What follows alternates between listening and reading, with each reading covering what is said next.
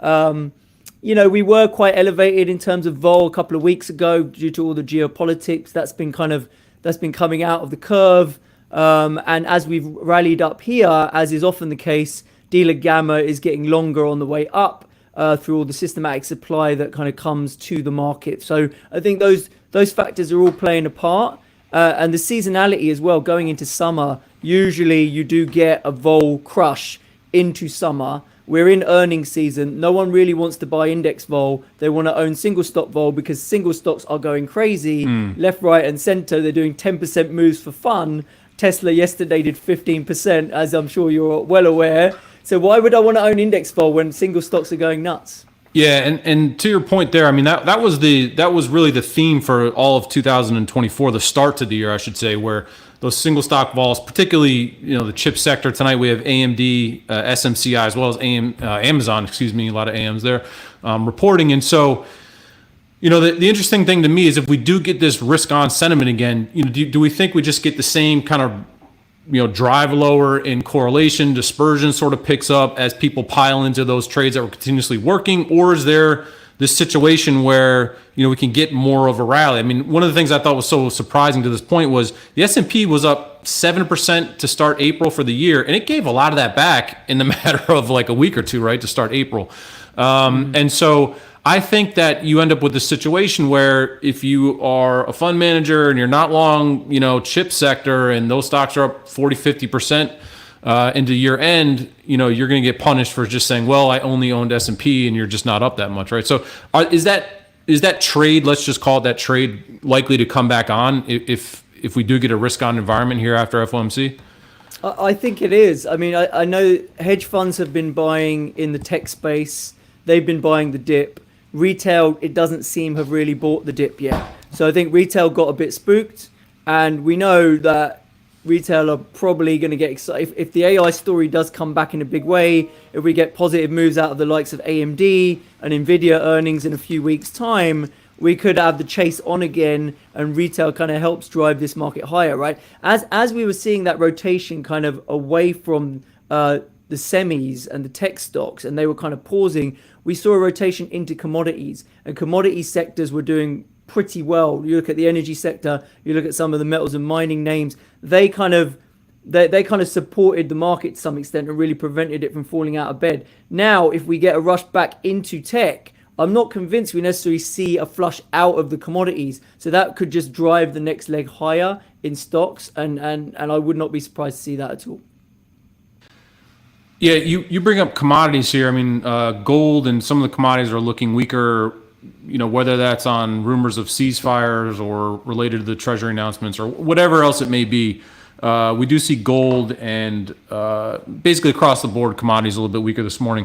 Do you think that's just a quick little blip here, kind of just noise? Is that trade still something that's going to pay off for this year? Do you have a view on the commodity sector? Yeah, I've been pretty heavily allocated in commodities in my long-term book for many months, if not years now.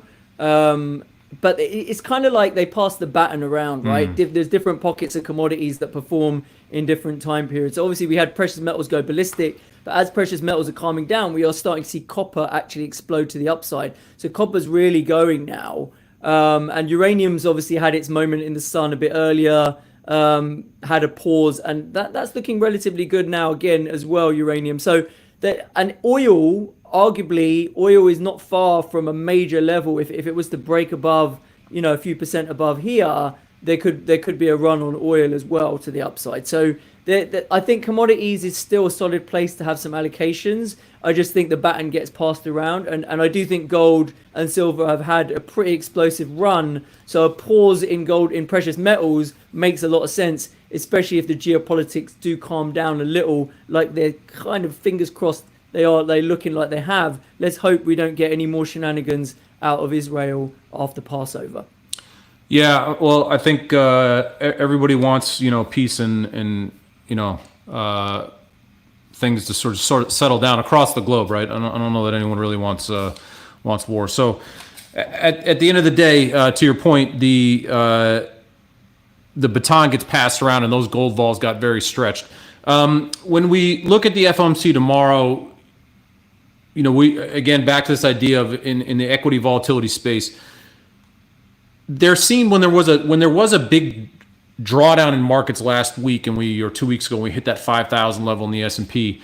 Vol never realized, at least in my view. Yes, markets start to move a little bit more. The VIX moved up to call it 18, 19 in that general area. Single stocks moved rather violently. I think we had one of the largest one-day drawdowns in NVIDIA ever. And just as quickly as we went down, a lot of those stocks pumped, right back up. Is there a particular reason or something that you can point to? And we're going to be asking a lot of the guests that are coming up here the same question. So I'd love to kick it off with you. Do you have this view that S&P was not, that realized vol was just not really expressing itself for a particular reason? Do you think that was the case? Do you think, that realized move, even though single stocks were moving down so much, do you think that one, do you think realized vol was contained, extra contained, or unusually contained, I should say? And do you think that would be something that would happen in a future drawdown? That's a great question. I mean, I think it was relatively well telegraphed, right? I think people were thinking the market was quite stretched. Sentiment was very stretched to the bullish side. And so, you tend to get higher realized vol when the moves are not expected, right? If people are kind of thinking, oh, this is very frothy, we've had an amazing run in Q1, market needs to digest, market needs to consolidate, then people are kind of positioned for that, and people get ready, they put some hedges in place, they're expecting some sort of drawdown. In fact, they're almost hoping for some sort of drawdown so that when it comes, they can sell out their protection and get long again. Right. So I think the price action is a bit more evident of that type of behavior. Now, the only time it wasn't was when we suddenly got an attack between Israel and Iran, and people were very concerned that, oh my God, is this going to kick off a real large-scale war? And then we saw that massive move, overnight down in the futures. Now, thankfully, the rhetoric was relatively calm and it didn't escalate, right? But that was where you did see realized vol. In that whole episode, the only time you saw realized vol was when the futures broke 5,000, went straight to like 49.20 in a heartbeat, because it was like, okay, that was unexpected, right? So I think it's about expectations, about what does the market actually expect as a realistic outcome. And they were looking for a correction. They got one. Now people are kind of buying the dip, thinking next, we've done the consolidating we were expecting. If earnings come out as, not bad, relatively good, we're seeing the likes of Google smashing it still, Microsoft doing well. If Apple and Amazon come out with half decent earnings, then, we probably grind higher, right? I mean, something has to come out of left field that the market's not expecting to drive actual realized vol on the downside. Yeah, and I think that was the interesting part that just sort of triggered in my mind, was that the implied vol relative to realized got pretty expensive or relatively high, right? And to your point around the war and things like that. So it wasn't that necessarily implied vol didn't jack up reasonably relative to that realized. It just felt to me like we just never got, a real puke. And we had the reasons, right? We had rates were creeping higher over that period. At that same time that the geopolitical front was unfortunately, concerns there were escalating. And so I found that to be very interesting. It was almost, to me, it was like the unwind of the trade that had worked so well. So you had very calm realized vol in the S&P this entire year. We flagged this record period of time without a 2% move up or down in the S&P. You have to go back to around 2017 to find a lot of the ways that similarities in terms of realized and even implied vol. And then you had a lot of the single stock moves, like the semis, were obviously reacting a lot more to the upside. And that seemed to unwind a lot. And so, I was thinking that, hey, maybe that trade that worked so well at the start of the year was done a little bit, right? Like maybe things would all act a little bit more correlated fashion. But, kind of similar to what you're saying, those dips were all bought. Tesla's going crazy now. Again, we have a couple of chip names reporting today in AMD and SMCI. And so, those stories could reflate really rather quickly. I want to pivot a little bit towards, the treasury refunding announcement. This is not something that I specialize in. What I just said in our note this morning was like, look, implied vols shifted not at all in the S&P around this. And so I'll let the market be my barometer for concern. As we, turn to tomorrow, I think Nguyen comes on, or we'll get more on this treasury announcement tomorrow morning at 8:30. And then we have the FOMC. What are you looking for out of the events tomorrow to help you navigate the next couple of months here in the S&P or equities generally, or assets generally, I should say? You know, rates vol. If we think about it from a cross asset vol perspective, you know, 2 weeks ago everything was relatively elevated in terms of vol. Equity vol has come down, but it's sitting at around the sort of 40th percentile type levels. Some of those metals are still pretty jacked in terms of gold, copper, uranium, etc. They all, I mean, precious metal went crazy. They went to the 90th percentiles. Yeah. They did come back down, but copper's sitting there in the 90th percentiles now as well. The vols that are really cheapened up are bond vol has come back down considerably, and energy vol. So the likes of oil, nat gas, and the energy sector, those vols have come down quite a lot. So for me, you know, that's an indication. Well, the oil thing is a bit of an indication that they're not overly scared about the geopolitics, right? And the bond volatility coming down is going to, in theory, if it stays low, is going to drag all cross-asset vols down, because that does seem to be still one of the main drivers. When rates go a bit crazy to the upside, it just generally drives all cross-asset volatility. So I'd be looking for rates vol to stay low, and not go nuts on any announcement tomorrow. And if that's the case, then I'll feel perfectly comfortable leaning long stocks. For me, the easiest way to lean long stocks is two ways. One is to own November or December upside calls on the S&P. You don't then have to be a stock picker. I do think, you know, if the large cap techs go higher, and I think Apple's price action was pretty solid yesterday. It was up 3%. I think Apple's got a lot of upside into its June conference that they're doing around their unveiling what they're going to do on AI. I think that will drive the S&P higher if that's a positive story. And you don't have to be cute about how you pick your sectors and your stocks. I just think owning S&P upside makes sense in an election year. That volatility is going to hold because it contains the election. So if you park yourself in December calls, I think that works. And then from a volatility perspective, seasonality in vol is for vol to grind lower into the summer.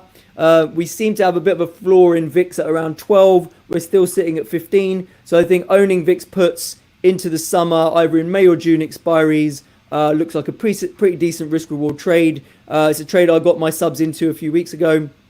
And now that the VVIX has collapsed, the vol of the VIX options, those options are looking even better value. And if you do believe, like I do, that vol still has more downside, then that's your safe way of playing it without risking blowing yourself up on something random that happens that you can't foresee. Yeah, and to your point on VVIX coming down, you know, all those kind of indexified measures of skew really just collapsed over the past week. And so, you know, the market, the equity market had every reason, at least on the index side, to I think go meaningfully lower. But that 5,000 acted as support, and then you know, these skew measures all collapsed again into FOMC and whatever other risks you want to flag tomorrow. You had mentioned oil volatility. There's a dashboard put up by the SIBO.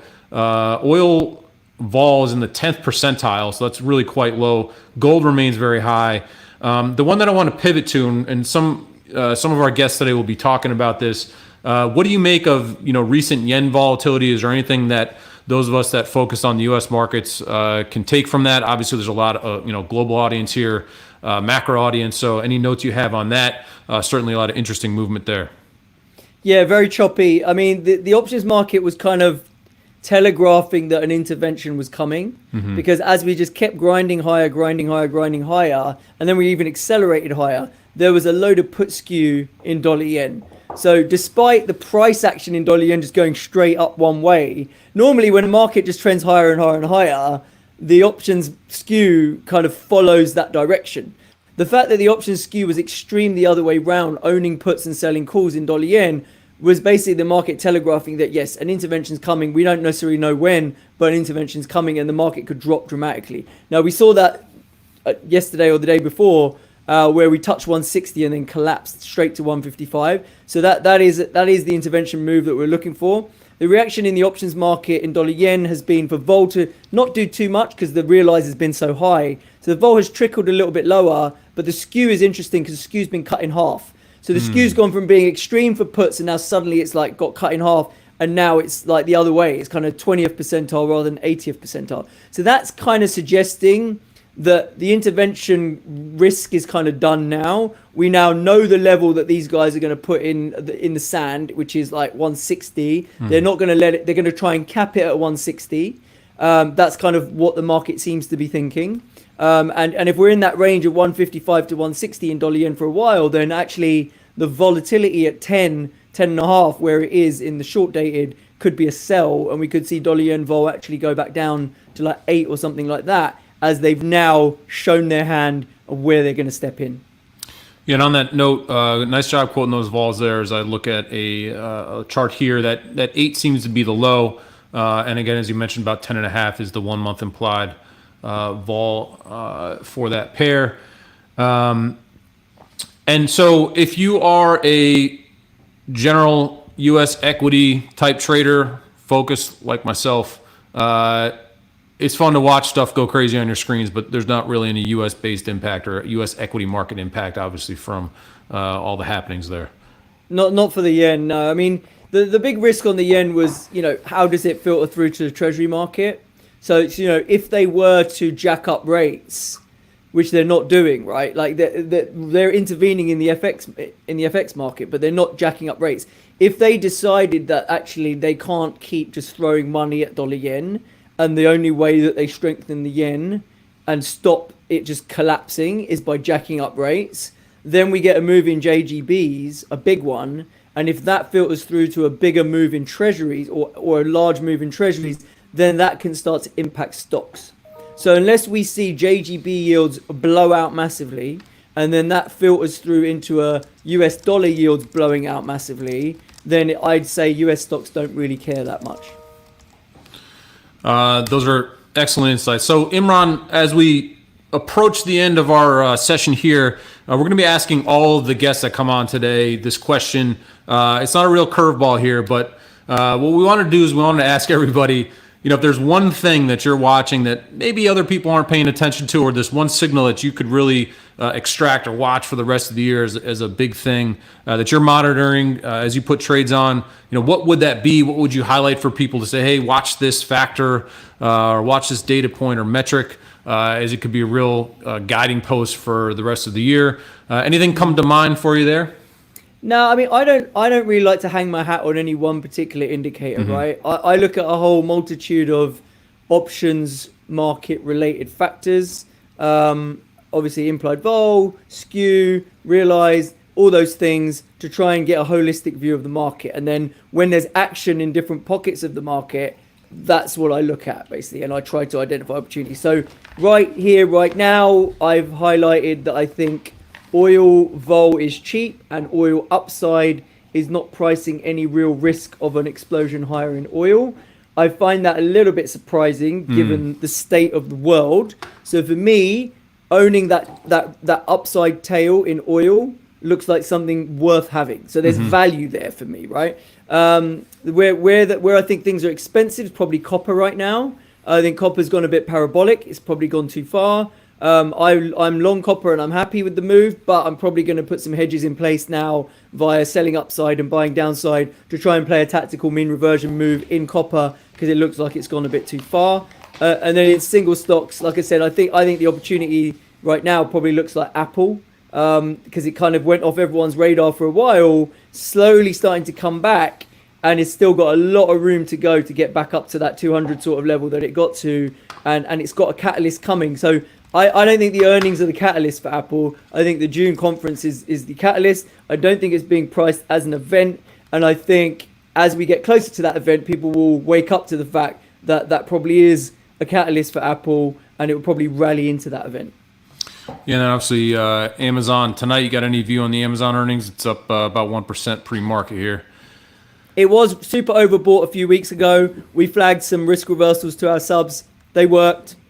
I'd probably be buying back the call strike right now just because, it's evaporated, lost most of its value, and why you want to be short calls going into earnings when these tech stocks can do 10%, right?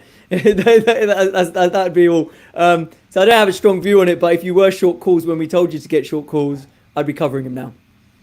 That makes a lot of sense. I like those views.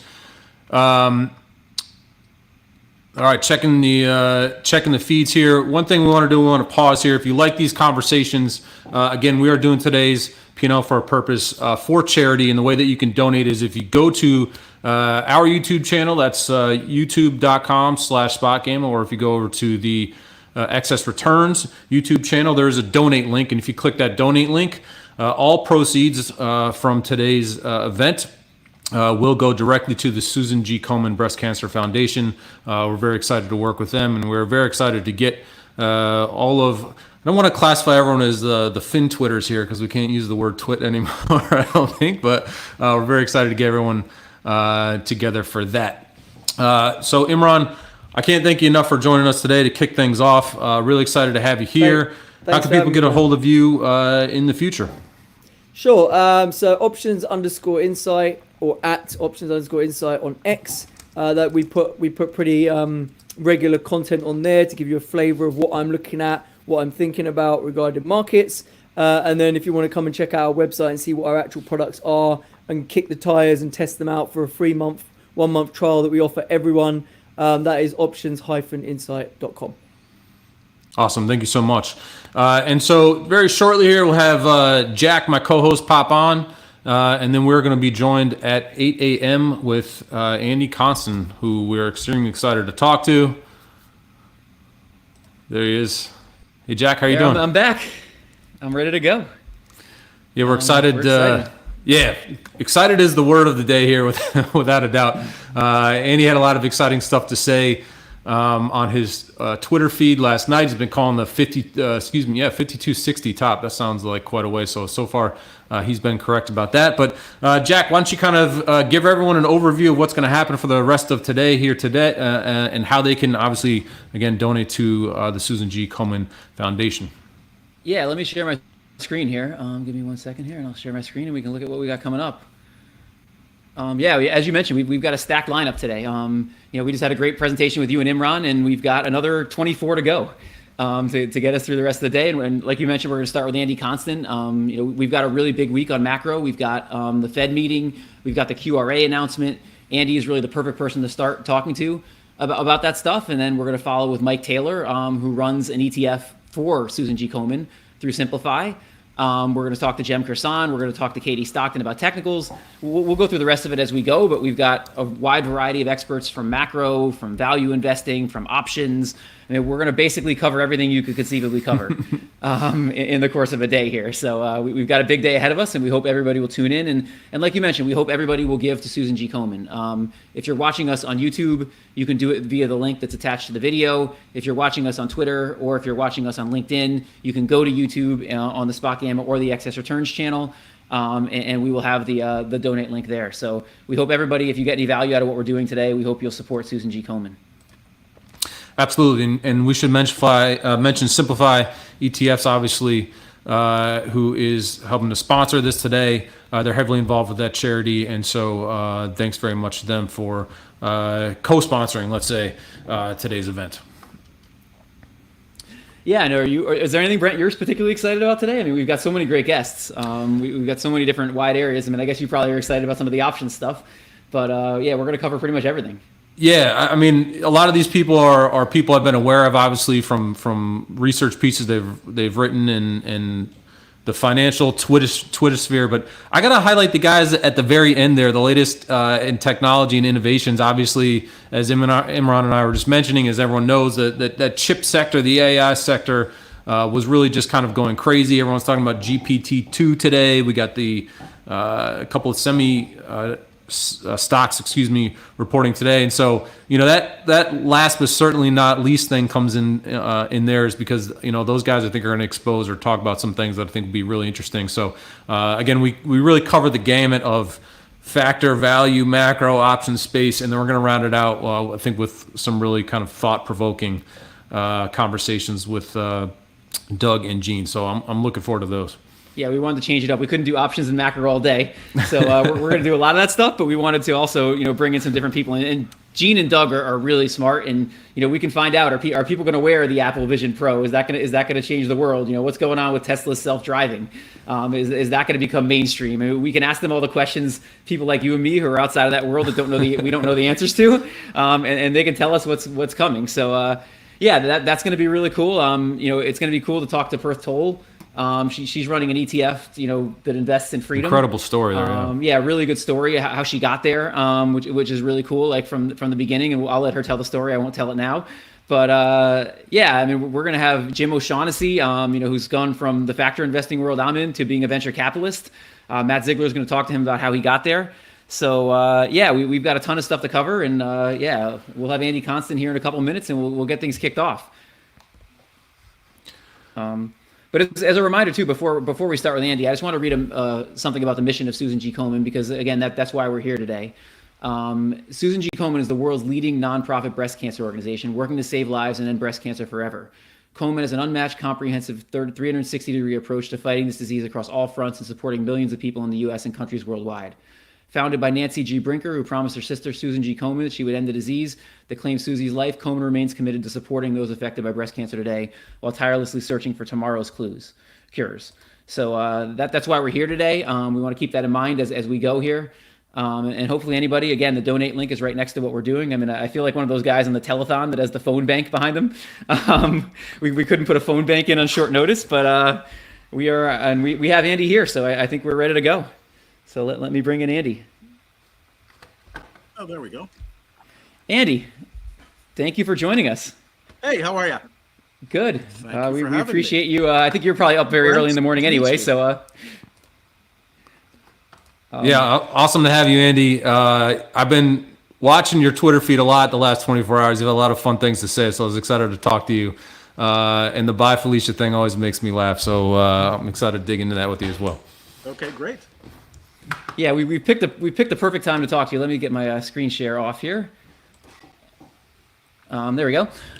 We picked the perfect time to talk to you. We've got the Fed this week. We've got the QRA, which, to be honest, before you pointed it out on Twitter about a year ago, I didn't even know what that was. But it turns out it's a very market-moving event. So we're going to cover a lot. But before we start, I just wanted to intro you. You're Andy Constan, the founder of Damp Spring Advisors. And you have a perfect background to talk to today because you've got kind of a mix of the systematic and the discretionary on the macro side. You were at Bridgewater, you were at Brevin Howard. You can kind of come at this from different directions. So we really appreciate you taking the time. And just a reminder to everybody, we're here to benefit Susan G. Komen. If you're watching us on YouTube, there's a donate link next to the video. You can click that donate link to give money. If you're watching us on Twitter or on LinkedIn, you can go to YouTube to donate. If you do get any value out of what we do today, we would greatly appreciate it if you would give money. It's a great cause. But before we start here, Andy, and get into all that stuff I talked about, I just wanted to talk a little bit about your framework, because you have a great framework that makes macro, I think, easy to understand. And this idea of islands. And you've always been talking about the different islands that exist, and you've moved a little bit between the islands, although you were in one for a really long period of time. And now I think you're kind of lost at sea, maybe thinking about where you're going to go next. So can you talk about your island framework and how that applies to macro? Well, I mean, stepping back from the islands for a second, I look at changes in growth expectations, changes in inflation expectations, what the value of assets are by measuring term premium and risk premium, and then by using data on flow and positioning. And in this particular environment, the flow and positioning has really been driven by expectations of a soft landing. And there are good reasons for that. We got through COVID, and then we had this inflationary burst as everyone came back and spent at the same time as supply chains were disrupted. And then over time, inflation has cooled. It was, in fact, transitory at many levels. And so now the question is, will the economy go back to and land softly? And what that means is that inflation goes to target, and growth doesn't turn down so heavily as to create a recession. And that's a pretty unusual outcome, particularly after the sort of meaningful stresses and significant flows of capital that have occurred and the changes in a 4-decade-long secular globalization to a less secular globalization pressure, and possibly even a deglobalization, at least cyclical deglobalization. So all those cross currents, those winds at sea, are make it landing a soft landing very difficult. And yet, for most of the last year, the pricing of financial instruments has favored the idea that we will, in fact, soft land. Pretty much all of last year, the Fed's rate cut projections were overshot by financial markets. They expected more cuts sooner. And equity prices, normally cuts happen when the economy weakens, and yet equity prices priced in significant growth in earnings. So those combinations of things, made me think that we're priced, flow and positioning is priced for a soft landing. And so I was on an island I called higher for longer, and that was really about 18 months old. Soon after the first rate hikes, I coined that term and used the Dumb and Dumber thing, higherer and longerer island to differentiate from higher for longer. In that place, the Fed raises interest rates but doesn't slow the economy. And the economy doesn't land, and inflation ends up being more sticky for longer. And what that means is that the Fed has to keep pushing. And so far, they haven't turned the economy. And so my view is that inflation has still some legs to it, and we'll see. But really, at the end of the day, I left higher for longer island and went out to sea because market pricing now has less cuts priced in both 2024 and 2025. Only 100 basis points of cuts are now priced in for all of the next 20-ish months, 13 Fed meetings, 100 basis points of cuts.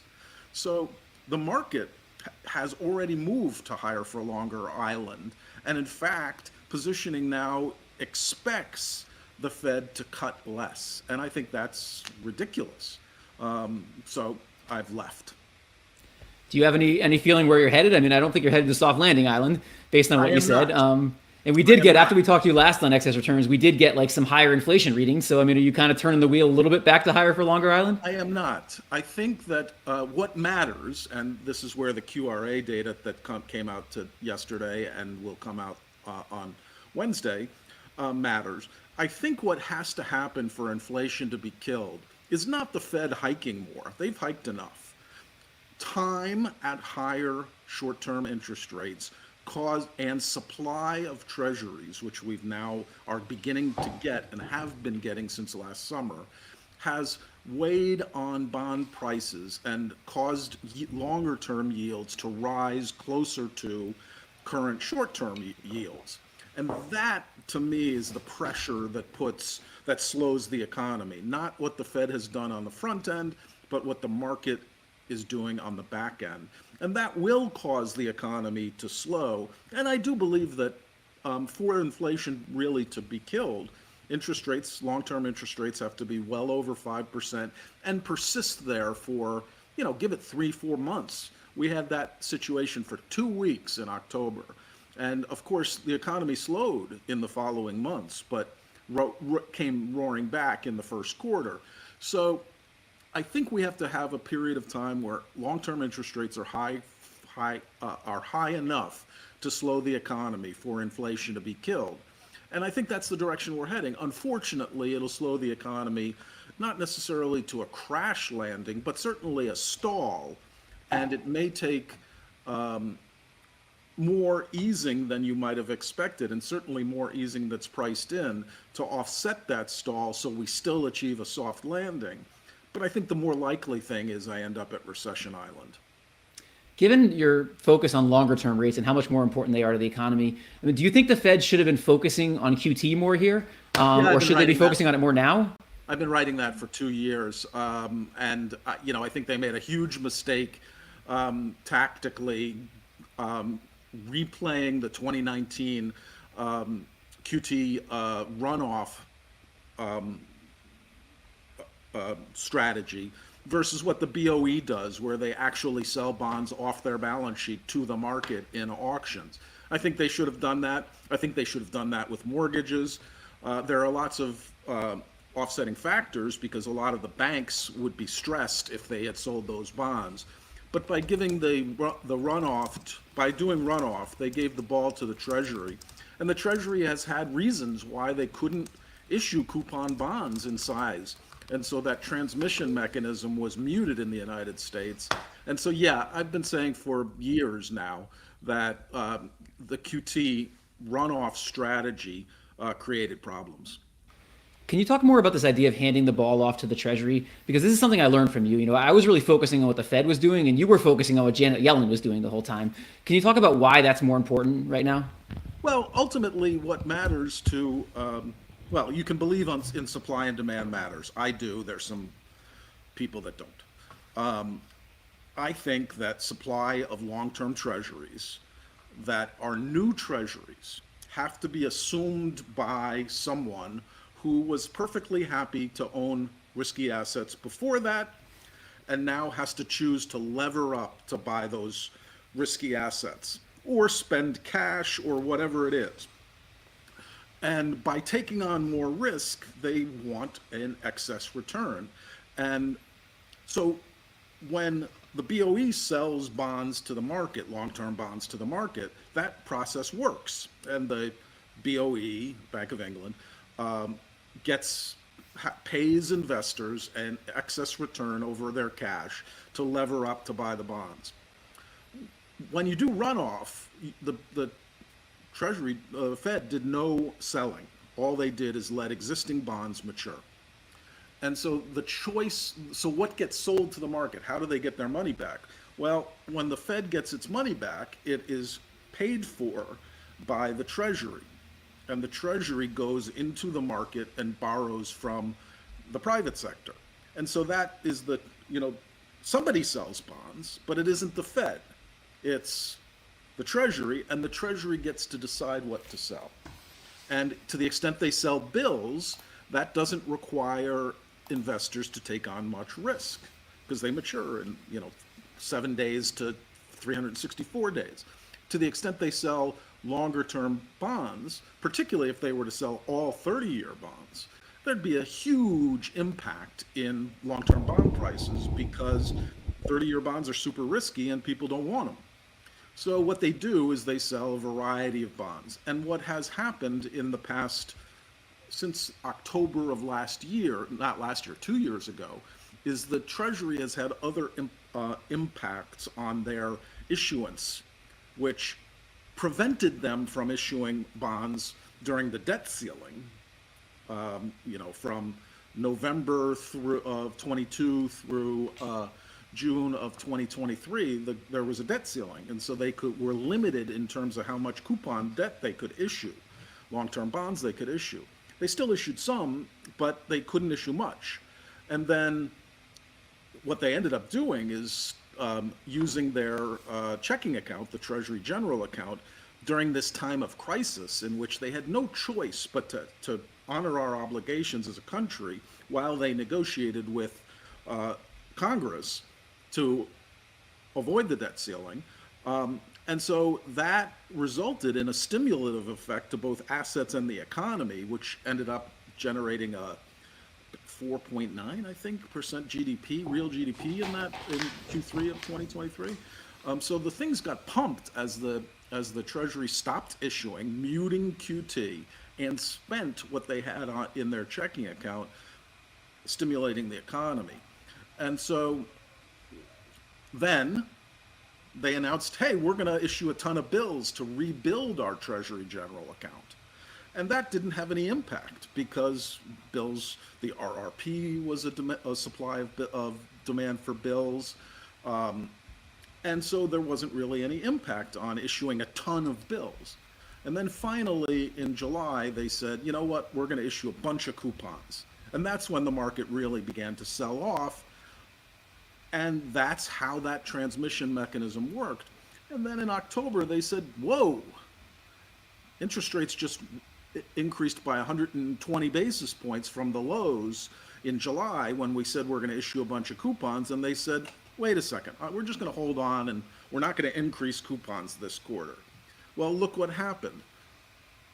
Massive rally in financial assets. Bonds even rallied, though they peaked in January, and soon after Christmas. And the economy heated up. And so it really is clear to me that the economy operates with a very short lag to changes in long-term interest rates. And so that's where we are today. And I think the economy will continue to act in that way. So if we see, for whatever reason, long-term treasury, but without a change in the economy, but market forces pushing long-term treasury yields down below 4.5 again, the economy is going to heat up. And if It's not, been amazing. the economy should weaken. Yes, it's been amazing to me how market moving this is. And you didn't need, and one of the things you talked about on Twitter is you don't need to necessarily predict what the Treasury is going to do. You sort of react to them once they do it. So it's not something you have to try to front run, but definitely it's been amazing to watch this and to watch the market go up, when they're issuing less duration and the market go down when they're issuing more duration. So it's been eye-opening for me to see this happen. Yeah, I mean, I think that's, so normally news gets discounted and there is no advantage. You have to be able to predict the outcome to make money in markets, and that's super hard. And so most things, whether it's Amazon earnings or the employment cost index that we're about to get, all of these things you have to predict to be able to make any money because they're fully priced in. These flows, and the QRA was a sleepy report for most of my career, 36 years career. It only became interesting about 2 years ago when QT was announced and the budget deficit was so large. So those combinations have caused it to be relevant. But the flows around quantitative tightening and quantitative easing just cannot be front run. They are too large for everyone to say. So for instance, we had QE after COVID. At 2,800 on the S&P, people were like, this doesn't matter. QE is not going to be a big deal. Look at COVID, it's going to be all the thing. And in fact, that was the easiest buy in history post-COVID because the quantitative easing was going to elevate financial assets. On December 15th of 2021, the Fed said, we're looking at our balance sheet. And then in the minutes in 2022, they said, in January 2022, they said, we're going to do quantitative tightening. And even though that took 6 months for them to actually engage in quantitative tightening and continued to do quantitative easing for 3 months, the markets reacted, and that was the high for 2022. And we all know what happened to bonds during that period of time, and equities followed. So these massive flows just cannot be front run. And so you have to be patient and willing to take some short-term pain as you position against the news, knowing that you're likely 3 months from now, you're likely to look back and say, those flows matter. It's amazing to me. We can have these indicators that we don't pay attention to for our whole careers, and then suddenly they're really important. I remember the CPI report for most of my career, nobody cared. And the same thing with this funding announcement, and then suddenly it's on the radar and everybody cares. I don't know what that means, but it is interesting that this type of stuff happens. Well, we'll see. I mean, because these happen so infrequently, and there's still, quite a lot of people who don't believe me, who look at these QRA and say, man, what the hell's the difference? And that's because they tend to be very short-term in their thinking, that they think it's going to have a signaling effect and cause a market reaction instantaneously. And that's just not the way this indicator works. So, I don't expect it to last forever. What I actually expect is the QRA becomes less relevant because it becomes more stable, which is a as QT ends, which is probably going to happen within the next 12 months, but not soon, and the budget deficit stabilizes, the impact of issuance is going to, and Treasury extends its duration, stops using bills as a plug, but extends. The effect is going to be significant and put pressure on asset prices for the next couple of years, but it won't be as volatile. So to get to the question everybody wants us to ask, the announcement is tomorrow. What do you expect? I expect them to keep coupons the same, though the announcement yesterday regarding the total issuance was much bigger than anyone expected, which indicates it's almost certain they have pressure to increase coupons, but I don't expect them to do that. And I expect them to announce the duration neutral Treasury coupon buyback program, which is going to be small. And then we'll be on to the Fed. So I think most of the news broke yesterday, which is that the coupons sizes are not getting smaller. And the Treasury General account is getting larger. And both of those things are sort of anti what some have been calling for regarding political usage of the issuance, Treasury issuance to ensure a Democrat victory. I think that narrative is dead based on the QRA we got yesterday, and thus tomorrow's QRA is actually, really just confirmation of what I think I know now. And then we'll see what the Fed does, and I expect the Fed to delay tapering QT for another meeting. One of their big concerns is the level of the RRP, and it dropped to 325 billion on tax day, but is now up to 500 billion, and it doesn't really call for any concern about financial stability at that level. And so I think they delay taper at least one more meeting, but ultimately they're going to taper, and ultimately they're going to stop. And but the important thing is they're tapering runoff. Treasury has a bigger problem. It has issued far more bills than it normally does. And they're going to need to lock in term funding over time. And so even though taper happens, remember, the mechanism has nothing to do with runoff. It has to do with what gets issued. And so as long as what gets issued is coupon debt, assets are going to be under pressure until they're priced better.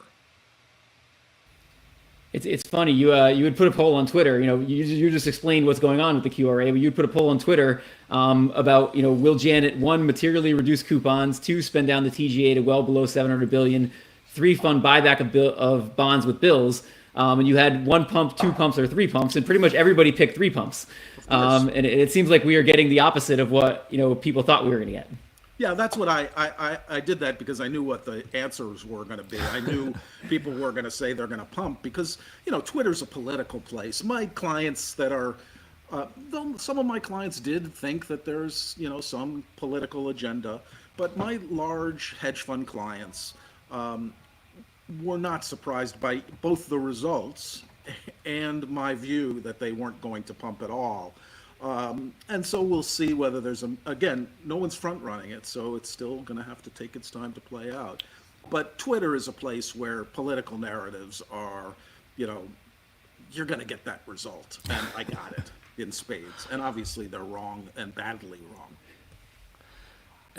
Andy, so do you think there is no kind of election effect? Obviously, you just sort of say the Treasury-related stuff, but do you think that there's any sort of positioning or flows that change just around that election, even if it's just energy or whatever it may be?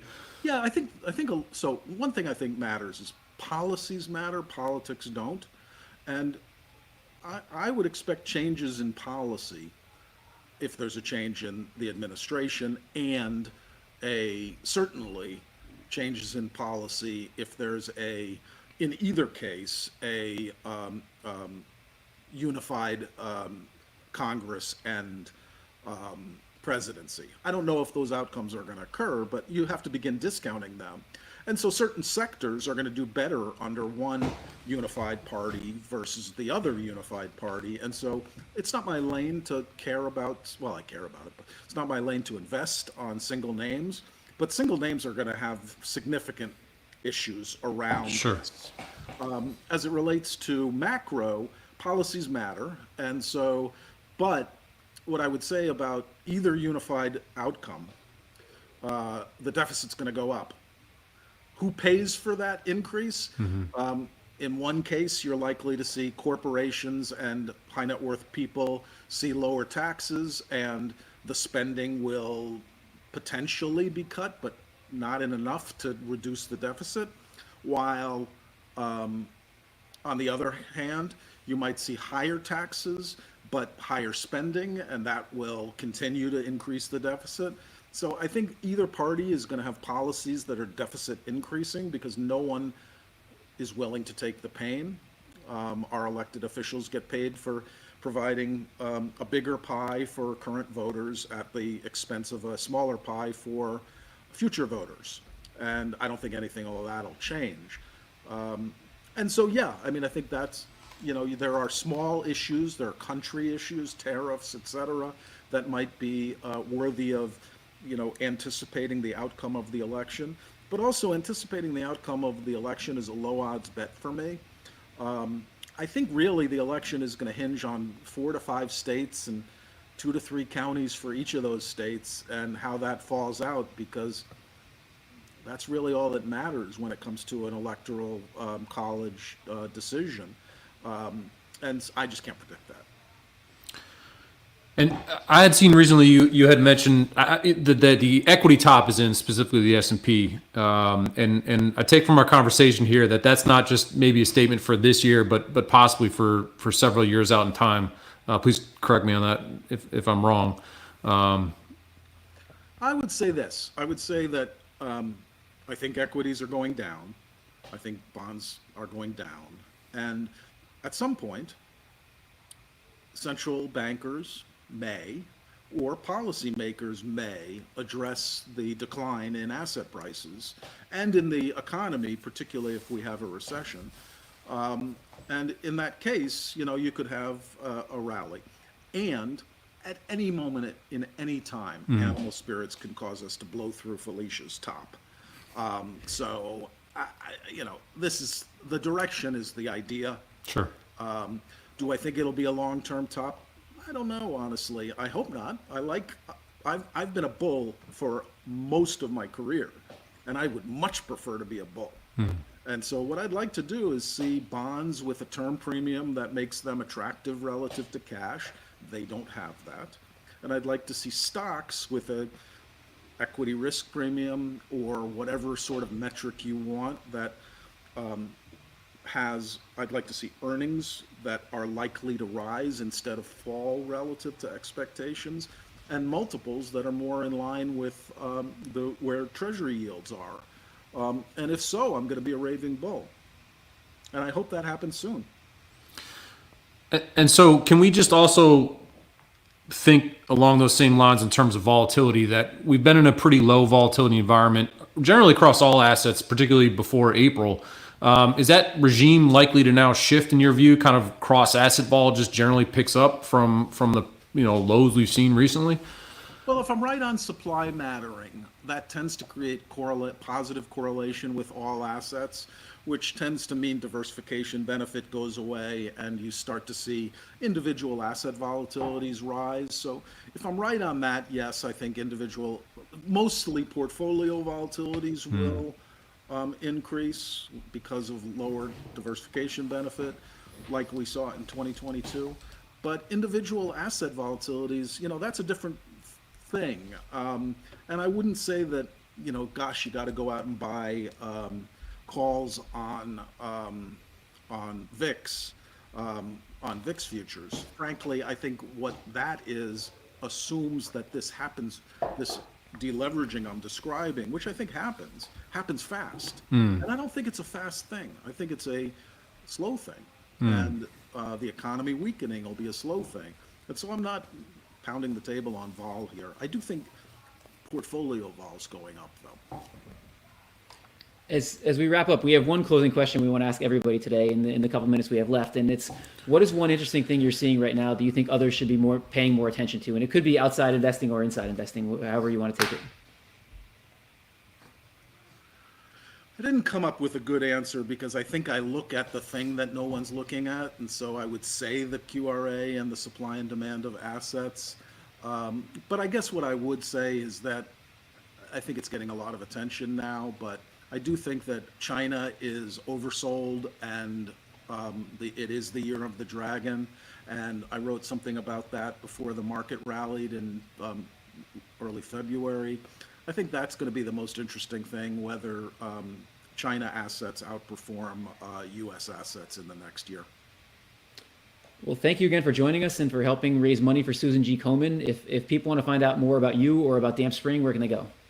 Well, I'm at Damp Spring on Twitter and dampspring.com on the internet. Well, thank you, Andy. We appreciate it. I appreciate what you're doing for the charity. My dad passed away with cancer 2 years ago, and this charity means a lot to me. Thank you so much.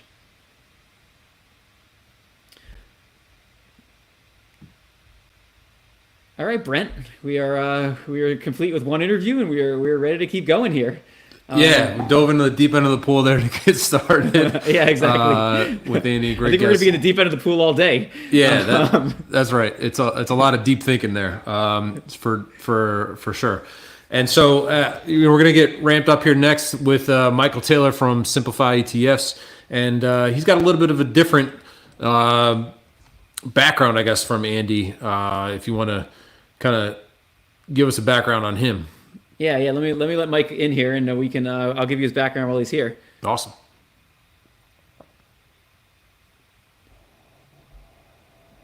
Mike. Hey, how you doing? Good. How are you? Thank you for joining us. We appreciate it. Back so my head gets smaller. Like it's big enough already. I'm trying to get the pink in there. Okay, we won't. We're just going to get my goddamn face. Well, we really appreciate you taking the time to talk to us today. Oh, my pleasure. Thank you so much. Thank you for putting this together. Yeah, it's our pleasure. And as we'll talk about in a minute, you're doing, we're doing a one-day thing here for Susan G. Komen, but you're doing something every day for Susan G. Komen, which we'll get into when we get into the interview. But first, I just want to intro you. You're the manager of the Simplify Healthcare ETF. You've worked at a lot of hedge funds that would never hire me under any circumstances. You were a scientist, so if we want to talk to somebody about healthcare, you are definitely the guy to talk to. So again, thank you for joining us. Thank you so much for having me. And healthcare is a humbling because we don't have it all figured out. I don't have all the answers. In fact, my wife would tell you I have none of the answers, and if I did, they're wrong anyway. So it's a pleasure to be here, and thank you so very much. And I'm so glad to help out. But there are so many cool things going on in healthcare right now, and we're going to get into those with you because from someone on the outside, I probably don't understand them that well, but there's definitely some groundbreaking stuff going on. So as we go through the interview, we're going to get into that. But before we start, I just want to mention again why we're here. We're here to support Susan G. Komen. If you're watching us on YouTube, there's a donate button next to the video or under if you're in mobile. If you're watching us on Twitter or on LinkedIn, you can go to YouTube and donate. If you get any value out of what we're doing today, we would really appreciate it if you would donate. It's a great cause, and we'll get into that in a second. But if you can donate, if you're watching, we would greatly appreciate it. And with you, we're actually going to start out with Susan G. Komen because you actually started an ETF for the benefit of Susan G. Komen, which is really, really cool. So I'm wondering if you could just talk about Simplify, the Simplify Healthcare ETF and what you're doing there. Sure, absolutely. So Simplify approached me several years ago to put this together. And it is the first ETF actively traded by myself, and the fees associated, the profits that would go to Simplify, go to the Susan G. Komen Foundation for breast cancer. And so I get the honor of giving to the Susan G. Komen Breast Cancer Foundation every single day. And this is what I do for a living, essentially trade this fund and give it away. And so our investors get to keep the returns, but the very modest fees that are associated with this will go to that charity. And I should add that I'm it changes every day, but I'm among the very top shareholders in the Pink Fund.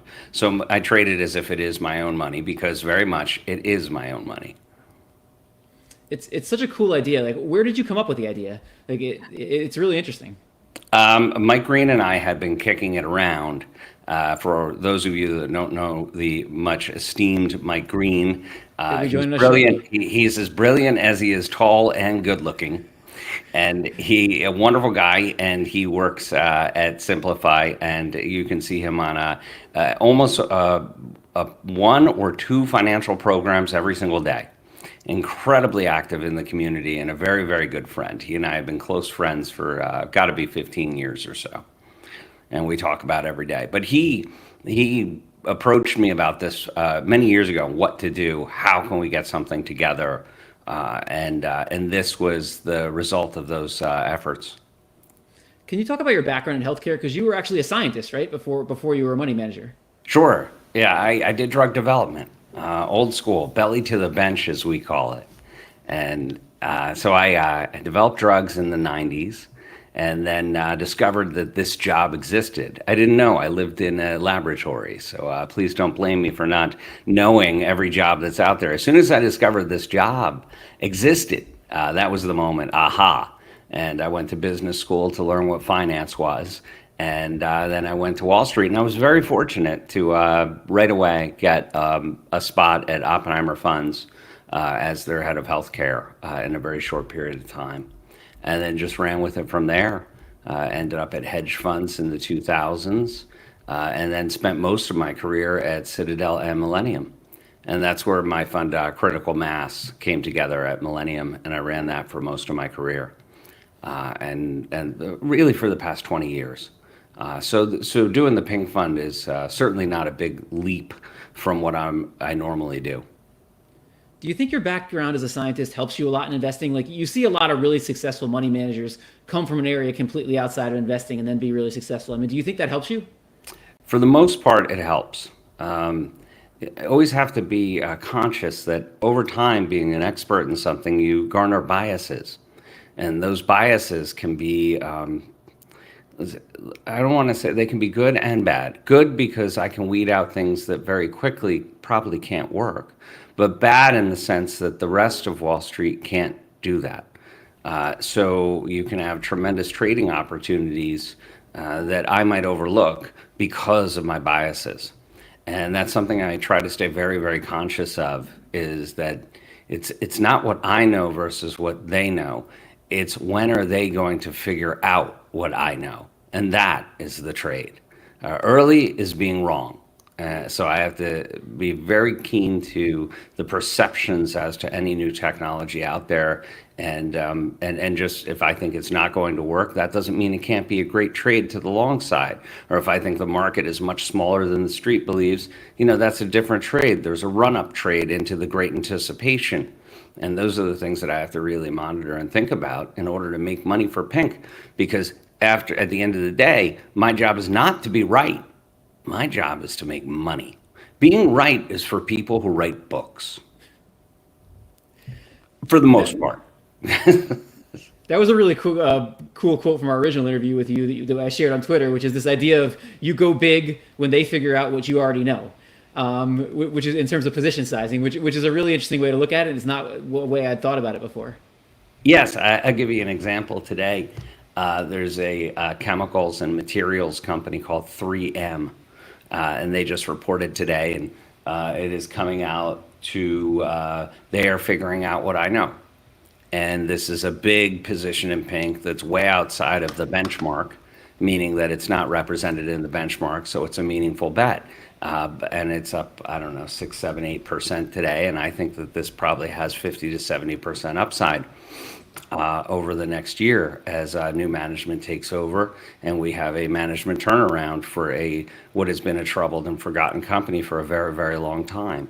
It's extremely cheap, and I think they're going to be beating on revs and margins, and maybe meaningfully on margins as management improves the throughput at the company. These are the sort of things that I will spend a lot of time on, figure it out, have a position on, and then wait and watch for that moment that they start to figure out what we've done the work on. And that's a great example, and it's represented in very large size in the pink fund. Can you talk just at a high level about what you're seeing like in healthcare right now, what you think the biggest opportunities are at a high level? At a high level, so there's always going to be new product stories. And that's one of the great things about healthcare is that there is always new innovations that are coming and going because they expire on their patent life. And so that's one thing that's ongoing all the time. And that's part of my job is to dice through that and figure out what's going to work and what's not going to work. The other piece that's very meaningful is what the macro economy is going to do. Healthcare is sort of stuck in between defensives and offensives, meaning growth stocks when the economy is good. And we are very likely moving into a transition where the economy is going to decline very, very quickly. And so I have to think very hard about how to position for 2025. And that's what I'm spending an awful lot of time right now. Just about every single really, really great trade that I've ever had is a year to a year and a half in the making.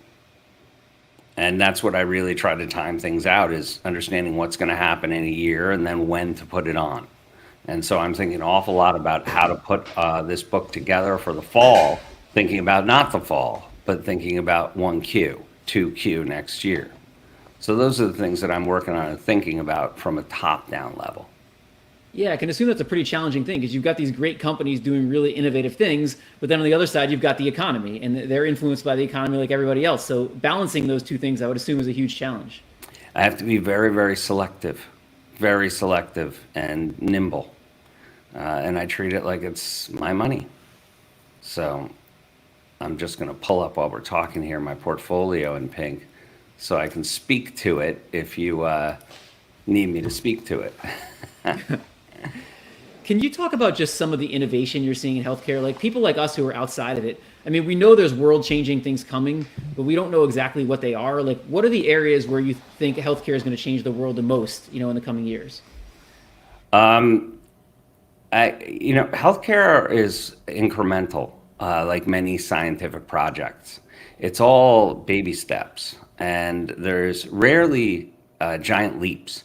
Now, a giant leap, though, could be a big product like the GLP-1 class for weight loss and heart disease. But that's not a new class. For instance, it'll be an innovation maybe to the public because they're now finding out about it, but it's been available for 7 years in different forms. More than 7, in fact, 10. So it's all incremental and it's baby steps. But I will submit that those baby steps over the past 20 years have added up to profound results for patients and payers and doctors and productivity for the world. When I started, the antibody, that was new 25 years ago. There was only a handful available, and they can, for the most part, turn off certain protein or signaling pathways that delivers tremendous results to a disease, specifically cancer, autoimmune, things like that. And now, over the past 20 years, now we have viral gene therapies, RNA gene therapies. We even have kind of gene therapies that will insert new genetic information into certain types of cells to have a profound impact. This is all new. When I came onto Wall Street, I was a molecular biologist and a virologist. And if you went to the textbooks that I just walked out of and the classes I just walked out of, we thought we had it all figured out. We knew how a cell went from a signal to the nucleus to change the DNA read profile, to make the RNA, to make the proteins, to have an impact in development or a morphological change in the cell. And we learned that, yeah, that's totally not how it works. There's many, many, many more layers of editing that occurs in between here and there. And so even the dogma of how things work in the cell has changed profoundly in the past 25 years. I submit that it will change even more so in the future, and we will learn new things about how our bodies work. What's significantly different, though, is the velocity. The velocity has changed. The toil that I used to do at 2 a.m. in the laboratory in 1998 is epic. And it was one guy with pipetters and going from heat bath to cool bath to a fire to whatever, to a machine that could code out my DNA and read it. And I have to go with a ruler going through and say A, T, G, G, G. You know, I'm literally reading it by hand. They don't do that anymore. Machinery has taken over much of this. And so you don't have the guys in the lab at 2 a.m. toiling as much. Now you have 100 machines doing 2 million times the output of what I could have done by hand 25 years ago. That's what's changed. And that has changed the velocity and the, let's say, the fidelity of what can be done. We can go now from the whiteboard over here, from an idea to the whiteboard to a drug concept screened pretty darn quick now to animals to human in sub 3 years. That's incredible. And I don't mean approved in 3 years, but I'm saying you're in humans from an idea on a whiteboard within 3 years or sooner. And that is breathtaking, how fast the velocity is. So the amount of content that has come out scientifically is stunning and overwhelming for an analyst trying to keep up with all this information that's constantly getting poured out. And that's really part of the battle, is how fast can I learn? How fast can I process and then trade for the pink fund? You mentioned GLP-1s. I mean, to an outsider like me, it seems like that is a game-changing thing. Is that the case? Well, in my view, there's probably about 75 million Americans that should be on a GLP-1. So about 25% of the entire population or so. And so that's profound. Look, humans are designed to pack on the weight because, through evolution, genetically, our biggest fear of our bodies and our primal mind is don't starve. And so we are programmed to overeat and put on weight. And while that will keep us alive in the short term, while there's no food in the winter and we're in a cave, in the longer term, it has terrible impacts on the body, around the cardiovascular and so forth, and a lot of inflammation. This is the first class of drugs that can, let's say, fool the body into thinking we're sated. Not all the time, not completely, but for most people, you simply eat half your lunch instead of all your lunch. And that reduction in caloric intake has a profound impact on the body and the mind. So, and it's a good one. So I think that it's going to be a gigantic drug class, the biggest ever. And I can't wait to see what comes out next. And again, it's all incremental. We're going to see these injectables go into more of a pill format over the next 3 to 4 years. And that will extend the IP life for many of these companies. And then that too will go generic. And so 15 years from now, we're going to have a whole suite of drugs that are going to be for pennies every day and can have a profound impact on the weight and cardiovascular health of patients. So that's incredibly powerful for humans to live better and live longer. So GLP-1 is going to be big. It already is. It'll be much bigger. Mike, can I ask on that point? I mean, I think LOI, it's up 5, 6, 7% this morning. Is that trade likely done because that information is fairly well known at this point, or do you think that there's more kind of life left in that trade? Oh, there's tons of life in that trade, in my view. And the reason is it's not covered. The drug is not covered largely for Medicare patients. And that's really where the big market is everybody 62 and over. You know, of the folks that are 62 and over, probably half should be on a GLP-1. It will greatly improve their lives. They're sleeping. It'll improve sleep apnea. It'll improve their hearts. It'll improve their liver. It'll improve their kidney. It'll improve their mobility. It'll improve their hips, taking the weight off of those old hips. So, and that will be covered incrementally throughout the year and years in the future. the government doesn't tend to do it all at once. They like to take their time with these sort of things, especially when it's really good for humans. They like to say, well, maybe not, in my experience. They're more concerned about the financial impact than the health improvement in their patients. Another area that people mention a lot in terms of something we're going to see a lot of innovation is this idea of aging. I don't know if it's going to be too late for me, but it seems like we're going to be doing a lot of stuff in that area. Like, what are you seeing in the area of aging? I see a lot of early science for the most part, but I do think that is very likely in our lifetimes going to be the next really big drug class. Just because I think we're getting closer and closer to having a plan on how to attack aging, and part of it is figuring out what is aging. What is it? For a while, I thought it was because the caps of your chromosomes start to decay, and that's a sign of aging. And so they tried a number of drugs to extend the caps of your chromosomes, things like that. Didn't work. But I don't want to go into all the details of it because I don't want everyone to fall asleep. But that is something that I'm watching. And the thing is about science, which is so great, is that I won't miss it because I will be watching this like I have been for the next 20 years sitting here reading, just like I did for the previous 20 years sitting here reading. And it's all small increments as we move forward. So it won't surprise anybody. I don't think there's going to be any big shocking drugs that come out. One that's extremely interesting to me that I should bring up is Regeneron is going to have go into patients for a drug that may be able to cure allergy. That is really, really, really big. There are millions and millions and millions of patients that suffer from severe allergy. And that'll be the first time we can see an outcome from here. But I'm looking forward to those first patients. And I think on paper, when I write it down and I go through it, I'm like, that's probably going to work. So we'll see. But those are the sort of things that I'm very interested in, and everything else, honestly. But I just wanted to give you a couple examples that are big.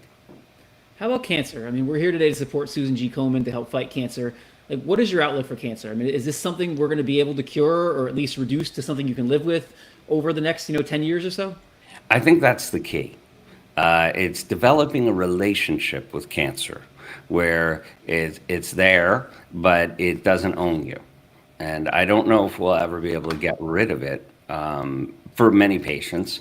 I think it'll just be let's say an armistice where we simply have agreed to the lines and we will not cross them. So the cancer is there, but it's in check.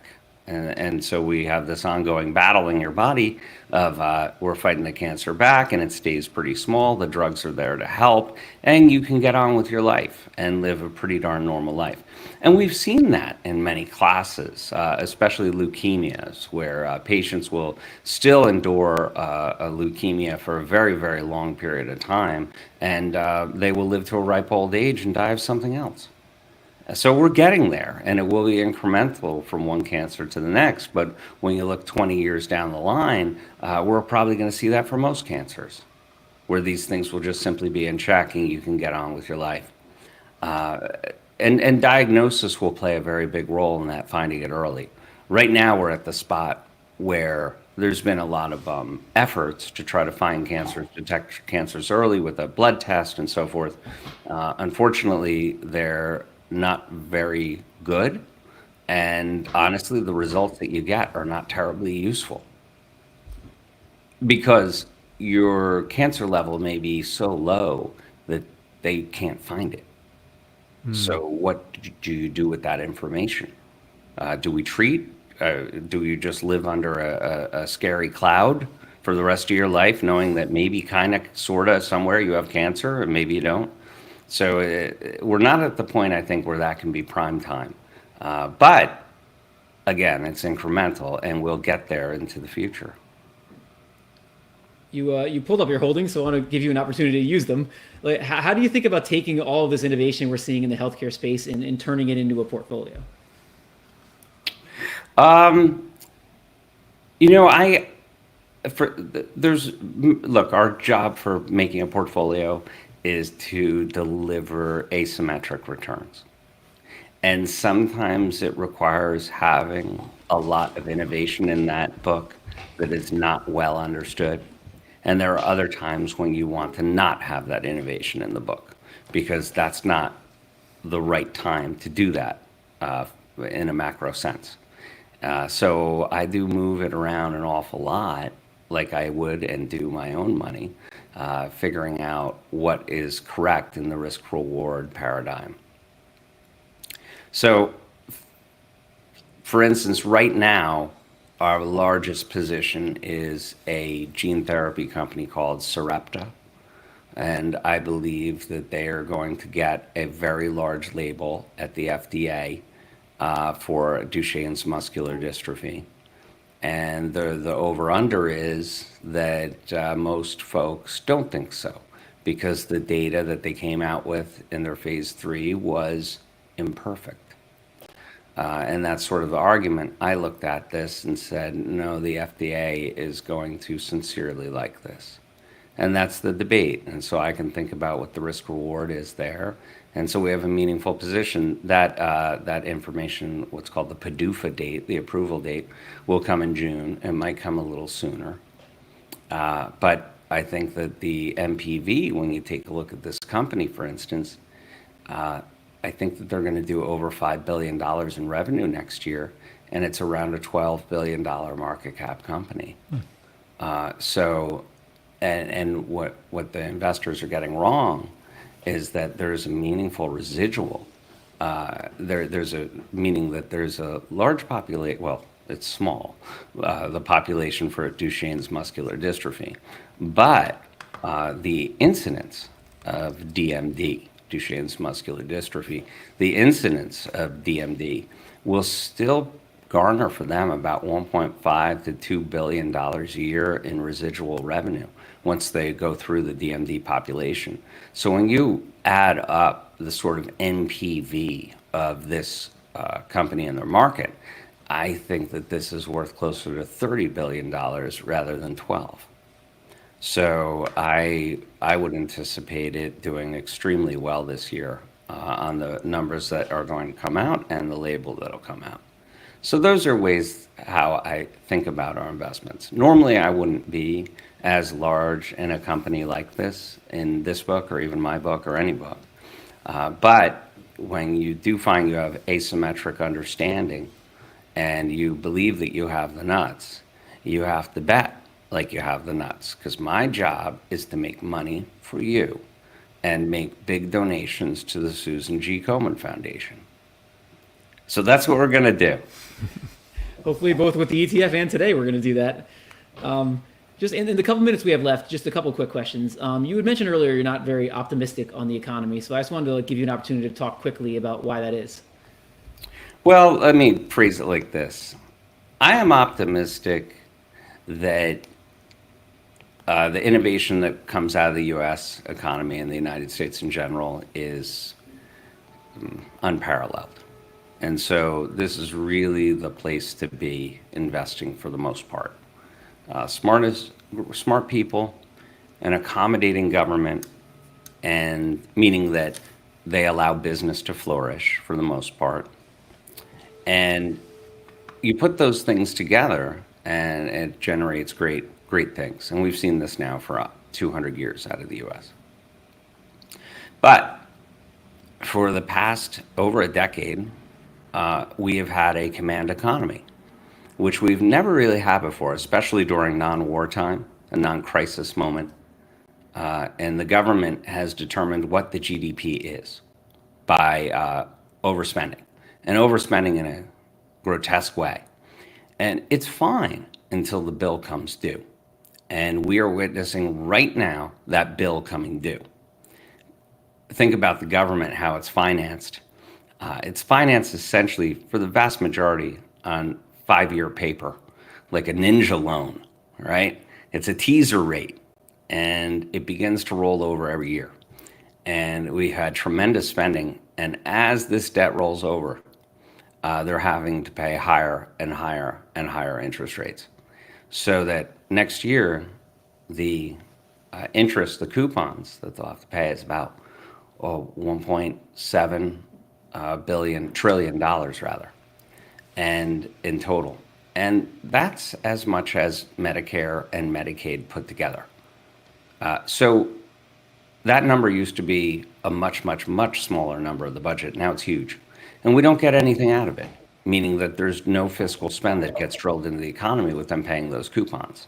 This is sort of the downfall of government largesse. And so next year, in order for us to have similar GDP growth as we did this year, which was modest, the government is probably going to have to spend $3 trillion of excess fiscal spend, meaning that they'll be bringing in about $5 trillion of taxes, which they spend, and then $3 trillion on top of that, and maybe more. I don't think that can happen. I don't think they're going to get a budget that even remotely looks like that. I think it'll be a more sanguine and a touch more balanced outcome. Well, people might applaud that and say that's great. Well, it's not great when you're in a command economy. That spending reduction, or let's say less of a comp, the reduction in growth, will have a profound impact on the overall economy. So I think we're setting up for a very, very difficult 25. Well, thank you so much for joining us. We really appreciate it. This was awesome. Thank you for helping us raise money for Susan G. Komen. We really appreciate your time today. It was absolutely my pleasure. And we went to Susan G. Komen because they can deliver big results from big checks. And many of the funds, charities out there can't do it. They don't know what to do with a $5 million check. And that's where we want to be. So I applaud them for doing such an amazing job and putting that money to work in a great way. And we'll just keep forging ahead and putting up the numbers, all right? That's great. It's a great cause. Thank you again for doing this. All right. Thank you, guys. Have a great day. You too.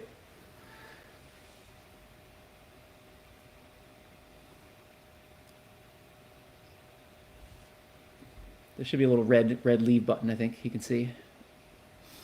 Oh, you want me to leave? Yes. Okay. I'll leave. Thank you again. We appreciate it. Thank you again.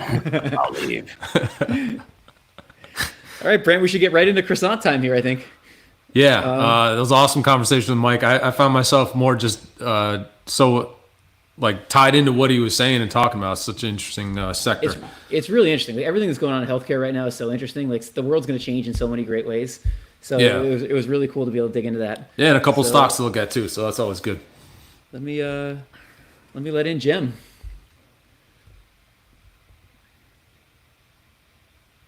It doesn't look like him. He's not here yet, but we will. There he is. Hot swapping. It'll be a good time for us though to talk about what we're doing here today. So just a reminder to everybody, we're here for Susan G. Komen today. If you're watching us on YouTube, there's a donate link next to the video or under the video in mobile. If you're watching us on Twitter and LinkedIn, you can go to YouTube and you can donate. If you get any value out of what we're doing today, you're about to get some breadcrumbs here. So if you get any value out of that, please do donate. It's an awesome cause, and it's why we're doing all this today. And with that, Jem, thank you for joining us. Hey guys, good to be here. I just want to say my little bit about that as well. Obviously, for those of you that don't know, I lost my wife about a year and 3 months ago to cancer. And just want everybody to know, like, there is no higher cause, right? The amount of pain and suffering that cancer causes in this world, it's something that we are making great strides towards. So hopefully, if we have been able to help any of you over the years, any amount, $10, $20, $50, whatever, it's such a worthy cause and much appreciated. Yeah, we're so sorry for your loss, and it is a great cause, and hopefully everybody will donate if you can. Hopefully everybody will donate today as we go 12 hours to try to raise some money for them. So just briefly to intro you, I assume our YouTube feed is spiking uncontrollably right now, so we probably don't need to intro you, but we will anyway. You're the founder of Kai Volatility Advisors, and you have a a very unique blend of being able to look at the macro, but also being able to look kind of in the short-term options world. And so I'm going to handle the macro today, asking you some stuff, and we actually have an expert who could ask you better questions on the options world than we usually do with Brent here. So I'll handle the first part, talking about macro, and then Brent will dive in, and hopefully we'll get some breadcrumbs for people. But first, I just wanted to talk about where we are in general. I mean, you've been in the higher for longer camp for a long time. Inflation has definitely remained stickier than people thought. It's even spiked up a little bit recently. Like, where do you think we are? Can you just give us an overview of where you think we are in the macro landscape? Yeah, I think it's important to zoom out. Jack, you and I have talked about this a decent amount, but so I won't tell that, I can go into 30 minutes just about the background of where the inflation is coming from. But the core point here is that populism is a reaction to 40 years of inequality. And that's a global phenomenon. This is not the first time this has happened. You can look back to 100,000 years of history. This is how things work. Stratification expands, inequality, and then you get a reversal. And the reversals tend to be quicker than the expansion. The important part is labor. Youth is labor. And the older generation, baby boomers in this case, are capital. And so what that ends up doing is it creates cycles. And we're entering, we've been entering a cycle of populism. It really started about 12, 13 years ago with Occupy Wall Street and the Tea Party, right? But the millennials had not reached political dominance yet. And so they were not able to move the needle. It took the bringing of not just the left moving left with AOC and Bernie Sanders, but importantly Trump, to kind of bring the right left and eventually start passing massive fiscal stimulus and protectionism. Protectionism is tied intrinsically to populism. People care about countries care about their own people, but when we talk about capitalism, we rarely protect our own companies. We're more profit seeking than anything with our corporations, and that creates globalization and whatnot. During those times, we are in a period of now protectionism and deglobalization. That tends to drive global conflict, higher labor costs, less expansive supply chains, all kinds of things, commodity scarcity. If you look back at this, the last time we had that period, 68 to 82, which I often reference, that's the last time we saw inflation go bottom left to top right, and interest rates do the same. We saw the same things that we're seeing now. We saw a Great Society program and massive fiscal stimulus. We saw, paired with that, a Vietnam War, a Cold War that was a massive expansion, and an OPEC crisis and commodity scarcity. Any of those sound familiar to anyone? Those sound like some things that we're seeing now. It's not a coincidence, right? And so once these things get started, they tend to feed on themselves. This is not a 1 or 2 year thing. This is not a 4 or 5 year thing. This is a 10 to 15 year phenomenon. And that creates structural inflation. Now, that doesn't mean we're going to have inflation every year that's going to be high. If you look at 68 to 82, inflation went to 7%, came all the way back down to 2, actually below 2%, 69 to 70, 70 to 71. Took back off when the Fed and stimulus came back to support a recession, a multi-year recession. That eventually took inflation to 12%. We then, in 75, 76, created another recession, a deeper, more powerful one, and inflation came down to 4.5% again. Well, the next leg up was 22% at its peak, I believe. So this is kind of how it works. And in my view, if you ask where we are in this, I believe we are in the end of the first inflationary push, and we are now in the process of trying to battle that inflation. And it is driving, it will lead to some significant growth slowdowns like we're beginning to see. As that happens, inflation will come down. It will probably get to 1.5%, and we will declare victory. We've already tried to declare mission accomplished here in December. I believe the Fed will be forced to pivot. This is an election year. That's very relevant to the macro conversation. It's relevant to 68 to 82 as well. During those election years, during that period, we saw greater than 20% returns in markets, double digit every time, 21% on average. Those were because of massive fiscal and Federal Reserve support during that time. I believe we will see that again, but in the context of that, we saw 0% nominal returns, 70%, 67% negative real returns over that time period. And I do believe this is a very poor time for equities broadly, in a bigger macro picture, despite what is likely a positive year within the context of that. So we'll stop there and I'll let you ask some more questions, but that's the big broad macro framework in 5 minutes. You mentioned the 70s, which is everybody's worry right now. Do you think you mentioned some similarities. Do you think there's some major differences as well between now and the 70s? Absolutely. It rhymes, right? Because of this inequality and the populism that's a result of it. But market structure is very different. And we've talked about this, but there were no, derivatives were just being launched in the early 70s, right? They weren't, there were no structured products. This market is a very different type of market than it was, when we had that last similar political reality. So I think that has a major feedback loop. We've talked about how dispersion has been driven by structured product supply and vol compression. That has a feedback to that equity complex, which helps support the equity complex and can extend cycles longer than they used to be and reduce volatility.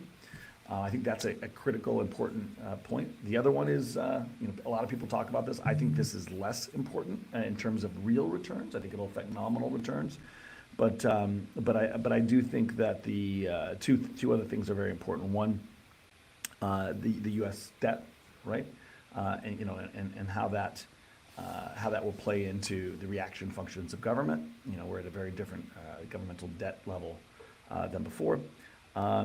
And then obviously we unpinned from gold in 71, and so that also had some distinct effects during that period that may be slightly different now that the Fed has more experience, more dominance, et cetera. So I would highlight those three things as probably the most important factors that are different, and that will help affect kind of some meaningful differences in how things react this time around. How do you think about, for many years we had these structural forces that were keeping inflation down. We had technology, we had demographics, and we had globalization. And at least that third one seems to be reversing now. But how do you think about all those in terms of like the structural inflation? Like you mentioned, we're going to have cyclical moves up and down, but how do you think about those in terms of the structural inflation we might see going forward in a longer period? They're all related. You said technology, globalization. What was the third one you said? Demographics. Demographics, that's right. So they're all related, right? Ultimately, if you look at what's happening demographically, we have a dominant baby boomer generation dying off, right? So that's reducing labor supply. That's important. On top of that, we're getting financial support for people, which is allowing baby boomers to retire and stop working, not to mention broadly at large population. Globalization, as we talked about, is tied to protectionism or a lack thereof it. Populism is tied directly to protectionism, and that's leading to deglobalization, which we're seeing in global conflict. But technology, which people think is completely divorced from all of this, like the AI boom, everything seems like, oh, we've never seen this before. If you think that, you haven't seen the progress of time or understand how technology and expansion works. They happen as a function of investment. If you invest, which we did at 0% interest rates in duration, we allowed companies for 40 years, to go out and make no money, right? If you look at Amazon, Amazon would not have existed. It's the biggest business in the world. I would argue it would not have existed if we didn't allow the corporation to not make money for 24 years. Uber, Tesla. I can go on and on about all of the corporations that didn't make money for over a decade and would never have survived in a period of higher interest rates. They just wouldn't have existed. Now that they're here, yes, that technology will continue to grow, but I believe it'll grow at a much slower pace than people expect because it'll lack investment. much like we saw a boom in 97, 98, 99, 2000. Yeah, we had a massive expansion. The internet was critical. It was important. It changed the world. Nobody ever had any doubts about that. But the irrational exuberance part that Greenspan talked about was the exuberance that anybody could make money, that it was just a free-for-all, and that you just threw money at it and you would win because the internet was so important. 96% of internet companies went bankrupt in 2000. 96%. The NASDAQ lost 91% of its value. I mean, AI is a critical change. Blockchain, critical. It is going to change the world. We will go to a metaverse at some point. All of these things will happen. But the pace at which it will happen will slow. And there will be so much losses profit-wise along the way that people are disassociating the importance of technology and the growth relative to the rate and the speed and the profitability of those things. So my view is that yes, we're getting massive technological innovation. We always have, since the time the wheel was invented, and these are all. It seems like it's faster and more ridiculous than ever, but it's constantly that way. We're at an increasing rate of change, but that has always been the case. And I think that's important to note. So I think technology, and the advancement of technology will significantly slow as interest rates increase over time. Just one more for me before I hand it back to Brent for the breadcrumbs that everybody I think is looking for. But I want to ask you about the Fed, because they are meeting tomorrow. They seem to be in a tough position right now. You've talked about them being in a box. Like, what do you think the Fed is going to do going forward, and what do you think they should be doing? Well, what I think they should be doing and what they are going to do are different things, and what the Fed is going to do and what they're going to say are also probably different things. It's important to remember that the Fed has now said the word transitory 3 times since 2021, and in my opinion, not because they actually thought inflation was transitory. I don't think the Federal Reserve is stupid. I think they know they need to use their power of their verbiage to try and control as best they can the outcomes. And in telling, one of the biggest problems with inflation and these things is that it's self-fulfilling. If there are expectations of inflation, that pulls forward demand, right, and that increases inflation. If markets reflect an inflationary environment, then you can invest and you can buy things, real assets, with cheap interest rates, and it doesn't allow the Fed to keep interest rates lower. So there are natural consequences of admitting that we are in structural inflation. So the Fed won't admit it. The Fed won't. They're not incentivized to do that. They're incentivized to play Pollyannish and stupid. They are fully aware of the circumstances. Now, when you're in a box and when you have to no longer just, the way things were set up before, we had structural deflation caused by 0% inflation. Again, we used to send money to what I call Planet Palo Alto. We used to keep sending money to supply, and that would create all these goods back onto our shore, right? We would get Ubers and Teslas and Amazons, and those are deflationary. And so the Fed was able to stimulate with monetary policy cyclically, right, to battle that. And so it was very easy in a deflationary period. They had one mandate, which is to just make sure growth hummed along. The cost of that was inequality, right? And we could keep doing that forever. It's a great system if people weren't in the system, and we could just keep sending money to the top 0.1%. But we're not in that situation anymore. Now we have a dual mandate, that the Fed has a dual mandate that they have to battle. And so they have to choose at any one moment. And that is that's a high wire act. That's something we haven't seen for 40 years. The Fed is in an unenviable situation. And any given time, they're going to have to go from one side to the other. And it's probably most driven by politics, because there's no right answer. What's worse, inflation or recession, poor growth? It's a political question. And so ultimately, when the political winds push towards growth, as they are during an election year, this is why we get positive election years in the context of what's otherwise a structurally weak period for equities and risk assets. But in these periods, you'll get stimulus, and they will favor growth over inflation. And I believe that's what they will be doing this year, and that's what they've told us as of December of last year. They were pretty clear. Took a lot of people by surprise. That's what they're going to do. Now, do they have to still kind of, when inflation continues to be hot 5 times in a row, do they have to kind of back off of that a little bit? Sure. It's a political story, and they can't be seen as ignoring inflation. but you better believe their interest as soon as they can is to try and continue to stimulate and make sure this economy continues to rumble along, and if not, be hotter than it would have been in other periods. So I believe that's where they are this year. Now, again, the next bout of inflation will lead to a abandoning of growth for inflation. And again, I think that will eventually come, but it's probably for next year. Yeah, thanks. So nice to meet you officially. Same, Brett. There's been a lot of conversations about call overriding, let's just say fairly low equity volatility or the impacts of zero DT and whatever it is. But the CBOE pointed out that globally vols are pretty low if you look at cross asset and global vols. And I'm curious, that was particularly the case in the end of March, start of April. And now we're starting to see like rolling bouts of vol picking up. Yen was going crazy, we had gold going crazy, FX, so vol seems to be having these spasms whereas, let's just say over the last year, things were fairly quiet. Do you think that's a trend that's going to kind of continue here as we move to the election and as things are changing with FOMC and those types of things tomorrow, or is that likely to get, smoothed out into the election this year? Like, is there like a changing of regimes, I guess is the question. So if we zoom out to 2.5 years, not just the last year, right? Mm-hmm. We have had significant dispersions in volatility, not just dispersion in equity markets, et cetera. That is, in my opinion, partially because interest rates, as they went higher, right, increased risk premia and are naturally supportive. And not to mention we have rotations due to changes in the world right now. Those are naturally, the interest rates increase is naturally supportive for that volatility.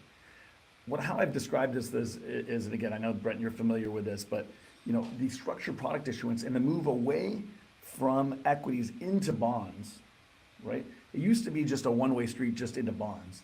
Now it's a move into bonds plus collateral that you can then use to compress risk. The interesting part is that compression of risk through structured products and other similar vehicles is going to the center of equity indexes primarily. That vol supply is really pinning, S&P vol and vol that is central. That the FX world, right?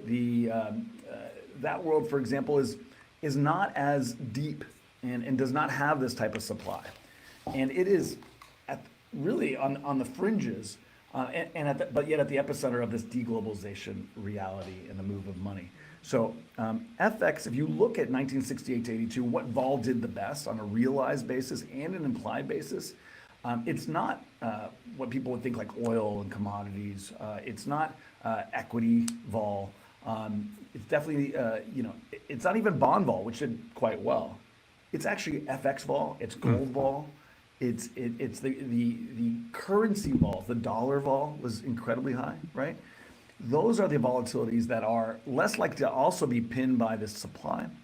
And we argued for this about a year ago when gold was on its lows and that vol was compressed in gold while oil vol was through the roof, right? Commodity vol actually did, like oil vol and other commodity vol did very, very poorly in the 60s and 70s, despite it being very strong because it was underpinned. Instead of the Fed selling puts, which really, reduced the volatility of the dollar and bonds and all these things for 40 years, now you have commodity producers able to sell puts and underpin price. So vol and those centers was actually very compressed over that time period. I believe that will also be the case in this time period. That whether it's oil or copper or other industrial metals, the volatility of those are sale. You should be selling puts in those. Best way to benefit from the uptrend. There, much like it was good to sell puts broadly over the last 40 years in a very profitable trade. In equity land, I do believe equity vol will not do that great. What it did in the 60s and 70s, which I believe it will do again, is you'll have spasms, like you were saying. You'll have short-term volatility. But again, I want to remind you, 68 to 82, 14 years, the market went nowhere. What does that do to long-term vol, right? Yes, you had a lot of declines, you had a lot of rallies, but at the end of the day, those were short-term spasms. And long-term vol was really did not perform. And so one of the best trades you could have done, 68 to 82, was to sell calendars all day and just keep selling them, because it would mean revert, and it kept mean reverting again and again now, and that way you'd have the gamma, but the Vega would not perform. And I do think that's likely to be the case. I also think skew, which we've seen at very low levels lately, right, that's actually efficient. I think skew is overvalued in this regime. I think you'll see a much flatter skew going forward, despite these short-term spasms. I think it is because long-term vol and long-term skew is the most overvalued of all. You'll begin to see a significant reduction in skew, I think, structurally going forward. So I think sort of somewhat related to that may be the upcoming election, and I just wanted to get your insights on volatility into and around the election. There's obviously a bunch of kinks in kind of term structure if you start to look at that. What, from a volatility perspective, do you think the election impact is? I mean, people are obviously anticipating more volatility around the election. I remember in the last election, there was some pretty wild movements, or something 2 years back of the Trump election. What are the effects? Are there knock-on effects that we can start to look at now? Are we still a little bit too early before the election period, and how vol may impact things? How do you start, or when do you start to think about those? Yeah, so in terms of the event vol tied to elections, it's still pretty far out. Right? It's not nearly as liquid, and hard to make any money now, nor do you need to be positioning for that now, in my opinion. That said, elections and event vol are a critical part of market microstructure, and drive short-term, are one of the biggest inputs to short-term moves. The world hedges for events. Time is not linear in the sense that a second is worth the same amount of volatility. Basically, we can have weeks where vol is very compressed, and there are no hedges, and there's no big structural buyback of some of the deltas tied to that in the equity market. And then we can have a massive day or two where months of implied volatility come out of the market. So the election is always a hedged event, a watched event, which means dealers take naturally massive insurance on it and are short stock. In the absence of some really unexpected outcome, right? And just a marginally unexpected outcome is not the same thing. And it's hard in an election where there's two people, right, to have a dramatically unexpected outcome. It can happen, but it's not just the president that matters; it's the government and everything that comes with the mandate. So at the end of the day, those tend to be positive events. People get bearish, get scared, but again, there tends to be very positive support coming out of that. And I think over a short period. Now, it doesn't mean that's positive for the next year or 3 months even. It really coming out of that maybe for that option cycle in a month or so. Now, a squeeze out of that period, into the end of the year. It's in November, early November, right? Then we have some of the most seasonally positive periods that also bring supply and have other. We had the December expirations are always the biggest expirations. They have a lot of other positive flows coming out of it. So I would expect this year, the post-election to be very positive, and particularly in an election year, there'll be some exuberance. Now, to be clear, my view on after this year, how this market looks is, it's set up for potentially after a big rally, a very dangerous setup here structurally. And when you zoom out to a more 5-10 year picture. So it makes sense after a big rally this year to start to see something I would expect in January or February of next year as a potential target. If we do rally like I expect, to really be placing hedges and thinking about the next move. As we wrap up in the couple minutes we have left, we have a standard closing question we're asking everybody today, which is, what is one interesting thing you're seeing right now that you think others should be paying more attention to? And it could be inside or outside investing. Yeah, I think there's so many interesting things going on right now, but I think the thing that people really aren't talking enough about is skew, and how flat and how compressed skew is in the market. As we talked about, I think structurally that makes a ton of sense. But there's also some very important reinforcing realities of that circumstance. It means it's very easy to hedge any tail downside, and it makes declines in the market easier to buy. That doesn't mean that we are going to turn around quickly into whatever decline or swoon we've seen. But it does mean that the decline is likely to not be structural, and at some point, also not meaningfully catastrophic or a vol event. I think that's very important. It is way too easy at this point to get hedges in the market, and I think that's a very, very important thing that people are missing. Now, to be clear, a lot of times when skew is flat, declines can last a bit longer than expected, right? Because you don't get that impulse, that fear impulse, and you don't have that vol spike that then leads to that buyback that we've talked about from the Von and Charm flows. So, ironically, if you go look at the timeline, 2015, we had the yuan devaluation, big vol event, screens went, black. That was a big vol event, not a very big decline, all in about 8-9%. Followed by Feb 16, which was the opposite, right? A very vol compression, skew flat decline. That was the biggest decline we had since 2009, and it was 12.5%, right? But not a vol event, much more tick, tick, tick, tick. Similarly, you roll forward to 18, we had the volpocalypse, not that deep a decline, right? But very, very meaningful. Got about 9% decline. And then but quickly responded. What happened in Oc Nov D's 2018? Skew flattened. People were hedged because of the last event. And what happened? We had a 19% decline. And people talk about the volpocalypse and the fear of it. It's less than half the decline of the Oc Nov D's decline in 2018. So you can get bigger declines with flat skew because you don't get that vol reaction and that feedback loop to feedback. But ultimately, they do tend to be buyable dips. And do tend to eventually resolve themselves. It just may take a bit longer. So I think the skew out there is telling you something. I think if you look at history and the circumstances of that skew, you'll have a better clue about how this next several months will play out. Well, Jem, thank you again for doing this. We really appreciate you taking the time and coming out to help us support Susan G. Komen. Couldn't think of a better cause, and couldn't think of two better people to do it with. So I appreciate you guys having me. Take care. Thanks a lot. Thank you very much. You can just hit the red leave.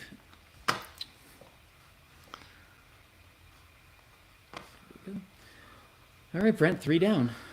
Yeah, a lot of similar themes that are starting to pop out here a little bit. Equity headwinds kind of next year seems like there's a little bit of a consensus forming around that.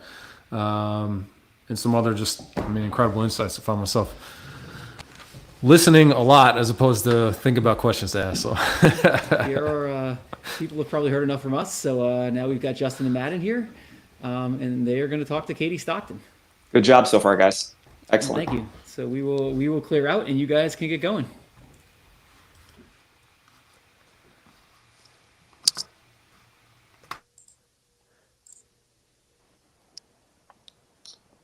Katie, good morning.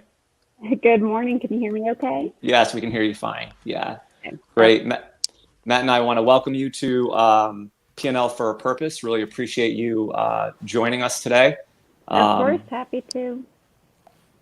By way of introduction, Katie Stockton, founder of Fair Lead Strategies, a market and technical research firm. One of Katie's strategies actually sits behind a strategy that's within an ETF wrapper.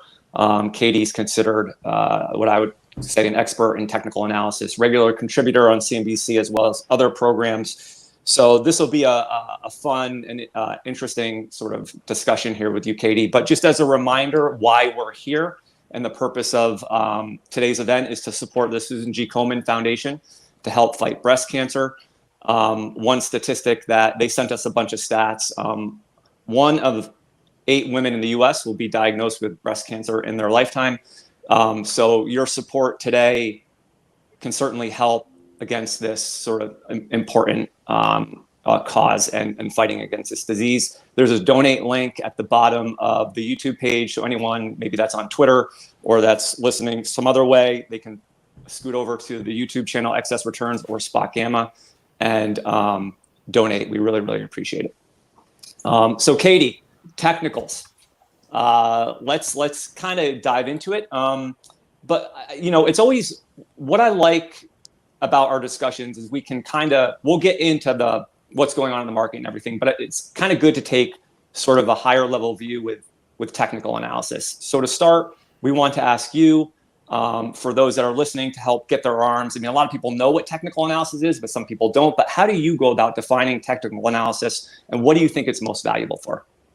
Well, first, Dustin, I have to say kudos to you all for doing this event. I think it's awesome, and it shows your character and obviously a very good cause. So I'm happy to support it. But in terms of technical analysis, I mean, it's a very narrow discipline in a way. I see it as defined as the study of price trends, and price trends will reflect the supply and demand in markets. And so it's really kind of mathematically driven in a way, because we're using technical indicators that are derived from price. So there'll be things like moving averages that would probably be in the simplest form, up to a very complicated type of stochastic oscillator or something like this. So these indicators can help us navigate markets and therein manage risk. So I'd say primarily we see technical analysis as a risk management tool and something that acts as a great complement to other disciplines, fundamental research, macro analysis, political inputs. That is all important, and we see the technicals as equally important and something that can help us really avoid drawdowns and to help time market entries and exits. What do you think the biggest misconception is for those that don't really follow technical analysis? The biggest misconception is in the market from that standpoint. I think they see technicals perhaps as being overly predictive. They say often, even to me, they'll say, well, do you have your crystal ball? And it's really not like that, quite frankly. And I see you smiling, Matt. It's just the same as every other form of analysis, where we're looking at historical information and it's just trying to stay on the right side of things. We have ways of gauging upside and downside, but those metrics are not set in stone. We are very dynamic in how we're tracking markets. I have no idea what level at which the S&P 500 will be on December 31st. I just don't know. But I do get asked that quite often. So I think that's the misconception. But rather, we're here to help people understand what the prevailing trends are across different time horizons. And then with all that in mind, of course, we look at key levels and key indicators, and therein can help people manage risk. So all that being said, can you tell us the level of the S&P on December 31st? Yeah, exactly. We'd really like to know. Me too, trust me. I want to ask about something that you just said, because I think it's really important. So not just the price trends, but then the supply and demand component. Because as a risk control, what's supply and demand mean from a technical analyst's perspective?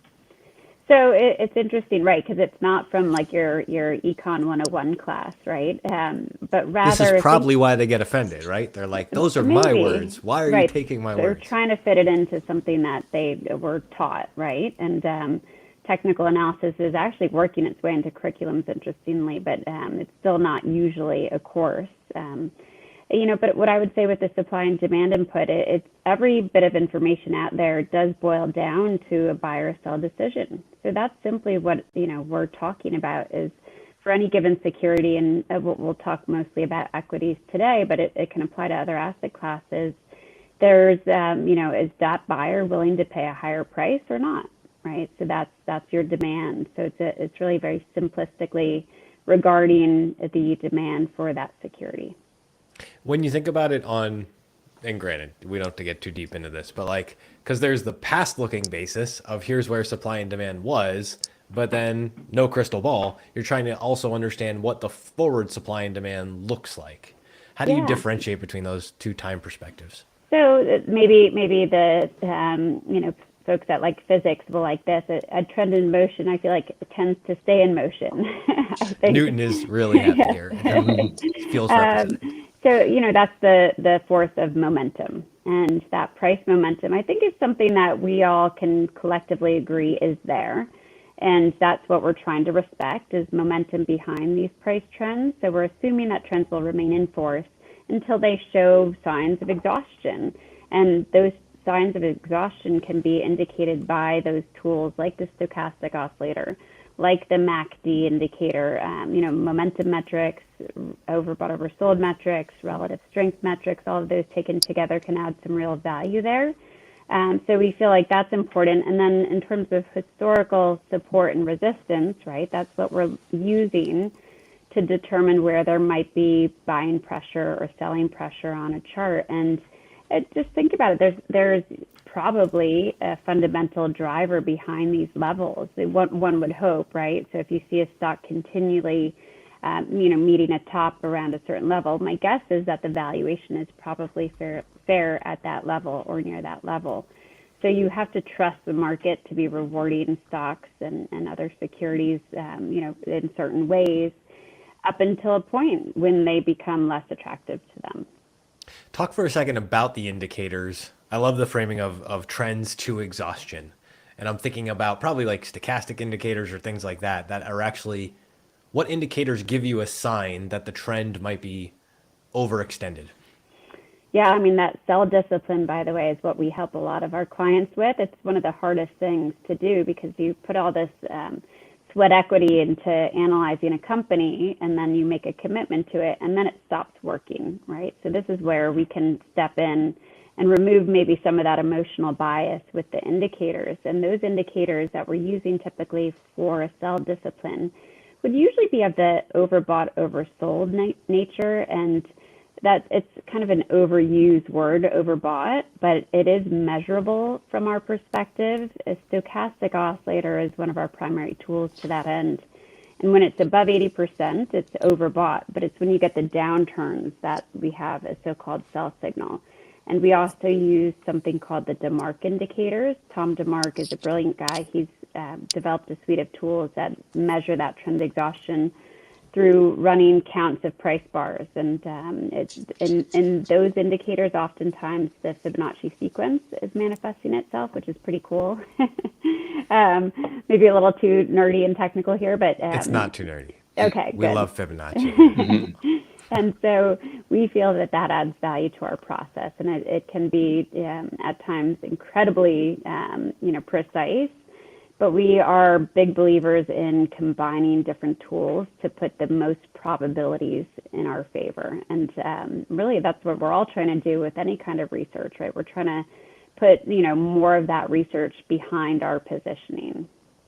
So I think I've heard it said that, a trend can remain overbought or undersold longer than you can stay solvent, or some variation on that. What happens when something just won't stop going up, when it hangs out in overbought territory way too long? And maybe this comes back to you looking for that first downtick indication you mentioned. Yeah, so it's the downturn, and we usually use a weekly bar chart for the stochastic oscillator. So if we see that stochastic downturn, that would be one indication. But we also, for like a parabolic uptrend, we would use something like a 20-day moving average, and just something tight like that, like a tight moving average that's tracking pretty closely with price. And when it starts to roll over, well, at least we know there's enough of a loss of momentum to dictate some either repositioning or some hedging.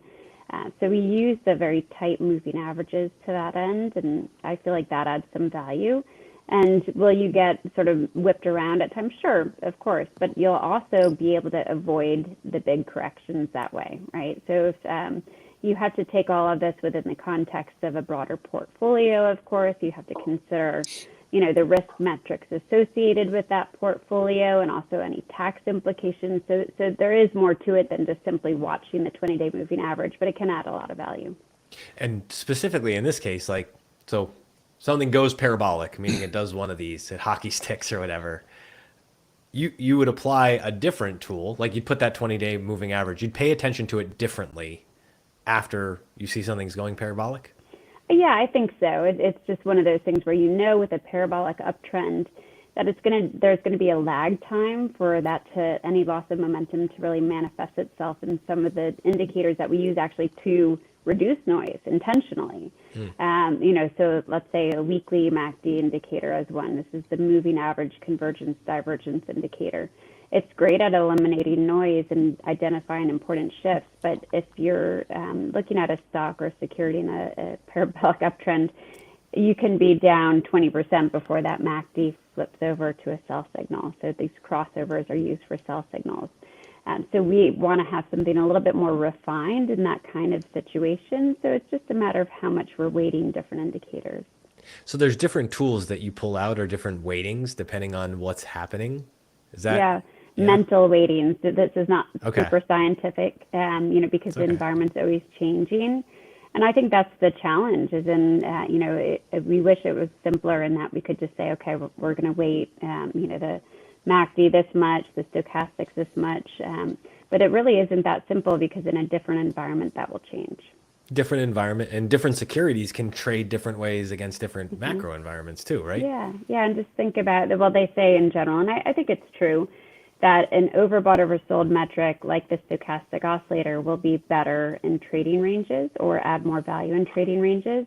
I don't disagree with that. It doesn't mean we don't pay attention to it during trends or trending environments, but we'll probably give a little bit more weight in those environments to the moving average-based tool. So, and then the hard part, of course, is knowing which environment that you're in, because that can be a question mark too.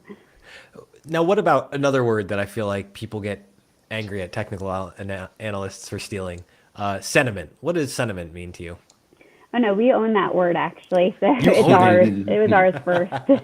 It's yours first. Okay. So sentiment, listen, it is what the driving force is behind the market from multiple dimensions, but we have ways we can measure it. And that's what I love, these transactional gauges of market sentiment rather than the investor polls where you can go around and ask people how they're feeling. How they're feeling is maybe different than how they're positioning, which is what we concern ourselves more with. And there's a lot of different metrics you can use. We like the volatility index and we like the fear and greed index as two primary transactional gauges of market sentiment. And, sometimes you'll hear in the media, they'll say, well, oh, this is a technical move. Well, it's really never a technical move. The technicals are measuring and responding to what's happening.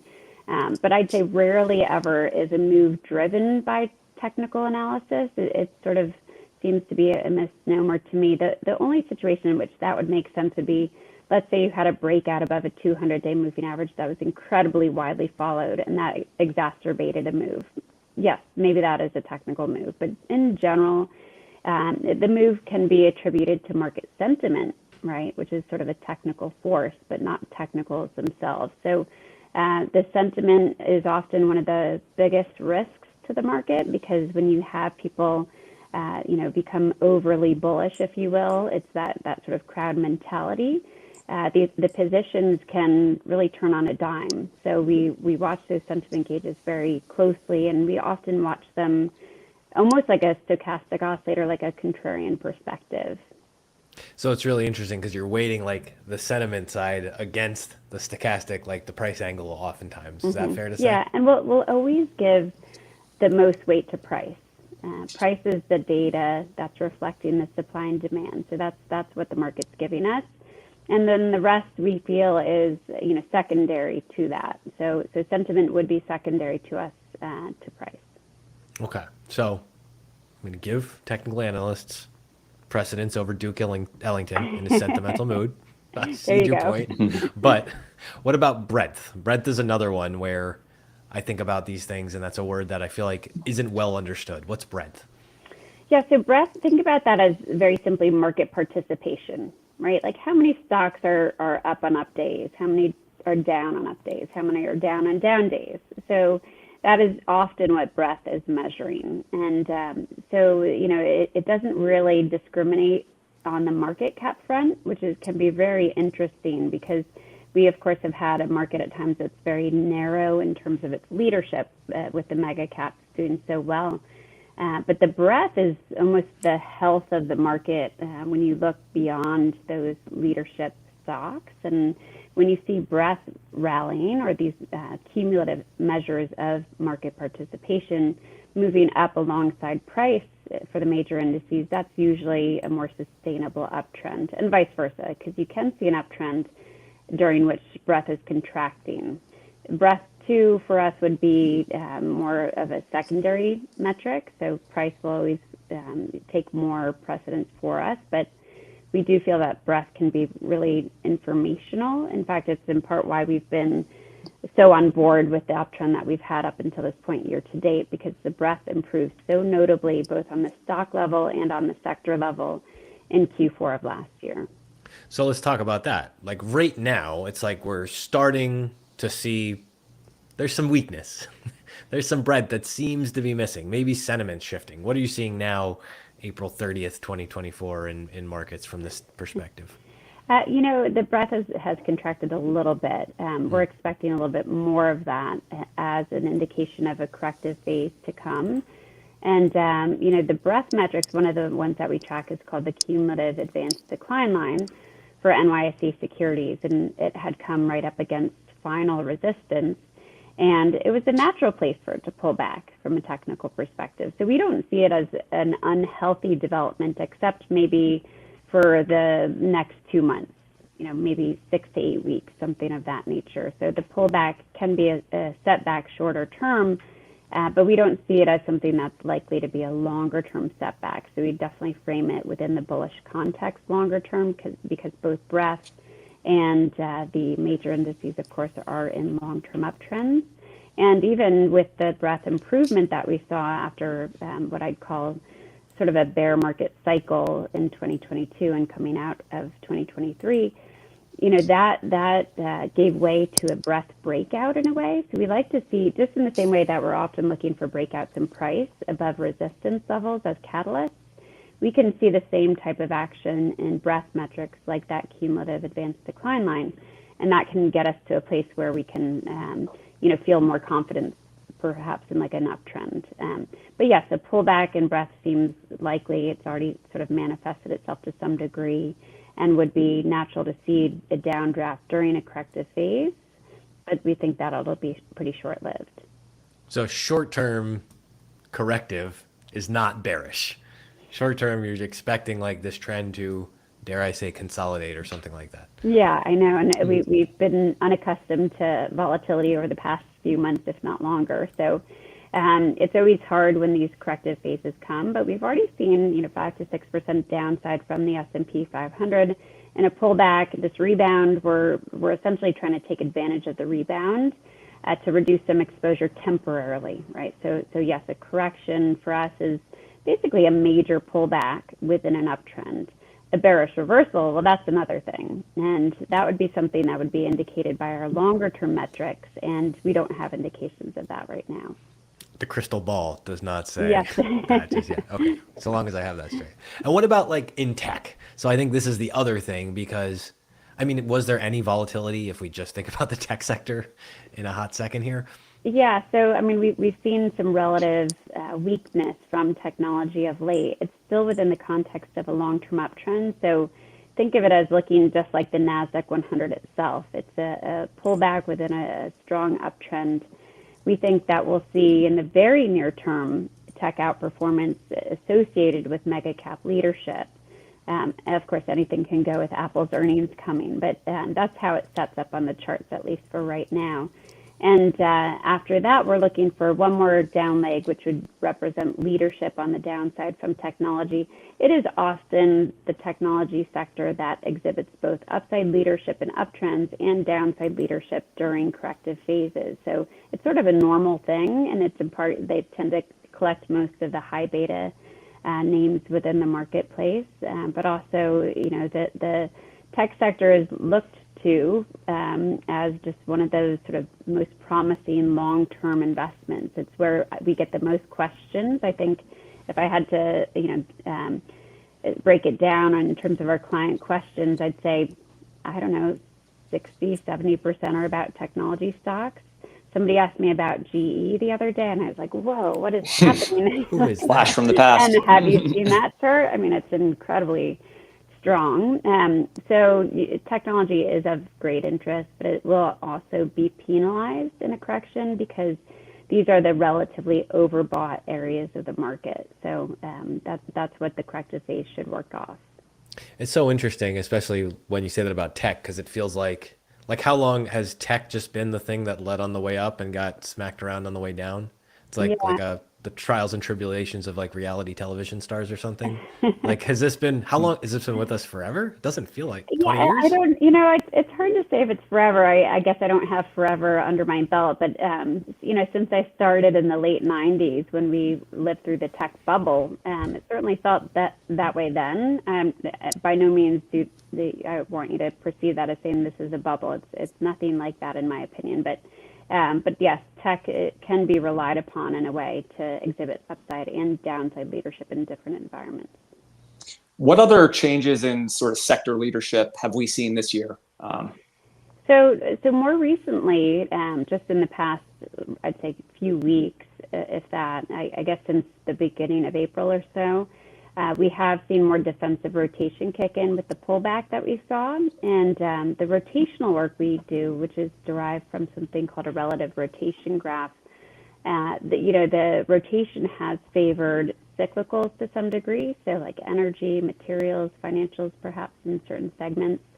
But now the rotation actually favors the likes of utilities and staples and potentially even real estate and healthcare, which have really been out of favor versus the broader market. And what it's to the detriment of, and you can probably guess it, would be technology. The tech sector has rotated out of favor from an intermediate term perspective. That doesn't make a comment on the next couple of weeks where we think we could get a little upside, but for the corrective phase that we're anticipating, we would expect to see that defensive sector rotation, but it's something that would be temporary. We tend to be able to hide in some of those more defensive sectors, but they're not going to run away from us in absolute terms in a corrective phase either. So we are generally recommend to navigate corrections to simply be hedged to a partial degree from a top-down perspective if you have the liberty to do that, and you'll be well served by doing that rather than just trying to change your sector positioning, because as you know, with a downdraft, even relative outperformance doesn't mean you're making money. So we think a correction is just something to be better reduced throughout broadly. What about other asset classes? Like I'm thinking gold, maybe bonds. Like what's showing up, I guess, in the charts with those other areas? Yeah, so gold, I mean, we had a major multi-year breakout from a range, and those tend to be actionable from a long-term perspective. So that's a good thing for gold bugs out there. And we think we like the sort of, I guess, diversification that gold provides. In terms of its actionability near term, I think it's probably going to consolidate further alongside other metals. But we are really encouraged by that long-term breakout, and we think it will outperform equities if they do correct.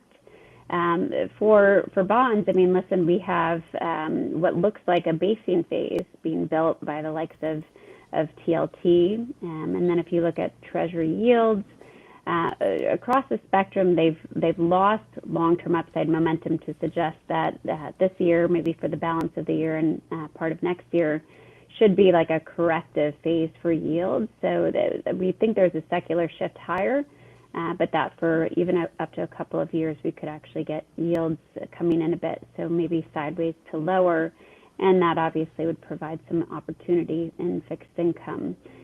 But we also think that that corrective phase should yield ultimately a higher low. I think we're in this environment in which many of us haven't lived through, where we had this downtrend like channel in yields for multiple decades, and I think now we're probably in the start of an uptrend channel. But as mentioned, within that channel, you can get pretty big counter trend moves. I think it's worth just kind of going back and highlighting too, like the importance of sort of the disciplined buy and sell that technical analysis gives you, and it kind of removing those emotions, right? It's like, it's not only reducing risk when it's important to do that, but also the buy back in is probably maybe even more important in terms of long-term returns. So I think that point, if you want to comment on that, is really strong with strategies like these? Yeah, I think, and this is part of what we're trying to do with our own ETF, is to make sure that we're there to come on the backside of a bear cycle or a big corrective phase, that we're getting back to the equity exposure that the market warrants, that probably before psychologically we're ready, because we've all been through these types of corrections and we get really shaken by them. And I think COVID, as an example, is probably one of the most obvious ones, where it took a lot of people way too long to get back into the market, right? Because it was, first off the March, well, no, this can't be it yet, and then, we were running away, right, in July. So it felt like the market just took off. And what helps eliminate those emotions, of course, are just momentum-based gauges. So we're trying to understand, is this momentum strong enough to take advantage of? And the momentum metrics will not be as precise, perhaps, as like a DeMark indicator might be at a pivot point, but they'll help you identify what are important lows that you'd want to take advantage of on the buy side. So we find incredible value in those indicators and helping us know when it's kind of safe to get back in.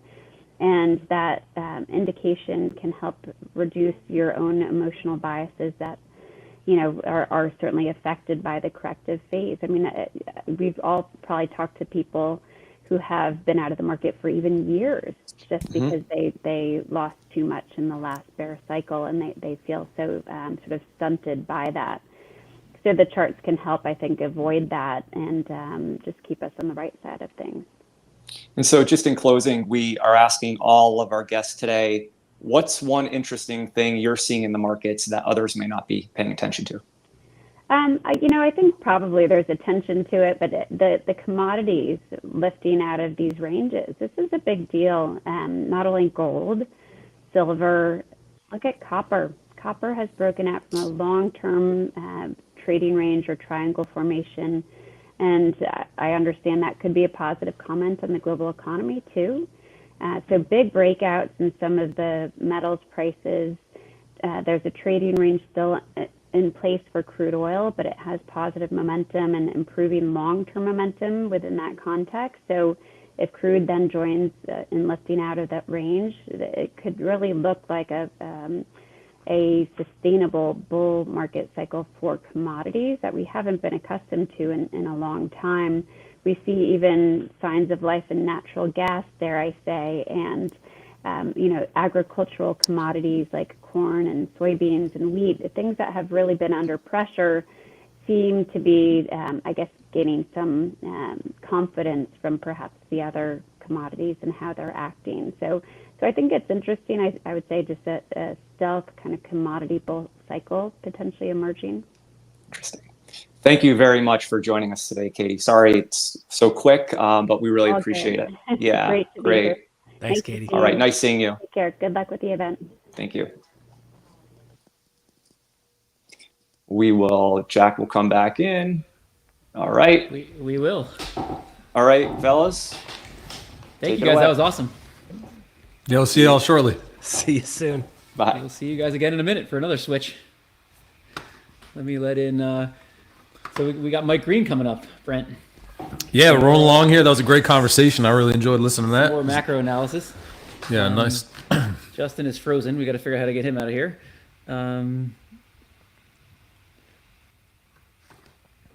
But let me let Mike in here.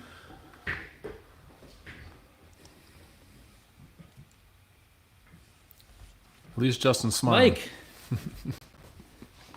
Thank you for joining us, Mike. Can you hear us? No, we can't hear you.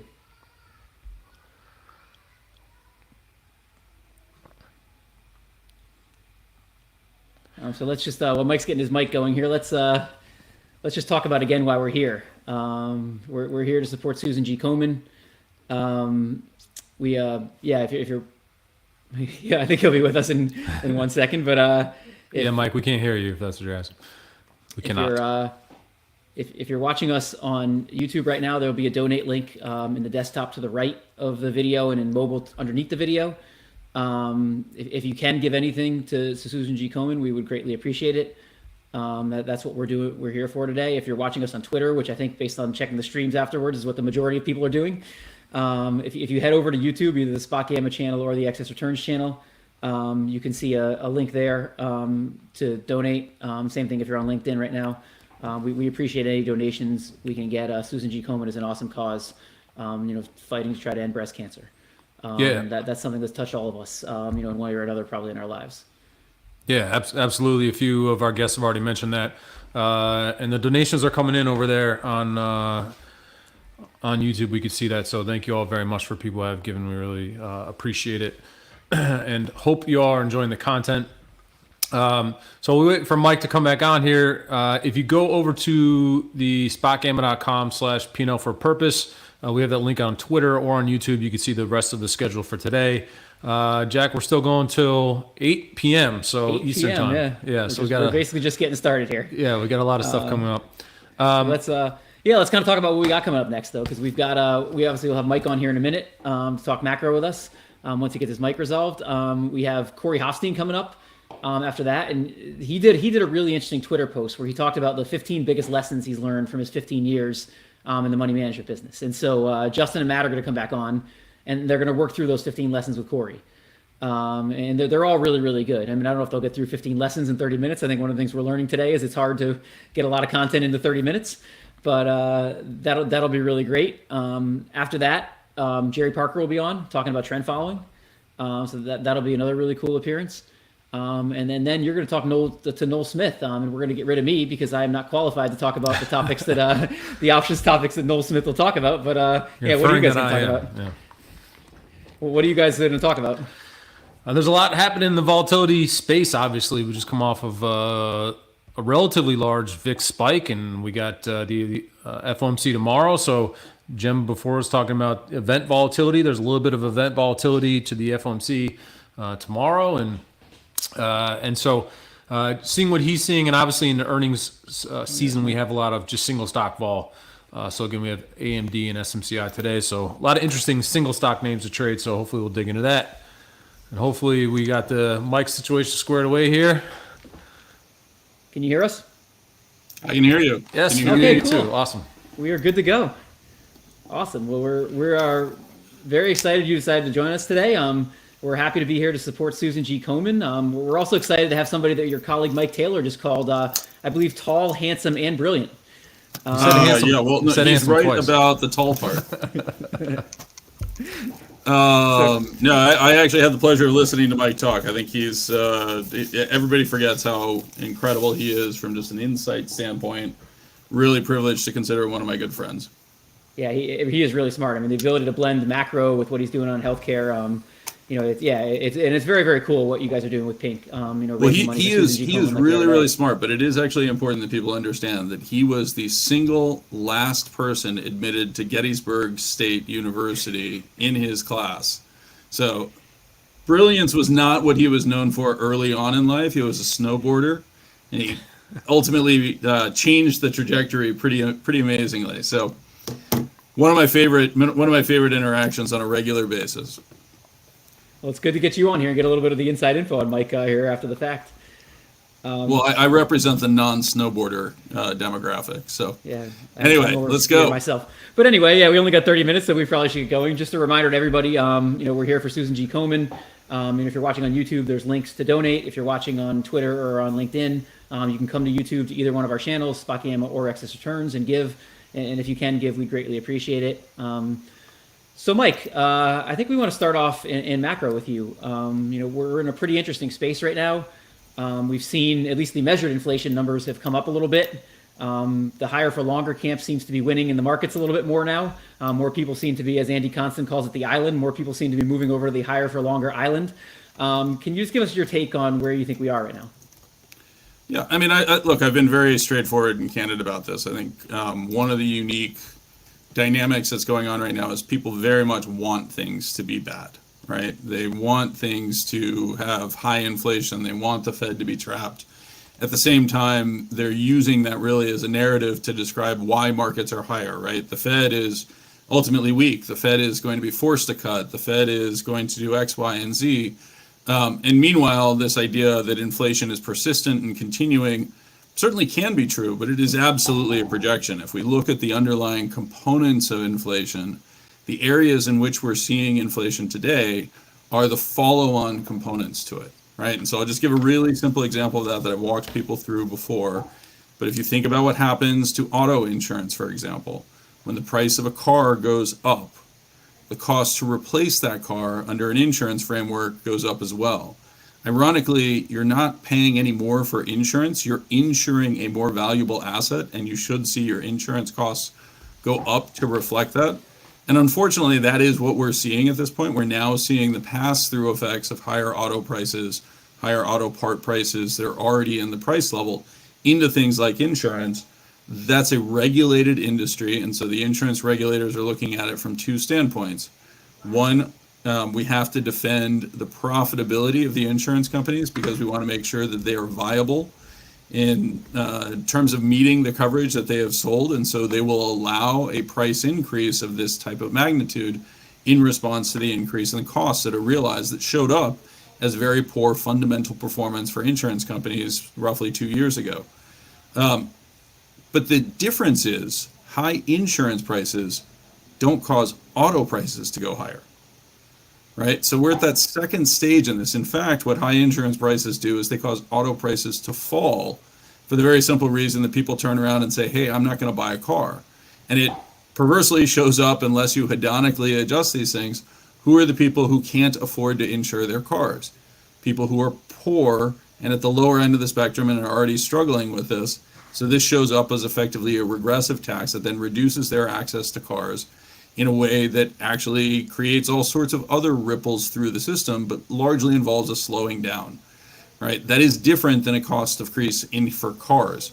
And it also ironically shows up in things like the demand versus supply components, because those are not properly tuned to capture this dynamic, right? If you think about the way those are supposed to work, they say, did price increase, and did that price increase cause demand, or did quantity consumed rise or fall? That's how those types of things work, right? Well, if I buy a car and my insurance cost goes up, am I buying more or less? I actually am not changing anything, really, right? And so there's a slight increase in the quantity in force that shows up as, oh my gosh, this is a demand-driven increase in prices, right?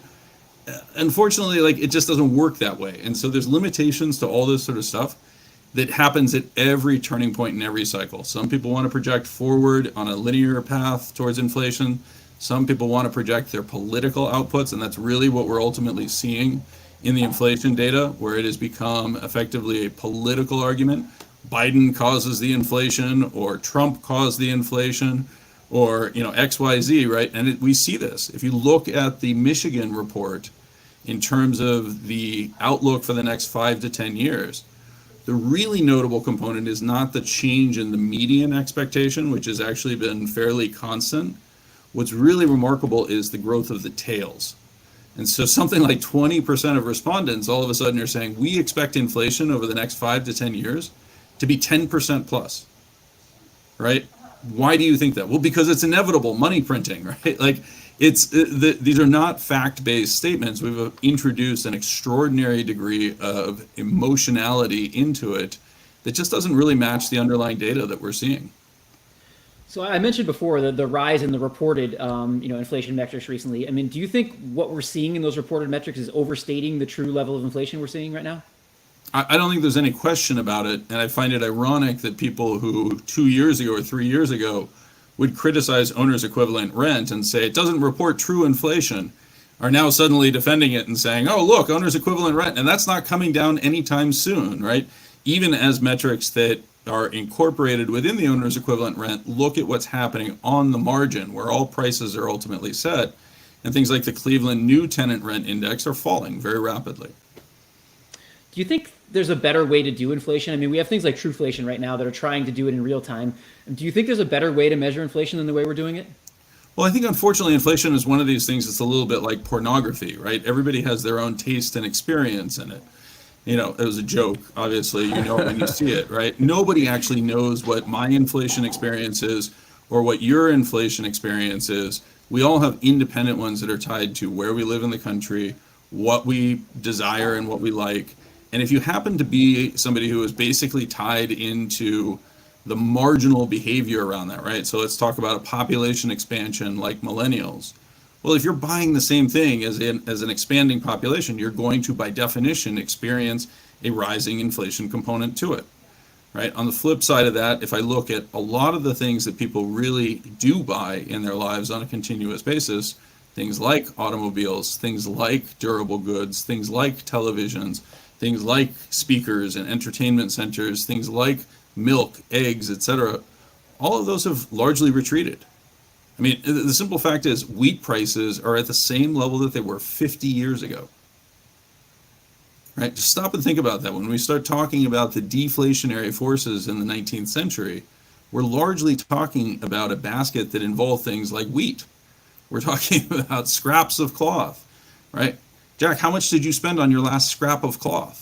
Yeah, it's been a while. I guess you could call some of my shirts a scrap of cloth, but that's exactly right. And I didn't spend that much on this so. Now because we have so much, right? So our consumption baskets have changed. They've become far more complex. They've become far more effectively protected by intellectual property. That's the only thing that keeps an iPhone cost up, right? It's the fact that I can't slap that label onto a Huawei phone and call it an iPhone and be able to sell it in effectively the same thing. They're all functionally identical except for walled gardens that are created by intellectual property restrictions. And the dynamics of the inflation component, the price of wheat has no material impact on American consumption patterns anymore. So when you look at the Fed right now, do you think they're too tight? I mean, there's different camps in that. One looks at like the rate relative to what might be the neutral rate and say the Fed's really tight. Other people look at like financial conditions type indexes that include the stock market and things like that and say the Fed's not that tight at all. Like, how do you think conditions are right now? Well, I think conditions are, again, split by who you are. Right? So if you are somebody who has borrowed and currently has debt outstanding, we typically call those young people, you are struggling, right? If you are somebody who has accumulated savings over your life in anticipation of spending down those savings in your retirement, you're suddenly sitting golden because the assets that you had accumulated are now offering you an income stream that is far above what you would have expected just a few years ago. And so this is exactly what we ultimately see. We see boomers benefiting, the older generation benefiting, the wealthy benefiting from this dynamic. And those who are at the lower end of the socioeconomic strata, they've actually seen, or at the younger end in particular, they've seen their prospects deteriorate materially. So when you think about what the Fed should be doing here, I mean, they're meeting tomorrow. What is your view? I mean, do you think they should be cutting rates right now? I think they should be cutting rates, but again, it's something that is totally up for debate depending on what your objective outcome is, right? If you think, as the Fed does, that higher interest rates are contractionary and that they should ultimately be driving inflation lower, then it becomes a question of how do you interpret the inflationary data that we've received. And what we're seeing are things like insurance costs going much higher, the cost of banking services, what's called the imputed cost, going much higher. At the same time, we're not seeing the same material benefit from the retreat in things like oil prices or energy prices that we saw last year. And so that's showing up a bit more in the headline and even in the core data, where again, that is effectively being pulled forward, right? We show insurance costs as core, we show banking services as core, even though nobody is actually writing a larger check to JP Morgan for their banking services, they're actually just receiving less relative to what they could get at a money market fund. And that's interpreted as a big increase in the cost of banking services. The fact that we now have to pay higher rates for securities lending because of an increase in the prime rate and the consolidation in the brokerage industry, that's interpreted as inflation, right? As far as I can tell, that's caused by the Fed and by our failure to enforce antitrust dynamics. How much control do you think the Fed has here over inflation? You know, you could argue long rates are much more important for the economy. Do you think they have? You could also argue in like a fiscal dominated world, they're less powerful than they once were. How much control do you think they have over the rate of inflation? So I don't think they ever really had that much control over the rate of inflation. If they actually did, we wouldn't have seen the structural dynamics of inflation behavior that's been largely tied to demographic features for the past 70 years. right? Like it feels insane to say this to people, but when you actually think about how powerful the Fed is, what the Fed does control is the front end of the curve. And if the Fed decides to keep the front end of the curve elevated, let's just say randomly Jerome Powell is reinstituted for a 20-year term and says, at no point in my term will the front end curve fall below 10% interest rates. Right? Well, what has to happen to the 10-year bond? Yeah, it's going to go up. It has to go higher in yield. Does that mean it's the right yield? No. Not necessarily. Right. It's what Jerome Powell thinks. And so that's really what's actually happening right now is the uncertainty that's being created in the front end is actually transmitting itself to the back end. It's not that the economy is getting markedly stronger or that we're seeing an improvement. The first quarter GDP growth, which by the way, the now casting components on a nominal basis missed by over 250 basis points. That's an extraordinary miss when you really think about it. It's not so much that the headline being at 1.5% versus expectations of 2.5% was the big miss. It's that the nominal number was such a huge miss. Right? That's actually a really important development in my view. How do you think the election affects economic policy? I mean, people will argue the Fed is trying to juice the market in the election, or government officials are trying to juice the market in the election. How much do you think that affects policy?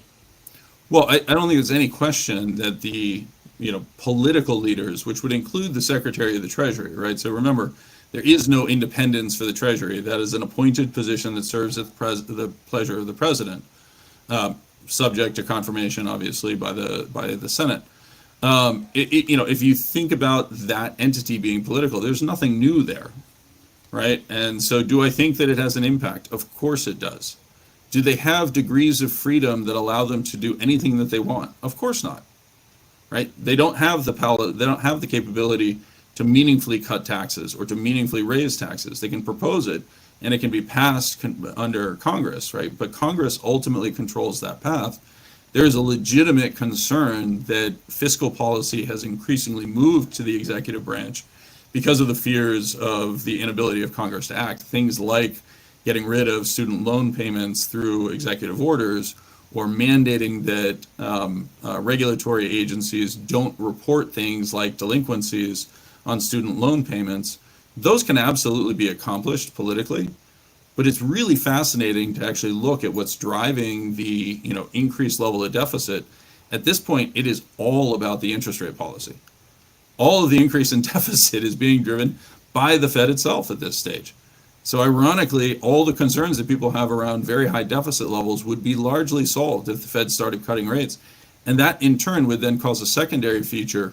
If the Fed starts to cut the front end of the curve, then you can actually finance the back end of the curve. Right now, it's very hard because of the inversion in the yield curve to take a levered position in something like 10s or 30s.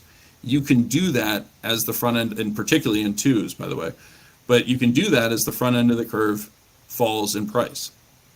Falls in yield, to be more accurate. Just one more before I hand it over to Brent. I wanted to ask you about, you mentioned the deficit, and that's something many people are worried about right now, both the deficit and the large national debt. And some people will say that is a huge, huge issue for our country going forward. How big of an issue do you think the national debt is? So I don't think that right, first of all, let's separate them into two components. The national debt can most easily be thought of as failed economic policy that didn't contribute enough growth versus the initial expectations, right? If you actually had made investments that drove significant growth in the United States, then we wouldn't actually be looking at the debt levels that we have. So really what the debt is telling you is this prior policy was not particularly good. That should not be a surprise to anyone who has actually observed policy over the last 20 years, right? Going forward, now the question becomes, do we spend that money well or do we spend it badly? And unfortunately, there's a ton of evidence that we're not spending it particularly well, right? That's what occurs when you effectively, as Lacey Hunt says, increasingly have to devote the resources to paying off the mistakes that were made in the past.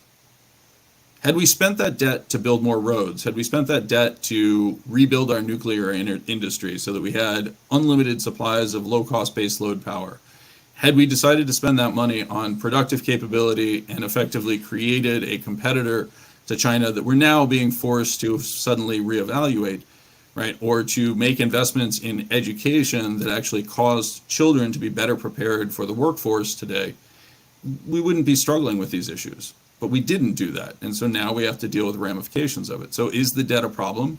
Yes. But what it's telling you is that policy is the problem, not the actual debt itself. The debt is really equity when it's happening at the sovereign level, right? Saying, what are the claims on the resources of our economy? And we've got a ton of claims that are tied to prior mistakes.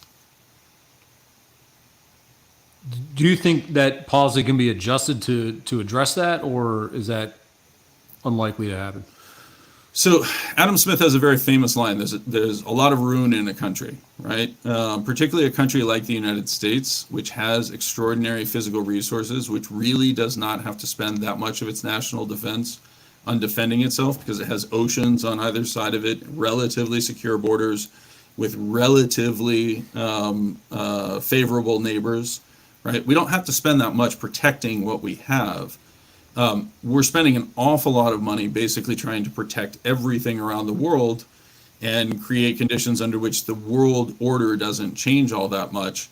I'm not sure we're spending that money particularly well, is the argument that I would make. And it just comes back to the same thing. I don't think people are thinking in these terms, right? They're thinking in the terms of this is impossible. We can't demand more. The system is ultimately totally corrupted. We need to get by with less, right?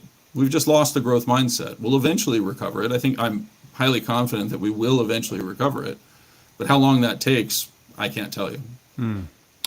I know that you know Chris Cole, and I was listening to an interesting podcast interview with Grant Williams from November of 2020, and it was really interesting to listen back to that because he really forecast a lot of the things that I think were playing out today. And if I frame this correctly, he thought that we basically come to this situation where we're going to have to choose sort of a left tail or a right tail, and that had to do with monetization of debt or sort of taking the pain for some of our past mistakes, so to speak. You seem to think from your conversation, from what I'm pulling from what you're saying, is that we can kind of hit the ball down the fairway. It doesn't necessarily have to be this left or right tail, outcome of everything that's happened really post-COVID. Are you familiar with that sort of idea? And am I reading you correctly there? Yeah, no, I think we're saying the same thing, right? Which is the debt is effectively a measure of how much of the resources you have to put towards prior bad policy, right? And one way of getting rid of that debt is to effectively hyperinflate it away, right? Or to take advantage of the dynamics that we print our own currency and effectively cancel out the debt. The irony is the way that would take place is you can't actually just inflate the debt away. Right. The great irony is if I look at the decrease that we've seen in the debt to GDP number, it's been a function of growth, right? Not just a function of inflating, right? We haven't done that much damage in terms of inflating at this point. And candidly, I would highlight for people, remember, we expanded our money supply 35%. We shut the entire world down. We started a war in Europe. We started a war in the Middle East. We are currently engaged in conflict with China. We shut down the Suez Canal. We had to reroute everything around the Cape of Good Hope. The water levels in the Panama Canal are limiting transit through that mechanism, et cetera, right? Basically, everything's going crazy wrong. And we're arguing about 2.5% versus 3.5% inflation numbers, right? Now, have we had a cumulative inflation of 25%? Almost certainly. Has the price level shifted to reflect those prior mistakes and the fact that we did not contract demand adequately in the face of lower supply? 100%. But people should really be thinking about all the things that we screwed up and how little impact it actually had. That gives you some idea of that degree of how much ruin there exists in a country. And again, I'm in this weird position where I am hypercritical of the choices that we're making from a policy standpoint, but also highlighting for people that to immediately project the end of the system, that the world is coming to an end, that inflation is going to run rampant, that they are in charge and are acting against our interests. This is just political paranoia. It's a very pragmatic view they have there. Well, it's pragmatic to the extent that it actually ends up being right. And so, I'll just say very quickly that it's been wrong. I mean, the simple fact is that the U.S.'s financial house is in much better order than China's, much better order than Europe's, right? We actually know these things, and yet weirdly we talk about the collapse of the dollar. Well, I would also say, to your point, we talked about this several times with some of the other earlier guests, that volatility has really been pretty contained, even through 2022, I guess you could argue, even though we threw so many problems right at it, politically and fiscally and everything else. Well, I mean, you've heard my explanation for 2022. I think that 2022 was much more tied to systematic portfolio rebalancing. And candidly, I think the lack of demand for interest rates is tied to the same thing. So if you build portfolios that say I'm going to be 50-50 equities bonds, right? And nowhere in that statement do you include, but I'm going to actually look at the level of yields, right? Or I'm going to consider valuation in equities before I make that statement of 50-50, right? Then you would actually expect exactly what we saw in 2022, which is the Federal Reserve hikes interest rates. Mechanically, that lowers the price of bonds. If I'm running a 50-50 bond equity portfolio and bond prices fall, what do I have to do? I have to sell equities, buy bonds, right? And so that's what we saw in 2022. Did we see a recession? Did we see a significant retreat in profitability? Did we see corporations stop buying back their own shares? In some cases we did. But for the most part, it was largely a story about a match in behavior between bond prices and equity prices that's consistent with this dynamic of systematic portfolio allocations. If I look at what's happened since, the Fed has paused interest rate hikes, right? We've increased the supply of bonds and we've decreased the supply of equities because we ended the SPAC nonsense and we've started shrinking share counts again. Well, if I'm running a 50-50 allocation in which my demand is largely fixed and the supply changes in the way I describe, I expect to see equity prices go higher and bond prices to go lower. And unfortunately, I think that's really what we've seen. I just don't think there's information content in the way that people think there is in the behavior of financial markets at this point. Well, is that due to a lot of the financialization of markets, essentially? I think it's due to a combination of financialization and also the rigid application of rules that, if you stop and think about them, don't make any sense, right? The idea that I'm going to allocate my portfolio on a fixed basis after we've seen the type of change in interest rates that we've seen is extraordinary, right? But if I look at a Vanguard website and I look at the expected return to bonds in their portfolio construction techniques, it's totally unchanged from where it was in 2021. Right. Fascinating. Right? So why would I change my portfolio construction if my expected returns remain the same? Even though we know that that's prima facie absurd. We've gone from negative 3% real rates to positive 2.5% to 3% real rates. And everybody's saying, well, you know, bonds are certificates of confiscation still. Well, they have to be at least slightly less certificates of confiscation, right? Right. But nobody's thinking about them that way. Well, Mike, thank you for doing this. I guess you have proven Mike Taylor's compliments correct. I am tall, you're right. Yeah, well, you're not standing, so we don't know that, but the brilliant part you have. So thank you again. We really appreciate you taking the time. My pleasure, Jack. Thank you for having me. Nice talking to you. You can just hit the little red button. That's what I'm doing.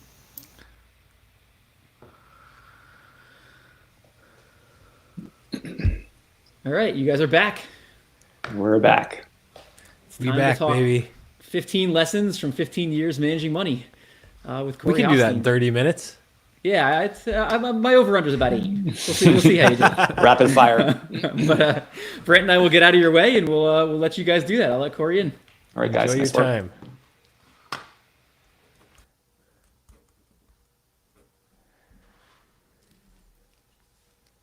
How's it going? Corey, good morning. Good morning. Thank you for joining Matt and I on this special day for PNL For a Purpose. Pleasure. Thanks for organizing it. For sure, man. Let me give you a quick intro for those that might not be familiar with who you are.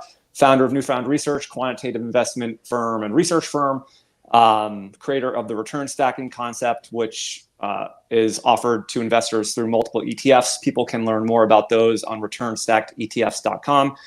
And lastly, the man that's on the sole mission to defeat the dad bod creep by rowing 12,000 meters a day. Yeah, something like that. Something like that. Trying to preemptive strike at least. So just a quick reminder, today's event is to support the Susan G. Komen Foundation. Quick statistic on breast cancer. It's the most common cancer among women in the US, accounting for 32% of newly diagnosed cancers. If you can and are able to, we really appreciate people supporting this. You can use the donate link right on YouTube and donate right through YouTube. And so it's for a great cause. And people like Corey, are willing to come on and give their time. And, we can learn along the way while doing something good. So appreciate that. So Corey, it's going to be a little bit rapid fire with you. Let's see if we can do it. We're using your post, which is found on your website. It's blog.thinknewfound.com. It's 15 ideas, frameworks, and lessons from 15 years. And what you did with this is you reflected on all of these things that you've learned over the 15 years in your career. And so we're going to have to hammer through. Hopefully we can get through all of them, but I highly recommend people go to the blog post after and read it because there's so much really good stuff in here. 15 ideas in 30 minutes. We're rapid. This is going to be lightning round here. All right. So the first one, which is, you're sort of known for this. It's maybe not your tagline, but something that you talk about a lot. And risk cannot be destroyed, only transformed. Yeah, I love this idea. This is something that came to me in graduate school. So I went to Carnegie Mellon's Masters of Computational Finance program. It's one of the earliest financial engineering programs ever. And it's all about, at that point, it was all about pricing derivatives. Eventually, Wall Street derivatives hiring fell apart and it's become more buy side. But at that point, it was all about pricing derivatives. And the constant pattern I saw in the homework and the practical work that we did was what we were effectively trying to do was, identify, isolate risk, price it, package it, and sell it. And when I took a step back and looked at what finance really is, it's my view that all of finance is really just risk transfer. And it's a question of, are you paying the right price for that risk? Whether you're talking about investing in a seed stage company, buying a public company, going long or short futures contracts to hedge exposures, it's all about risk transfer and the price of that risk transfer. And then as I got further and further into quantitative modeling, what I saw was that those decisions of risk transfer exist in the modeling side as well. These are all trade-offs that we have to make when we make decisions in our investment process.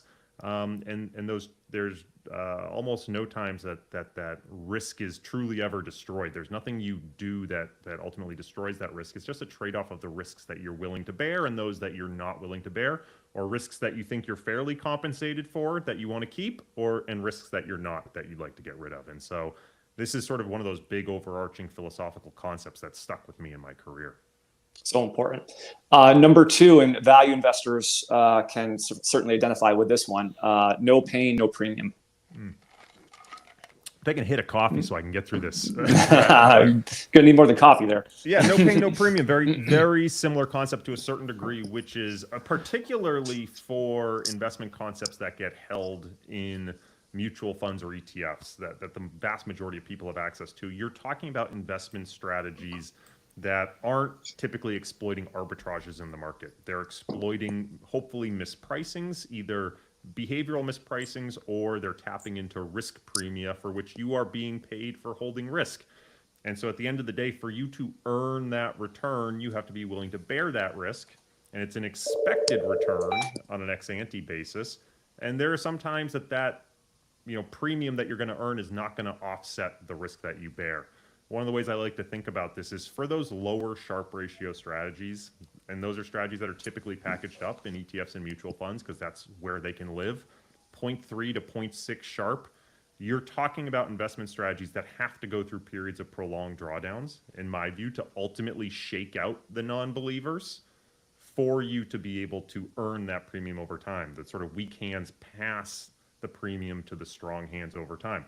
It also means, unfortunately, there's a large degree of faith baked into this. You have to truly believe. You can't rent the conviction. You have to truly believe in the process and just stick with it, because from a statistical perspective, we'll all be long dead before we know whether some of these concepts actually truly played out the way we expected them to. Such an important point, because if you invest in something and then you sell after a long period of underperformance, you're just probably hurting yourself in most cases. So that's excellent there. What about number 3? Diversifying cheap beta is worth just as much as equally diversifying expensive alpha. Yeah, we love alpha in this industry. And I always kind of laugh because at the end of the day, like for anyone with a mathematics background, alpha just comes from this linear regression, right? It just happens to be the Greek letter that was chosen. There's alphas and betas. But we love alpha, even though all it really is just the intercept term, the unexplained returns in a linear regression. At the end of the day, though, when we think about building portfolios, we should be agnostic as to whether we're adding true alpha or some new form of beta to our portfolio, if that beta represents a source of return which we're not getting anywhere else and is uncorrelated to the things we're already doing, right? And it's probably far easier to do. So very simple example, if you're an equity investor, it's probably a lot easier for you to add bonds to your portfolio than it is for you to add alpha through security selection, right? Or easier to add some form of commodities to your portfolio than it is to add alpha through security selection. And I think that idea gets looked down upon, right? Because our goal in active management is to always be adding alpha. But I think we shouldn't look past the low-hanging fruit when it comes to portfolio construction. Diversifying beta is hugely valuable, and quite often we have much higher conviction in the expected return of beta than we do of any source of alpha. This next one seems obvious, but you kind of approached it from a different lens, and that is diversification has multiple forms. Yeah, so diversification is one of those things everyone learns about earlier in their finance career, but it typically takes the form of what you're investing in, right? So we've all heard the idea, for example, you can invest in 30 stocks, and that will get rid of all the idiosyncratic vol, and you'll be left with sort of beta component there. And that sort of diversification is typically good, and you're looking for a trade-off of getting rid of idiosyncratic risk you don't want while keeping the idiosyncratic risk that you think you're compensated through for alpha. But that's only one form of diversification. So another form of diversification might be the process by which you invest.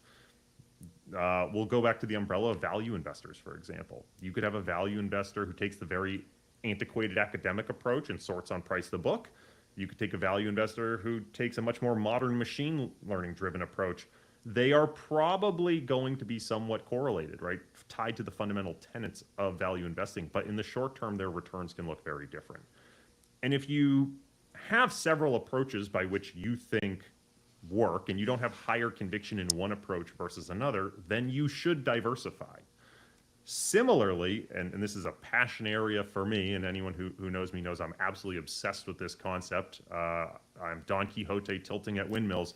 Diversifying when you make investment decisions is also hugely critical. It's something I call rebalance timing luck. As a very simple example here, let's say you are a value investor that refreshes your portfolio once a quarter. You might end up with a very different portfolio if you rerun your screens mid-quarter than if you run them end of quarter. And you can run the exact same screens and end up with very different portfolios. And in coming up with very different portfolios, you will end up with very different returns. And so the question is that sort of randomness something you want to bear? Well, it's uncompensated randomness. And so why wouldn't you, for example, take half your portfolio, rebalance it mid-quarter, and take half your portfolio and rebalance it end of quarter and get rid of that timing luck? So that's a whole other axis of diversification that people typically don't think about, but can play a profound role in the impact on long-term returns. Let's clarify. You're not the Don Quixote tilting at windmills. You're the Sancho Panza of statements about the industry here. I appreciate that. Thank you. Okay. The philosophical limits of diversification. Talk about that. So this is another one where people, again, it goes back to the sort of maybe risk can't be destroyed, only transformed. People are constantly looking to keep diversifying their portfolio, and they want that perfectly smooth lineup. And the point that I like to make is if you could build a portfolio that you diversified away all the risk, you end up in one of two places. One is a very expensive risk-free rate, or two, you found an arbitrage. I'll hope for you it's the latter, but that's very unlikely when you're talking about diversifying with very common investments, right? So at a certain point, you can't create a perfectly smooth lineup. You have to have some of those peaks and valleys and some of that roughness in your P&L stream, because you are, for the most part, again, talking about the investors who are investing in things like ETFs and public securities and mutual funds and lower sharp strategies. You are bearing risk, and that risk is going to manifest in some manner, whether it's day-to-day volatility or big events that occur, and that's going to create drawdown in your P&L. And that is just a natural component of expecting to earn a return. If you don't expect to have any risk, why would you earn something higher than the risk-free rate, right? Short-term T-bills. And so, again, we can't just manage to diversify away all the risk without also potentially hurting our return. So that's the intended bets. What about the unintended bets, and why can those be the ones that blow you up? Yeah, so this is an area, again, I think when people look back on the history of financial catastrophes or manager blowups, it's often not the things the managers were trying to do that get them in trouble. It's the things they didn't expect. It's the unintended hidden bets in their portfolio. And that's, I don't know, I don't want to say it's a tautology, because it's maybe not technically a tautology, but it makes sense, right? It's the things you're unaware of that are ultimately going to cause the greatest catastrophe. And so I think it's our job to constantly be on the lookout for those things. So as an example, right, we talked about the different forms of diversification.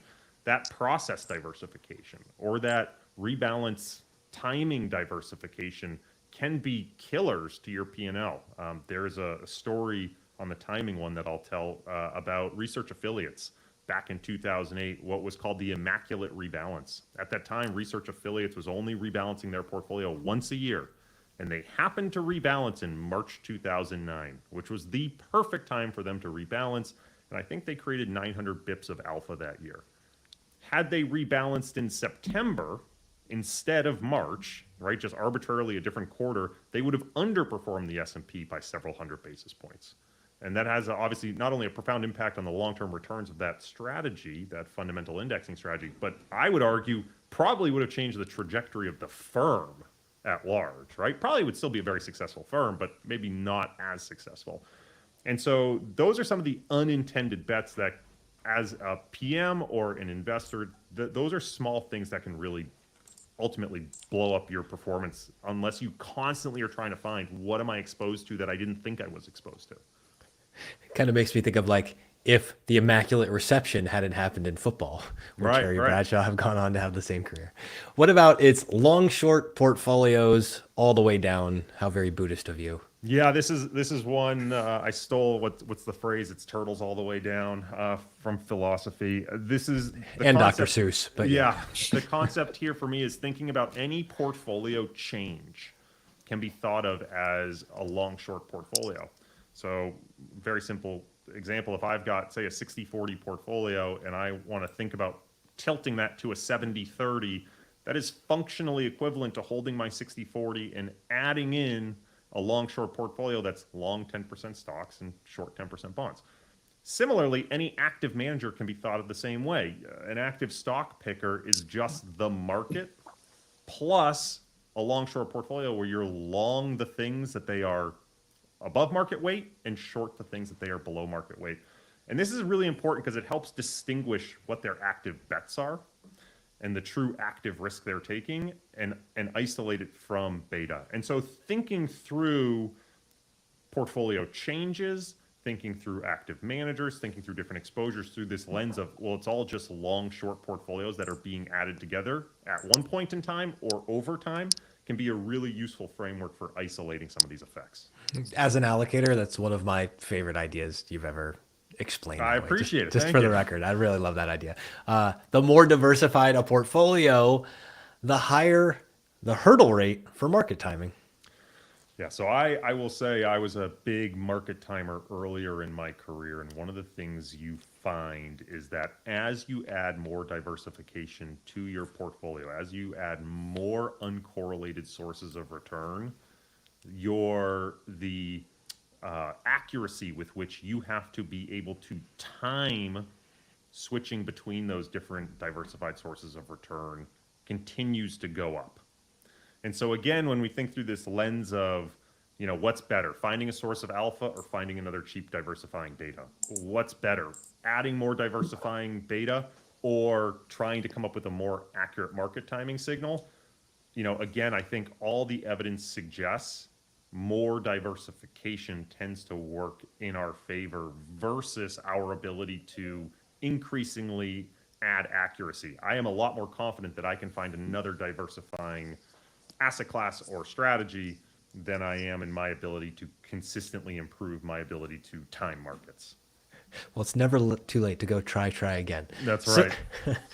Katie Stockton was just talking about this an hour ago. Certain signals are only valuable at extremes. What's that mean? Yeah, so I think a good one here, we'll go back to value stocks, for example.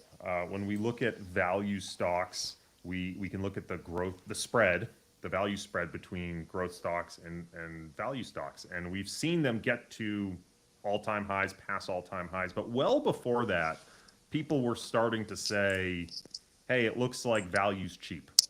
And then we saw value get cheaper and cheaper and cheaper and cheaper. And with some of these signals, they're very coarse signals. They're not highly precise. And so there's a whole bunch of reasons that we might be able to explain why these coarse signals at 1 degree or 2 standard deviations aren't really necessarily giving us much power. They are potentially that could be explained by noise. It could be that we haven't appropriately accounted for industry differences or measuring value in certain ways or whatever it is. But at a certain point, when those measures start to get to real extremes, the probability that they are explainable by noise or explainable by a factor that we've missed starts to diminish, and it becomes much more likely that it is the true thing we're trying to measure has actually gotten out of line. So, right, value spreads between growth and value stocks at 2 standard deviations, maybe not that interesting. At 5 or 6 standard deviations, suddenly you're saying, okay, this is a signal I need to pay attention to because it's no longer explainable by all these potential things that could be causing this deviation. The poet-philosopher Ron Swanson once said, never half-ass something you can whole-ass. Corey Hoffstein once said, under strong uncertainty, halvesies can actually be the optimal decision. Yeah, halvesies probably doesn't sound like something a quant would say a lot, but halvesies has been a driving factor of my career. So an example I will give here, during the smart beta wars of the early 2010s, there was a question as to whether it was better to take what was called the integrated approach or the mixed approach. The idea here being, if I have a value signal and a momentum signal and a quality signal, is it better for me to find the stocks that have the highest intersectionality of those signals, or is it better for me to build a value portfolio, a momentum portfolio, a quality portfolio, and equal weight those portfolios? And you had academic proponents and practitioner components on both sides making phenomenal arguments. Just as an example, AQR was on the integrated side, Goldman Sachs was on the mixed side, right? So we're not talking about, we're talking about intellectual powerhouses here who are disagreeing. And as far as I could do my own research, rely on the practitioner and academic research of others, I could not justify one approach over the other. And so my answer was halvesies, right? I knew I wanted the factor exposure, but I had uncertainty as to which, and no high degree of confidence as to one approach over the other.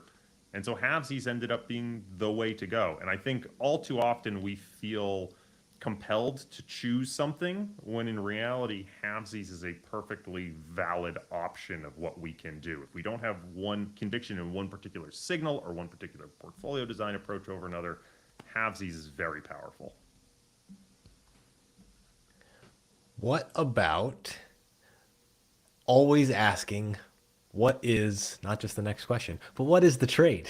What is the trade? So this one, I am not a big lover of macro. And maybe this, I'm going to show some bias here, but I get very frustrated when I see a lot of macro proponents on Twitter talking about macroeconomic signals, and they say things are wrong. The world is wrong. And you hear that a lot. And what I realized was when you tried to press someone as to what was wrong, why were markets wrong, or why is the world wrong, the most important question I could really ask is, all right, if the world's so wrong, what's the trade? Right? Because if the world is wrong, there should be some way for me to profit from it. And if they can't tell you precisely how to profit from it, then their view isn't really worth much. So as a very concrete example of this, Years ago, we saw a whole bunch of people talk about Greek sovereign debt having a lower yield than U.S. sovereign debt, right? Sort of, and the claim was, oh, isn't this crazy? You know, U.S. debt is now the high yield asset of the world, right? The problem is what that misses is the fact that yield is not really the measure. You're getting paid a coupon in a certain currency, right? So if you ask what's the trade, well, the trade would be go long, right, or go short the treasuries and go long Greek debt and capture the spread. But if you actually accounted for currency differences and tried to neutralize that currency exposure, you would have found actually on a currency adjusted basis, the yield of Greek debt was substantially higher. And if you measured Greek debt versus a more relevant benchmark, like what maybe German bonds or just Eurozone bonds in general, you found that there actually was a significant credit spread there. So the point is, like, when you get this macro story that, oh, that seems wrong, when you try to dig into the trade, it can actually make the macro story fall apart. Number 12 is the trade-off between type 1 and type 2 errors and how they are asymmetric in nature. Yeah, so we are obsessed, particularly in academic finance, with trying to avoid false positives, right? We want to find these alpha signals, and we want to say we have 95% confidence in the signal. And I think what that misses is that there's this asymmetric trade-off that if you think about trading a strategy that doesn't actually have any alpha to it, what is the cost of that? Well, unless I think there's a reason that I'm finding that strategy that leads to adverse selection, I would argue it's just noise plus trading costs, right? But on the other hand, what is the cost of missing a false positive? Like if there was something that actually has alpha, but it didn't meet my threshold, false negative, then I'm missing out on alpha. And so Marcos Lopez de Prado talks about this quite a bit, that we're so obsessed with this 5% certainty threshold in financial publications, but actually if you think about relaxing that constraint because of this asymmetry, in one case we're just getting noise minus trading costs, in the other case we're missing out on true alpha, right? We would actually trade a lot more strategies that we have less certainty in because of that opportunity cost of missing out on the alpha. I think this next one is very important and something that we all can identify with as being in the markets and working with investors. But the point you made is behavioral time is decades longer than statistical time. Yeah, I 100% stole this one from Cliff Asness. When you work in quant finance or academic finance and you're working on these investment strategies, you build these back tests that can span decades. And often we're drawing these back tests on log charts with thick crayon lines, and they look like straight lines up. And even in those decades, there are drawdowns. You go, yeah, but that's just what happens. This is a 0.4, 0.5 sharp strategy. You expect there to be a lost decade, so be it. Living through a lost decade and keeping clients through a lost decade is very, very, very different, right? So it's easy for me to look at a back test and go, yep, that would have been tough, moving on with my life. Whereas in reality, behavioral time is like dog years. Asking someone to sit with you through a 3-year drawdown in active strategy, particularly if they don't have a high degree of confidence as to how the strategy truly works and they don't have the conviction to stick with it. Again, earlier I said you can't rent conviction. That's going to feel like 21 years of a drawdown to them. And so I think for those of us who are not just managing money, but bringing product to market, we have to be very aware in running our businesses.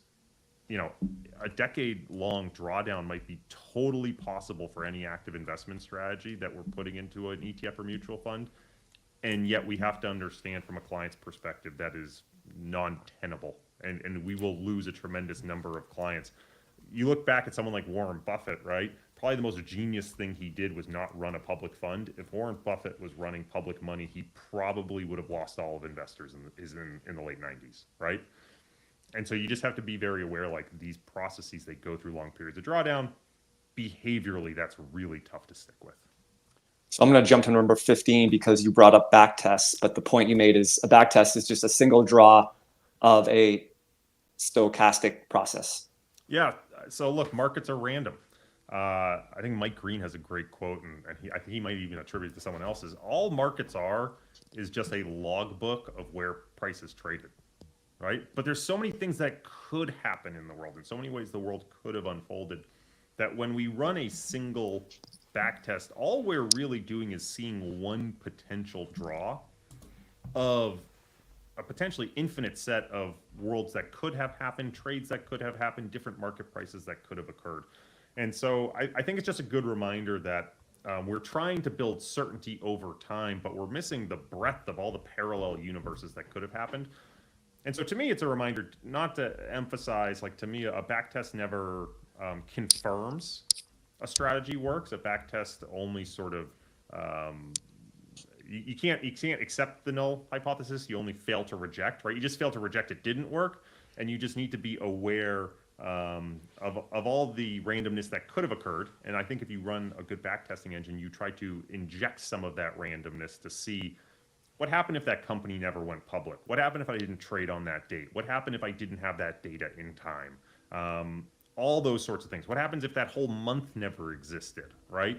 And you can start to manipulate and inject randomness in all these different ways to try to create a more stochastic view of what your return stream would have looked like. This last one was basically a bonus, but the market is usually right. Yeah, I guess over my career, I went from a very arrogant young person who says the market is wrong and there's tons of alpha to be had, to saying the market is pretty efficient. There are certainly cases where it's wildly inefficient. I think we all just lived through one of the post-pandemic bubble in meme stocks, where it's easy to say these valuations are absurd. Not easy to trade though, right? Lots of people lost a lot of money trying to short against that. And so, but in the long run, I think, again, maybe it ties back a little to asking what's the trade. When you start seeing things like, oh, U.S. treasuries are trading at a yield that's higher than Greek sovereign debt, right? Like, is the whole world lost its mind? Is that a rational conclusion, that global capital markets are so broken that U.S. treasuries are trading at the wrong price? Or is it more likely that I'm missing a piece of the story? Is it likely that European stocks are trading at a discount to U.S. markets because they are profoundly cheap and the entire world's capital markets has missed the opportunity? Maybe. Or is it that we're failing to adjust for things like sector differences and profitability, and acknowledging regulatory differences and legal differences and cultural differences that lead to divergences in economic growth? I go back to, I think where my view has changed is I've stopped looking at things and saying the market's broken, and I've started looking at things and saying, what part of the story am I missing? And I think that's helped sort of reframe how I approach markets. Corey, you came ready to play, delivered in spades. Thank you very much, sir. This has been great. Really appreciate it. Appreciate you guys having me. Fantastic event, and I look forward to listening for the rest of the day. So thank you. Thanks, Corey. Thanks, Corey. Justin, who we got next? So we have Jerry Parker at 11, Darius Dale at 12:30, Meb Faber at 1, Rafael Resendez at 1:30, Wes Gray's coming on at 2:30. The list goes on and on. We will be here all day. A lot coming up. How was my over/under, by the way? We're gonna let Jerry in a second, but how was my over/under? We got through. I skipped one, but we basically got through 15. Yeah. If you count the bonus question. He did great. Oh, then you did get 15. We got the bonus. Yeah. Well done. Yeah. See you guys in a little bit. All right, Matt. All We'll right, see you in a Matt. minute. All right. Let's let in Jerry.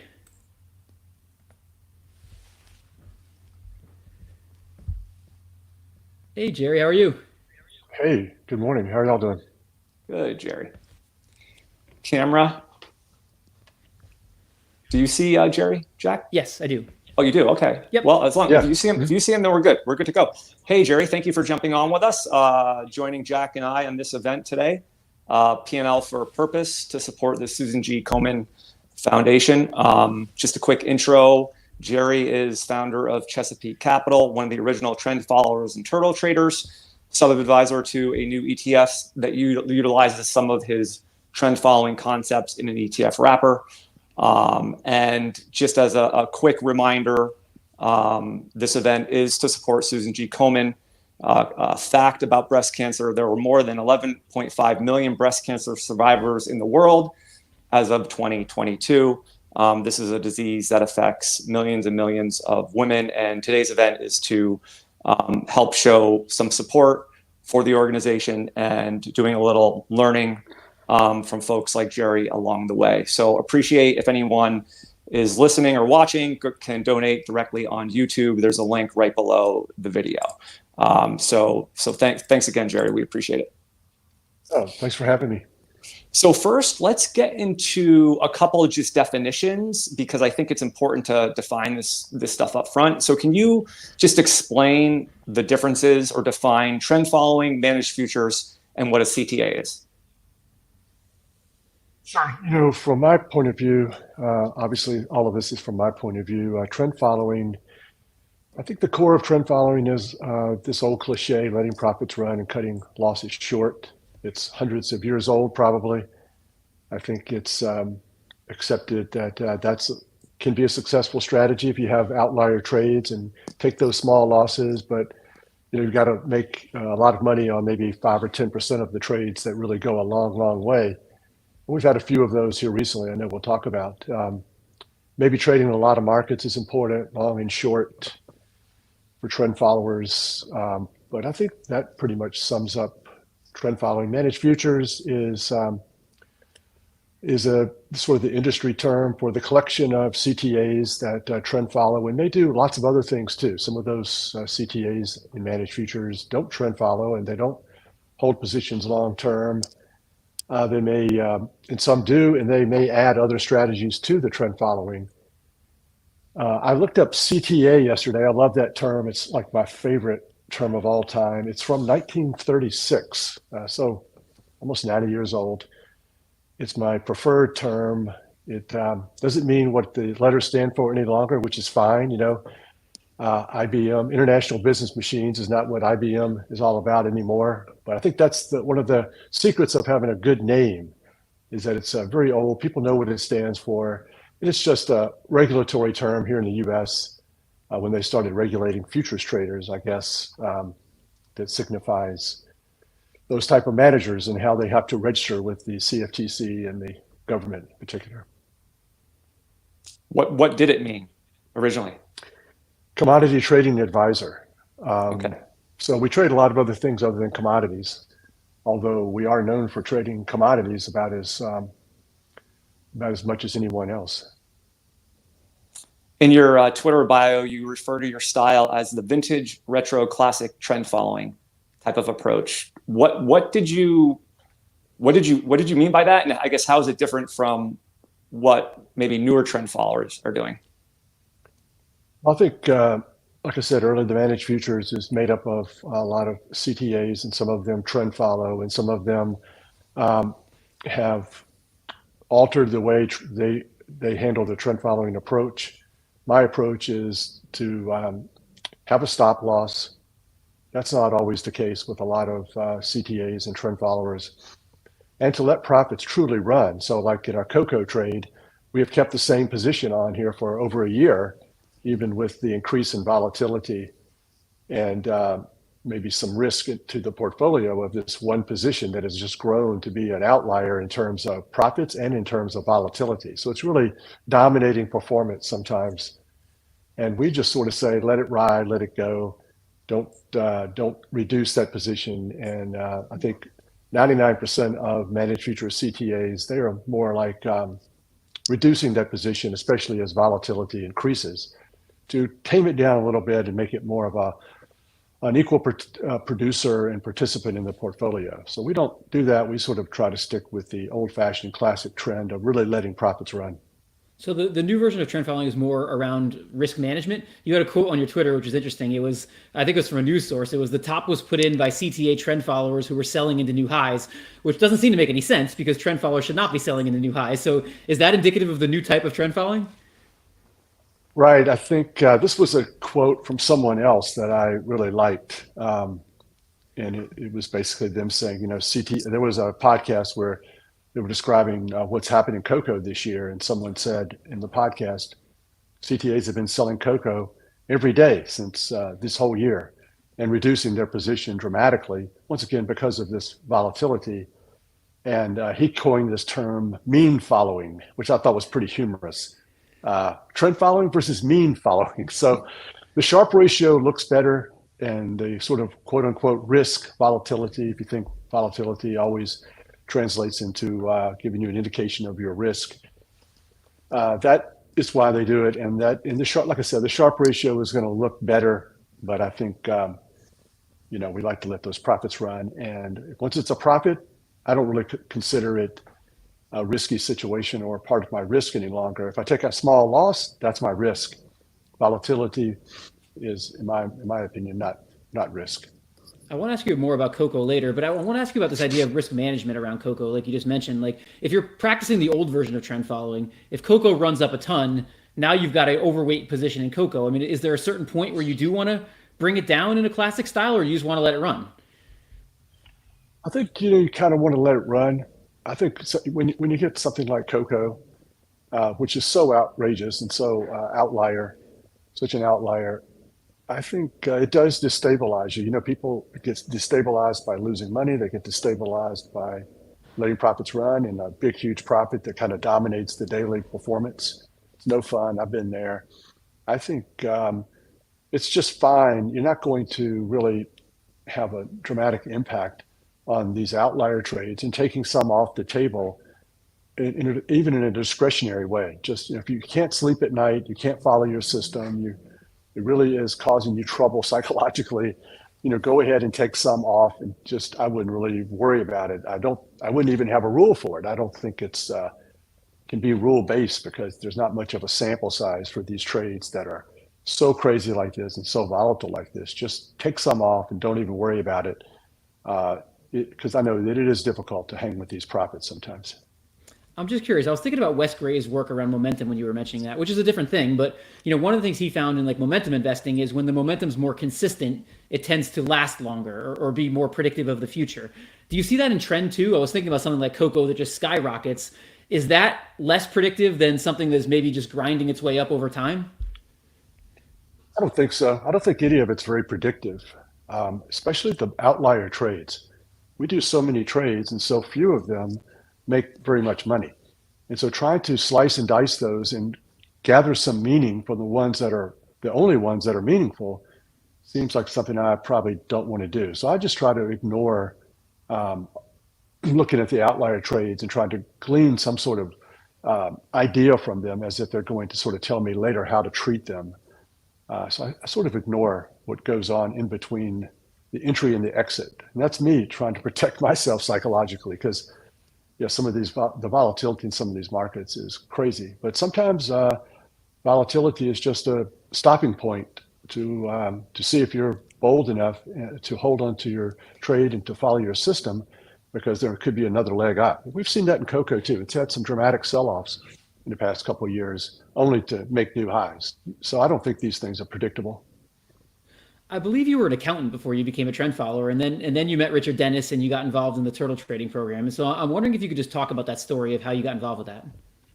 Oh yeah, I read an article. I read an ad in the Wall Street Journal in 1983. I was in public accounting, and I had read about trend following and trading. I knew it was something I wanted to do, so I answered this ad, and I got an interview, and I was one of the 12 people out of 1,000 resumes that were sent in to get hired. And it was, we got there, and it was a 2-week training course in a hotel. And it was, we would just sit there and given all this great information, and given all the rules and ideas of what it would take to be, have a lifetime in trading. It wasn't just, here's what works now. Because they were like, this is not going to work forever. You're going to have to change, evolve over time. And we're going to show you how to do that. We traded about 20 markets at the time, a few currencies, some commodities, the grain markets and metals, and maybe crude, a few bond contracts, the S&P. So it was quite fun, quite amazing. These were genius people who taught us everything they knew. I have no idea why. They should not have done it. I don't think we didn't deserve to have all of this great knowledge and given to us. Do you know why? Like, why were you selected as 12 people out of that many? Like, what was there a test or something? What did you do? Do you know? There was a test, and so yeah, so you sit your resume in, and you got the test, 100 true false questions and some discussion questions, and I did really well on the test, and maybe my resume was not that exciting, so I got in probably based upon the test, and then some people got in because they had great resumes, Harvard or blackjack player, backgammon player, an actor, a guy who worked for the company that created Dungeons and Dragons. So a 17-year-old kid in the computer business who was the best trader initially. So it was a large group, a different group of people, all probably smart people, but different backgrounds. They really didn't. They asked us, "Are you a CTA? We don't want you to be a CTA. We don't want you to know anything about trading. We don't want you to be corrupted yet. We want to pour into you everything we know and have you actually believe it." And that was one of my keys as well. I actually believed everything they said, and I think I still do. Yeah. So I assume the test had nothing to do with investing. Oh no, nothing to do with investing. The true false test had things about futures trading and trend and psychological. How do you think about markets? And one of the questions was, it takes money to make money, true or false? So it was a little contrarian. So putting all that together, I was like, yeah, I think that's false. And that is false. You want to have people who don't have that mindset, like, well, I'm kind of a failure, or I'm not really doing very much because, it takes money to make money and I don't have money. So it was questions similar to that. So it was kind of random, that I did well on the test, I think. I would assume most people got that wrong. I would assume pretty much everybody put true, right? I mean, I probably would have put true. Me too. Yeah. What were your biggest takeaways from the turtle trading program? Like, what are the biggest lessons you carry forward today from what you learned back then? Oh, I'll tell you, because we asked Rich that question straight up, I asked him, what's the biggest mistake we're going to make? And he said, getting knocked out of a trade and not getting back in, when the signal hits, when the system says, get back in, not doing that. And of course, I did that many times early on. But the two things I think that were most important and still are most important, one is to your trading size, trade small, don't trade too large. And the number two would be to follow your system. They kind of go together because many times I've traded too large and lost too much money and had too much volatility. And that in itself kind of prevented me psychologically to continue to follow the system. I had to override the system and not follow the rules. And so I think those two things are really, really important. Trade small, follow your system, even if it's an average system. Rich would say, yeah, if it's just an average system, it's going to work better if you just follow it every single time rather than the best system that's not followed all the time. And if you miss one trade, it's probably going to be an outlier. So you cannot miss a trade. That's very important for a trend follower. Don't ever bypass a trade. Don't have anything in your system like a filter that filters you out of Coco. Yeah, Coco can teach you a lot of good lessons. Rich used to say you learn more from your losses than your profits. But if you're not in Coco, or if you botch that trade, you're going to learn a lot. And it's really going to be a problem to get over that. Yeah. How different is your approach today from what it was back then? I mean, I assume you might have more indicators now. You might trade more markets now. I mean, is that along the right lines? Yes, shockingly not as much as you would think. I like to stick with the basics and not have too many rules and parameters. Definitely longer term. The turtles were pretty short term traders, 20, 40 day look back. And we like to trade long term, trend following, an average holding period of about a year or so. And that's totally based upon the back test and the research we've done. But we were told very early on that diversification is a key to trading. And so I was just extreme in that, trying to find as many markets to trade as possible. And we're one of the few CTAs that use our trend following approach. In our main trend following program, we trade securities, stocks and ETFs and things like that. So we just have about 400 markets that we trade in our portfolio. We might have a lot of listeners who are in something like the 60/40 portfolio right now. How would you explain the risk return profile of something like trend following relative to something like that? Well, I think we've seen the problem with 60/40 in 2022 when everything went down. So I'm in favor of lots of stocks, lots of bonds. I like to throw in the currencies and commodities as well. But you got to have a trailing stop.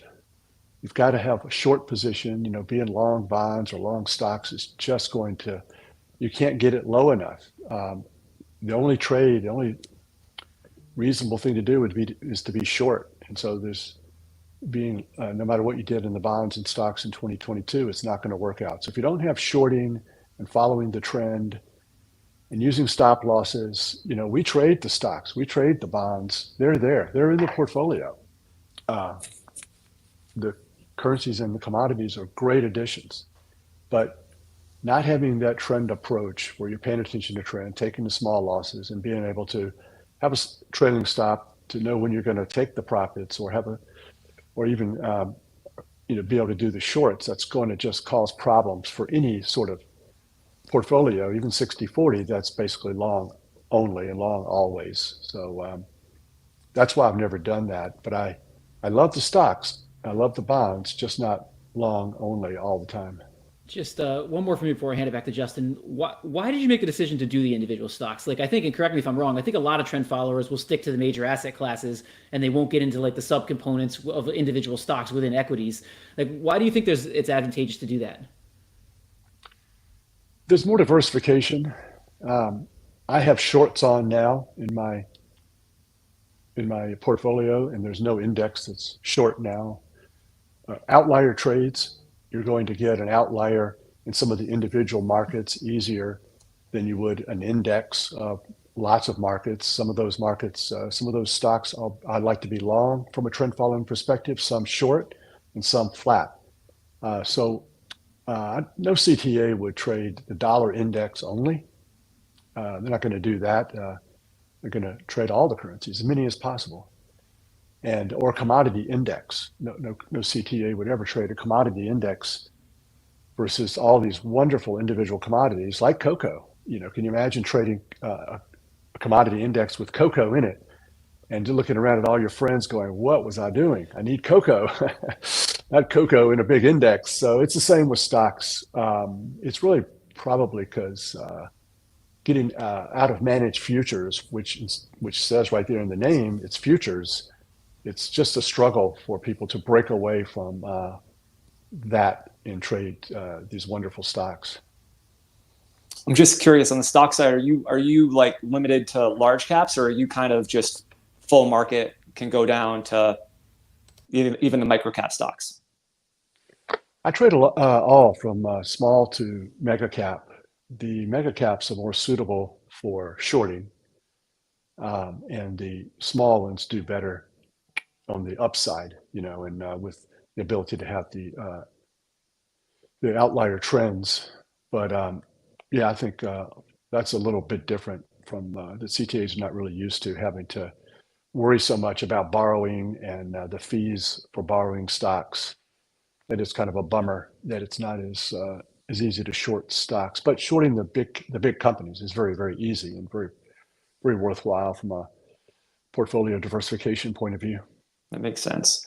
One of the ways that people think about trend is sort of like maybe a core and satellite approach, or like a supplementary allocation to trend. So, you have a slice of your portfolio and you follow trend with that. But I think you kind of are taking the stance that a little bit more that trend can be more of a core sort of allocation for investors. Do you just want to kind of shake that out a little bit? I think so. Like I said, we trade stocks of the 400 markets we trade. 200, half of them are stocks. So we have the stocks. We have a lot of bonds. They're very correlated to each other, Europe, Asia, US bond markets. We have them in there. It's a question. Do you feel better with the trend wrapped around it? where you're going to take a small loss, you're going to go with the trend, you may be short in a downtrend, or do you feel very comfortable being long only all the time? I'm smiling because it's a silly choice in my opinion. Of course, I want that risk control that even the most basic, classic, vintage, retro trend following offers. Do you really think that trend following is going to do worse than buy and hold? I mean, that really is the question. And I don't think it will.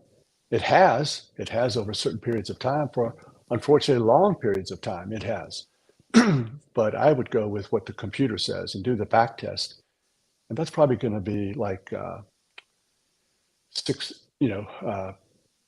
20, 20, 60, something like that. I do think that long only does have its day in the sun, even taking this almost unlimited amount of risk and drawdown when you're just going to be long only stocks and bonds. It probably is not going to devastate too often, but and it will contribute some. But it certainly seems to me that you should start with the fully diversified trend following and then start adding things to it that may not have the sort of risk control and profit opportunities that trend following has. I think the nice thing too is if you can kind of get that exposure in a tax efficient way, like via an ETF, for taxable money, you might find more investors sort of allocate to it in more of a core type fashion because, if they have a lot of wealth in non-retirement accounts, like that's just a very efficient way to deploy it tax efficiently. Right, and I think once again we do make all of our choices based upon the back test, and the best strategy for trend following that we found is the longer term approach. And so most of the big trades, nice trades, we're going to hold for over a year anyways in those securities, so they're going to qualify for favorable tax treatment, hopefully. Is there any evidence that shows certain types of asset classes sort of work better with trend following? Like I'm thinking of like maybe commodities, these things that can have these sort of super cycles. Honestly, I don't think so. I don't think that's the proper way to look at it. There's trends in all of these markets. We've seen the yen. We went through the yen, certainly some stocks out there. And we've seen long periods of time where commodities didn't work very well, long periods of time. And all of a sudden, then they do start working. So I think that's another thing I wouldn't put too much emphasis on.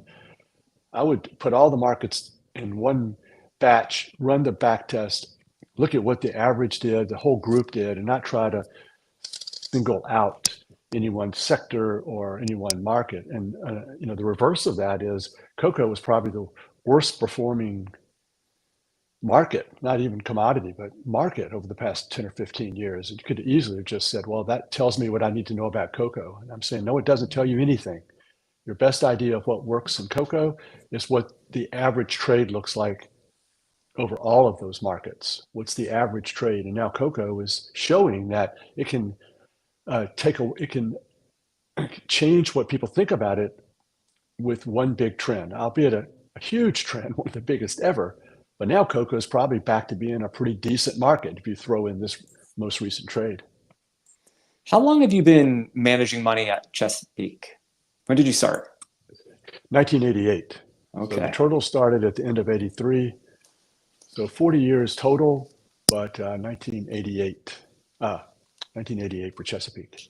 How did you, or what's your approach to dealing with sort of the behavioral downside of what clients can sometimes go through? I mean, if they're in a strategy, they're paying fees. If they go through a period of underperformance, we just had Corey Hoffstein on the 1030 block, and he was talking about the difference between behavioral sort of time periods and statistical. Like it's sometimes easy to look at a back test chart and say, this has like 40 years of outperformance or 60 years of outperformance, and the drawdowns or the trailing periods are like little blips on a chart. But when you're actually managing clients' money and you go through three years of underperformance, it can be tough. So I'm just wondering, like, what has been your strategy for effectively dealing with clients when they have seen those periods of, kind of lackluster relative returns?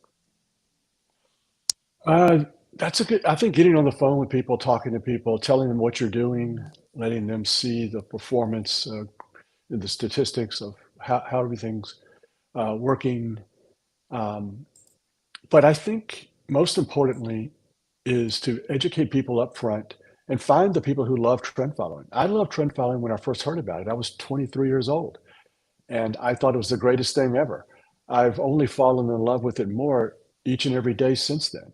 And for some people, it clicks. Taking the small losses and letting the profits run and diversifying and having an objective approach, rules based. It really is just something that it really, maybe for a small percentage of people, unfortunately, 5 or 10% of the people really love it and they get it.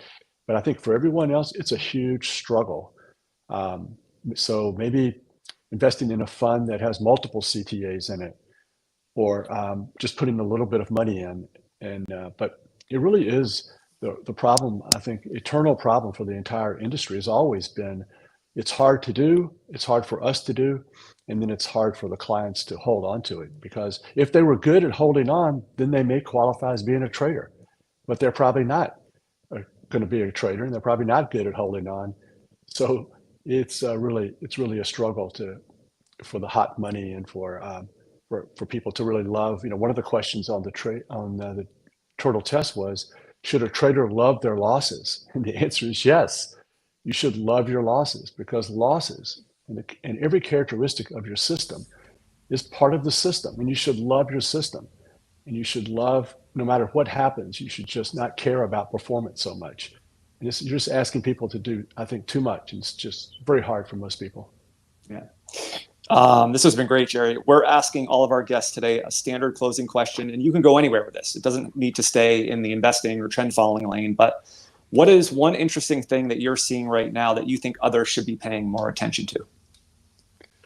I love that question. And I started off with something like people should realize that if we're getting 5% in our money market fund, then inflation's really high. But then I said, well, wait a second. What I really want to talk about is college football. College football is going to 2 conferences, just like the AFC and the NFC, with about 35 or 40 teams in each one of them. There's going to be a union. There's going to be contracts. There's going to be free agency. It's going to be big paydays. And I'm really wondering how these colleges and universities are going to handle owning these professional teams. But that's where we're headed. We're headed to an NFL style college football. And I really don't know what's going to happen. I think it's fascinating. Interesting. Love that answer. Thank you. Thank you very much, Jerry. We really appreciate it. Yeah. Thanks a lot, guys. Thanks, Jerry. Thanks.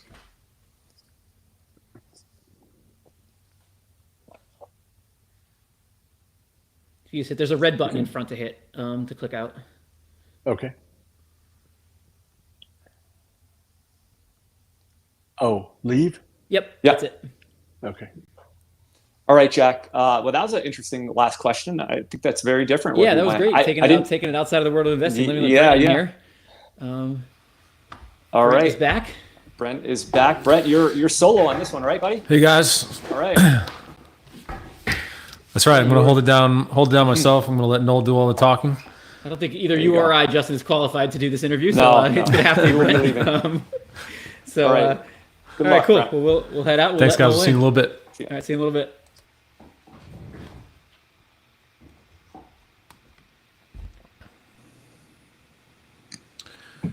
There he is, the man of the half hour, Noel Smith, Convexity Asset Management. How are you doing?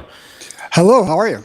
We're doing great. So far, so good. Limited technical glitches, which is something that we can always say is a positive. We've had some great conversations. And so I've been left solo here because you are the vol practitioner, and in theory, I can ask you some qualified questions. I feel abandoned. No, you shouldn't feel that way. You've scared everyone out of the room. Yeah, I doubt that. That's usually only up to the girls. Yeah, right. Well, I have a multitude of things to talk to you about today. For everyone who is, maybe new to Noel and what you do, why don't you give a little bit of a background so people know what we're going to be diving into over the next 30 minutes? Sure, I'll keep it short. I run a hedge fund called Convexity Asset Management. I started out as a prop trader in the late 90s. I was a market maker, did a lot of stuff I worked on the floor, ran an entire prop firm, hired something north of 100 guys, was involved in high frequency trading and the genesis of that in Chicago. And now I run a hedge fund. Yeah, we've had several great conversations over the past several months, maybe even years, around volatility and what you're seeing. And I really love your views. They're very interesting and dynamic. So what I wanted to start with here is we have FOMC tomorrow. Obviously, there's the treasury announcement that people, I think, are maybe making a bit too big of a deal around. But I'm not qualified to make that. I just say that because vols were not very reactive to that announcement last night. We had a very quiet vol regime, I would say, at least from the index side, into April. And then with April, things started to get a little bit wobbly and vol moved up a little bit, at least implies did. Can you sort of set the stage for us now where you think we are, the barometer of, reaction to things? And what you're looking at now, just with the general environment, what could be triggered with tomorrow's announcements, how the next couple of days and weeks may play out. So if you said to me, here's the future, and we went back to when we had 6.5 rate cuts priced into the marketplace, and then you said, okay, we can go to April 30th. What's your book? Tell me the trade. And I would say the market's down. I would say the vol is higher. The market's down more. And it just goes to show that even with that foresight, even if you told me what was going to happen in the future, I still don't really know that I would have got the trade right. Because I would have expected a lot more volatility. We've had some, but not that much. And if you look at the forward volatility, it's not that high. And things aren't really all that crazy. So to answer your question specifically, obviously vol's not that chill. Obviously vol's not that high. If you look at we could talk about this for an hour, but if you look at the vol complex writ large, it is just not really all that dangerous. Yeah, and my view, and I'd love your interpretation of this, is that in April, even though yes, the VIX went up towards 18 and vol implied vol moved up, realized vol S&P index just seemed very sleepy through the entire move down. And yeah, we lost I think 4 or 5% at the lows into April when we hit 5,000-ish in the S&P, but there never really seemed to be that kind of forced short cover move and real big vol spike, realized vol spike on the index side. We saw NVIDIA in the single stock side really move a lot, but index vol really seemed to be rather sleepy, and that's in the face of geopolitics, rates creeping higher, correlation started to sneak back up a little bit. What do you attribute that?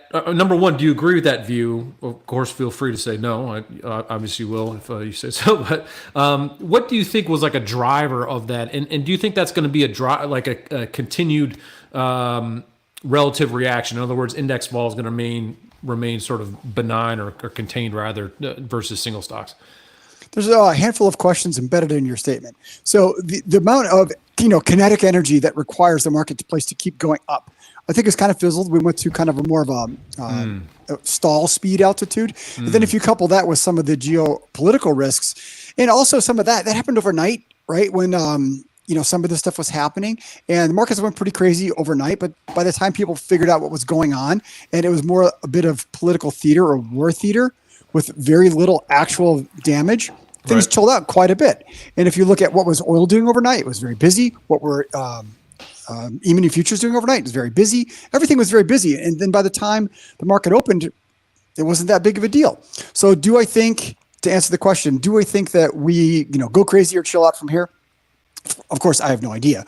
But in terms of how to trade it, there is nothing saying that the market is imminently going to crash or imminently going to rally right now from a volatility lens. And bear in mind, the reason I traffic in volatility and not macro, I know a lot of people like to talk about stories and stuff like that. I love a good story as much as the next guy. And frankly, as humans, I think it's easier for us to connect on that. Like, if this happens, then that will happen. Maybe. Again, going back to my original analogy, if you told me that all the price cuts were going to be priced out of the marketplace, I would have told you that the reaction function in the marketplace would be substantially worse for the market. And it really hasn't been. We're down a few points, no big deal. But if you're looking at it from a mechanical standpoint, what is volatility right now? What is forward volatility right now? It's really just not saying that you have to worry about too much. Yeah. And I think the election also probably goes into that. Yeah, we had touched on the election a little bit earlier, and it's, you know, sorry, three thoughts came out at once. When you look at the reaction function, I think that's a great way to place it or frame it, is that a lot of times, even from a macro perspective, you can be right and the market still just doesn't care. And so that reaction is important. We did see term structure kind of elevated a little bit around this morning's data versus last night's close. And so I think some of that, you know, next week's ISM suddenly is pricing a little bit more movement. So there's some small reaction in there. But you brought up the election, so we can kind of latch onto that. If you look at term structures, you know, they're starting to elevate, or there's a kink in those term structures tied to the election. When do you start to think of that having an impact, and from maybe a positioning perspective? Is that supportive for the markets here over the next couple of months? Are we still too far away from that event? You know, how do you look at the election and position? Well, I think that you could trade it at any time. It's always going to be roughly fairly priced. If you look at where's the kink, it's in October, because it's a 30-day hence saying that the election might be busy. I don't think the election is that big of a deal, because we already know what a Biden presidency looks like. And honestly, we already kind of know what a Trump presidency looks like. And we've very rarely been in this situation where we kind of have seen both data.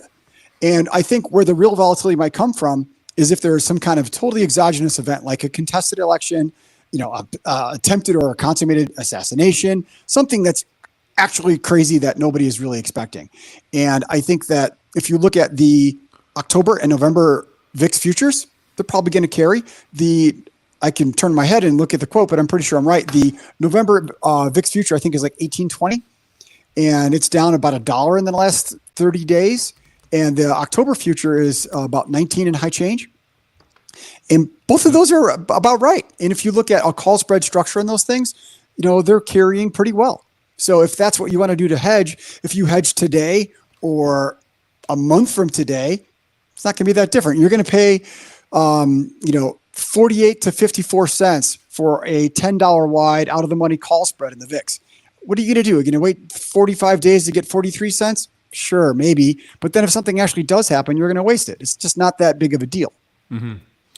And so we've sort of been shrugging off higher rates, geopolitical escalations and the like.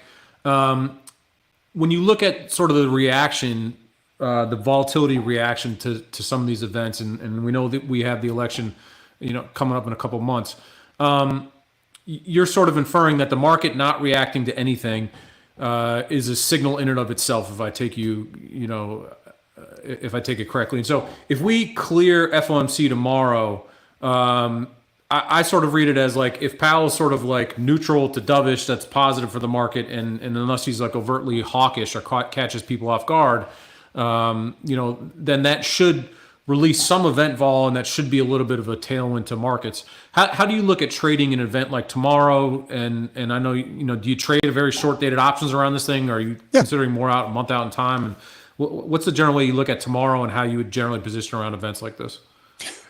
Going back to the reaction function, okay, you have to game it out. Every scenario. If he says this, what does the market do? If he says that, what does the market do? And he says nothing, what does the market do? What if he says three of those things? What does the market do? Mm-hmm. And what the market is basically saying is that we're in the middle of a political season. The RNC and the DNC convention straddle FOMC. What is he really going to do? Is he really going to chop rates 100 bips? I mean, that's priced out to 2025, to the end of next year. It's just not that much. And the other side of that is he going to raise rates 100 bips? Okay, fine. Say the jobs number comes in 3x what it's supposed to be on Friday. It's 750 grand. Is he going to raise rates 100 bips? Well, again, even if you have the future knowledge, what is really going to happen in a political season? And the marketplace is saying not much, because he wants to keep his job. And even if he doesn't care about keeping his job, the apparatus around him probably does want to keep their job. So what they don't want to have happen is, the administration just come in and take their arm and sweep the whole desk clean of all the personnel that are relevant to this this business. And the marketplace, and I would agree personally, says that probably not much is going to happen, barring a real war in the Middle East, and then therefore oil shock price up, and which means a new spiral in inflation. Okay, that's new data. But so far, the conflict in the Middle East, insofar as oil prices and bond prices have been involved, it hasn't been that big of a deal. So somewhat related to this, we tie back this idea about index volatility versus single stock volatility. Certain measures of dispersion were rather high throughout this year as chip sector stocks and the like really moved a lot higher and faster. And index vol seemed to be a little bit lagging. Number one, do you sort of agree with that statement? Obviously, feel free to say that you don't see it that way. And do you think that there's a chance that we kind of rebuild or continue on with that structure, particularly in light of earnings season coming up now? And I would just say the reason I bring that up because I'm curious if you're just an equity investor, does that force you having to take more of a kind of a specified approach? In other words, like a factor approach. Like I really need to get into chips here. I can't afford to just hold the index here. I really need to chase sectors that are working. I think your question is saying, is it better to be a stock picker or an index picker right now? It's a much more succinct way to put it. Thank you. So if you think about, again, everything is a reaction function. So if you punch me, what's the reaction function? Do I cry? Do I punch you back? Like what you're doing is you're giving me an input, but now what you're waiting for is my output. Mm-hmm. And that's the thing. So if your input is rates aren't going to change that much, what is going to change? And what is their function in the marketplace? How do I trade this? Ultimately, this is what all this is about. We're trying to figure out what is the trade. So that's why I don't really delve that deep into macro. I love good stories, but I can't tell you how many macro stories that have been so logical to me that have just never worked out, or some other random story that I wouldn't even have thought about that did work out. And at some point, you're just like, I have no idea. Like the Bill Ackman Herbalife short. That was a great story. I mean, if you thought the thing was going to go to zero in a day, and it just never did. Well, it took a long time. But my point is that will it be a good time for correlation dispersion trading? I think it will be.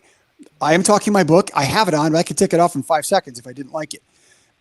The idea that you're going to have a reshuffling of the deck chairs with the boat still basically staying on course, I think is the case. And the reason I think it's the case is because you look at like the ZN futures volatility right now. The tomorrow volatility in the options on the 10-year note is about 10 1/3 vol. That's what that's saying is that, the straddle is being priced in X amount of ticks, and it's going to come in on Thursday and come in even more to probably something around 7. And if you look at the vol structure after that, it's about 7 from here on out. No problem. That isn't that big of a deal. Right. Everybody loves to like talk about negative stuff because there's something in humans that gets a better reaction out of it. And I can be like a talking zero hedge, right? And just always be scaring people, but there's no data. We want to try to keep this in the domain of data and what is actionable. What is actionable is the data isn't freaking out. What is actionable is dispersion is working right now and will continue to probably work for the same reasons they've been working for the last 24 months, which is to say that there is uncertainty in rates, the trajectory of rates, the rate of the trajectory change in rates, and then all the things that go with inflation or whatever else, because the economy is hotter than what was anticipated 6, 7, 8 months ago. Rates have not come down. They're probably not going to come down anytime soon, at least not at the rate of change that people have talked about. And we're kind of in a holding pattern. So what does that mean for the trade? I would say that it is a stock picker's environment. I would say that picking your sectors and then the names within those sectors is favorable. And if you don't know how to pick names or pick sectors, correlation is an excellent way to trade that. Yeah, and somewhat to your point, tail risk that was prevalent just a couple weeks ago really collapsed pretty sharply. I want to touch on the topic of correlation and dispersion because a lot of what's been going on in the options space, recently was discussions around call overriding funds, obviously with like JEPI adding a lot of, in theory, positive dealer gamma to markets, and you have zero DTEs and different things like that. Do you think that those are factors at all in the way that S&P volatility is reacting relative to single stocks, or do you think it's more of a function of trading flows, like people running dispersion strategies? It's always both. So I was just at a thing with the SIBO, and we were kind of going through all this data, and the story part of this conversation wants to say something like, well, if the market dumps a zillion Vega on the marketplace, or if, then it's going to have a net effect. But if you look at what's happening in like zero DTE, what's happening in the Vegas space with correlation trading, it's pretty balanced. And if you look at, the percentage and the number of options being traded in zero DT or near tenors is high and higher all the time. But what is the actual effect on that in terms of gamma? Well, you would say if you, again, you called me 2 years ago and say, listen, I got the future. Here's what's going to happen. We're going to send, 50% of the volume is going to happen in zero DTE.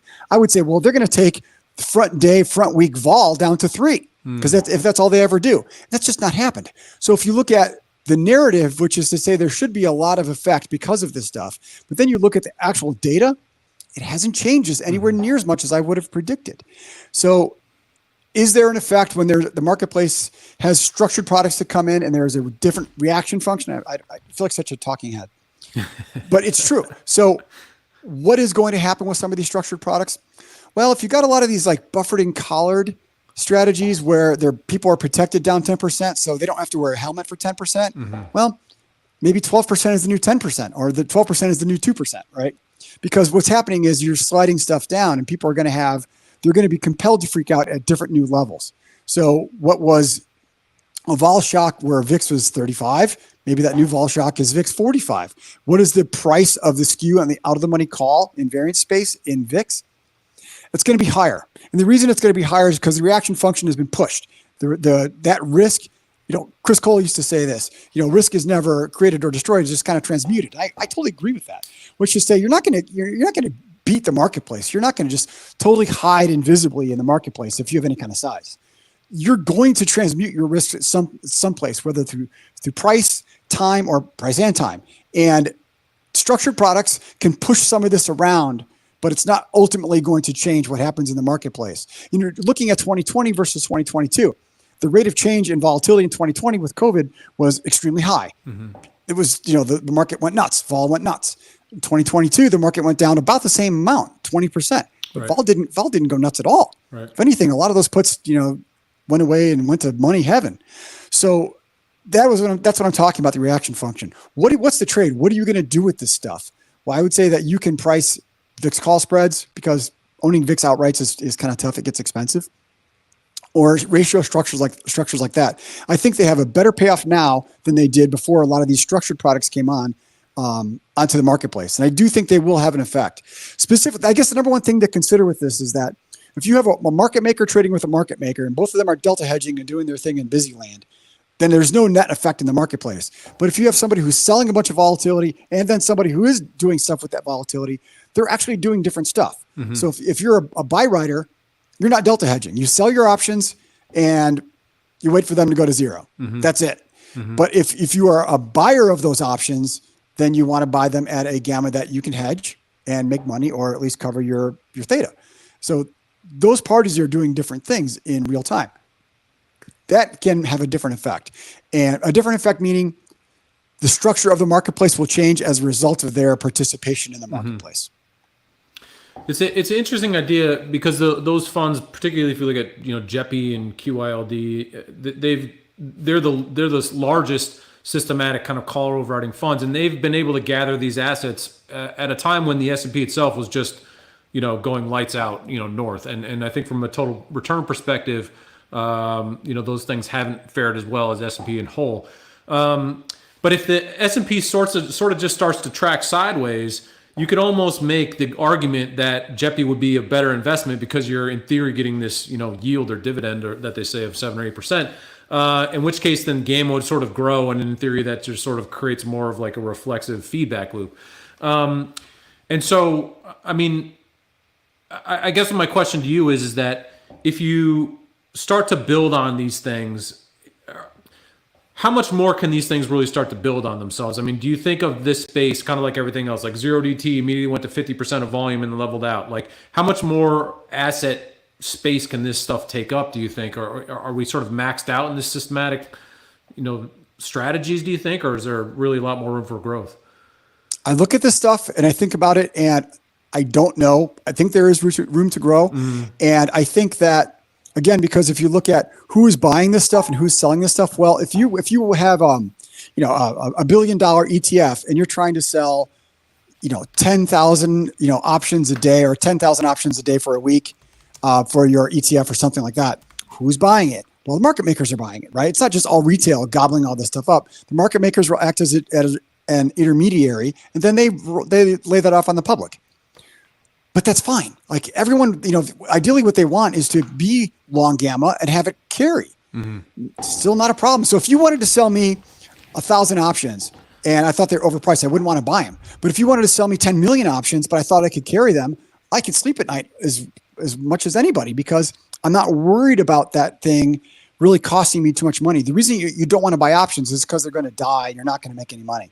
But if you can buy options and have them bleed very little or maybe even make money because you're scalping stock around it, because what happens is if you're looking at a day-to-day volatility, it might be closer versus the intraday volatility, high, low, close. It might be a wider range and maybe more opportunity there if you're a market maker.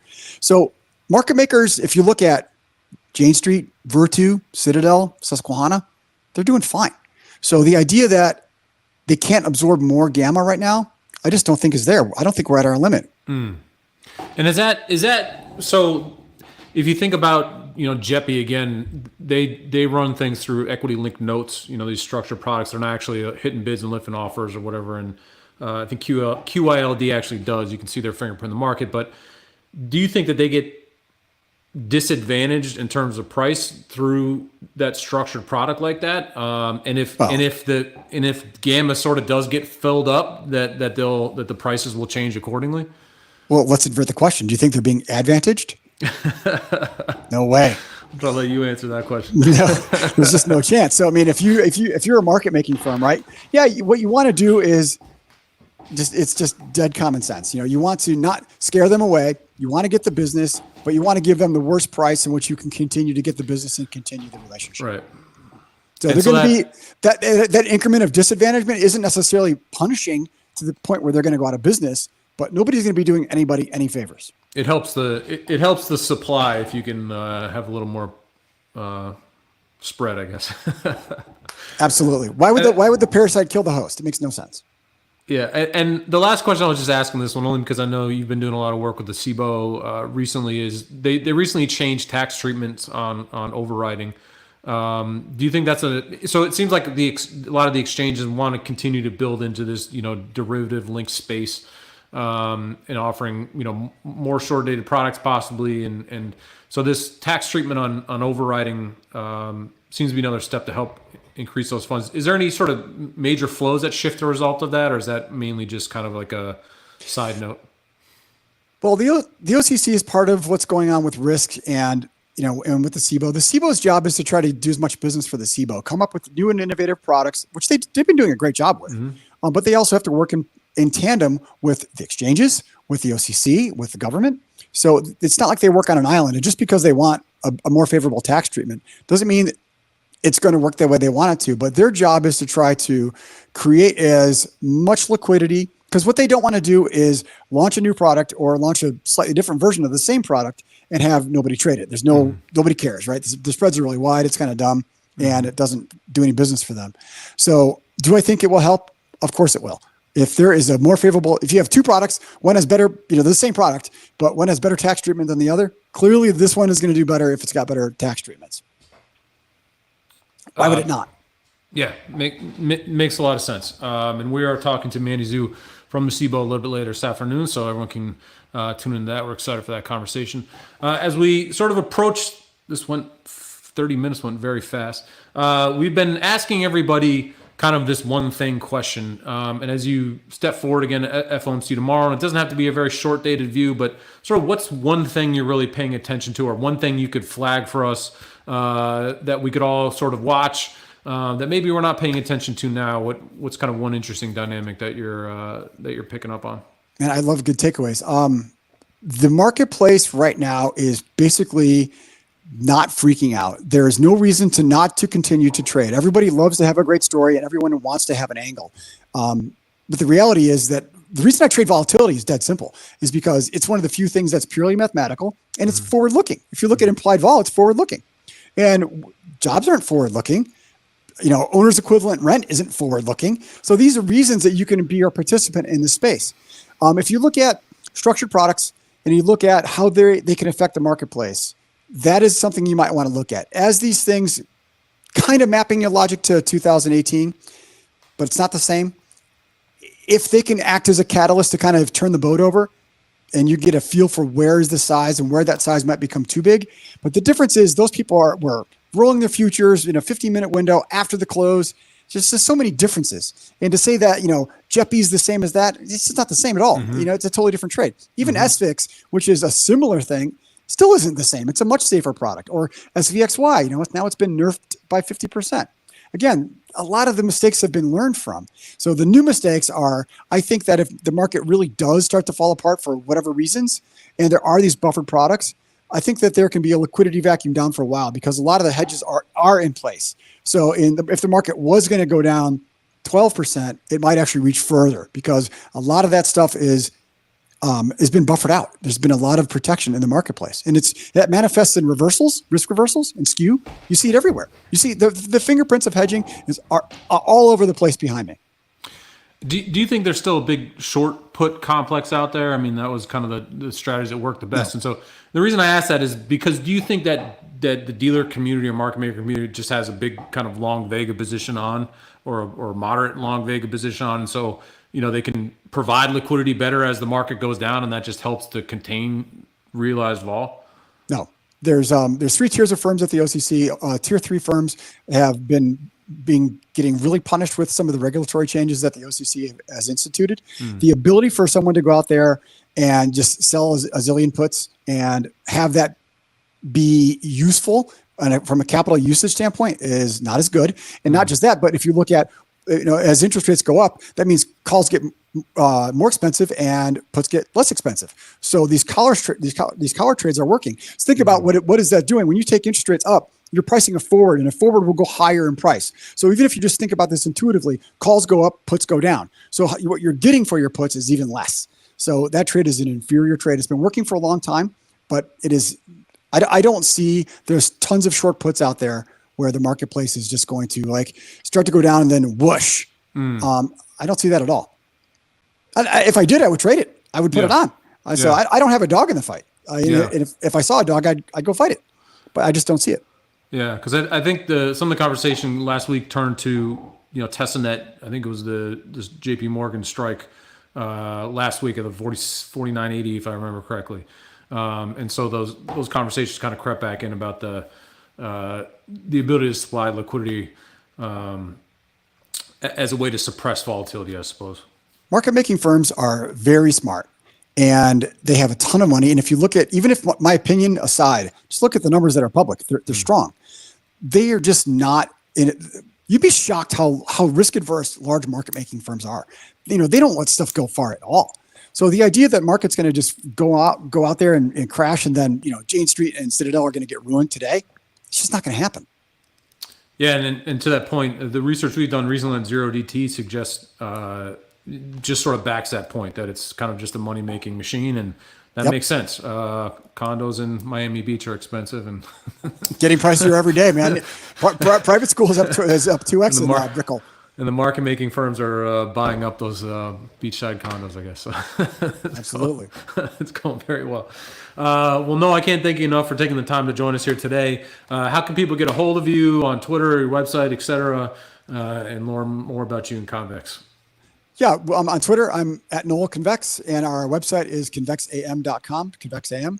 And that's probably the best way to get a hold of me. We're a private hedge fund. We only deal with qualified investors.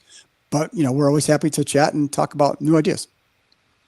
That's awesome. I know you're going to be out at the EQ Derivatives Conference in about a month, and I'm going to be out there too for the first time in about 5 years. So I look forward to seeing you there. And yeah, that'll be cool. I'm speaking with the SIBO, I think, about dispersion, but I'm not really sure. So I'll probably find out an hour before I have to get up on stage and do my dog and pony show. You can wing it like we are here.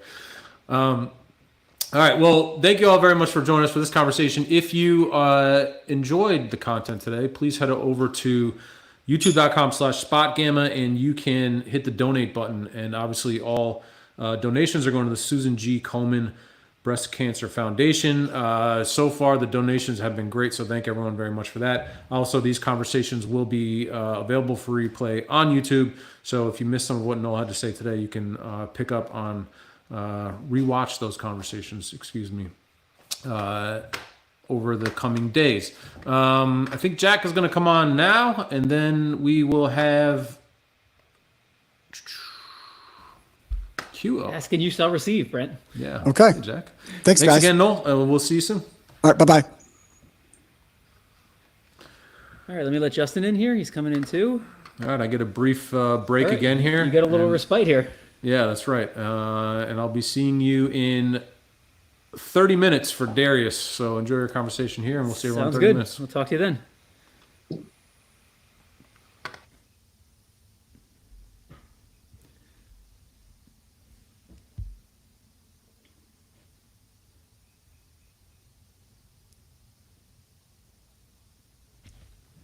Hi, Clay. Oh, you're on mute. I think you're on mute. Okay. Is this better? That's perfect. Perfect. Thank you. Great. Thank you very much for joining us today, Clay. Let me give you a little intro here. You are CIO Equity Strategies at Research Affiliates, where you lead the cross-sectional research and strategy design team. Sounds like a cool job. Pretty cool job. I love it. Pretty awesome. So just before we dive into it with you, just a reminder that this event today is to support the Susan G. Komen Foundation. Quick statistic, 1 in every 8 women in the US will be diagnosed with breast cancer in their lifetime. So foundations and organizations like this are super important. And we really appreciate if people that have the means to do it can donate on YouTube. There's a link at the bottom. And we're seeing some donations come in. We have a goal of $20,000, and we're hoping to get there, throughout the day to day and over time. So, Quay, let's start out. We're going to talk about investment strategy and research and design, but where I think we want to start with you is more around artificial intelligence. We haven't talked to anyone today yet about AI. And obviously AI is going to have a massive impact on our lives in many different ways. But figuring out the investing opportunities around it is probably a little bit more tricky. And so maybe to start, what is your view on the potential that this new technology has, and also how it relates to investors? So, we've been increasingly using AI in our daily lives, right? If you think about it, autocomplete, self-driving vehicles, these are all early applications of AI. But I think generative AI is what people are excited about. That I think has the potential to be truly a big leap forward in AI and truly world-changing. But if it is true that it is world-changing, then I think the benefits that it has to society and to investors will be extremely broad, and they'll be long-lived. But these benefits are not going to be easy to forecast or to anticipate how it evolves. And so what we say is that if it is world-changing, there's going to be some winners and losers. The winners will tend to outnumber the losers, and the amount of money that you make by winning will dwarf the amount of money that the losers will lose, right? And since you just don't know how it's going to evolve, you just don't know who's going to be the winner and the losers, it's hard. The best way of doing this is to say it's going to be broad, it's going to be long-lived. And so what you want to do is you just want to buy the equities. You want to buy them early on. You want to buy a diversified basket. You want to rebalance. Don't get too greedy and try to concentrate in just a few stocks. And then don't sell out at the bottom.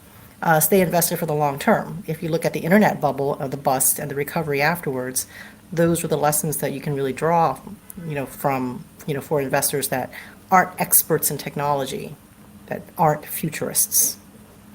Yeah, I think that's a good point. It's like that internet, it's never the exact same in terms of the way that these new technologies are going to develop, but, you can draw some interesting parallels. It was very hard to pick out the winners and losers back in 99 and 2000. But if you would have bought the broad basket, stayed invested, you would have gotten the benefit of those big winners when a lot of those other companies just didn't make it. But right.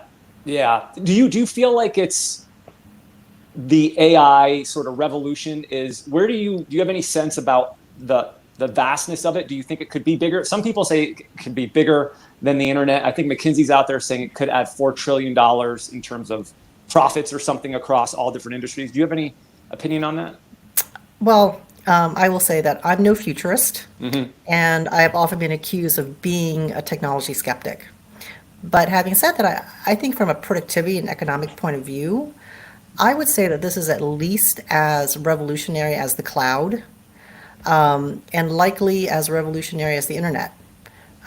So, from what I'm seeing now, I think it's somewhere between there.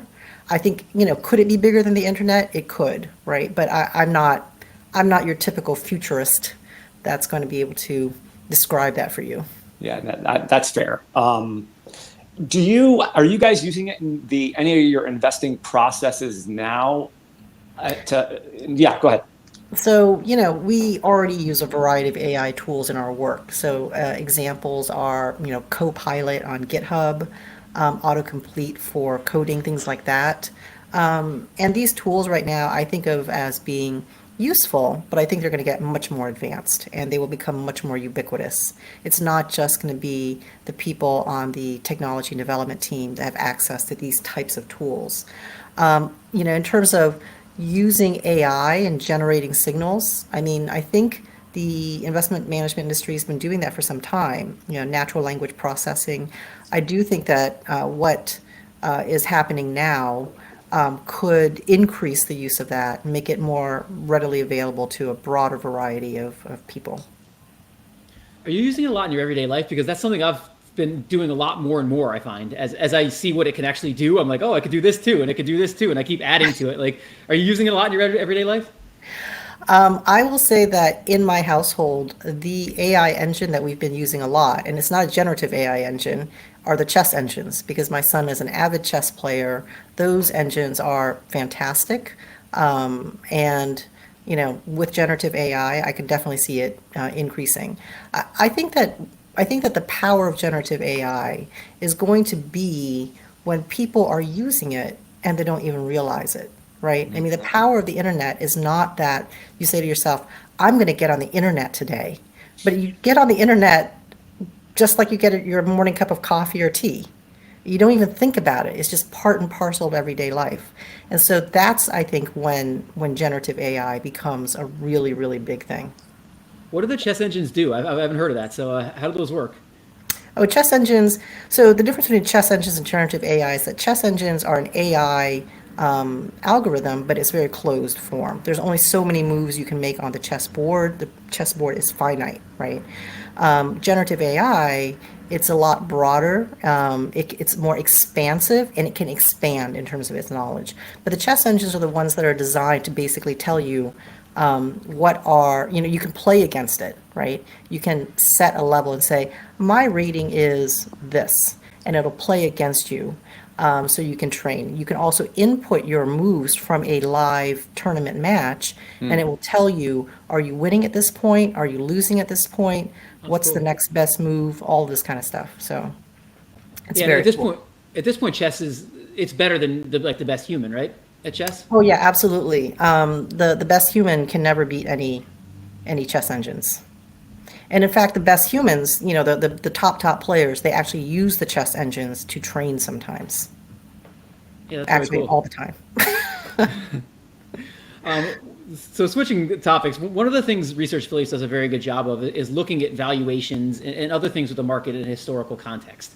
And we've seen a lot of people talking recently about the Mag 7 and about how the largest companies have become a huge part of the S&P 500. So before I ask more questions about that, I'm just wondering, can you put that in a historical context? Is this unprecedented in terms of what we're seeing, concentration in the largest companies? No, we're not. If you really think about it, the market's always gone through cycles of massive concentration and then massive deconcentration, right? So the biggest examples are things like the Nifty 50. That's something that everybody sort of knows about, where it was just the 50 stocks just kept going up and up and up, and you had a huge amount of concentration. Same thing is true for TMT, right? A massive amount of concentration there. But I do think that what is unique this time is not that there is sort of an enthusiasm and a concentration around these 7 stocks, but that these 7 stocks have gotten to be 30% of the S&P 500. It used to be that if there was a sector that got to be 30% of the S&P 500, people would start to take notice, right? But now it's just 7 stocks that are 30%. So the trend towards concentration and deconcentration isn't unusual, but the level of concentration, I think, is pretty significant. Has there been any research into what the forward returns look like? So in periods where the S&P becomes very, very concentrated, like, are the forward returns lower? Well, yes, for those who own the cap-weighted index, right? But it doesn't necessarily mean that the forward-looking returns at the average stock is lower. And so, that's what's different, right? So if you own this very concentrated thing, and the things that it's concentrated in don't perform as well because they're overvalued, then this index doesn't do well. But if you own the average stock, an alternative weighting scheme that doesn't cap weight it, then you end up doing okay. Yeah, this is one of the things I struggle with because, if you look historically at the top 10 companies in the S&P 500 and then look a decade further, they're basically gone, or most of them are gone. So the returns of investing in the top 10 companies is not good. But I do wonder if, like, the edge these companies have, the moats they have, are so substantial because of technology, then maybe that changes going forward. I'm not sure I'm a value guy, so I would probably vote against that. And I would probably, like, if I was sitting back in 1980, I probably would have said the same things about whatever the biggest companies were then, that their edge is too big. But how do you think about that? Do you think there's anything different about these companies? Well, these companies are very impressive. They are, they've got large moats, they've got large capital bases. But one of the things I would say is that every great productivity or technological revolution creates new moats and new vulnerabilities, right? So if you really look back to the internet bubble, right? HP had a great moat. Its market cap was much larger than that of Apple. And, now nobody really thinks about HP. Everybody thinks about Apple. In fact, they don't even really think about Apple. They just use it without thinking about it. That's how great it is. And so moats really need more care and feeding than people think, and really a lot more care and feeding in a rapidly changing environment. So yes, these large companies, they have great businesses, great capital bases. They will be able to try to adjust, but that has been true in every iteration. And yet what we've seen is change of leadership every decade. Yeah, HP is a great example. I think back to when I was a kid, like GE. GE was this massive conglomerate. I'm like, nobody's ever disrupting GE. And now if you look at it today, I mean, obviously I was completely wrong about that. Yeah. Yeah, I want to ask you about this period compared to the late 90s period, because you see a lot of people comparing that right now, saying, what we're in right now is very similar to the dot-com boom. How can you compare and contrast what we're seeing now versus what we saw then? So in some ways, I think the release of ChatGPT was kind of like the release of the Mosaic browser.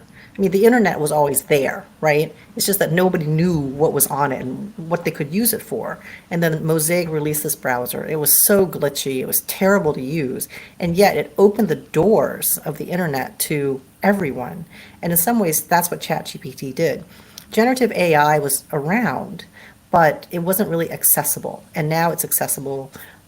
People are beginning to realize that it could have a huge, huge impact.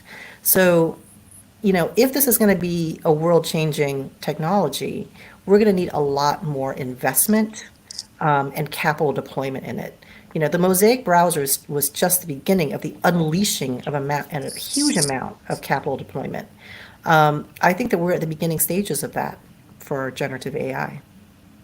Yeah, and it's challenging. When people refer to something as a bubble, or they refer to the late 90s, which did end up being a bubble, like in real time, it's hard to figure out, what do I do about that? And, I know Rob Arnott has done a lot of work around this. Like, it's great that we might be in a bubble, but realistically, bubbles can run a lot more than you think they could.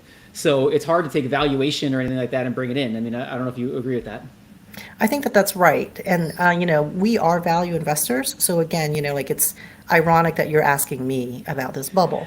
Now, what I would say about bubbles is this, is that bubbles, you can't have a technological or productivity revolution without a bubble. And what that means is that all of these revolutions require a lot of investment. So you look at anything, electrification, railroads, the internet, required a lot of investment. And so how do you get that money to the places that need the investment. You need people to believe. You need people to be enthusiastic. You need those animal spirits to get loose. And then people open up their checkbooks and they're writing checks, and the capital is available and it's cheap and it's invested. And yes, we have no idea how to use this thing, right? So we're going to make a lot of bad decisions in that investment. And that creates the bubble. But at the same time, we're also going to make investments that become extremely useful. And then it builds on itself. And that's what people build the productivity enhancements on. And it benefits society for a very, very long time. One of the things you alluded to earlier is we kind of have a bifurcated market right now. Just because the most expensive stocks are really, really expensive and the market averages are expensive because of that, that doesn't mean there aren't things that are cheap, within the market. You guys have a great tool on Research Affiliates where you can look at kind of some of this stuff. What are you seeing as areas of the market right now that are attractive on a valuation standpoint? Well, within tech, there are still some interesting places to invest. If you really believe in generative AI and the investment that you need there, you're still going to need a lot more chips. You're going to need a lot more enterprise services.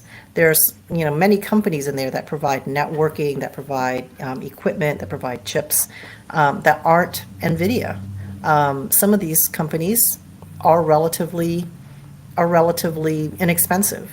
So I would start there. I wouldn't discard the technology ecosystem. Another area where we're seeing interesting opportunities is healthcare. Healthcare had this massive boom in COVID, and then it came back down. I think at this point, a lot of these companies, look pretty good, and we're not looking at Ozempic or anything that's fatty. I mean, we just want to look at companies that provide. You can find companies that provide very basic, necessary services that are priced relatively cheaply for what they offer in terms of cash flow. One of the interesting things you guys do with respect to the fact that there's many large companies that are over-concentrated due to their market cap is you've introduced this idea of fundamental index. So can you explain what that is and how that differs from a market cap weighted index? Sure. So if you really think about a market cap weighted index, well, let me just back up. So I forget who it was that said that in the short term, the stock market is a popularity contest, but in the long term, the stock market is a weighing machine, right? So market cap weighting is a popularity contest. The more the stock goes up, the bigger the weight it gets in the index. So the fundamental index tries to get away from being a popularity contest and more towards being a weighing machine.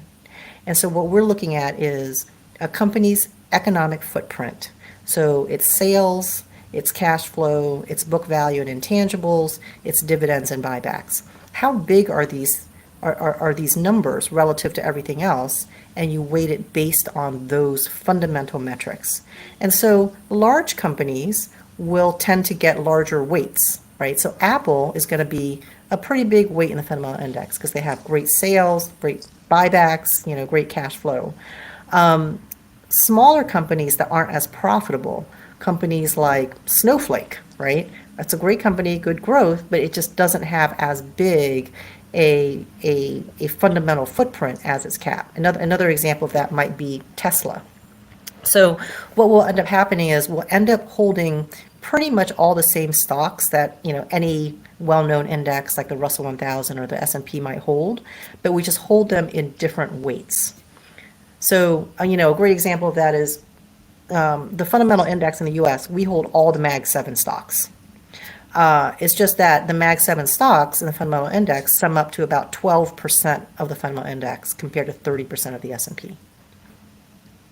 Do you see it as kind of a blend? It seems like it's sort of a middle ground between like a value approach and a market cap weighted approach, because you are getting the stocks based on their economic footprint, but also when you move away from market cap, it seems like you are introducing value into the equation. I mean, is that a fair way to look at it? I would say that, well, first of all, it definitely has a value bias because you are getting away from market cap. But the second thing I would say is that we look at it really more of as a more sensible approach to value investing, because value indexes don't just look for stocks that are cheap. They also look for stocks that aren't growing.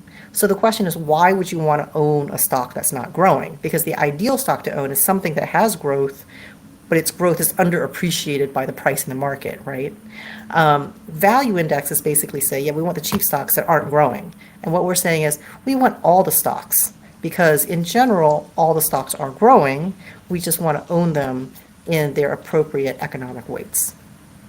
Just one more for me before I hand it back to Justin. I wanted to ask you about inflation, because inflation is something I hadn't seen in my investing career until recently. And I think a lot of people are in the same situation. So I'm just wondering, as someone who builds portfolios, how do you think about inflation? On one hand, you could say, well, if we've got a portfolio that's robust to inflation, I don't really need to do anything. On the other hand, you could say, if we're going to get an extended period of inflation, maybe some changes are needed. How do you think about that? Well, I have to be very humble about inflation forecasting, because I don't think that on the equity side at RA, we have a particularly strong insight into the inflation cycle. And so we just focus on the fundamentals of the stocks and build portfolios that we believe will get us through any cycle.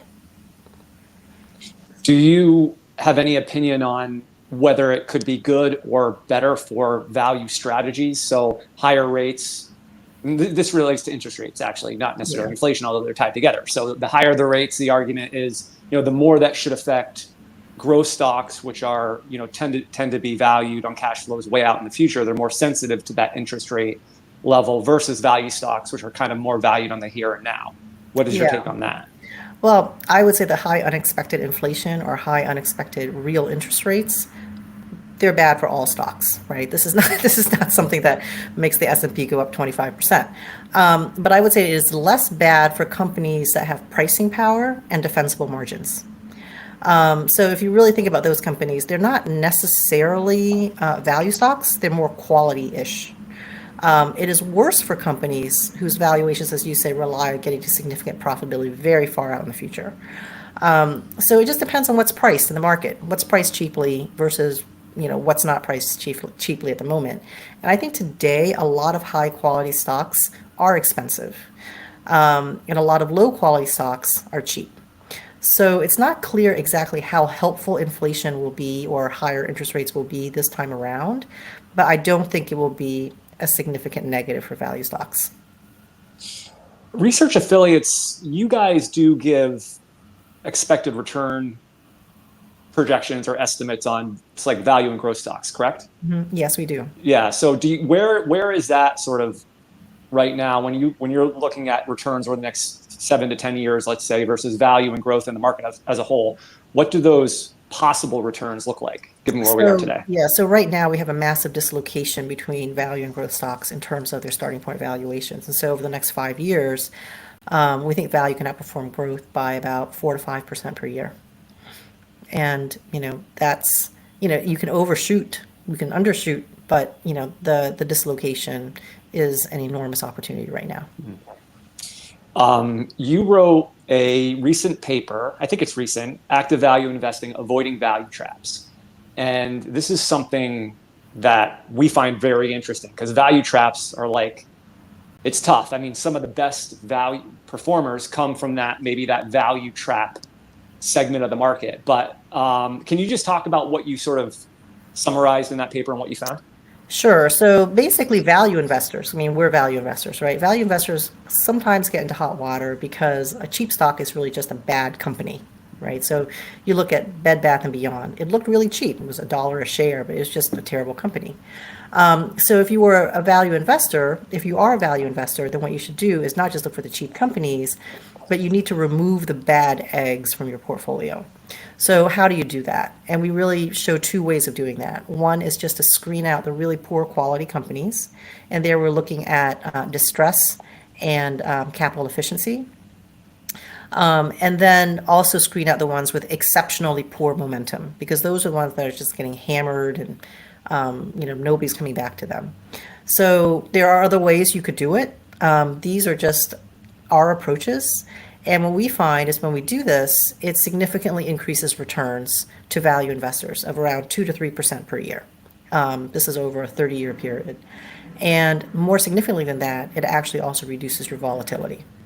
So it's one of these things where sometimes a cheap stock is just exactly deserves to be cheap. What you really want are you really want the cheap stocks that have room to shine. But it's great if you can get that dual benefit of higher returns, especially over, 1 or 2% compounded over 30 years is huge, but then you get the lower risk. So, that's a win-win all day long for investors. Exactly. We've had Rob on the podcast. How many times, Jack? 2 or 3 times excess returns? I think 2.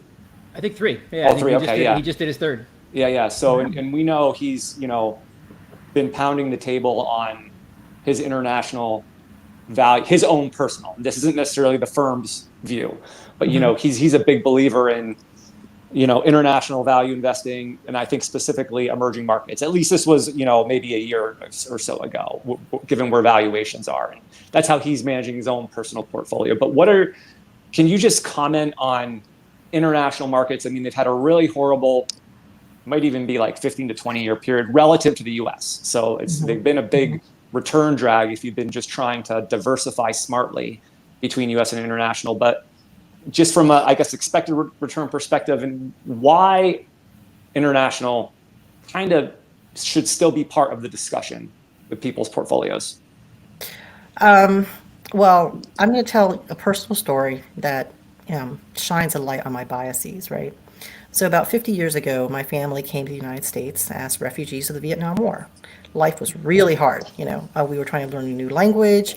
My parents were struggling to get jobs. We were living on public assistance. So my mom, and we had no family around, my mom wrote a letter to her sister who had been living a middle-class life in France since the 1960s and said, should we move there? And my aunt, who was a stay-at-home mom, wrote back and said, yes, life would be a lot easier for you, but if you could make it in the United States, the future is much brighter for your children. So 50 years ago, an immigrant housewife in France knew that betting against American exceptionalism would be a bad idea. And so the question is it a bad idea now? And it's true. The U.S. looks like it trades at a big valuation premium to other parts of the world, but a lot of that is because we have the growth stocks and we have the quality stocks. And so if you actually were just to reweight the sectors across the various regions to have similar sector exposures between, say, technology and banks, for example, and calculate valuations, a lot of that gap would go away. And then you add to that our deep capital markets, our flexible economy, and the rule of law that protects shareholder rights, then the U.S. in many ways is still the best house on a bad block, right? So, you do have occasional exciting growth areas. Emerging Asia is one of them. I know that China has some challenges, but still, I think that you are seeing a lot of growth there. And you do add diversification because there are some companies that emerge from these areas that are world leading. Companies like TSMC, ASML, a lot of the healthcare companies, and also the consumer discretionary companies in Europe. So you do want to own them, right? It's just that, it's hard, I think, to bet against American exceptionalism right now.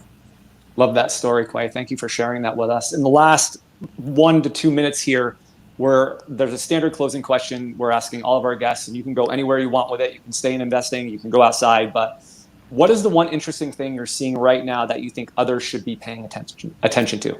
So I try to pay attention to good news as well as regular news, and a couple of things spring to mind for me. One is that there was a recent study that was done that showed empathy among young Americans is on the rise and has actually rebounded to the highs that we saw in the 1970s. I know there's a lot of anxiety around the political process in the United States and the social media creating like tribal camps, but I think that this kind of news should give us reason to have optimism around the fabric of our society, right? So I thought that was an interesting piece of news.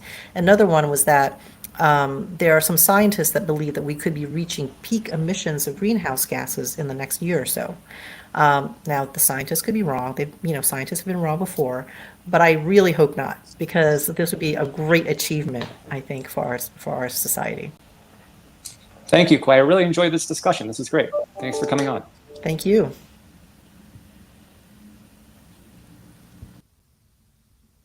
All right, let's. All right, Jack, you're transitioning, and yep. All right, Brent. Hand the baton to Brent for the middle of the 4x4.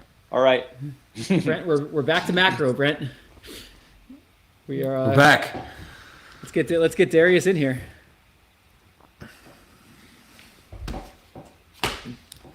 Oh, Jack, that's there too. What's up, man? Oh, Justin's kind of frozen. I think your mic might be. Do you hear his mic muted? I can hear Darius. Yeah, if you could turn your mic up a little bit. Just so we're not. Last time we were accused of speaking over everybody, so we don't want that again. You and I are just too loud, Brent. Yeah, nobody wants to hear what we have to say anymore. We're done.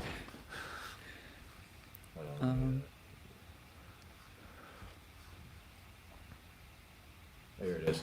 There you go. How about this? 1, 2, 3. That sounds a lot better. Awesome. Maybe down a little bit from there. Sorry. This is what we get when we do it live. You know, we have always both on our side and on the guest side. We always have a couple things we got to work through. You know, people appreciate the authenticity, man. We've all been through it. I also appreciate the tie, man. Way to show up with the most professional look possible, dude. I appreciate you, man. Thank you. It's good to see you guys, man. It's great to see you as well. So most everybody watching this probably already knows who you are, but why don't you give us a quick little bio and we can take it from there. Yeah, I appreciate you guys, man. Thank you. So my name is Darius Dale. I'm the founder and CEO of 42 Macro. 42 Macro is a investment research company that specializes in quantitative macro risk management strategies. We have clients all across the investing spectrum, institutional investors, investment advisors, retail investors. You know, one of the things that we pride ourselves most on is compressing that information gap between our highest end institutional asset manager clients and our, you know, sort of our retail investor clients. And we try to use a lot of the same tools, techniques, and frameworks to deliver alpha to our retail investor clients as we do to our institutional investor clients. And it's a wonderful community that we built. And just before we get into it, I just want to remind everybody we're here for Susan G. Komen today. So if you're watching us on YouTube, there's a donate link next to the video. If you're watching us on Twitter or LinkedIn, you can go to YouTube and hit the donate link. If you get any value out of what we do today, we would appreciate it if you would give some money. It's a great cause. I guess as we start out, I want to ask you about what you just mentioned, this whole idea of systematic, because, you know, we're quant investors and we love systematic. It's my favorite thing. So how do you think about, what do you think of the advantages of applying like a systematic approach to macro? Yeah, absolutely. So, you know, for me, it's a lot about creating signal and separating the signal from the noise. There's an infinite amount of data, as you guys all know, to analyze when it comes to not just the macro economy, but also how asset markets are responding to the macro economy in terms of pricing and different distributions on the growth, inflation, and policy outcomes spectrum. And so, you know, what we try to do by creating systematic tools and signals is trying to create, you know, real clear and cogent signals for our investors to respond to, as opposed to what I think a lot of other people are doing, which is, well, I woke up today and my kids pissed me off, so I'm now a little bit more inclined to be bearish, or, you know, some positive thing happened to me today, so I'm now a little bit more inclined to be bullish. And, you know, we try to remove the emotion from investing. You know, I think the number one thing that we do as systematic investors, Jack, and I think you would agree with this, is create rules and stick to the rules.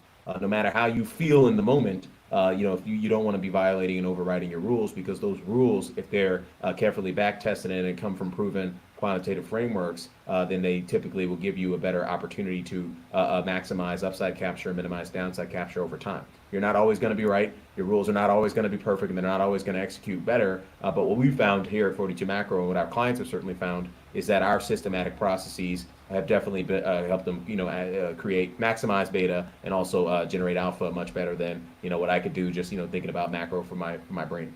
And to your point about the volume of data you guys look at, I think if I had to rank every human being I've ever met based on how many PowerPoint slides they've created, a lot of slides. I think you might be first. I think you would be the winner by a very, very large. I mean, I've seen some of your decks and they are like hundreds of slides. So you've done an amazing job with that. Yeah, I appreciate you. And that's one thing I'll say as well. And we have some slides we can walk through today here as well. You know what we try to do for our clients at 42 Macro, and I think this is something that a lot of investors could potentially learn from, because I've learned it from some of our top clients across the global institutional asset management space, which is separating your research from your risk management. And what that means is, you know, having those rules, having those clear, cogent, you know, actionable signals be different from your fundamental research process. You know, what you think is going to happen from a growth, inflation, and policy perspective, or where you think we are in the positioning cycle, those, in my opinion, are separate and apart from what you need to be doing today or tomorrow or the week after tomorrow in your portfolio. You can use those types of those qualitative factors, those fundamental factors, to inform your expectation on how those signals are likely to evolve, which is what we do and we do for our clients here at 42 Macro. But ultimately, it's the signal itself that has the most value and helps investors sort of maximize that value. Before we kind of look at where we are now, can you talk about this importance of cycles? Because I know you look at different cycles that are playing out simultaneously, and then you kind of put them together to get your overall view. So can you just talk about the importance of that? Yeah, 100%. I'll just share my chart. It's a lot easier to speak to a slide deck here. Let me just share this chart here. So there are, a number of cycles that matter in the economy at any given time. We call them principal components. These are the things that over time tend to have stable and clearly defined relationships with respect to producing dispersion within and across asset markets. On the real economy side, you have things like growth, inflation, the labor market, so the corporate profits and fiscal policy. And on the financial economy side, you have things like liquidity, credit, interest rates, and then just the general positioning cycle where they go in terms of swinging from fear and greed. And so we built our macro weather model as a systematic quantitative tool to help us, identify where we are within all those very important cycles in the economy, and ultimately how those cycles are evolving in a way that could produce real clear signal for asset markets on over a medium-term duration. And so when you go and you kind of think about this in terms of how each of these principal components interacts with each of those asset markets on an independent basis, the key takeaway here is that the stock market and bond market have negative 3-month outlooks, which means you should be, as an investor, expecting higher volatility, lower than baseline returns in that asset class over the next 3 months.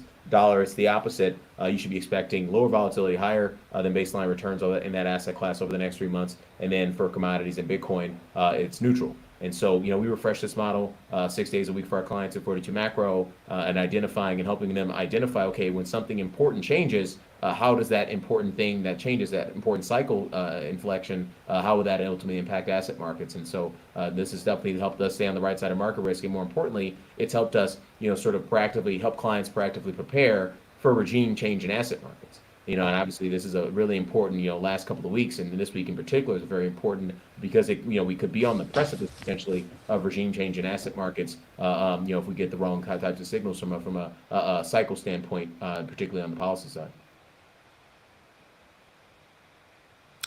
Darius, what are you looking for from the policy side that would usher in that regime change? I mean, we've seen some, we called it before, rolling spasms of volatility in different asset classes over the last few weeks. Is there any kind of one or two major sort of headline points that you can flag to say, watch for this as a persistent marker that we're in this regime change?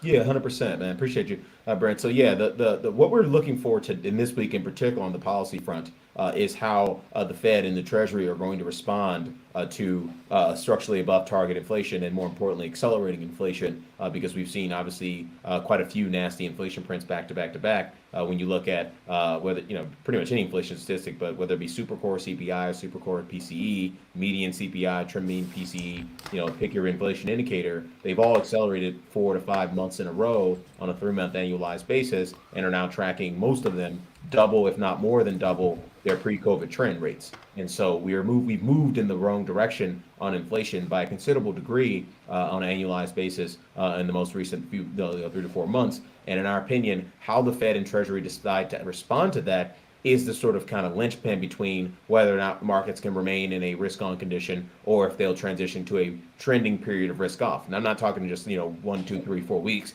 of risk-off. I'm talking something that looks a lot more like 2022 or 2020 or 2018. In our opinion, and that, in our opinion, is the kind of risk-off period that you need to risk manage from the perspective of reducing your gross and net exposure to the broader risk markets, and ultimately finding, asymmetric opportunities in derivatives markets to protect your portfolio. So let's start, if we can, with the Treasury, because we got a very important update out of the Treasury yesterday afternoon in the form of the first part of the Q2 quarterly refunding announcement.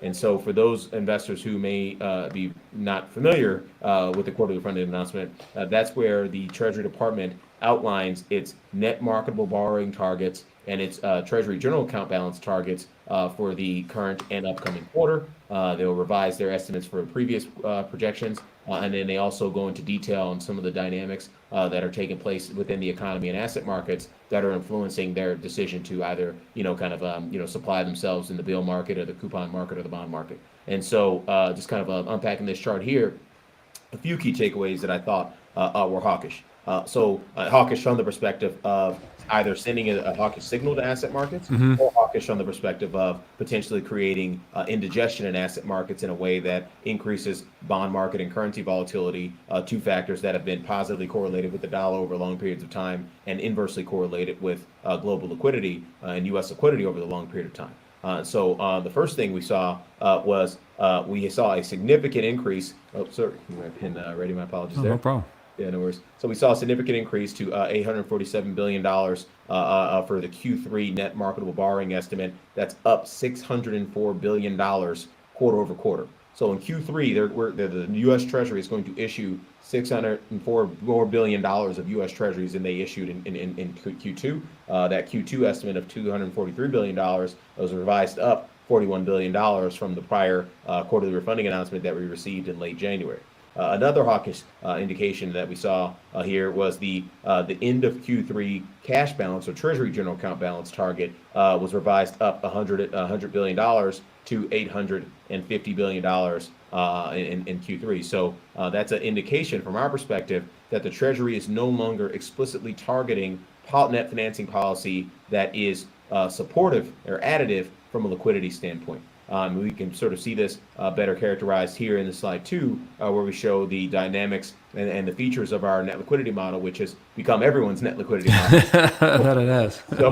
So, you guys heard and saw it here first, folks. But in terms of how folks calculate net liquidity, or we have calculated net liquidity for quite a while here, it's the Fed balance sheet, the total assets on the Fed's balance sheet, minus the Treasury general account balance, minus the Fed's reverse repo facility balance. And as you can see, the black line being in the second panel being the reverse repo facility balance, the Treasury Department has done a tremendous job of targeting and tapping into those funds, those excess liquidity that's being sort of mopped up by the reverse repo facility in order to finance itself over the past, let's call it, 5 quarters or so. We've seen the the RRP balance go from about 2.5 trillion to only 506 billion currently. So that's been a very positive force for asset markets, because what we see here in terms of net liquidity, which is, a slight, kind of flattish to up trend, not quite trending higher, but a real flattish trend. And in our opinion, that's one of those dynamics that has caused the decline in bank reserves that we've seen since the start of 2022 to cease.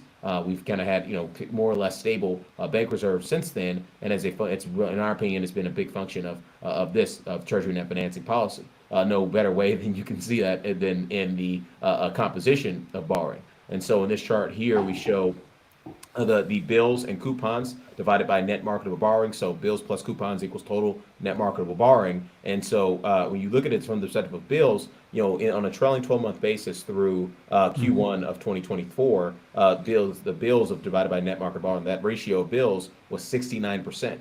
69% is more than it's exactly 3 times the total overall share of bills in the U.S. Treasury market in terms of the marketable Treasury market, 23% to be exact. So that was an explicit policy by Janet Yellen to increase the supply of zero to very short duration assets that the reverse repo facility balance could really find itself into, and obviously increasing that supply would create a very positive spread dynamics as well for money market fund and participants. So in our opinion, it's very much looking like she's now starting to move in the other direction in a way that favors coupon supply, in a way that would potentially cause the reverse repo facility balance to stall out. And ultimately, we know the TJ balance is actually going to rise from the end of Q3, or from the end of Q2 to the end of Q3. And so in our opinion, when you put those 3 things together, that's sending a signal to investors that the Treasury might want to tighten financial conditions over the medium term.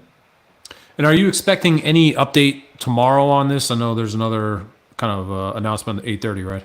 Yeah, absolutely. So that's a great question. So the next step of the QRA process are the actual composition and the TBAC discussion charts, the Treasury Borrowing Advisory Committee discussion charts. And so in tomorrow at 8:30 a.m. tomorrow, we'll learn exactly how Janet Yellen is deciding to finance that $847 billion of net marketable borrowing in Q3. In our opinion, any increase in coupon supply would be an explicitly hawkish signal because there's no economic reason to increase coupon supply. And the reason we say that is because the bill market continues to provide the Treasury with the highest discount, really the only discount across the Treasury curve in terms of financing. And so in this chart, we show Treasury yields. So the observed, the current market yield in the Treasury market minus the weighted average interest rate for the various segments of the Treasury market. And so if you look at the 7-year Treasury yield minus the weighted average interest rate on total marketable debt, that's right around the duration of the weighted average duration of total marketable debt, about 6.5 years. At 93 plus 93 basis points, the Treasury would be paying a higher rate relative to its total bond portfolio if it was issuing 7-year Treasury securities. If the Treasury issued at the 12-month T-bill yield, then they would actually be issuing at a lower rate than what's on their current bill portfolio. So that's positive at the margins. But all the rest of the segments of the markets, whether it be notes at plus 180 basis points, bonds at plus 108 basis points, or tips at plus 114 basis points, every other segment of the Treasury market, the Treasury Department will be walking into sort of a higher price, a lower price for the bond, but a higher price in terms of the yield, and that would not necessarily make economic sense. And so in our opinion, if Janet Yellen wants to piggyback on yesterday's sort of upside surprise in the end of Q3 TGA balance estimate by saying, hey, we're actually going to finance that increase in the TGA balance, not necessarily with just primarily bills. We know bills are going to go up from the minus 245 billion we saw in Q2 because they typically do go down in Q2 and go up in Q3. But is the coupon total going to rise from $447 billion? And if that's the case, then we might have some problems this summer in asset markets. Darius, it's an incredible amount to digest here with the issuance. I would say one thing I saw in the vol space I'd be curious to get your update on is this morning it seemed like not only did option implied vol lift for around the FOMC statement for tomorrow, but also for the ISM, I think is the PMI next week. Is that actually going to be a material factor to everything that's happened in the next couple of days, or is it really more just based about whatever the Fed and Treasury may update tomorrow? Not at all, man. So in our opinion, there's a lot of important economic information we're getting this week in particular that could potentially change the dynamic in terms of asset markets, in terms of the risk-on condition that we've seen on a trending basis in asset markets. So this morning, one of those important dynamics features that we got was the Q1 employment cost index report. We saw that accelerate to plus 4.4% on a quarter-over-quarter SAR basis for the private sector. That plus 4.4% is 200 basis points faster than the pre-COVID trend rate of 2.4%. So we are not only moving in the wrong direction, we are significantly and structurally elevated relative to the longer run trend that is more consistent with 2% inflation. So in our opinion, we know that the Federal Reserve, the members of the FOMC really heavily weight that employment cost index report because it is the broadest measure of wages and compensation and benefits here in the U.S. They really heavily weight that in their deliberation for monetary policy. So it could be the case that tomorrow, right now, they're deliberating right now, and we're going to learn tomorrow what they decide. But it could be the case right now that they decide to materially change the Fed statement, and or Jay Powell has a material shift in tone in a hawkish direction in tomorrow's FOMC event, which will start at 2 o'clock. I think Powell's presser is at 2:30. So that's one, Brent, one data point that we're going to get this week. Immediately following the Fed on Thursday morning, we get Q3 productivity and unit labor cost inflation data. And those data points are incredibly important from the perspective of understanding, what the likely Fed reaction function will be over the medium term. Because I think we've had this sort of kind of, I don't want to say parlor game because that's a little bit too dismissive of what I think is happening amongst investors. But I think it's been, we kind of lost sight on what we need to be doing. Not we, but the general investor has sort of lost sight on what they're trying to do with respect to understanding policy dynamics, which is, where's policy going to be over the medium term? Whether or not the Fed decides to hike the interest rate in June or July, or if it's one cut or two cuts in 2024, that's a sexy thing to talk about on Twitter and on financial media. But the reality is what is the general sort of slope and direction of the forward rate curve? And that, in my opinion, is a more important dynamic that we need to ascertain, that we ascertain for our clients here at 42 Macro. But going back to the productivity data point that we're going to get at 8:30 a.m. Eastern tomorrow morning, on Thursday morning, the reason productivity matters is because if productivity is high, it allows above target wage inflation to not necessarily crimp corporate margins in a way that forces corporations to pass on price increases to consumers. And so in this chart here, we show the blue line is the spread between private sector average hourly earnings, the year-over-year growth rate of that, minus the year-over-year growth rate of non-farm productivity. As you can see in the chart, most of the time, at least for most of the Great Moderation, it was negative, it was nonsense. It didn't really have any material impact on inflation data. But whenever you see the growth rate of wages spike in excess of productivity growth, which is the output per hour of work in the U.S. labor market, then that's when you have these big spikes in inflation dating back to the late 60s. And so the most recent episode seems to be getting kind of cooled off. If you look at the most recent value of this blue line here, about 100 plus 160 basis points. But if we saw productivity growth slow from its current above trend rate, we're currently tracking at 3.2%, quarter-over-quarter annualized, and 2.6% on a year-over-year basis. If productivity growth slows enough to cause that blue line in this chart to actually start to rise back up again, it could be an early indication that inflation, which is currently tracking at 3.5 on a headline basis of CPI, or 2.8 on a core basis, or core PCE, the Fed's preferred inflation target, it might be suggestive that those are now the kind of bottoming type levels for those time series, and that we may be entering a new regime, and which we argue we have entered a new regime, that inflation, the trend of inflation is likely structurally higher than the prior trend of inflation. And if that's the case, then the entire forward rate curve has to reprice higher and to account for that over a medium term duration. It's not going to happen overnight, but certainly relative to the Fed's kind of 2.5%. A neutral rate target of 2.5%, which is or 2.56% to be exact, which they outlined in the most recent dot plot. So the takeaway from you is it seems like we have this kind of bearish equity environment. If we could talk about equities for a minute here, bearish equity environment potentially, or regime shift, I guess, potentially happening maybe now. And is this the sort of situation where we would end up, and this is kind of an extended recessionary period? It's just simply a short-term kind of consolidation window that you see, and we can kind of right the ship, clear up some of the inflation narratives. Rates can be maybe seen on a little bit more of a stable path. And then 2025 would be okay after the election? Or is this sort of like you have this 3-month window of we got to digest this new data, and that has nothing that we can really extrapolate or interpolate in terms of forward projections in 2025?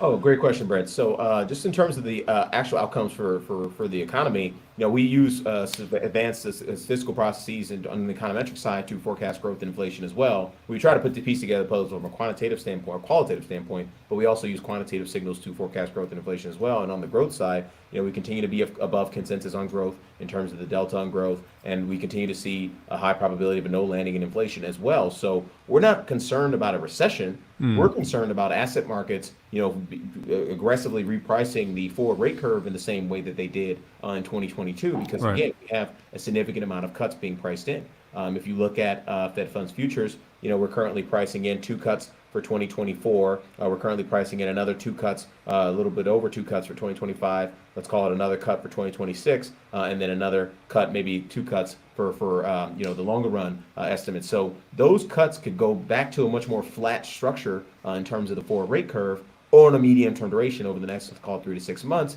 if the Fed and Treasury are no longer implicitly supplying asset markets with dovish net financing policy and dovish forward guidance.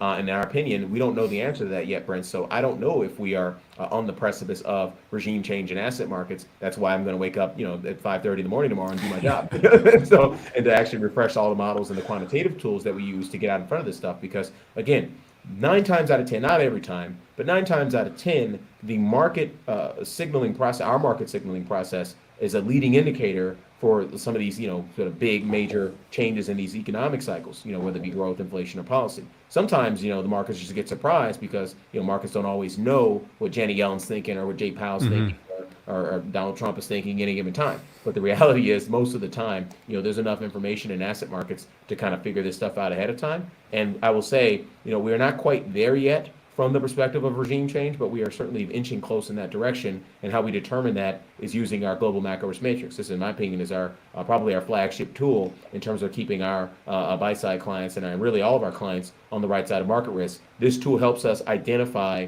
and position for the market regime. And how this tool works is we're scoring 42 of the most important markets across the economy through the perspective of our volatility adjusted momentum signal. You can just sort of see a quick overview of how that looks in S&P terms here or in Bitcoin terms here. And so it's a very accurate and stable signal in terms of helping investors stay on the right side of market risk. And we do that same signal for all the major equity markets, volatility products, commodities, currencies, and fixed income, rate spreads, et cetera, in the global fixed income market. And so we're doing that every day to tally up which regime actually has the highest sum and share of the total. And right now we've been in a situation where reflation has had the highest sum and share of the total for a little over a couple of months here, and we're starting to see evidence that inflation may actually overtake it. And inflation is a risk-off regime. That would represent what we call a row phase transition, going from a risk-off condition, which is Goldilocks or inflation, to a risk-on condition, Goldilocks or inflation,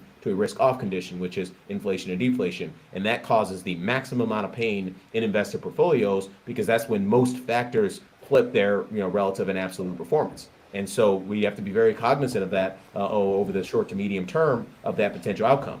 This may be a head fake, right? This may just be a correction. You have corrections in risk-on regimes that happen all the time. And so we don't want to be overly concerned about a mere correction. What we want to be concerned about is a trending period of risk-off, most likely inflation, because that's the second highest probability here. And if that's the case, then we know what to look for in terms of what's driving that. And ultimately, we know what to look for in terms of when that's likely to kind of conclude. So that's our process in a nutshell. If I can leave you guys with one slide, this is our risk management process. This is what we do every day for our clients behind our paywall, that people don't see, which is we help them identify and position for the market regime. And then we use our macro weather model, which we talked about. That was that first chart with all the cycles in it to help them prepare for regime change. And then we help them prepare for regime change using qualitative signals as well, which is, talking about productivity, unit labor costs, and all those types of dynamics.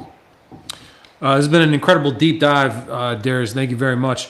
I think with the few minutes we have left, let's say for the average equity investor, I think that's probably where a lot of us watching today are focused. Is there a level of rates or a specific phrase, signal, one or two things that we can latch on to say, hey, look, the 10-year just went above this, or Powell said this, or whatever it may be, that from an equity perspective, we want to say, okay, time to buy some puts or reduce my risk or whatever it may be. One signal or one thing that we can really latch onto or pay attention to out of the next few days' data points. Yeah, so within the context of our KISS portfolio construction process, which takes all of these different signals and distills them into a very, very easy, actionable to execute sort of 3 ETF portfolio for the average retail investor. It's SPY, Ag, and Bitcoin 60, 30, 10 there, and we use dynamic position sizing that's guided by these signals. In terms of the signals that most correspond to KISS, are that market regime identification process. Are we in a risk-on condition or risk-off condition? Because that will determine the target allocations in that KISS portfolio construction process. And then at the individual ETF position as well, what is that individual ETF's volatility adjusted momentum signal? And so, the individual ETF's volatility adjusted momentum signal will determine its own dynamic position sizing. It's separate and apart from that target allocation. And so, those are the two signals that in our process, if you're just a regular equity investor or just a, regular 60-40 type investor, those are the signals that have been proven to be the most powerful in terms of keeping them on the right side of market risk, helping them maximize upside capture in bull markets and blocking out all the noise while they're doing that, but also helping them minimize downside capture where we're heading into these potential risk-off periods. That's amazing, incredible insights there, Darius. Your slide deck did not disappoint. We were waiting for that to come up. Bust out the old pen and then just overwhelm with data, give us an overwhelmingly amazing amount of data. So thank you very much.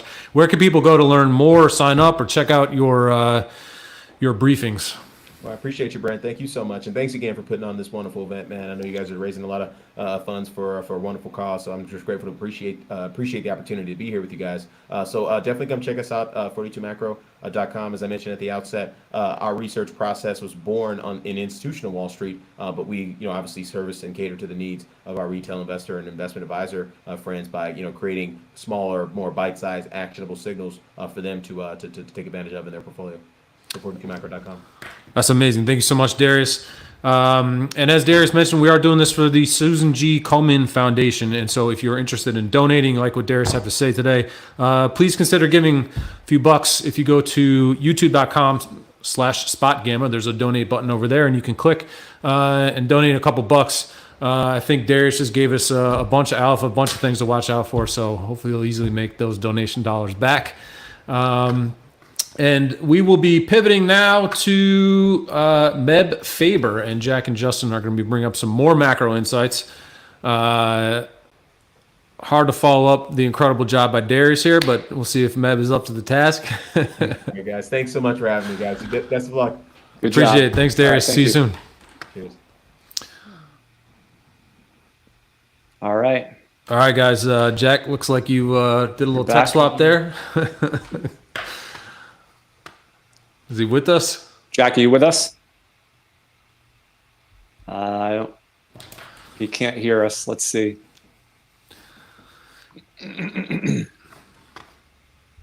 We'll maybe give him 30 more seconds. All right, should be good now. Can you hear me now? Okay. There we yeah, go. we can. Yep. Yep, we're in now. All right. Good. That was awesome, Brent. Sorry about everything that could have crashed there. Darius is incredible. You just kind of wind him up and let him go. And so, Nice. he basically gave the interview. There. I'm like, I'm not going to mess with that. I'm not coming back in. So he thankfully gave the interview basically by himself. Incredible deep dive into that in the stats and data there. So super grateful for him for joining. I'm going to hop off now and pass the baton to you all.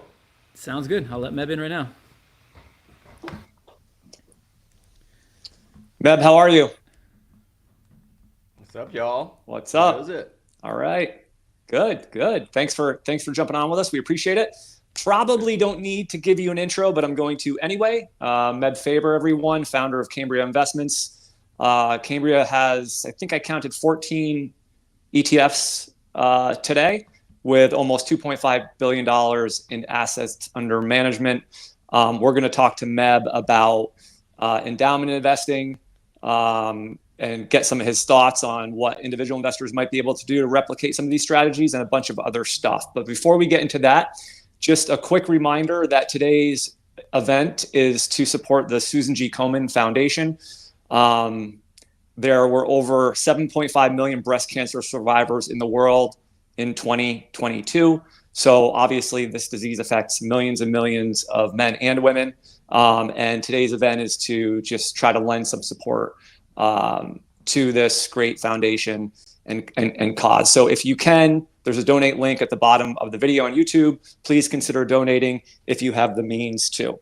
So Meb, let's talk.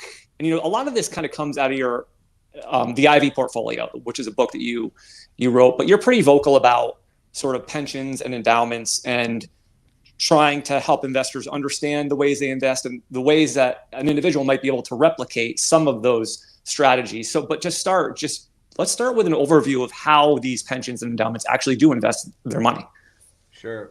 So great to be here, y'all. If you look back at the long history of the big money in some of these endowments, not just talking about the past 10, 20 years, but really like past 50 years, some of these early pioneers like Harvard in the early days and more in the recent few decades, Yale, helmed by the late, great Swinson, they definitely took a different path than most traditional institutions. You have this benchmark historically of the 60-40 portfolio in the US and kind of how that's evolved. And the decision was just almost always how much stocks and how much bonds, and that was the seesaw lever, and that was it.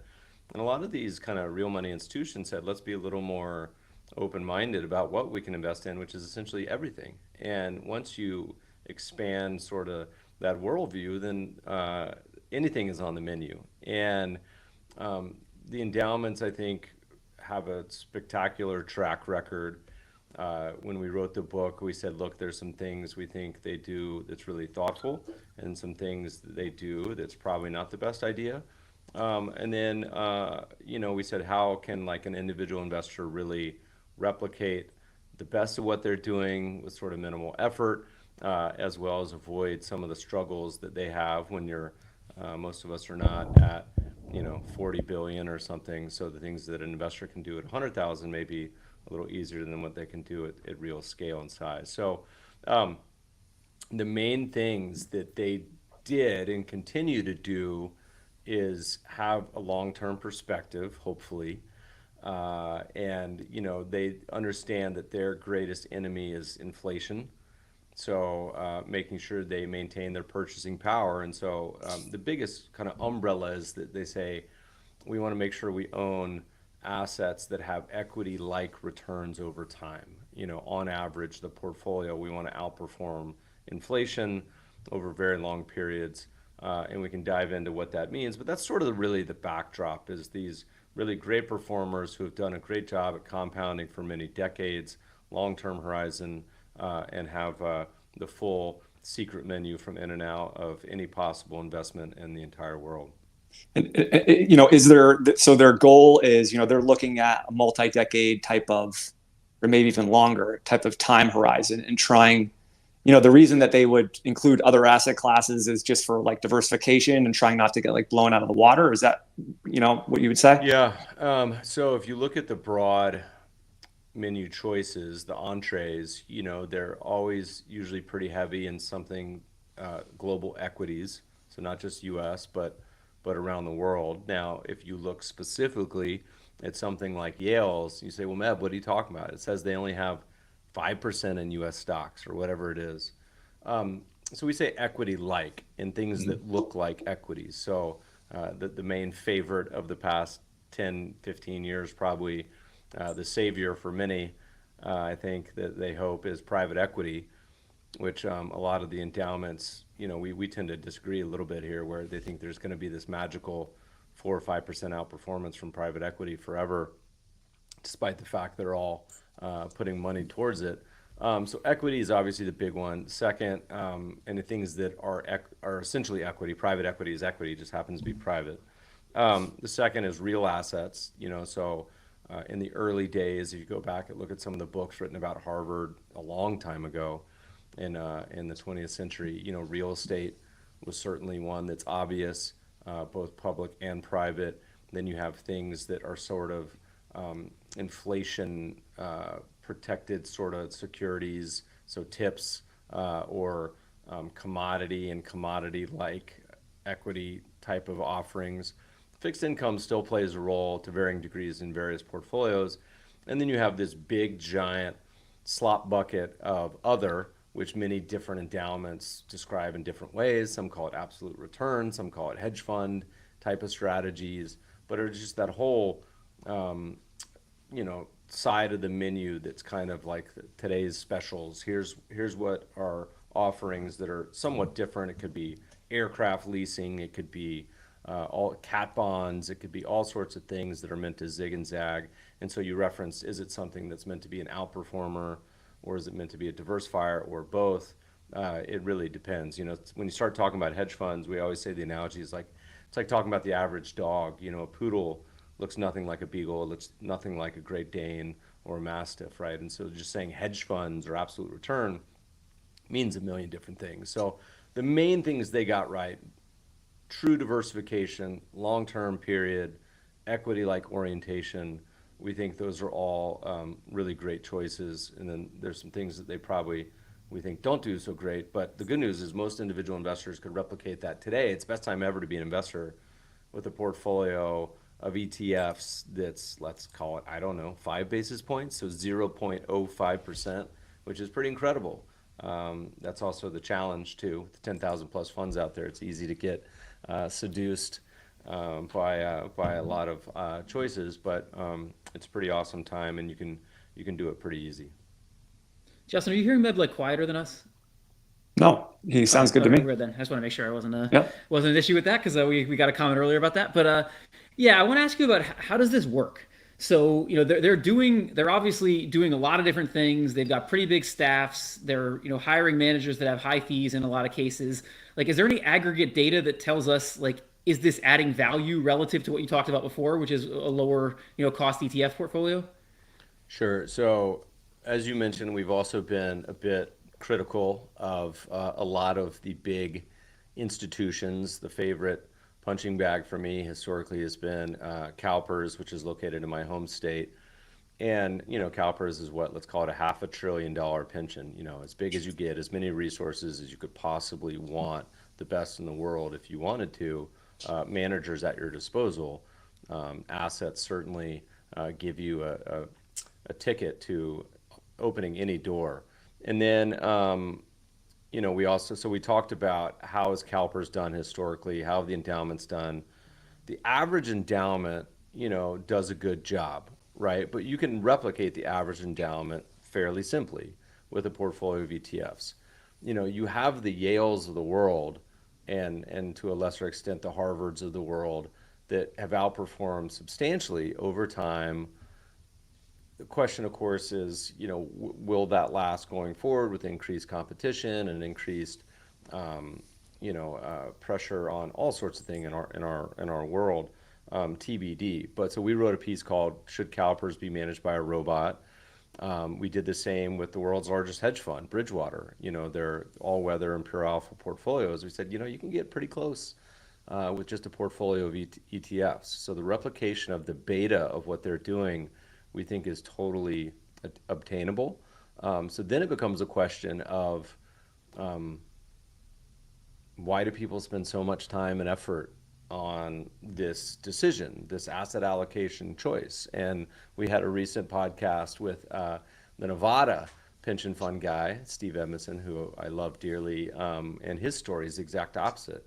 They're the true foil to CalPERS has hundreds of employees, hundreds of millions in fees every year. Like their position sheet is like 200 pages or something. He's like, what, we're just going to index the vast majority of this for as low cost as possible.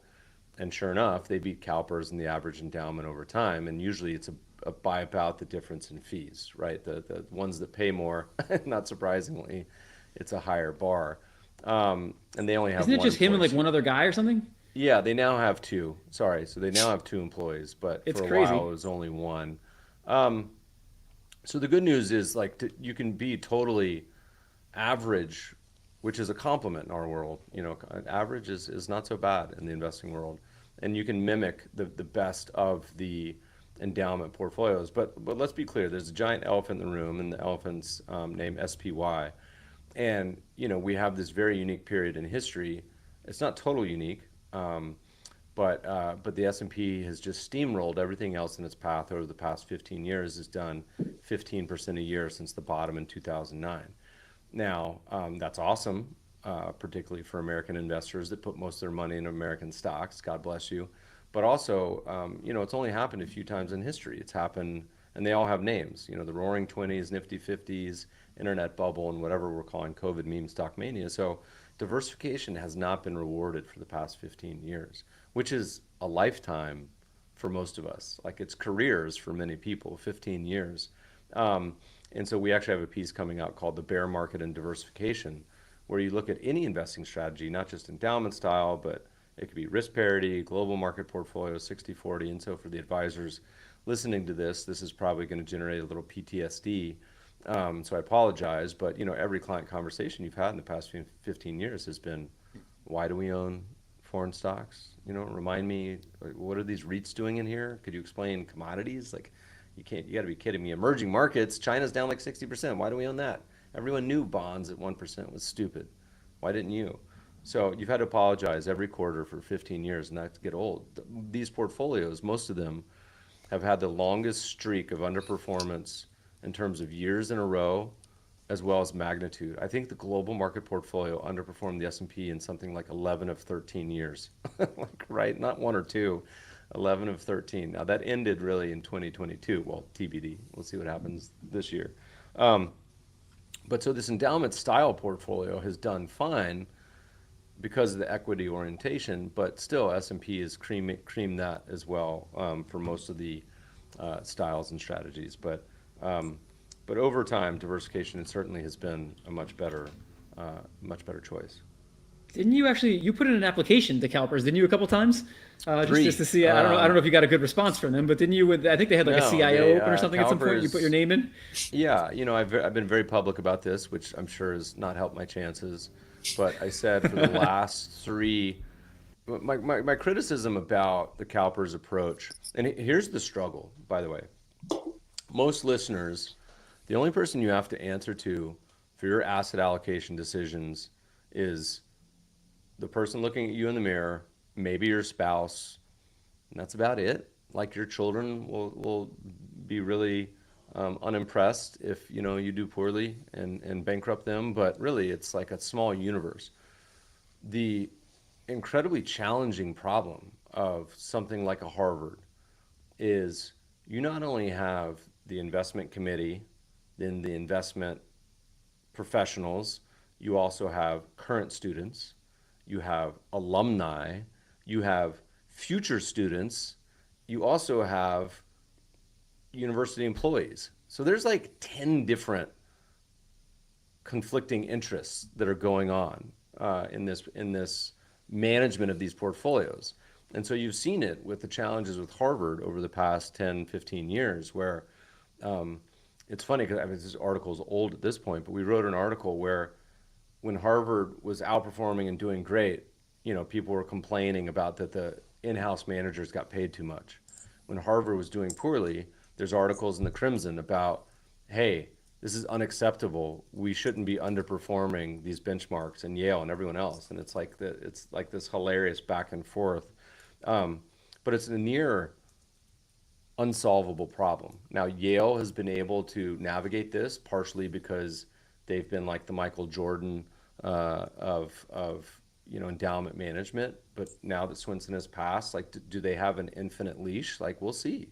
CalPERS has the same problem though. Like, it's infinitely complex for no reason. And you look at their position sheet. We always talk to investors, hey, you need to write down your investing plan, come up with the rules. It doesn't have to be hard. It could be on a note card. It could be 5 lines long. CalPERS is just, it's the most nonsensical investing document you've ever read. And so they've had in the past 10 years, like half a dozen CIOs. So I've applied to the last 3, but my joke that I put on Twitter, not a joke, I'm serious. I say, hey, look, tell you what, I'll be your CIO. I'll do it for free. So I'm going to save you hundreds of thousands of dollars right there, $1 million. I don't even know what they pay them. But I'm going to fire all your private funds over the course of the next 10, 15 years.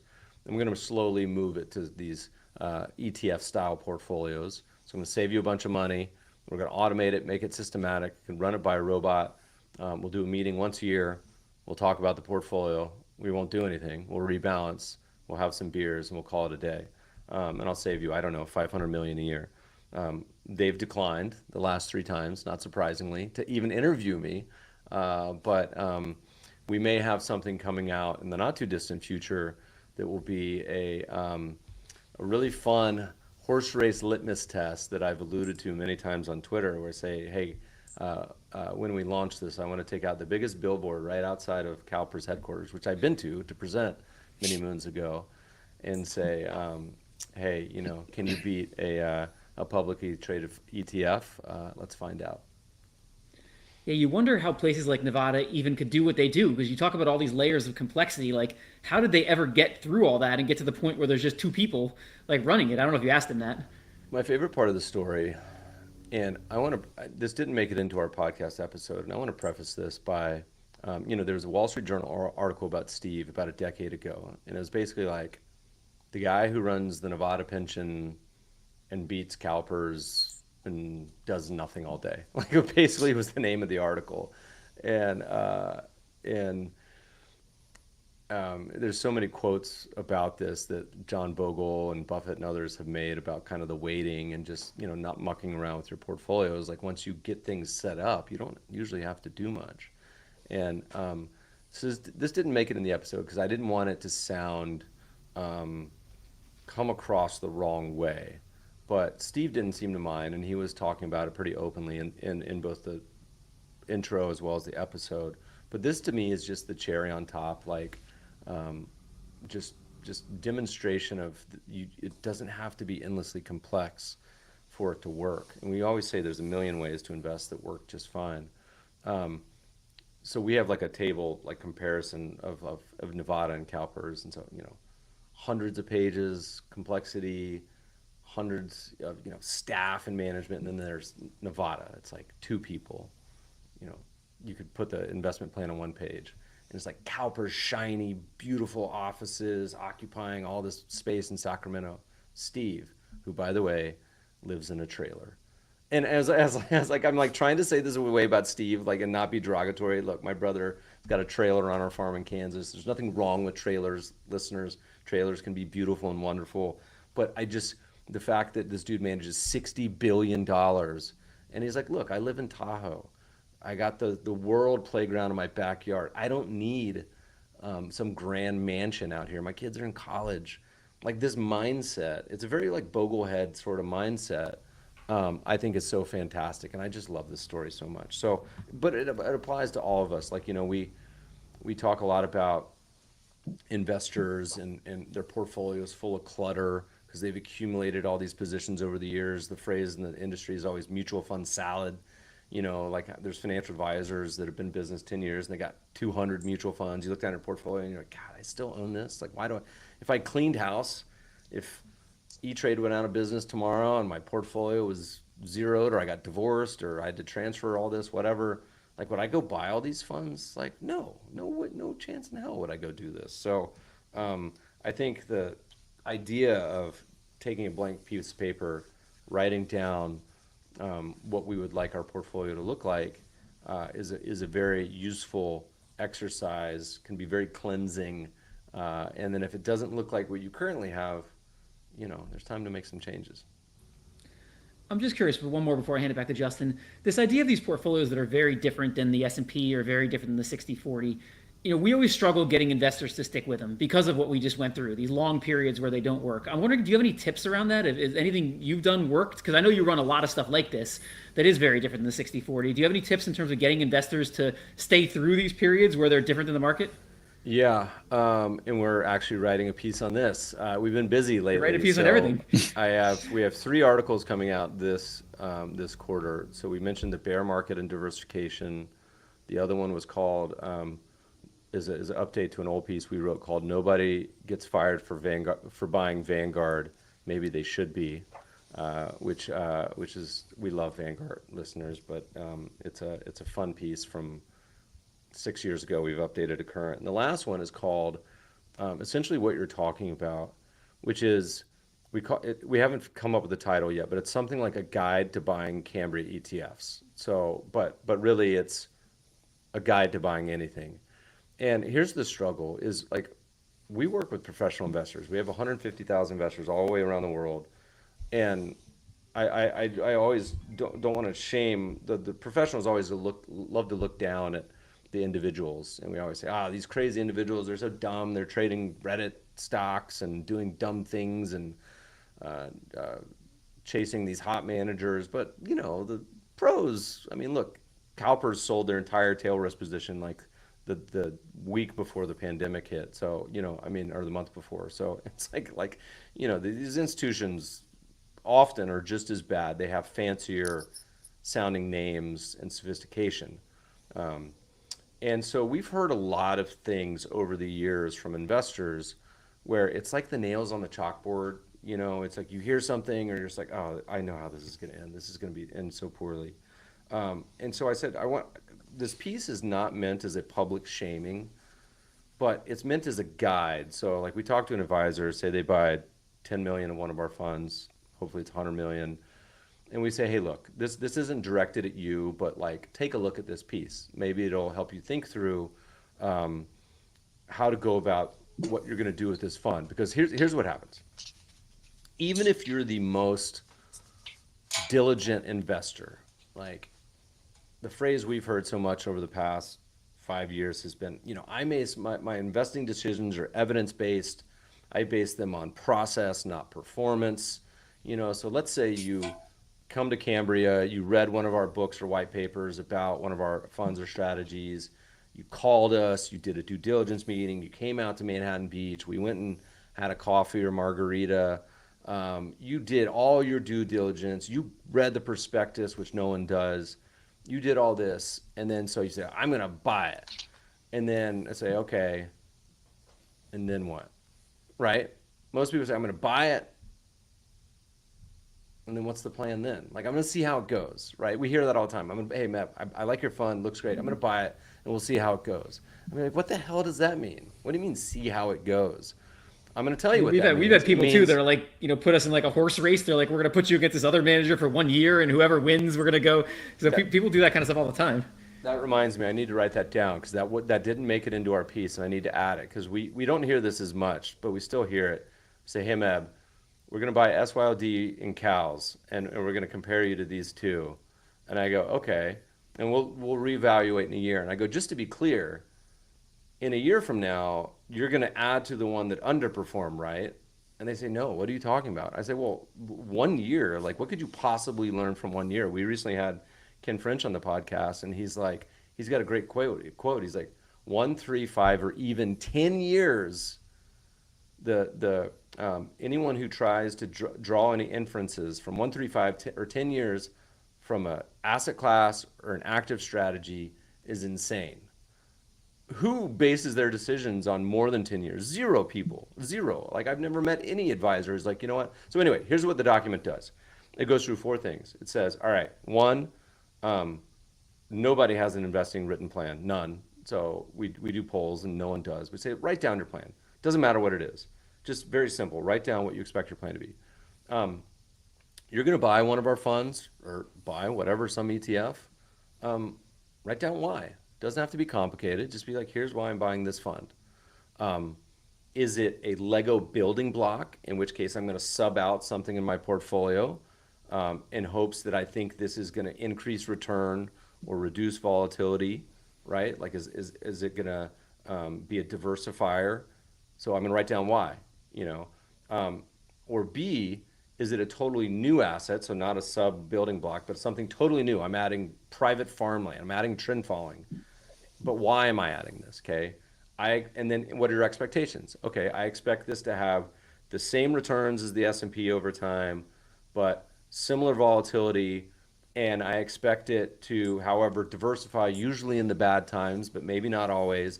And I expect that this fund could go 3 years in a row underperforming the S&P. I expect that it could go an entire decade absolute underperformance and still be a viable choice. Whatever it is, write it down. And then next is like, how long do you plan on holding this? Like, what is your measurement period going to be? And how do you think about rebalancing? And eventually, how do you think about selling it? And I guarantee you no one's gone through this process, because if what they say and what they do is always opposite. I say, I'm process-based, not performance. And that's always true on the buy decision. People do make that. They do their homework on the buy. But on the sell decision is only one criteria. Did it outperform or underperform some arbitrary benchmark or your neighbor or what your client's complaining about, right? Because in many cases, it's like playing poker or blackjack, right? It's like, did you make the right decision ahead of time? The outcome, in many cases, is completely random or unclear, right? And so this document, I think, is a helpful. It's I think going to be, as with many of our views, non-consensus and some of the ideas about how to work through some of these challenges. This is a really long-winded deviation from your original question: is how do we get people to behave? I think the first is studying history and having some expectations about the markets as well as the strategies. So understand how crazy markets have been, understand how crazy strategies have been. And I'm not talking about for the last couple of years, the last 100 years. And even then, understanding 100 years isn't that long of history. And then putting it all together into a portfolio and trying to understand, how these pieces fit together and what the expectations are. And we have a long description. And so part of this is from Vanguard and others, where it's like, even if you pick a kick-ass active manager, guess what? They're going to underperform like half the time. and probably underperform, numerous years in a row. But how many people expect that? All the surveys we do say, hey, I'm giving someone 0 to 3 years, and then that's it. Meb, these 30-minute conversations are kind of tough and they're tight, but we had an hour. Come on, guys. I was just warming up. You said we got a tight three-page question document. Well, that's why you're coming back on excess returns soon for us, hopefully. But in 60 seconds or less, sort of the final closing question we're trying to ask everyone is, what is one interesting thing you're seeing right now that others should be paying more attention to? We have an entire Twitter thread on things that we believe that no one else believes, and we're up to about 20 right now. One of those, which I need to add, is not just do they underperform, but in the classic portfolio construction arena, we would think, okay, well, maybe these stocks underperform on average, but they have redeeming features that when the market really sells off, these types of stocks hold up well or provide some risk attributes that are favorable. If we look to the next page, in general, these stocks are really bad from a drawdown perspective. Regardless of the factor, these stocks almost uniformly, consistently outdraw down the market or have greater drawdowns in the market through time. So even though they're getting lower returns, there's really not a lot of redeeming facts from the perspective of, well, maybe during a really bad time, these are okay stocks to own because you're earning lower returns on average, but they make up for it by saving your bacon when the market sells off. So these are just in general really bad stocks to have in your portfolio. And so when you buy an index, you're getting all of these, and it's what we call the passive performance tax. You consistently are over-investing in companies with really poor stewardship properties. So if we take the market and we bifurcate it just on the basis of stewardship, good stewards and bad stewards, we see this next chart here, which is really kind of nice. It shows very consistently, just regardless of whether stocks are over or undervalued, just focusing on companies that are doing the right thing on behalf of their shareholders, that's the blue line, they tend to do a nice job outperforming the market. Not only do they outperform, but they do so with a lower beta, generally lower standard deviation. So they have a lot of nice attributes that lead to what we would consider to be a safer market than buying the black line, which is the market. And then overall, that red line, which is the stewardship fails, really do a poor job in terms of protecting your wealth and growing your wealth. They significantly underperform. They have higher drawdowns. They have more volatility. We believe you're just much better off if you want a broad portfolio. Just think about excluding them altogether in your portfolio construction process. So we can take this one step further and start to think about, great companies don't always make great investments because they may be overvalued. So that's the last step of the puzzle in creating a safer market, is putting some potential guardrails in place to avoid really overvalued stocks at points in time.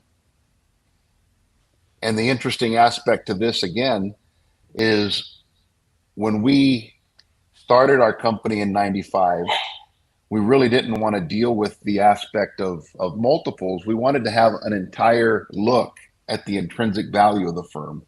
So whenever we think of valuation, we don't think of cheap or expensive. We focus on the concept of, is the fundamental worth of the company more or less than what the market's paying for?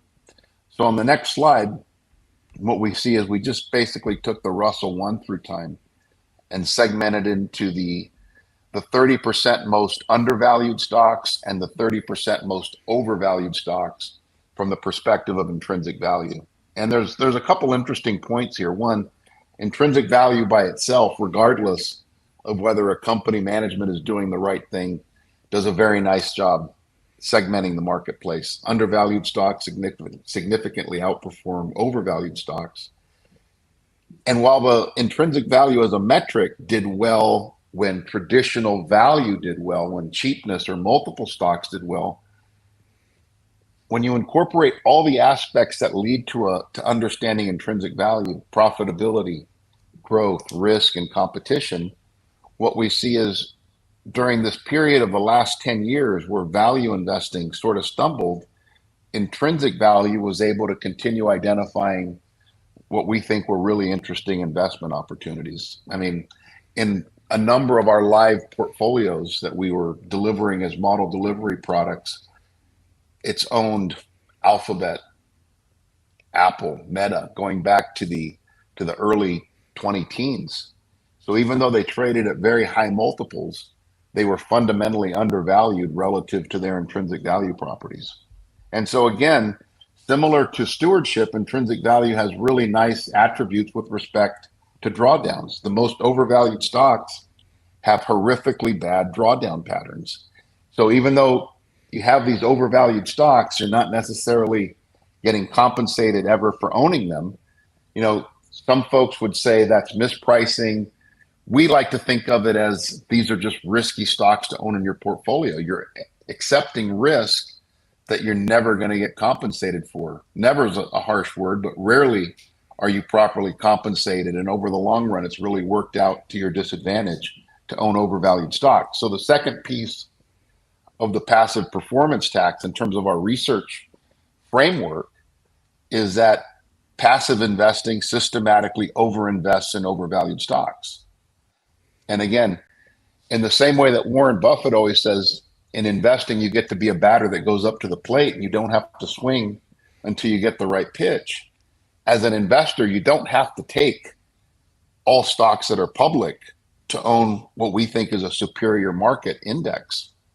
You can take the stocks that are being managed and run in your favor and give you a favorable risk return profile in terms of when you buy them. So when we put it all together, what we end up with is what we call an intrinsic value stewardship portfolio. The theory behind it is on the next slide, which is it's a broad cut from a valuation perspective. We're eliminating the 50% most overvalued stocks along with the stewardship fail stocks. And it's done a very nice job relative to the overall market. Low tracking error, nice alpha, similar beta, similar standard deviation. From our perspective, it's just really solid blocking and tackling to get at the problem of how do we own a big, broad, diversified portfolio of hundreds of stocks, yet still get alpha. And so on any one year, this last chart here, the next chart rather, is what we like to look at in terms of, we call it a consistency chart. And it basically looks at over different time periods, how does this type of approach work? Well, in any one year, the batting average to this strategy, this process or this framework, this thought process to own and construct a portfolio is about 66%. But the longer we stay with it over different rolling time periods, the better and better the returns get. So in 1 year, it's 66. It goes up into the 80s by 3. It's in the 90s, 95 by 5, and by 100, by 10 years, you've basically achieved 100% 10-year rolling outperformance relative to the base index with similar underlying volatility and risk characteristics and a very high information ratio. So we think this is a really unique approach that kind of takes all the strengths that we do as a firm. We're a very quantitative firm, but we spend a lot of time fundamentally analyzing data at company specific levels. We've maintained a very unique custom database of fundamental data for the S&P 500 since we launched a product dealing with the S&P 500 as a universe almost 20 years ago.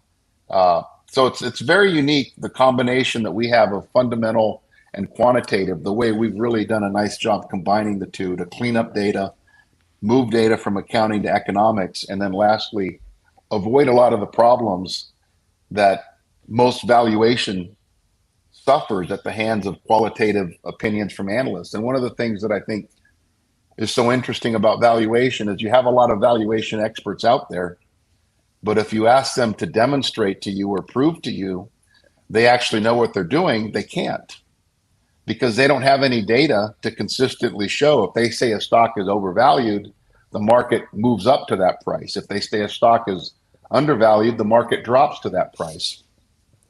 We had a group of academics study our intrinsic value back in the 2000s from Michigan State University.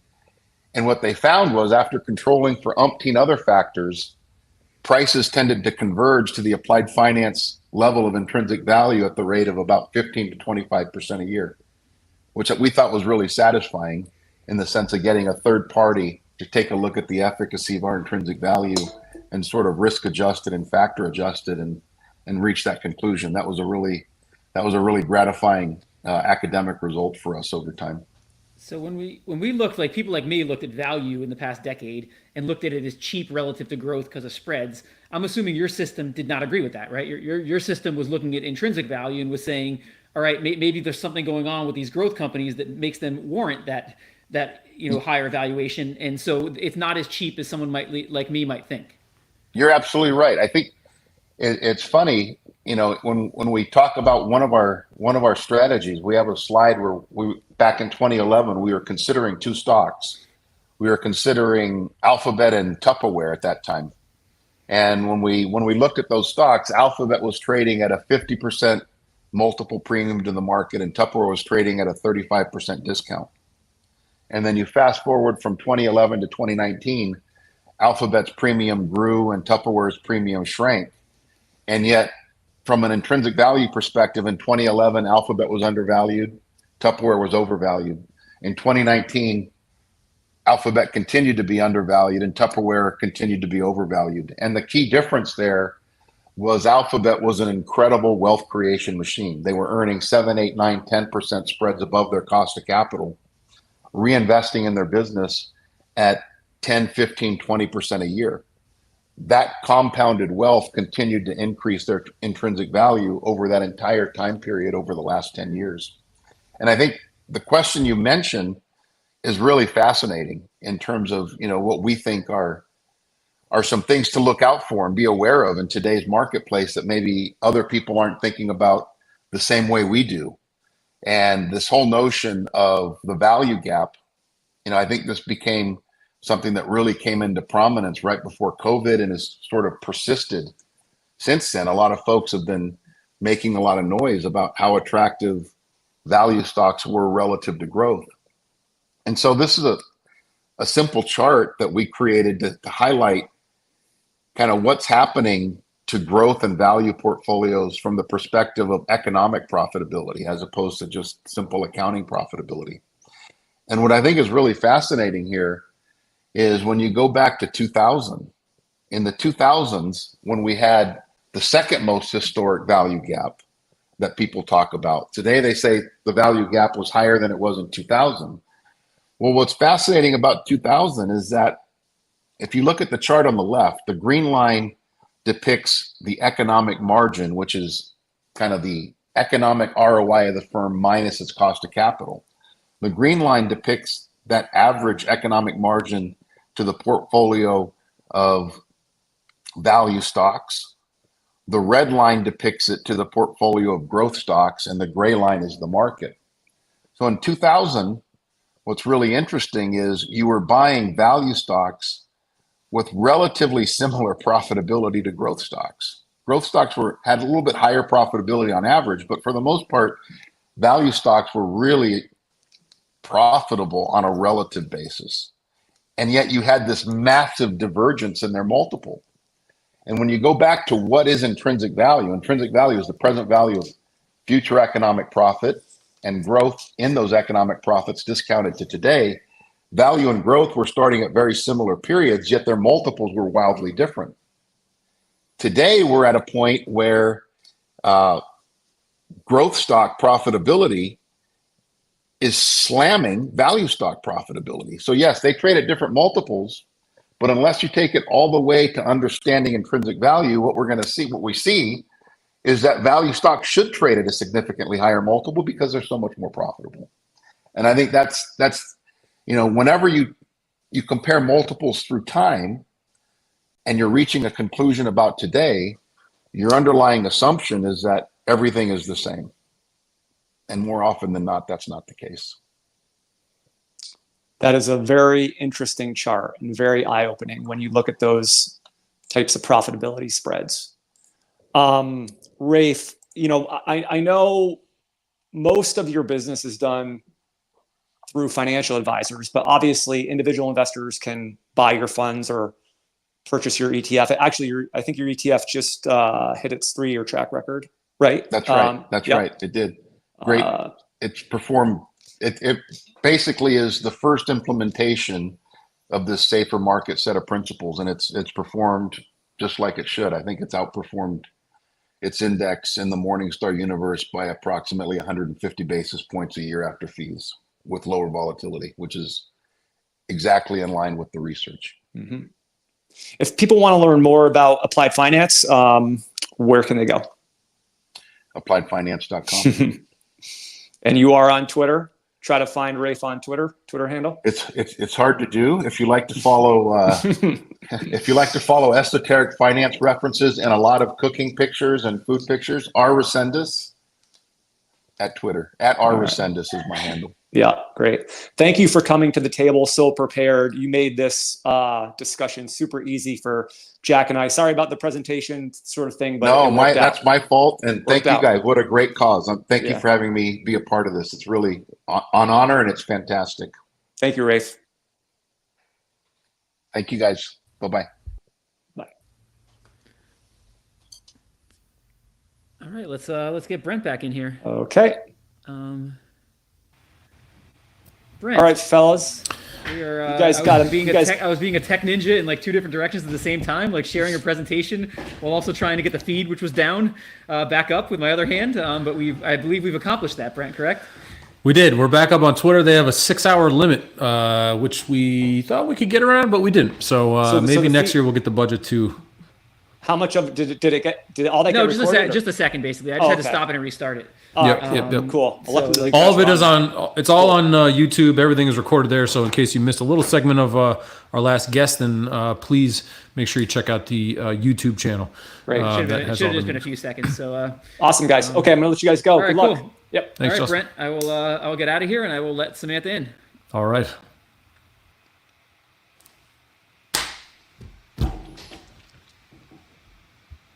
Hey, Brent. Samantha, hello. How are you doing? I'm good. Let's get you over here so I can see you better. We have one guest that is sideways. Say again. I said we have one image of a guest that appears to be sideways, but we will move along at any rate. I'm super excited to talk to you. We did a fantastic interview. It was over a year ago now, which is kind of shocking to me. But before we get started, why don't you give everyone a little bio on yourself and let us know who Samantha LeDuc is. All right. Well, thank you for the invite. I think it's fabulous. And yeah, we did have a webinar. I think it was right before the August swoon. So this is a good time to freshen up. I'm Samantha LeDuc, founder of LeDucTrading.com, and I'm a macro to micro strategist. I also run a live trading room for those who are active traders, not just active investors. And we use a macro backdrop to also identify with lots and lots of money flow options as well for lots of tactical trades and sector rotation, as well as some calls on volatility. I share those insights with clients from retail to institutional and can be found at LeDucTrading.com. That's awesome. And what I love most about talking to you is you make your views very clear and concise. No beating around the bush. We know how you stand, and that's awesome. You back it with data and years of experience and everything. And so I really have enjoyed our conversations and your Twitter feed as well. So for this conversation, we're going to do an interview. Do you want to share some screens, a little bit of both? What would you prefer to do? A little bit of both is fine. We'll just where it goes. I will give you my rundown, and if you prompt some questions, I'll bring up some screens. Okay, fantastic. So we are obviously, as we've talked to some of the macro strategists, a couple of traders that we've spoken to so far this morning. Obviously, we have the Treasury announcement yesterday, fall Treasury announcement tomorrow. We have the big FOMC day. And your sort of stance, if I read this correctly, is that we're in a topping phase, I'll call it. Mm-hmm. You are trying to target out a top here. So as we head into this, is this the critical kind of pivot point? Do we need to have things play out a little bit more before we possibly pivot and have confirmed a top? Why don't you kind of lay out where you think we stand and what you think we see over the next couple of days here. All right. Well, the days, it depends on the time frame, right? So Yep. when we actually spoke right before the August 1st QRA, I was very bearish, right? I was stalking a market top. And obviously it's not the top. It just means equity correction. So that did come to fruition, right? We pulled back August, Indeed. September, October low of about 4,100. I was shooting more for 4,000. It's not a game of perfect. Then November 1st, we got the Fed pause and what I call affectionately the Yellen Yahtzee, where instead of issuing more longer duration notes and bonds to fund this growing fiscal deficit, on November 1st, she issued the shorter duration, bills, which is basically liquidity infusing. So we actually get not only the Fed pause, which is bullish, and later pulled forward kind of 3 rate cuts into 2024, but we also got the Yellen Yahtzee, which was lots of liquidity, versus the opposite, which is more of what we had on that August 1st delivery. So November 1st, it definitely not only excited the bulls because they still had that backdrop of AI, but they had a lot of shorts to cover. 3 months of built up shorts. We're not in that situation now at all. We do not have a large amount of shorts that need to cover. We also have a very different backdrop. We're at 5,100, not 4,100. We have absolutely had re-accelerating inflation versus back then. The big change actually was November 14th, was after the November 1st Fed pause Yellen Yahtzee, where we had the CPI show that we had decelerating inflation, which was this beautiful deflation impulse that also got the Fed cuts pulled forward. So we had that kind of trifecta of monetary with liquidity with short covering, and off we went to the races. This is obviously what propelled us higher through December, January, and even in February, because I had done a Bloomberg and a Market Watch thing going, you know what, I really see this market widening, broadening out. It's not just going to be the NASDAQ 1999, or maybe 1995 if we really get some IPO excitement and such. But it looks like that the market's going to broaden out until March. March, everything petered out. It just started, retail started falling off the cliff, and that call had to be pulled back.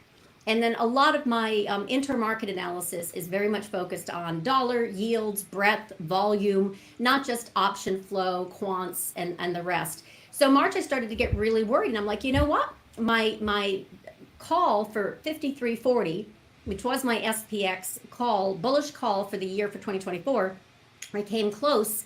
But we didn't tag it. We started rolling over underneath the surface. There was net selling that was picking up. The breadth destruction was very clear, both in NASDAQ, not the leaders, but underneath the surface, and in NYSE, which is a larger kind of way to assess the market. So we basically had a lot of breadth breakdown and net selling underneath the surface that made me kind of pull that back and say, you know what, I think we need an equity correction. So we definitely had a string of outperformance, right, from that November 1st short covering rally right up until March 1st. And I mentioned March 1st because gold started spiking out higher. And I wrote on Twitter, thank you very much for the kind of succinct summary. I basically said, this is gold telling NASDAQ the crash up call is done. I might have used different words, but the point was they were going to have to slow down. And NASDAQ literally stopped going up on that day. And so March 1st, gold took off like hot fire flames. Silver followed later. We had a beautiful squeeze in late March. Now that was all, excitement because, China is hoarding gold, and they're basically, it's the new risk parity trade, long gold, short bonds. So by many estimations, and I'm very blessed that I work with two gentlemen who are macroeconomic wonks. I mean, they're just brilliant. And it was really this whole concept of the new risk parity is long gold, short bonds. So we had this very strong rotation into higher yields, higher dollar, and higher gold. Gold being the tell that NASDAQ was not going to run higher at that moment. And we have obviously fulfilled that, right? We've gone sideways to lower in equities. And then after a 3-week pullback, and it was very, very strong, right? So on April 4th, we had our first 2% intraday drawdown in the SPY. It was negative 2.07%. Otherwise, we have not had a 2% pullback during regular trading hours for, oh goodness, 150 days more, right? So it has been bid. But I noticed, following options, that trifecta of selling puts, buying calls, and selling calls was petering out. So not only was the intermarket stuff saying dollar was going to spike, yields were going to spike, net selling was picking up underneath the surface, the breadth was breaking down, but the options market was also at risk. So it was good to kind of time that 3-month pullback, a 3-week pullback of late in April, at which point we're always going to have these reflexive bounces. And that's what we're in right now. So we've gone from, 415 in NASDAQ, QQQ to 430. I still see a gap above that's going to get filled, about, 445.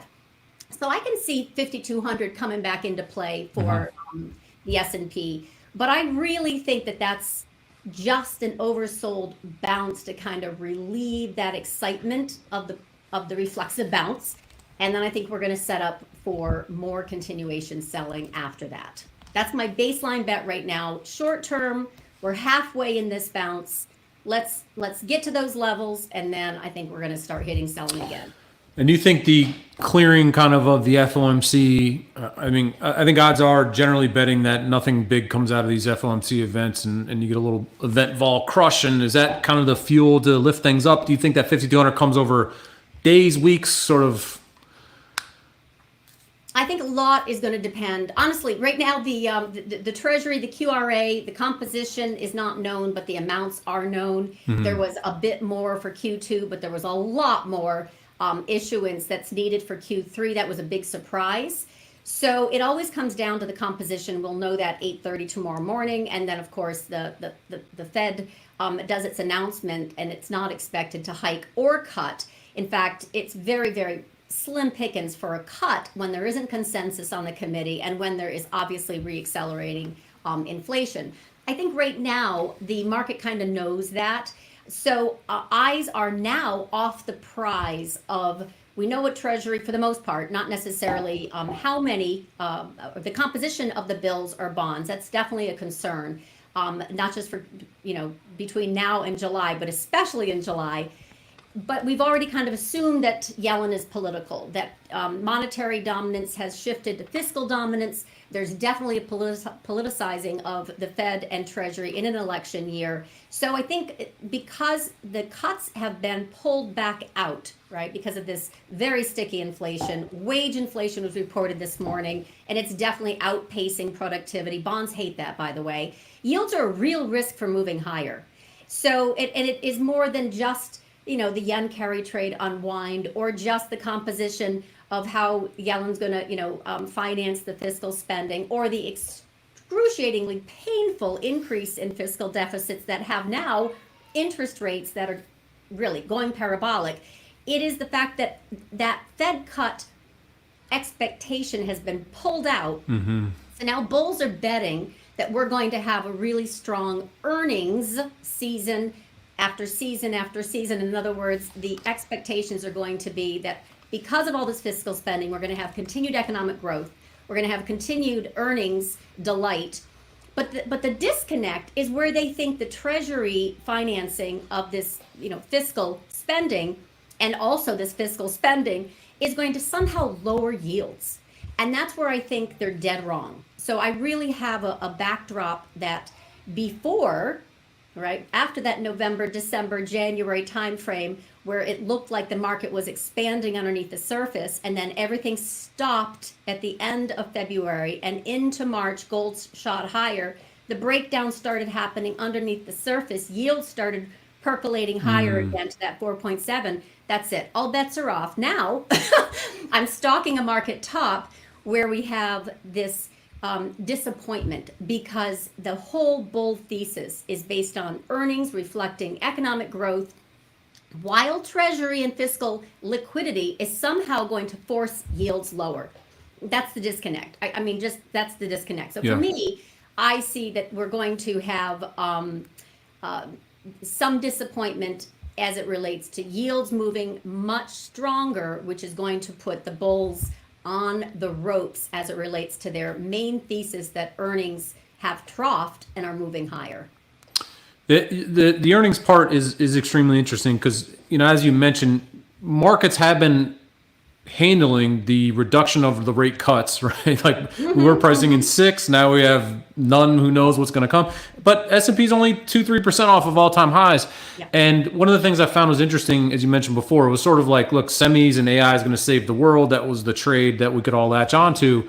And earnings kind of mixed so far. I was just looking at Microsoft actually, which had a nice pop, I think 6% after earnings. It's now down below 400. Google's still holding on. We get Amazon tonight, Apple obviously, AMD, SMCI. So I think that earnings as a catalyst narrative, we can really start to pull a lot of that information out today with today's numbers, and then obviously people are hanging on that Apple, hanging on Apple in a couple of days as well. So. I do take your point that if we don't have great earnings or some sort of real catalyst here, then what as a bull do you start to latch onto?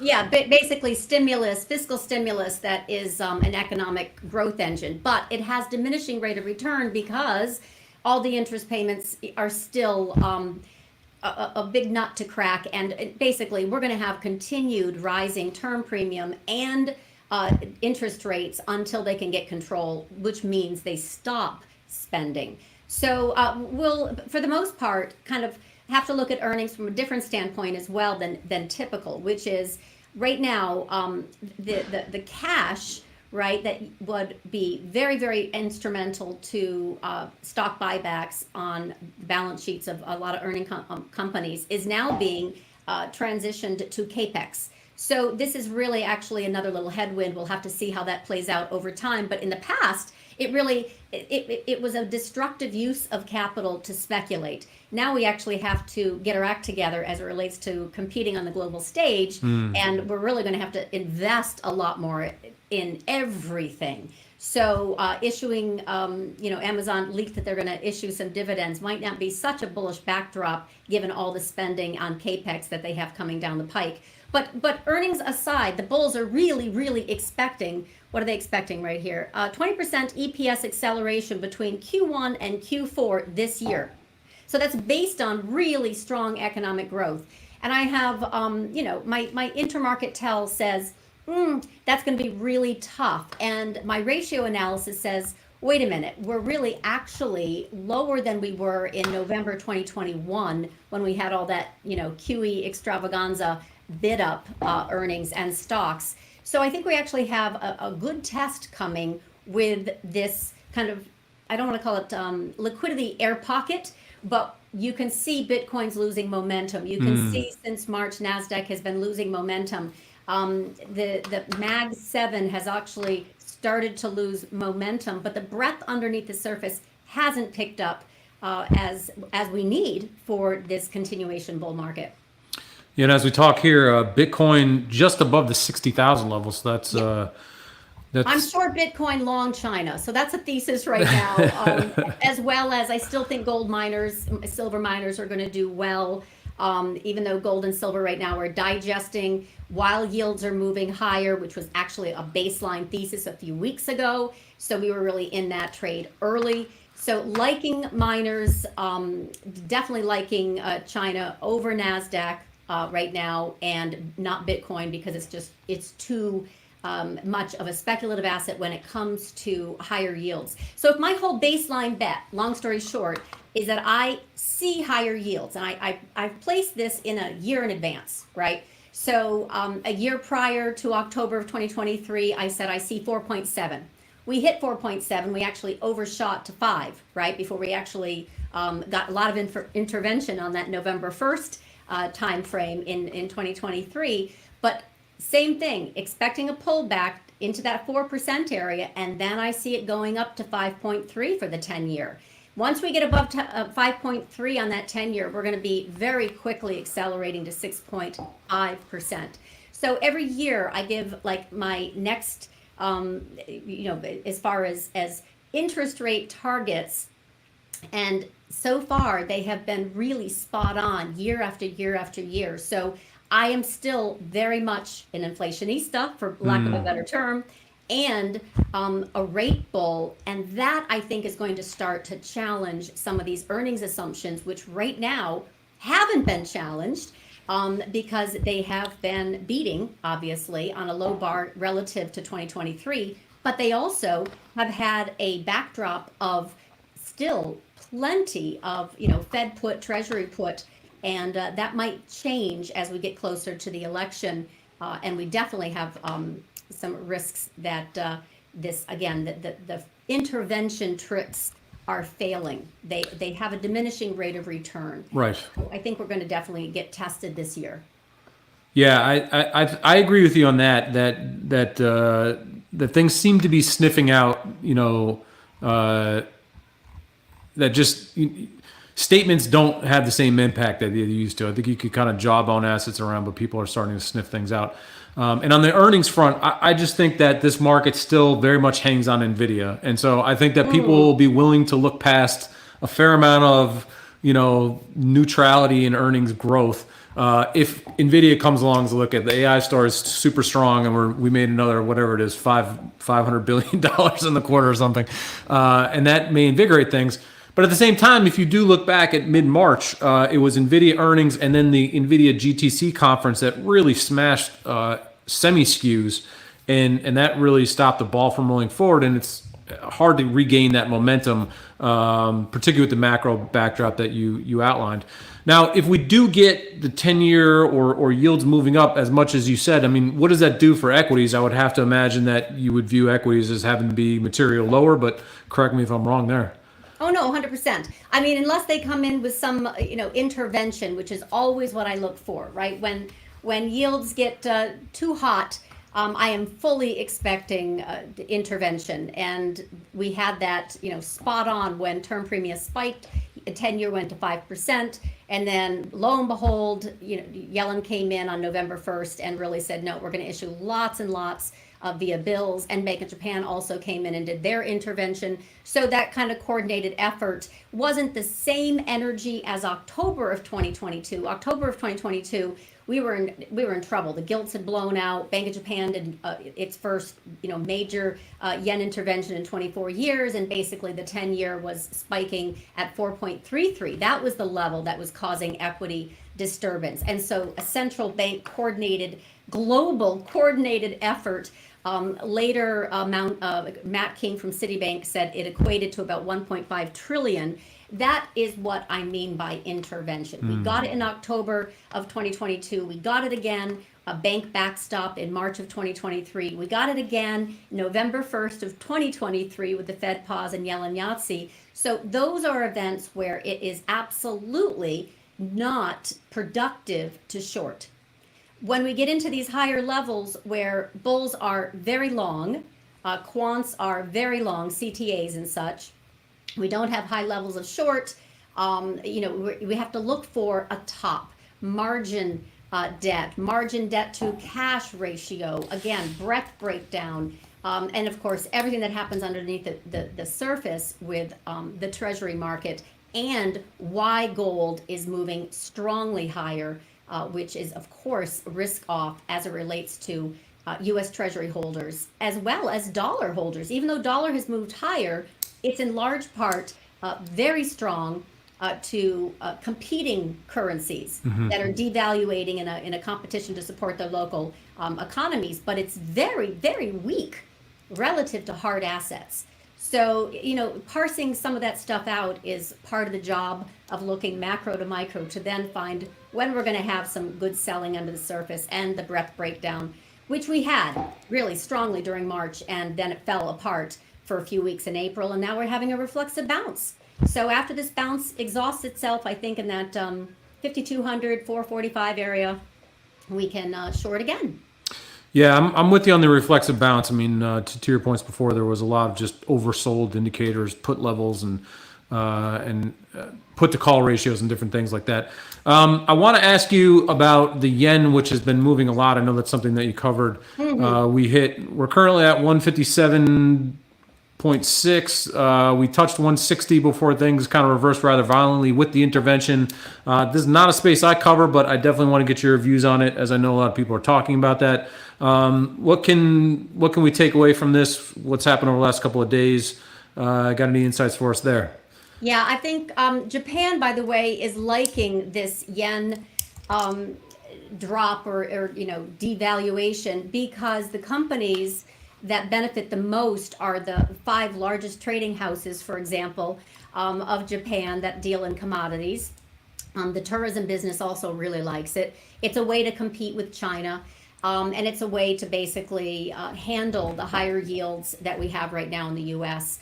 and the dollar strength. So I would say that they're okay with it. In other words, the yen falling, and the intervention that happened on a Sunday night in thin liquidity markets on an evening of a Japanese holiday isn't really yen intervention. So. And you can kind of notice that it didn't last very long. 160, 155, it bounced right back up to 157. So it's really not going to stick. It feels like they could do another one tonight, by the way, but they need some help. It isn't just enough for them to intervene. They really are not going to, I'm going to say this the wrong way, but I mean, they're really not going to get the job done unless it's coordinated with the U.S. So, and that's all there is to say about that. It really has right now a very, very strong chart read until much higher. So anything above 152, where they promised repeatedly to come in and tap it down. They did it in October again of 2022 and October of 2023. Now that is solid support for a much higher move. So the intervention has also diminishing rate of return, and the impact of that is a slow unwind of the yen carry trade, which is very, very supportive to higher interest rates here in the U.S. So that yield differential is between their 30-year, our 30-year, our 10-year, their 10-year, is very predictable. So you can kind of, from an intraday or day or week time, it doesn't matter. You can see the correlation is so strong with our 10-year yield. So I would say this is, for right now, short-term beneficial for them for the reasons I just talked about it, right? Their commodity houses are making lots of money, of which Buffett is I was going to say, it's the Buffett trade, yeah. He's trying to bring it to 10%, and Elliott took a stake in one of them. They're benefiting from higher from this whole inflationary move of and deflation of the devaluation of the currency and inflation backdrop. They're printing money. But it will get to a point where it starts to unwind, and that will be very supportive of higher U.S. yields. So that's the risk. But that's a slow, then all at once kind of thing. It's very tough to time. Those are really interesting insights, particularly linking those to the carry trades.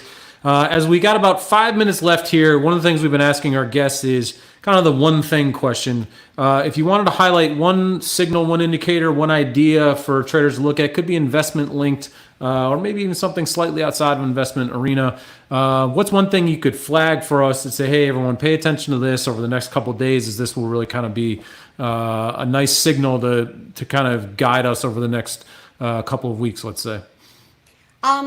Goodness, I do this intermarket analysis, which is really cross-asset comparison, contrast, to see where there are divergences or, strength, weakness, and sector rotation. Also volatility, when we're getting to a point where it's definitely looking very robust for a shakeout, up or down, by the way, because that's kind of the thing, right? You want to, for me anyway, I want to time sector rotation. Money is always flowing from one sector to another. Banks to tech, or growth to value. The point is, it's in lieu of sector rotation, there will be volatility. So when I start to see that there's no leadership, then that's the worry point. And then I know that the next level that's going to get hit out of sector rotation comes volatility. So right now, I have a growth value rotation ratio that I follow. I have a dollar yield ratio that I follow. And those are my two kind of go-to indicators that help me time and position for clients that that energy, if you will. And I would say the biggest threat that I have right now is that dollar yield indicator that is moving higher and it's in danger territory. So that particular indicator is basically flashing that it's not done going up. And that is one of my reasons for being strongly bullish the 10-year yield, bearish bonds. And I'm not talking about this week or next week. I'm talking about, for the next few months. And that was a surprise to me because I actually didn't think we were going to get this higher 10-year yield until Q4 or Q5. It was pulled when I made that call last October. Okay. I really didn't think we were going to get this until the end of the year, toward the election. We got it way early. So that just, to me, it is a sign of how fragile the market is with all the other indicators. But that dollar yield one is percolating very strongly, and that says caution.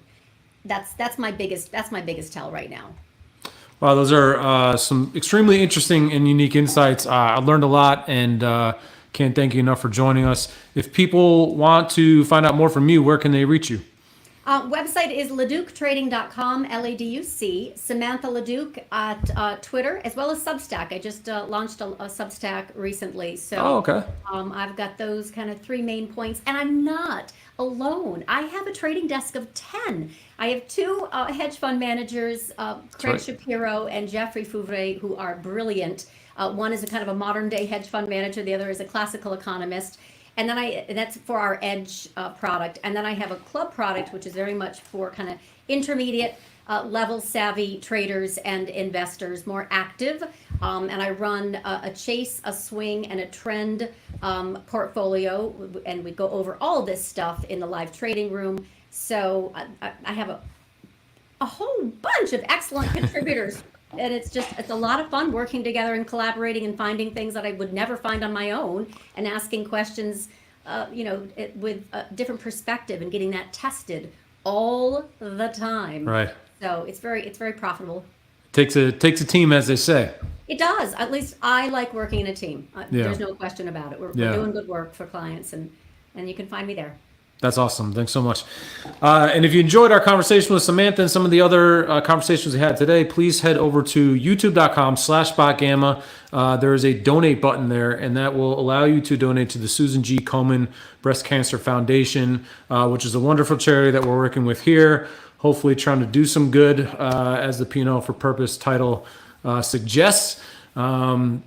As we look to raise funds for charity. Again, they do that in association with Simplify ETFs. You can also look up the Pink ETF, and proceeds from that Pink ETF, or fees, I should say, do go to the Susan G. Komen Foundation as well.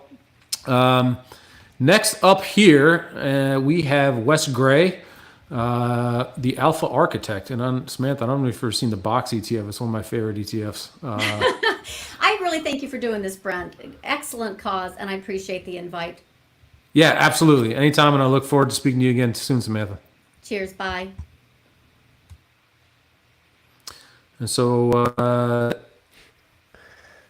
all right, Justin and Matt, you guys are here. What's up? For a conversation with Wes. All right. Yeah, and I'm looking forward to listen to this conversation myself. So I will pass the baton over to you guys, and I will see you. Actually, I got a little break now, so I'm going to give my vocal cords a rest.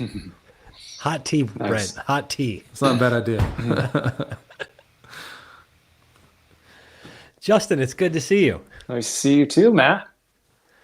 I see the hair gets messier and messier as the day goes on. This is the way it goes. This is the way it goes. That's when you know it's a good day, buddy. That's how you know it's a good day. These are facts. This is also how we know we've poorly timed the haircuts. So what? So it's going good. Let me look at while we wait for Wes here. Who was letting him in? Do you know? I believe it was Jack, the gatekeeper of all Okay. gatekeepers. Okay. All right. All right. $4,000 raised so far. So that's pretty good. Awesome. Getting there. Hey. People are stepping up. Appreciate that. If you haven't yet, if you're on Twitter or LinkedIn or YouTube, we're live in all the places. There's that giving button right there. I believe it is it just below on all the Yeah, I think it's just below the video. Justin? Yep. Look where it says give some money. Susan G. Komen. This is a really special thing. Pretty remarkable. So before Wes comes in, I won't go into this with him, but Wes is the reason, Matt, you and I know each other. I took a screenshot of this and sent you a text a little while ago to just remind you, hey, That's right. This is funny. Because Wes is the person who said, hey, you don't know this guy, Justin? At the time, we were living not that far from each other, strangely enough. Yeah. He was like, how do you guys not know each other? You got to connect. This is the power of networking. Well, and that was a really sort of interesting time for you because you were going through the whole transition out of Merrill into Sunpoint and sort of had, gone through the process of figuring out how you were going to unwind and then doing it in all the ways that needs to be done from a compliance standpoint, who you were going to bring, who you're going to hire. I think, Ben coming from Vanguard. So that was, we were kind of a sounding board for each other, I think, at different points, right? It was super important. It's surreal. I just noticed this. Do you know what date it was? We're 2 years and 1 day off. No, are we? Really? So it was April 29th? Time flies when you're having podcast. Yeah, April 29th, 2022 is when we first communicated, traded emails. Okay. Yeah, that's now here you are co-hosting PNL with a purpose. That's right. Your 2 or 3 other different initiatives. You too, brother. Yeah. Mm-hmm. Yeah. So, well, while we're waiting to see if Wes is going to magically appear in the box here, $4,000 so far. Yeah. Great to see the progress here. You want to talk about some other fun stuff while we're waiting to see if we have a friend for the next 20 minutes? Yeah, we could maybe give him like 1 more minute. And if he doesn't come, then we might have to go to our backup plan. The backup plan. Is this where we do the song and dance routine? We could, or we could do, I'd love to test I want to test your knowledge of music and the music industry and the business and 80s and 90s rap songs and oh boy, all the different things that you know about. Well, if we have to do that, we'll do something. We'll make sure we have some fun with whatever our surprise filler segment becomes. I still go back. That was an interesting point that you brought up with the number of like artists and songs hitting, I think like that Billboard 100. Yeah, there's a wild thing, and it was from this Priceonomics thing. So even if, while we're waiting for this, and apparently going to talk music for a second, there was this incredible piece that looked at basically, like in markets, do we crowd out new entrants? So I think about this a lot in terms of startup or venture companies and the whole like staying private for longer and how few companies for a while there and still now become like multi-billion, if not trillion-dollar companies. And this like crowding out that seems to take effect. And it's crazy because we've seen the same thing in music. And Priceonomics wrote this thing a few years ago that was looking at where did the one-hit wonders go, basically.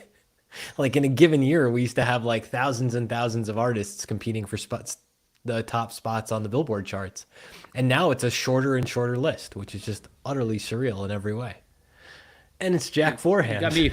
You've got me for a second. You'll have Wes in 1 second. Okay. He was having a tech issue, and then my response to him about when to come in auto-corrected to 3 o'clock instead of 2:30. Oh no. So he was he's here now though. So the viewers can get rid of me and enjoy Wes. Great. A little less music talk, Justin. A little more Wes Gray talk. I like it. Well, music would be good, but we'll continue that conversation. Wes. Yo guys, what's cooking? Hey man. How are you? Thanks for coming on. Really appreciate it. I know we're kind of running a couple minutes late. Sorry about the tech issues and miscommunication there, but all is good, man. Nice to see you. Yeah, no worries. So you just doing these like back to back to back to back all day, or 12 hours of half an hour interviews. So it's a lot of content, man. Holy shit! You're a maniac. So quick intro. Not that you really need one, but Wes Gray, founder, Alpha Architect. I think you guys have about 3.5 billion in direct AUM assets. You also are a strategic advisor to ETF Architect, which has over 10 billion in ETF, what I guess I would call like white labeling assets, if you will. Those aren't assets under management. And you're representing over 50 funds at this point, which it's really been a fun, we're going to talk about that in this discussion today, but it's been fun to see the growth and the success that you've had with both firms. But, ETF Architect is the newer of the two, for sure. And just a quick reminder that today's event, and people like Wes are joining us to help support the Susan G. Komen Foundation. It's a very important charity fighting breast cancer. We're trying to get to $20,000 in donations. We're at about 4,000 now. So if you can, and you have the means to, please, kick in some money, donate a little bit. You can donate right on YouTube. So we're keeping it right in the YouTube sort of ecosystem in terms of collecting those donations. All right, so Wes, we're going to talk factor investing a little bit up front, just because we always want to do that with you when we have you on. So let's talk about that. We're talking about value momentum, but let's talk about value specifically out of the gate. I think it's interesting. Value went through a really tough period, especially 2016 through maybe 2019. That was like the value winter, if I had my timing right. But it's kind of come back as of late. Like 3-year numbers on value look good, better. But I mean, what do you think when you think about value investing, your style of value investing over the last 10 to 15 years? I mean, what do you think the biggest lessons are there for investors? I think it's the biggest lesson that you always reiterate, follow the process and stick with the process. It doesn't even matter what your process is, just identify a process you believe in, follow it, and then focus on minimizing fees and taxes along the way, and it's hard to screw up. But of course, as you know, like any process to include value, that's easier said than done. You guys run a pretty focused, concentrated version of value investing, but just talk at a high level how you think about building a value portfolio. Yeah, so it's pretty straightforward. I want to focus on the cheapest stocks in the marketplace because that's usually where a lot of the mispricing and hate and discontent is. And then amongst those firms, all of which, or none of which are going to be beautiful or amazing or, the Teslas of the world, we just want to find those that are the highest quality. So amongst the garbage bin, which ones, got the best balance sheet, best quality of income, are most likely to weather the storm that obviously they're currently enduring, or otherwise you want to be in the 10% cheapest of stock. So cheapest, highest quality is what we focus on. Have you, since the publication of Quantitative Value, have you guys evolved your strategy at all? Like we had someone from Research Affiliates on earlier, and she wrote a paper on like avoiding value traps, and she sort of talked about that. And I know that you might start with a specific way to select these value stocks, but maybe over time different things can come into the strategy as you look to maybe improve on things on the margin. Has there been any of that with Quantitative Value? Yeah, so at a 40,000 foot view, the investment objective is exactly the same. Highest quality, or the cheapest, highest quality value stocks. The mechanics of how we've done that has adapted, where we have actually, we moved towards like a negative screening aspect where, instead of having a lot of filters on the back end, just up front, we avoid like, hey, if you're high beta, if you're low momentum, if you got terrible accruals, if you're extreme on any other value metric, just you're automatically out of the pool. So that kind of gets rid of a lot of the trash up front. And then because we do that now on the front end, it allowed us to simplify the rest of the process, right? So now it's just buy cheap, buy quality. But instead of having like 100 quality metrics, we just have like our core kind of what we call FS score. It's just the 10-point checklist. So fundamentally the same idea. It's just we've simplified and made it a lot easier and I think robust to a lot of like data issues and what have you. But it's 99% the same, I'd say. When you think about putting together these tools, especially these really focused strategies for allocators, from the allocator's perspective, how do you want them to look at these things you're coming up with, especially focused factor strategies?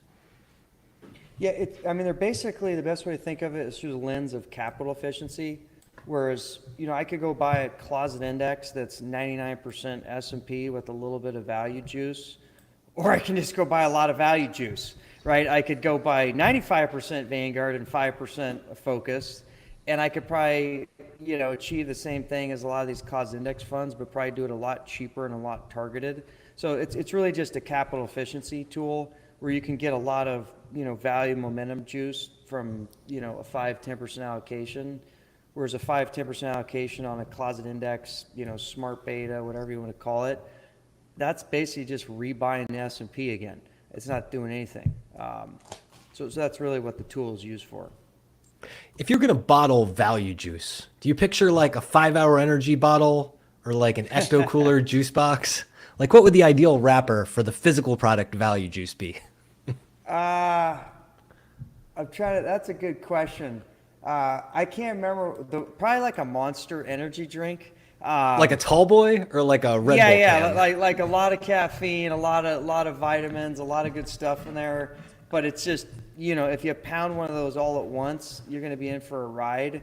And some people just, they're not really ready for that ride. I'm on a road trip. I'm pounding a Monster energy drink and living the dream. It's all good, but like other people, they may need to take sips of the drink over a long time period.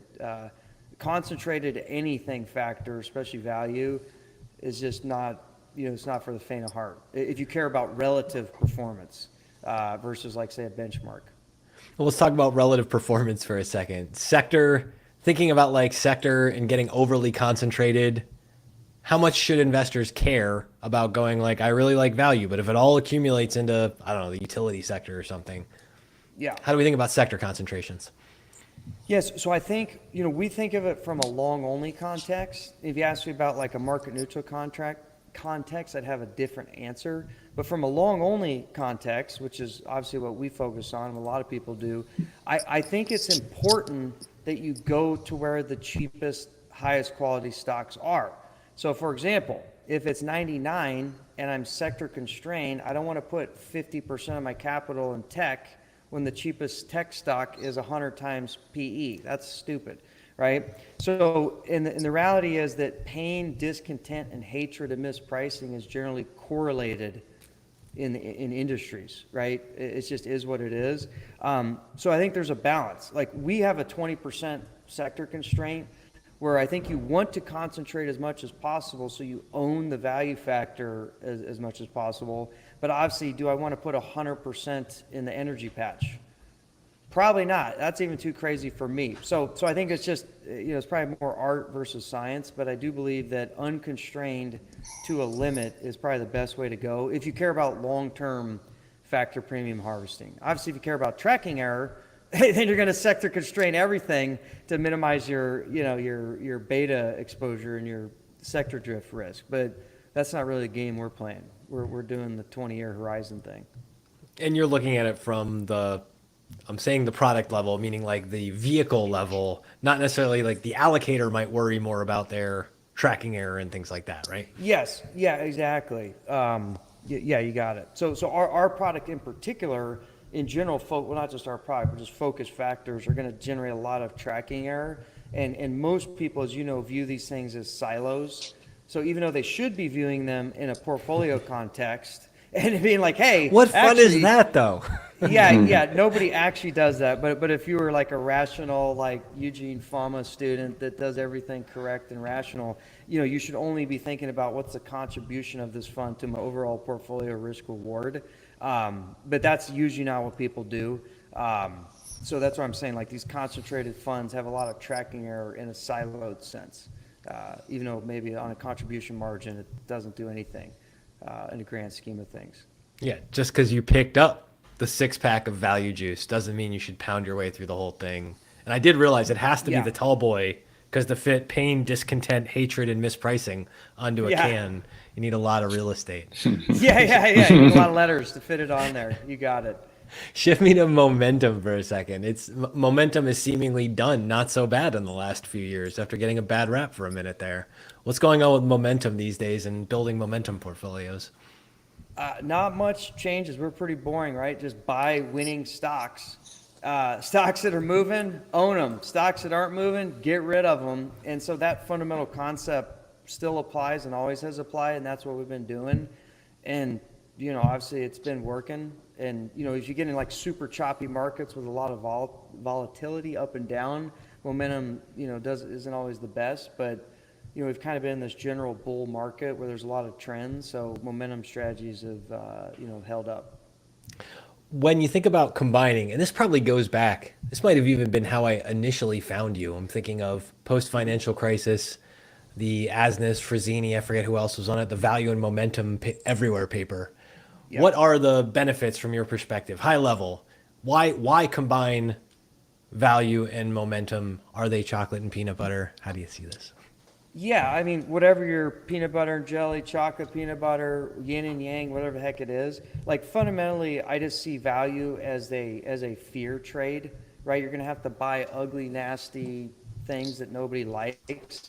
And I see momentum as the greed trade, like chase shiny rocks and hope for the best. And as you guys probably know, or anyone who knows if they've been in the market long enough, fear and greed tend to kind of be everywhere. And I don't know which is going to be working when the other one's not working. So instead of trying to guess on which one I want to exploit at a given time period, I want to take advantage of fear and greed, because I think fundamentally that's what's always going to be existing in financial markets, regardless of who's playing or what's involved and the level of technology, et cetera. So I'm really curious. You changed something with the rebalancing process recently in at least one, if not a couple of the strategies. Yeah. What did you change and why? We were just talking to Corey Hoffstein earlier about rebalancing, and curious what you have to say about this. Yeah. So on paper, it's always most factors, if they actually work, they should work better the more fresh they are, right? Like you don't want it to decay in the factor, but that, of course, that's operating in a vacuum. Net of operational constraints, net of tax, net of frictions, all these sort of problems. And so, generally what we had done was quarterly, we felt very good confidence. And then now that we run like a massive ETF complex with a lot better technology, a lot more skills, a lot more knowledge, a lot more data, we basically came to the conclusion that we can cost effectively after tax, after frictional costs, after trading costs, et cetera, take advantage of the benefit of higher frequency trading. So yes, it costs more, but we already knew kind of like the gross benefit. And if we got more confidence and fine tune our estimates of what the frictional costs are, and we feel that the net benefit is positive, we're going to do that. So that's why we kind of moved it down, from quarterly to monthly across the board. And, TBD, but we feel pretty good that it was a good decision. And that's in the momentum strategies, or is it in both? It's in all of them. It's in everything? Now, yes. Now, organically, obviously momentum strategies will always have higher turnover because they're just changing more often. Value, as you know, even if you reassess them more often, that doesn't mean they trade more often, right? Because a lot of like the cheap things nobody likes, they just stay that way potentially for years. So even though you may refresh your program every day, you're still going to be owning whatever cheap thing everybody hates for a long time potentially. So even though we've upped the frequency to give us opportunity to change it, to freshen the factor, for value it doesn't actually make the turnover go up that much. For momentum it actually does a decent amount, but we like that because momentum is a strategy we already knew you had to trade a lot to get it to work. Could you just talk about one of the things that you guys outlined in quantitative momentum was consistent momentum was better than volatile momentum. So can you just kind of talk about that concept? Yep. So there's basically, generic momentum from an academic perspective, like intermediate term momentum, like just say, hey, last 12 months, let's rank everyone from 1 to 100 by the ones that basically did the best, right? That's just generic momentum. But that's just kind of looking at a point in time in what they call like the cross section, like at a point in time across everybody. But intuitively, not just from academics, but like traders and people in the marketplace, well, why don't we look at the path, right? Because, you could have an FDA approval and a stock goes from, $1 to $2 in a day, or you could have another stock that kind of like slowly moves up over 2 or 300 days or 252 trading days and is also goes from 1 to 2. Well, it turns out that kind of smooth, slow moving momentum, like the path of how you got your high momentum actually matters for continuation. So all else equal, we want to stick with high momentum securities, but one of those that have, like, I guess you call it smoother, less volatile paths to get there versus, FDA approval yesterday. Yeah, I find that little interesting concept very intellectually stimulating for some reason. I think it's important. Yeah, it definitely is. It ties a lot to the theory of why momentum works, and it makes sense to do it that way, which is why we do it that way. All right, so let's talk about Section 351. Explain to those listening and watching what this actually is. Yeah, so anytime you quote a tax code, you're going to put everyone to sleep. But Section 351 is basically allows you to fund C corporations with assets without having to incur a tax hit along the way.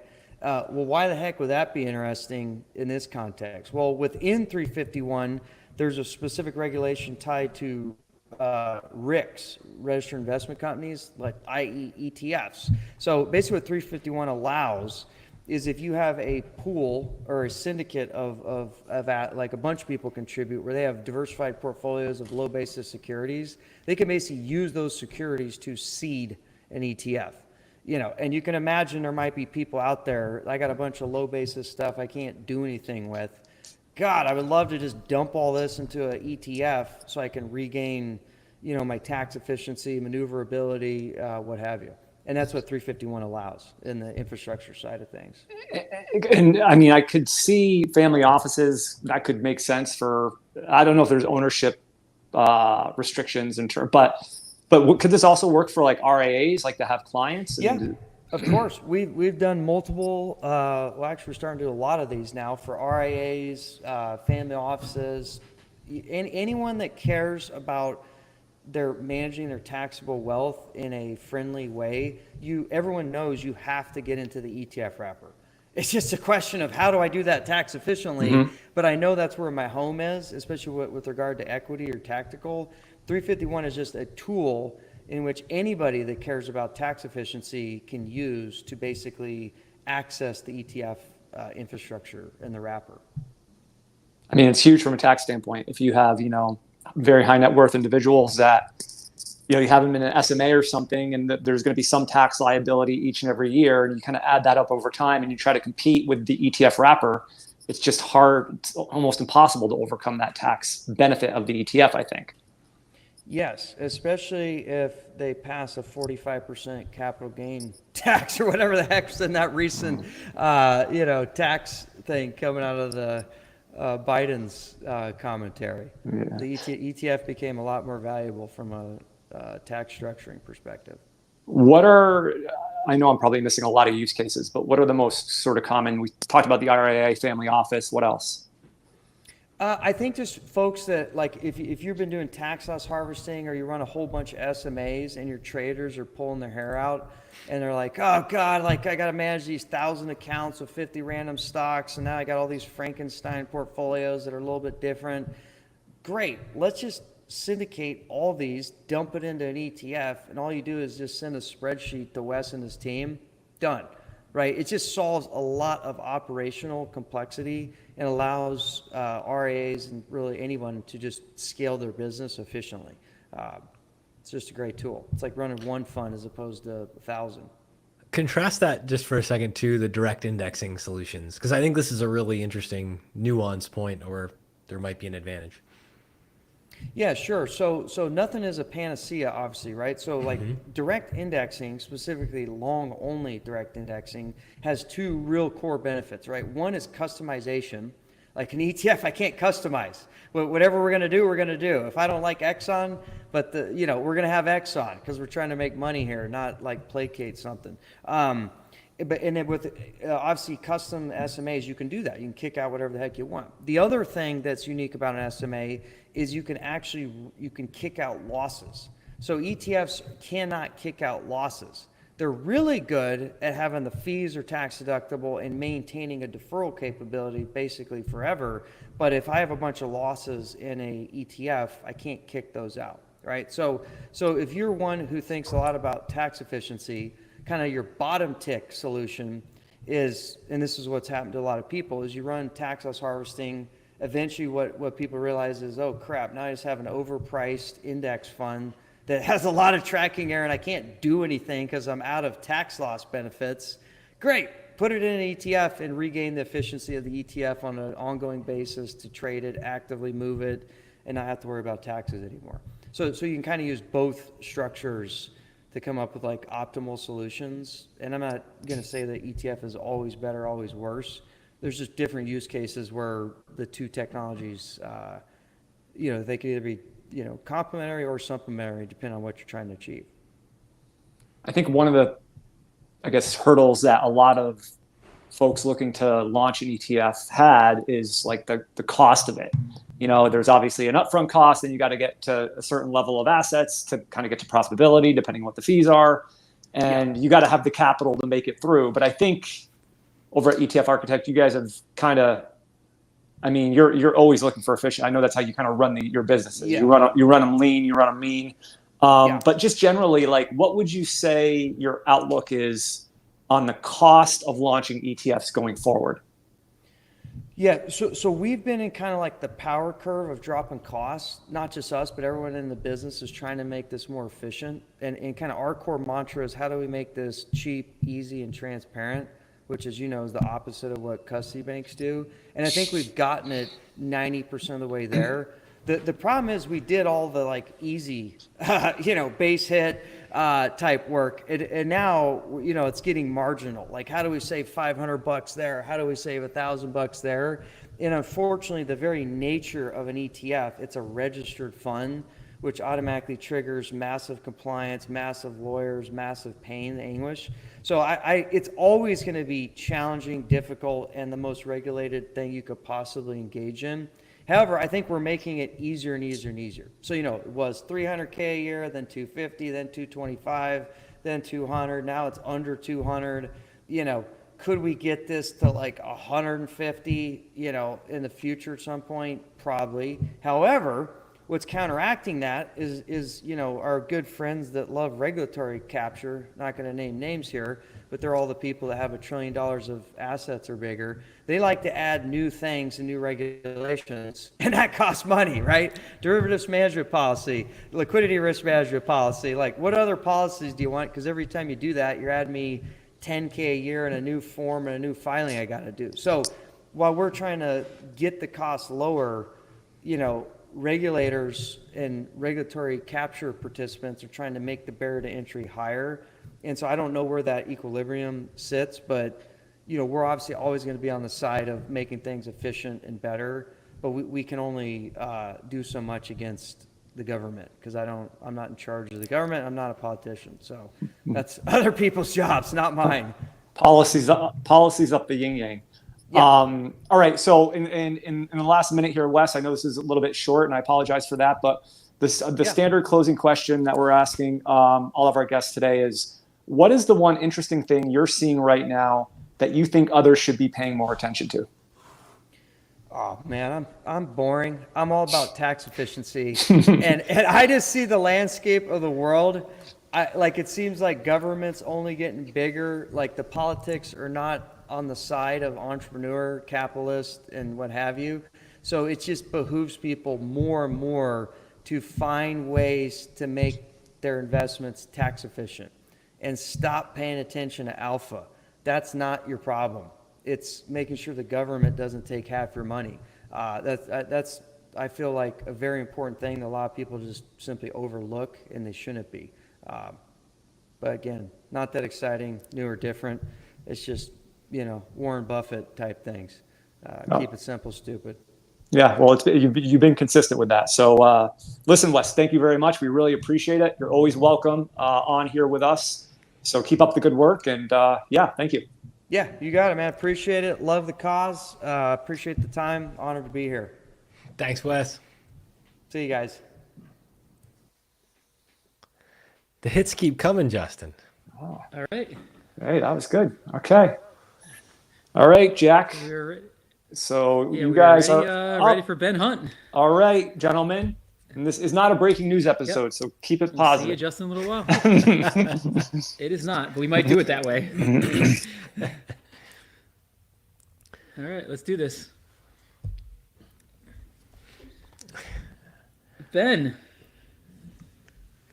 All right, all right, all right. All right. We got the band back together. Got the band back together. Good to see you, man. Well, this is fantastic. We're all the way through to the 3 p.m. mark. Jack, do you believe you're still alive at 3 p.m. today? I mean, you've been I'm going still since going. what, I actually got some. I enjoyed a nice lunch of pretzel goldfish a second ago. So I think any dietitians in the audience will appreciate that. That was probably successful for me. So I'm still going. No tech Amazing. issues right now.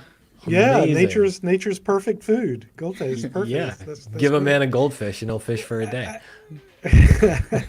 How long? When did you kick this off, Jack? 8 a.m. So we've been going for a while now. We haven't been going the entire time. We've been rotating in and out. But yeah, we've had a couple tech issues along the way. But for the most part, we've been able to resolve them quickly, and we're still going. Ben, we'll make it to the end. Very nice, very nice. Well, I'm here to do my part. So thanks for doing this, Jack. Appreciate it. It's great. Just Oh, a yeah, reminder it's a to great everybody. cause.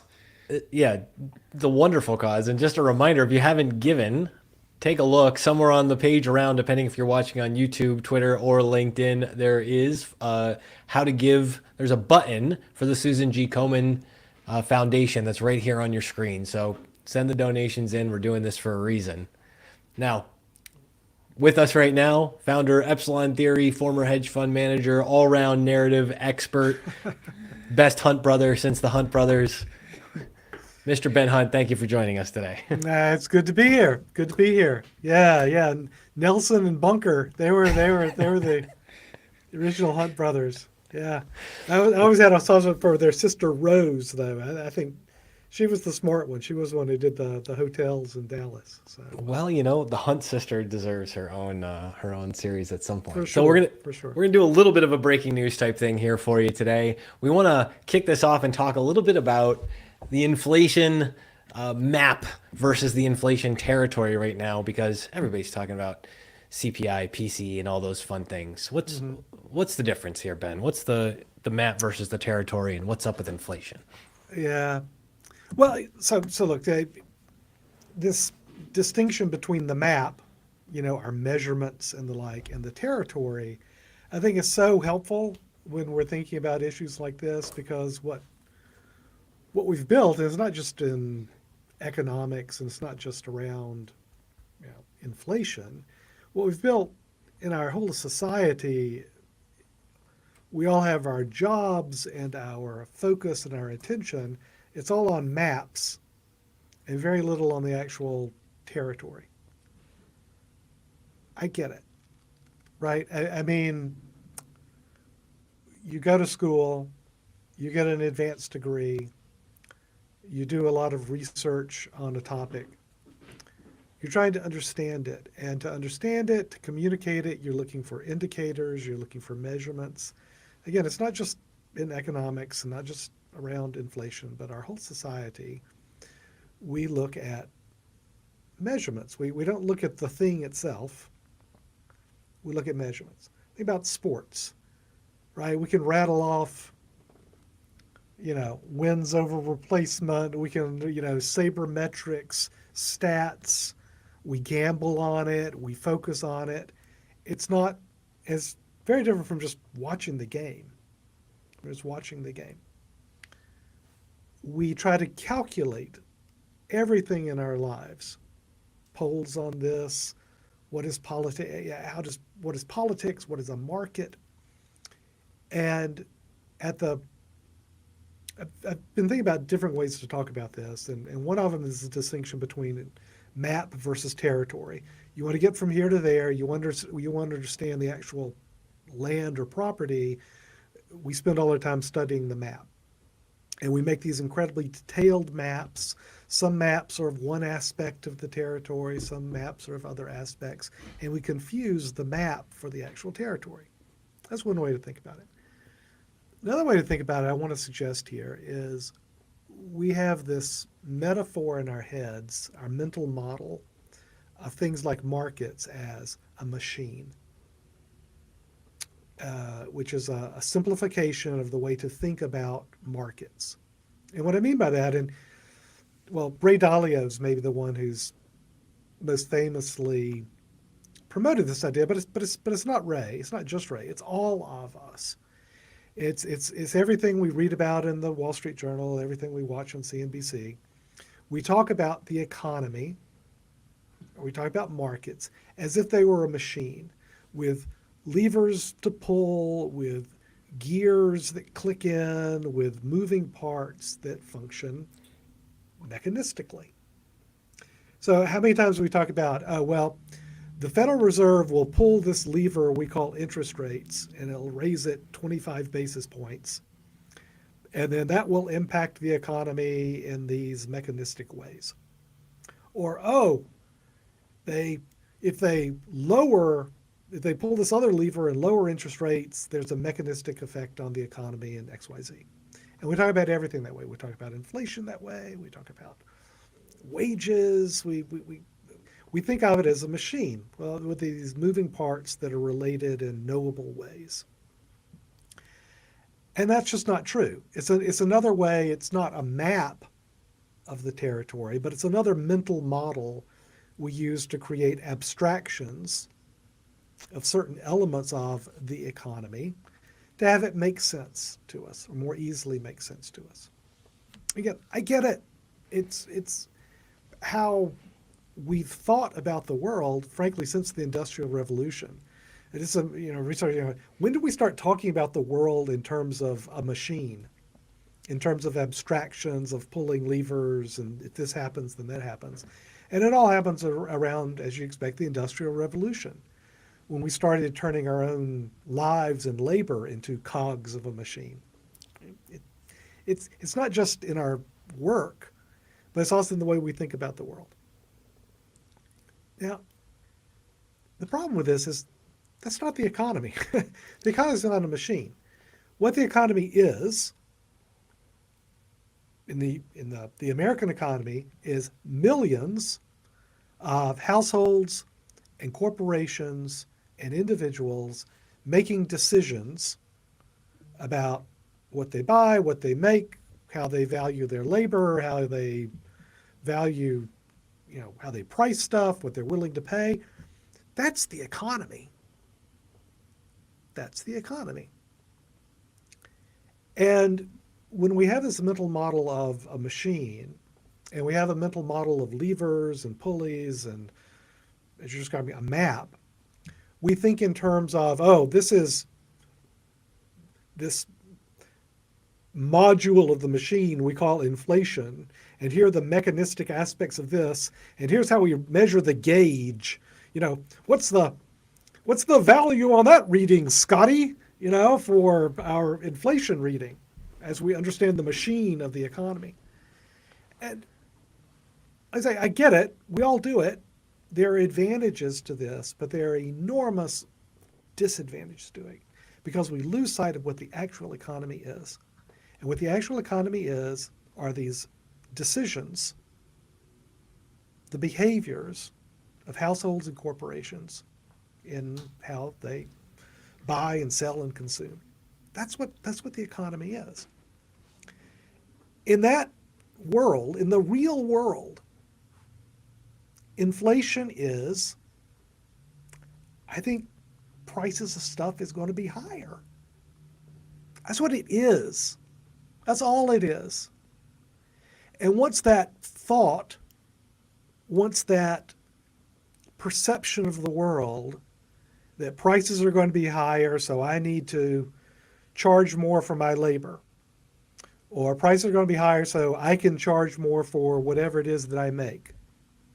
Prices are going to be higher so I need to worry about that. Once that's in our heads of actual real world decision makers, it sticks. And we can talk about raising inflation, raising interest rates or lowering inflation rates and what that does to the price of money, which is a really important aspect of all that decision making. What's the price of money? But ultimately, when we're talking about decisions, we're talking about inflation, the territory, the real world, it's what is in our heads. And I think that what we lose when we talk about this measurement of inflation or that measurement of inflation, we lose sight of what is inflation really. Now, again, I'm not saying anything that's crazy, or is it when Ben Bernanke, God bless him, talks about how the most important thing for understanding inflation is inflation expectations, he's right. He's 100% right. I mean, this was actually Bernanke's main academic contribution to the field, that, if you're going to be thinking about inflation, we can take a monetarist approach, a Friedman-esque approach. Inflation is always a monetary phenomenon. And that's right also, but only right as a tautology, as something that is correct by definition. Yeah, of course it's a monetary phenomenon. That doesn't get you anywhere. Inflation as being our expectations, our human expectations, that gets us somewhere. It's a more accurate reflection of what inflation is, what the economy is. But then, of course, it goes off the rails because then you start, well, how do I measure inflation expectations? And so the way you measure inflation expectations is, there must be a price for that somewhere. Yes, let's look at 5-year forward, 5-year, tips as my measurement of inflation expectations. And it's not measurement of inflation expectation. It's measurement of the, maybe inflation expectations of the people who actually trade interest rate swaption contracts on Wall Street. Let me assure you that is not reflective of the overall economy. But this is the way we've built our world, that even if we can conceptualize what it is, which is expectations and the behaviors and decision makings of real people, we immediately lose sight of that and start looking for a gauge or a measurement that we can actually make of that. So, long introduction, but it's such an important thing, right? Because all this argument over, is it, mean trimmed PCE or, annualized 3-month CPI core, it all misses the point. It all misses the point. Inflation is expectations of households and corporations, of how they value their labor and how they value their goods and services, and whether they think prices are going up. That's it. And when you think about that, you think inflation is going to be higher for longer than people expect, correct? Yes, right, because I live in the real world. I live in the real world. And this is what gets so frustrating over arguments over this data series or that data series, this map, that gauge, this gauge. We live in the real world, people. I think about myself, right? Do I expect the price of everything to be higher? Yes, I do. And once you expect that, the rational reaction is, I got to get ahead of that. I got to get ahead of that. So, and again, this is not crazy talk. This is like what Ben Bernanke was talking about when he became Fed chair, is that we need to focus on inflation expectations. Then we get off into academic-ese about how do you measure it. But the basic idea is absolutely right. And the corollary to this, he did his research because he was looking at Japan. Because Japan is what happens. There are two very persistent things. When you let the inflation genie out of the bottle and everyone expects prices to go higher, that sticks. That really sticks. The other thing that sticks is when you think that prices are always going to go lower. That also sticks. And that's what we had that's what Japan had for 40 years. And so their big issue was, well, like, how do we break deflationary expectations? And what breaks these expectations, the only thing that breaks these expectations, is a really, to use the technical term, big ass shock. Just an enormous shock to the system. That's what it takes to break these expectations. What broke the 1970s expectations of inflation? Just a horrible recession. That's what it takes. And interest rates at 15, 16%. That's what it took, right? What did it take to break inflation expectations in 2007? A nationwide crash in home prices. And so what that did, that big ass shock of your house is now worth half what you thought it was, that you're underwater in your home, you owe more on your home than it's worth, that created enormous deflationary expectations in the United States. Enormous. We became like Japan, where whatever it was that the Fed did, here's free money. It didn't matter. We couldn't get inflation, even if you're saying the price of money is nothing, is free. And then we had the COVID shock. And that shock was, we're going to do helicopter money. We are going to rain trillions of dollars. We are going to give it away. We're going to literally give it to households and corporations. You don't have to pay it back. We're going to give away trillions of dollars. And that broke the back of the deflationary expectations. And now we're back to inflationary expectations. And the only thing that breaks it, Jack, the only thing that changes this is a big ass shock going the other way. We're going to have a nasty recession, and we're going to have the price of money a lot higher than it is today to break the expectations we all have that we need to be charging more for our stuff, whether our stuff is our labor or whether our stuff is a good or service that we provide. I wish I had a better answer, but that is the answer. So do you want to make a comment? Go ahead. Do you want to make a comment on, because I think what just stunned happened into submission. I love this. Stunned into submission. Well, I'm trying to decide how much I want to not derail this, but take this in what just happened with the Bank of Japan? Because you've been talking about this too. I see it with the ET Pro people. What just happened with Bank of Japan? Well, the Bank of Japan, yeah, they've been, trying to get their. Japan is a different animal than the United States because Japan is dying, and I mean that in the non-pejorative, just clinical sense. They're dying. It's they're dying. Right? I don't know any other way to say it than to say that. There is no growth from population as there is in the United States. Japan is dying. So Japanese monetary and economic policy is it's hospice care is what it is. That's over a very long period of time. But what they've been trying to do is to try to do anything to get out of the trap of saving. They save too much. How do you create some inflation and some investing?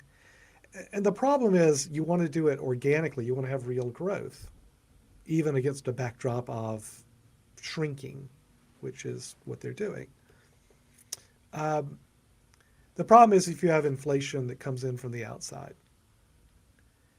And, it's one of these old stories it's called Triffin's trilemma, or the trilemma, right? You can't control everything in your economy if you're open to the rest of the world. And so You can either try to maintain your interest rates, you can try to maintain your balance of trade, or you can try to balance your currency. And you can probably balance, you can probably manage 2 out of those 3, but you can't manage all 3. Can't manage all 3. So Japan has said, we're going to manage interest rates, and we're only slowly going to let them go up. But if you're doing that, you can't. It's hard to manage the rest of it. And so Japan depends on being an exporter. Japan depends on keeping interest rates low, and you can't manage that. Something's got to give on your currency. And that's what's happening. That's what's happening. Has this happened before? The last time this happened, right? We got everyone together at the Plaza Hotel, and basically all the Europe, the U.S., Japan said, okay, we're basically going to fix or have a loose peg of our currencies to each other. And just by saying that and committing to that, you kind of got them to where you wanted to be and be stable. This is mid 80s, right? Yeah. This is 82, early to mid 80s, I think, something like that. Yeah. 85. And so, something lasted 40 years. It's pretty good. Well, all that's breaking up now. All that's breaking up now because we're in an inflationary world, particularly in the United States, which is the economic engine that matters. So that's the problem for Japan. They're a strong country, but they're a shrinking, dying country, and you can't control it all. And so they've got a real problem with their currency. They've got a real problem. I don't know how to get out.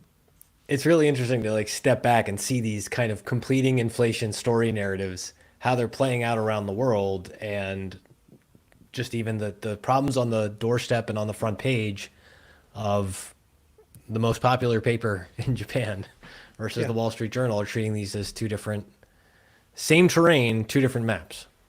So, and they're crossing in 2 different directions, right? I mean, it's they have Japan has a very different monetary and economic task ahead of them than the U.S. does. The U.S. has all the advantages in the world. Big problem for the U.S. right now is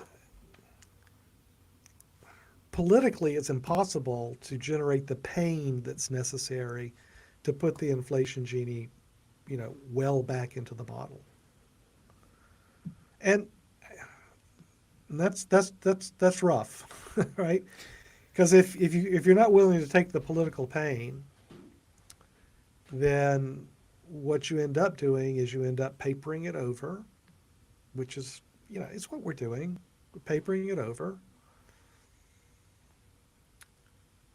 It's fine. I mean, it's manageable, right? If you're in a position where you have financial assets that can also go up in nominal price, like if you're rich. The rich do fine in this inflationary environment. They do absolutely fine. The non-rich do not. The middle class does not. The retired and the old non-rich do not. They do really poorly. And so what the government has to do, because they're doing poorly, is we've got to give them more money. Forgive student loans, do a cost of living adjustment on, insurance, retirement accounts, meaning Social Security, do all of this. And there's no taxing to make up for that. Okay, we've crossed that bridge. We've snipped that cord so long ago. There's no relationship now between taxing and spending. So taxation, if there's no relationship, what is taxation for? Taxation is for whatever conception of justice the ruling political party has at the time. That's what taxation is for. It's to satisfy a conception of justice. And spending is to, you know, bread and circuses, man, and you know, to keep the economic pain from being felt by voters. But just like Japan, you can't control everything, right? I mean, at the same time, in an open economy. So right now we have a deficit that is insurmountable and increasingly difficult to service. And you'll hear a lot of it come say, well, that doesn't matter. The deficit doesn't matter because what you're paying on the debt, you're paying to ourselves. And that's exactly right. But you're paying it to rich guys. You're paying it to rich guys. You're paying it to the people who own the debt of the United States government. It's just it's redistribution, but in the way that people don't think of redistribution. It's not from the rich to the poor. It's from, you know, everyone, particularly the middle class, people who actually are paying taxes, to the rich. It's that redistribution. And add the tax cuts, which I'm sure will be renewed. You get that. And then you get other taxation proposals, at least, that are just used to satisfy some sense of justice. Like, you know, a cap gains tax of 45% or whatever bizarro proposal the White House is floating. I don't know, man. It's when these relationships get snipped and cut, when there's no relationship between taxation and spending, when the inflation genie is totally out of the bottle, but everyone says, no, it's fine. That's when enormous dislocations build and build and build until they break. Yeah, I wish we could go on for a while about this because this is really interesting stuff.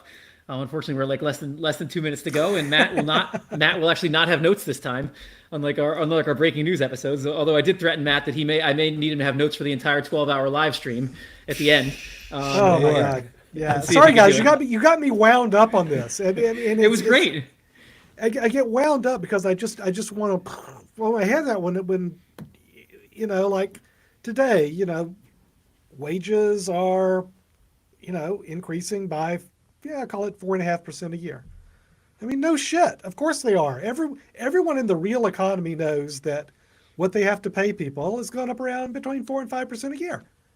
And yet we have this insane world where we're told, no, that's not true. Yeah. You got me wound up again. I will give you the 30-second cultish corner on this, which is that because I keep looking at this. I've got this. This is the single for the TLC hit, I Don't Want No Scrubs, which the important thing, extra Ben Hunt, extra why am I reading this now? And I'm dawning on me thinking about this inflation thing. Like what's so important is we get the story, we get the song, and what does this song do? Call it the Harvilla Doctrine after Rob Harvilla, the journalist. A scrub is a guy who thinks he's fly, also known as a busta. It tells you exactly what it is right at the beginning. People are constantly trying to tell you how to think about this thing. And you got to step back and see if that checks out. You got to step back and see, like, yeah, what is this scrub doing on hitting on Chili? She is a pop star.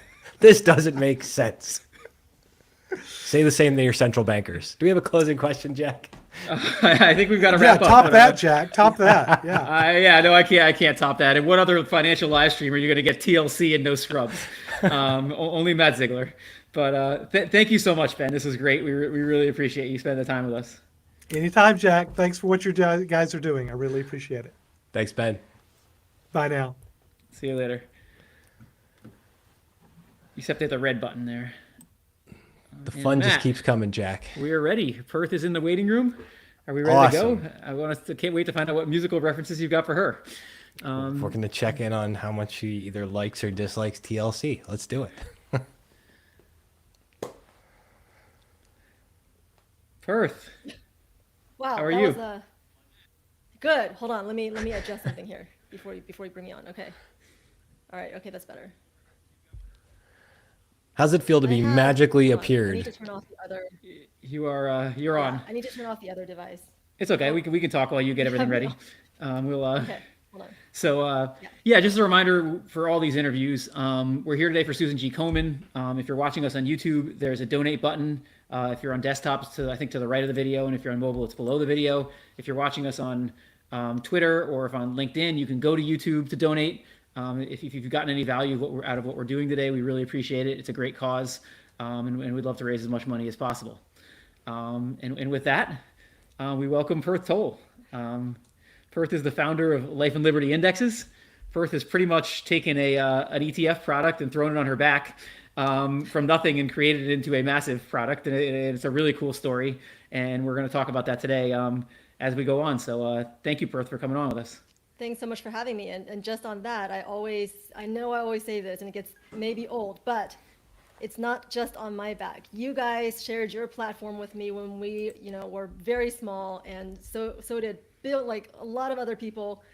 We have great partners in ETF Architect, so I credit all of the ETF community for supporting us the whole time. And Wes should probably thank you for the ETF Architect thing as well, because you were the first, right?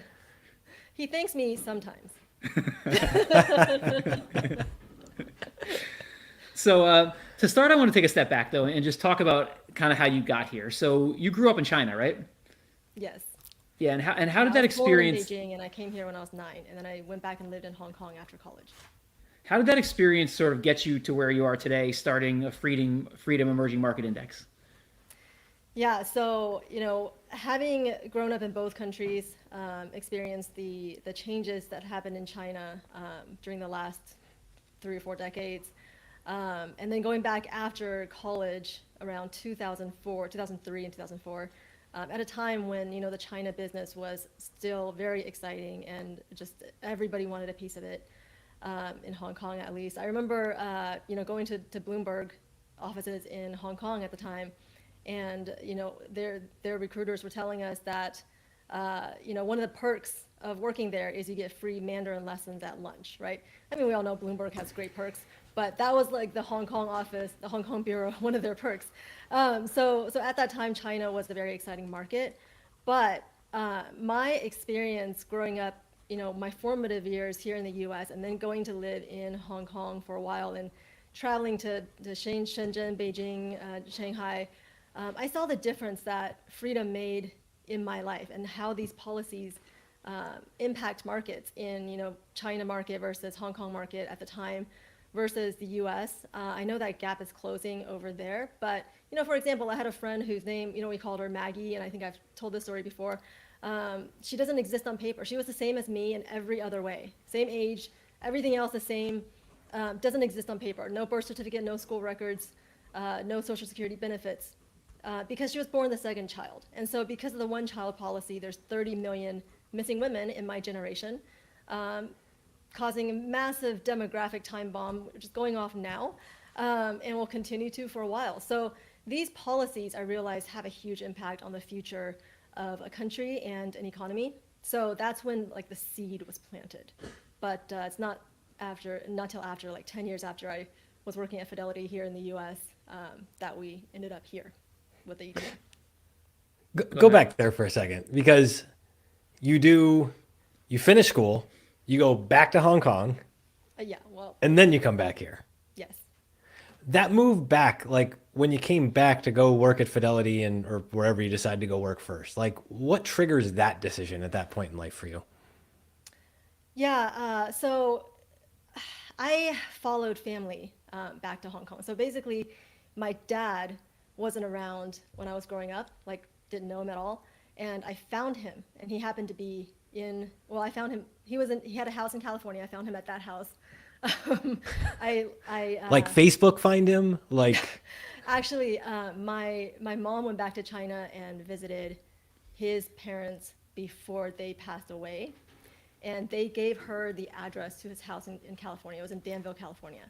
So it was the summer before I was about to start law school, and I was trying to schmooze my way into UC Davis. And I MapQuested, if you guys remember MapQuest. I MapQuested this address that I had in my head. I actually went up to the wrong house. This house had a green Range Rover parked in front of it, and I was like, this does not look right. It seemed like You're like, Dad did okay. What's going not what I on? envisioned. very tall, very blonde lady answered the door, but she's like, hey, there's an Asian family that lives across the street, but they're only here like a couple weeks out of the year. They live in Hong Kong. And that's how I found my dad. And he was like, what are you doing with your life? I said, going to law school. He's like, no, you're coming to Hong Kong to live with me. So I went to Hong Kong to follow my dad, who I always looked for. That didn't, there's a reason why he wasn't in my life. That didn't work out for very long. And I came back for family, for those reasons. I basically gave up on Hong Kong. I didn't have a work visa. I had given up law school to go there. And I couldn't work legally, and it just wasn't sustainable. So I was only there for about a year, and then I came back, not to work at Fidelity, but after I came back, I ended up working at Fidelity.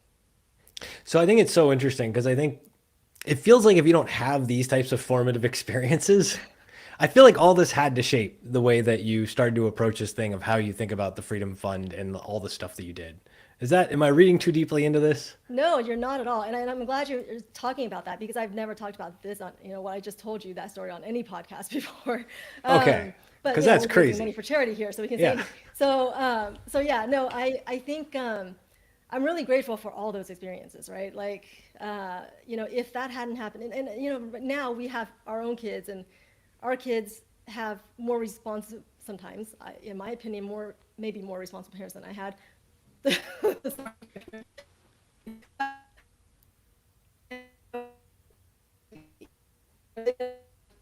Like, how are they going to learn anything? They need to be more hard, So yeah, I do wonder about that. But as far as like the China experience, absolutely that colors how I invest. Absolutely, it colored how I came to do this. And at the time that I started this, it wasn't just my experience. It was also, I had clients. I worked in the LA and Houston markets at Fidelity for a total of 10 years. And I had clients who, were from Russia, who said, literally, their words, I don't want to invest in Russia because it's like funding terrorism. And I felt that way about China, because in China, the companies there, don't have, they can't put their own interests in the interest of their stakeholders, like their customers and shareholders first. They have to put the interest of the state first. So if the state comes and wants something that is detrimental to your customers, they have no choice but to give it to them. And so, and also due to laws regarding like civil military fusion, opaqueness regarding ownership structures, we really don't know what we're funding when we're investing over there. So, so for that reason, I think, it's difficult for me to invest in the emerging markets if we didn't have something like the freedom weighted strategy. So go ahead, Jack. Can you walk us through the idea when you came up with the idea of a freedom index, and how sort of you took that and started thinking about implementing it in the real world? Yeah, so with the rise, I was an advisor at Fidelity, and with the rise of indexing and ETFs, at the time I was also married to someone who was studying for the CFA, so he was going through indexing and that portion of the exam. Really interesting dinner table conversation, Yes. is what you're saying. So Yeah, fascinating. actually, right. it eventually just came from that, and after I had my child, I ended up leaving Fidelity to be a stay-at-home mom. And so I started thinking more about doing this full time at that time, and it took a long time. I was an advisor. I was on the kind of buy side of this, and now I'm on the other side, and it's been interesting. So, I think for someone who has a finance background, people have asked me like, why didn't you go into government to do something like this, right? Somebody asked me that yesterday, and I think I'm grateful that I was in a space where there was a need that my skills could meet. So there was nothing that existed like this. Like if I wanted to invest in this way, like express my belief that freer countries will do better over time, that countries with higher, human rights protections and property rights protections will do better over time. Stronger institutions, stronger rule of law, stronger individual and investor protections matter.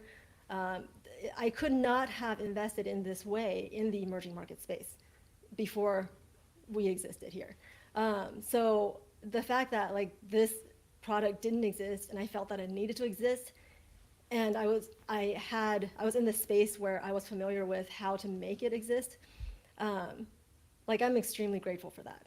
So I think that, we just have to, it seems like a small thing compared to what government does or what maybe NGOs do and nonprofits do. But it's not, if you're in a position to direct assets, whether it's your own or other people's money, that's a position of power and privilege, and we can use that to impact things that happen in the world. And right now, looking at the emerging markets like Russia, emerging markets like China, and the axes that they are a part of, right, and causing some of these things to happen in the world, I think, investors are realizing that more and more. Can you talk about what it took to get it to market? Because I can remember back, I don't know if you remember, like the original Democratized Quant conference that Alpha Architect put on. I remember you were there and you hadn't launched anything yet, and you were talking to everybody you could talk to try to get the product to market. 17 or 18, something? I think it was something like that, yeah. Yeah, I kind of wish, by the way, if Wes is listening, I kind of wish that thing would go back to an in-person conference, because that thing was a lot of fun. Yes. And hopefully we can should bring it back in person, maybe in Puerto Rico. Yeah, actually, you should definitely do that. That'd be a perfect reason to go to Puerto Rico. But room. So yeah, I remember that conference, and I had just the previous year I was shopping. I had the index in 2017, and in all of 2017, I was shopping it to different issuers, and I talked to literally everyone I could talk to, everyone that would talk to me, and like I talked to iShares, I talked to SSGA, like literally everyone, and everyone said no. It was like 99%. Like a couple of mid-sized issuers kind of thought about it, and then one of them was like, okay, we'll do it. Here's the deal that we'll give you. And it was like this horrible deal. And I was like, yes, let's do it. And then that happened around Christmas, and then January at the ETF conference, they backed out. And I was absolutely like very depressed. But I knew by then, and by then I had met Rob Arnott, which is a whole different story, and he had committed assets and to a non-existent fund, with credit to him for seeing the vision before anyone else did. And I knew that it would be okay, all sad as it was. And so at that point is when I went to the Democratized Quant conference that year. It was March of 2018. And I asked Wes, like he was still in the garage, the basement at the time, and I was like, yo, after the conference, literally, I was like, do you want to partner on this? Like, go 50-50 maybe? And he was like, no, dude, like, you need to do this on your own. I'm like, what are you talking about? Like, you have 7 PhDs here. I'm literally a single mom. This is a great Wes impression, just for the record. Yeah. Let this show that yo dude was very Ninja Turtle enough. Yeah. Good job. Ninja Turtle is a good way to put it. Yeah, he didn't want to do it. And he was like, I'll teach you how to do it. So he taught me how to do it on my own. He literally like was talking to me every other week, consistently teaching me every step of the way, helping me negotiate contracts with US Bank and stuff. And I'm like, wow. And then by Thanksgiving, I was ready to go out on my own. And we were drafting my exemptive relief, right? And then we're having a conversation. Wes is like, hey, great idea. Brilliant idea.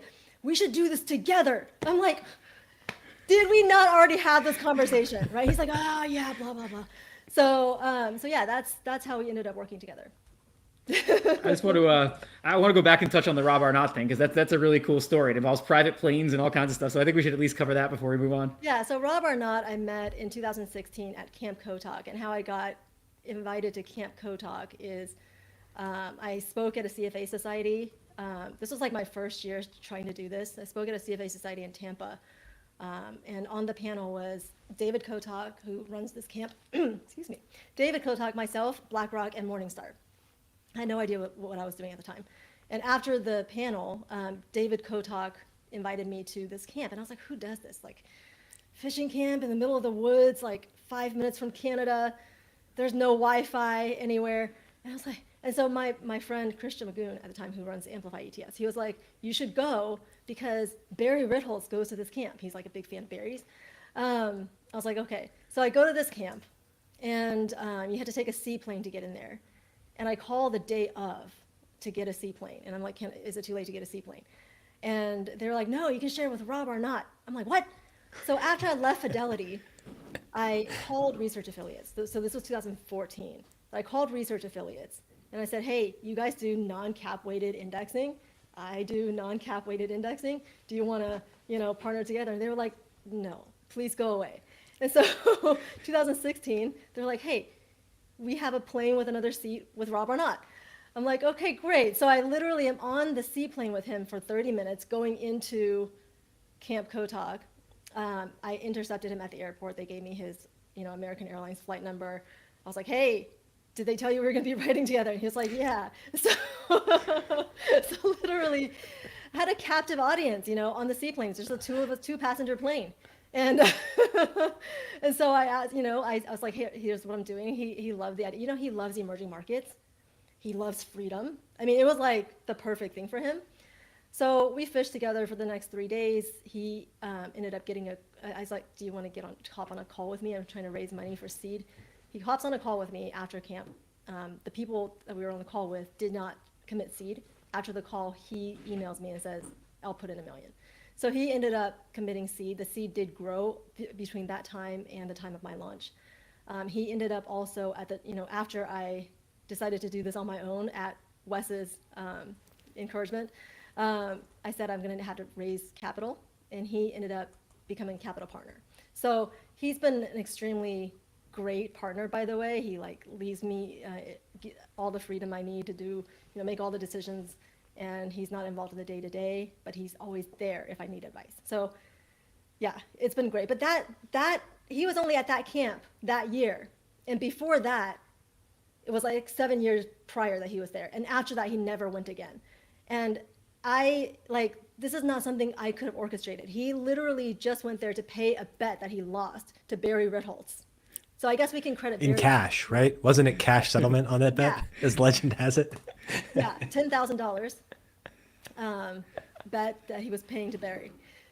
So so that's not something I could have orchestrated, and that's what I mean is things like that were happening to kind of let me know, hey, you're going to have what you need to do this, and this product needs to exist. So I the whole time that I was launching it, never doubted that the product needed to exist. Even if I failed, I would have regretted it had I not tried. So I was like, I'm going to do it, because if I don't try, that's what I'll regret. If I do it and I fail, I won't regret that. So that's, how we ended up there. Say what the product is. I know we're going to run out of time, and we're going to have to figure out another better way to talk about all this. Yeah, say what it is. A freedom-weighted emerging market strategy. So we use quantitative third-party freedom metrics from think tanks, the Cato Institute and the Fraser Institute. It covers 83 variables of personal and economic freedom. And countries that are the most free country set in the emerging market space are included and weighted according to their freedom levels. So all the information with compliance disclosures are on freedometfs.com and or lifeandlibertyindexes.com. And say this too, because I think this is super important. You have a fun way of not going by just the market cap weightings of these things. You think very differently than so many other people who are even remotely in this space. Yeah, so we are 100% freedom weighted. So what that means is the freer countries get a higher weight, less free countries get a lower weight, and it's a cascade. It's not like we assign this, top quartile to this weight, second quartile. It's literally according to how it falls, how their scores fall in line with their peers. The above average scoring countries are included, and their weights are determined by their composite freedom score based on the 83 variables that are included. And what's cool about this too is both from a long-term and a short-term perspective. I mean, obviously we know in the short term, Russia was not a great place to be invested. China hasn't gone very well. So it's worked out very well in the short term, but I think you have data as well that the freer countries do well over the long term as well, right? Yeah, so, there's a lot of data that shows the benefits of freedom. The freer countries in general have higher life expectancy, lower infant mortality, higher income per capita, higher GDP growth, lower poverty rates, and their lowest quartile of income, so their poorest people are richer in the freer countries. They have lower gender inequality. So there's all these kind of nebulous benefits to freedom that until now hasn't been able to be kind of tracked by investors. So what we hope to be is a running scorecard for freedom in the investment space, starting with the emerging markets, because in the emerging markets where that universe is so rife with autocracy risk. And so there's also a higher freedom premium because of that dispersion between freedom levels in the emerging markets universe. You don't find that dispersion at all in the developed market universe. So that's why we started with the emerging markets. So we hope to be a running scorecard to help, I guess, have a more hard, concrete way to see that freedom does lead to better results, even in markets.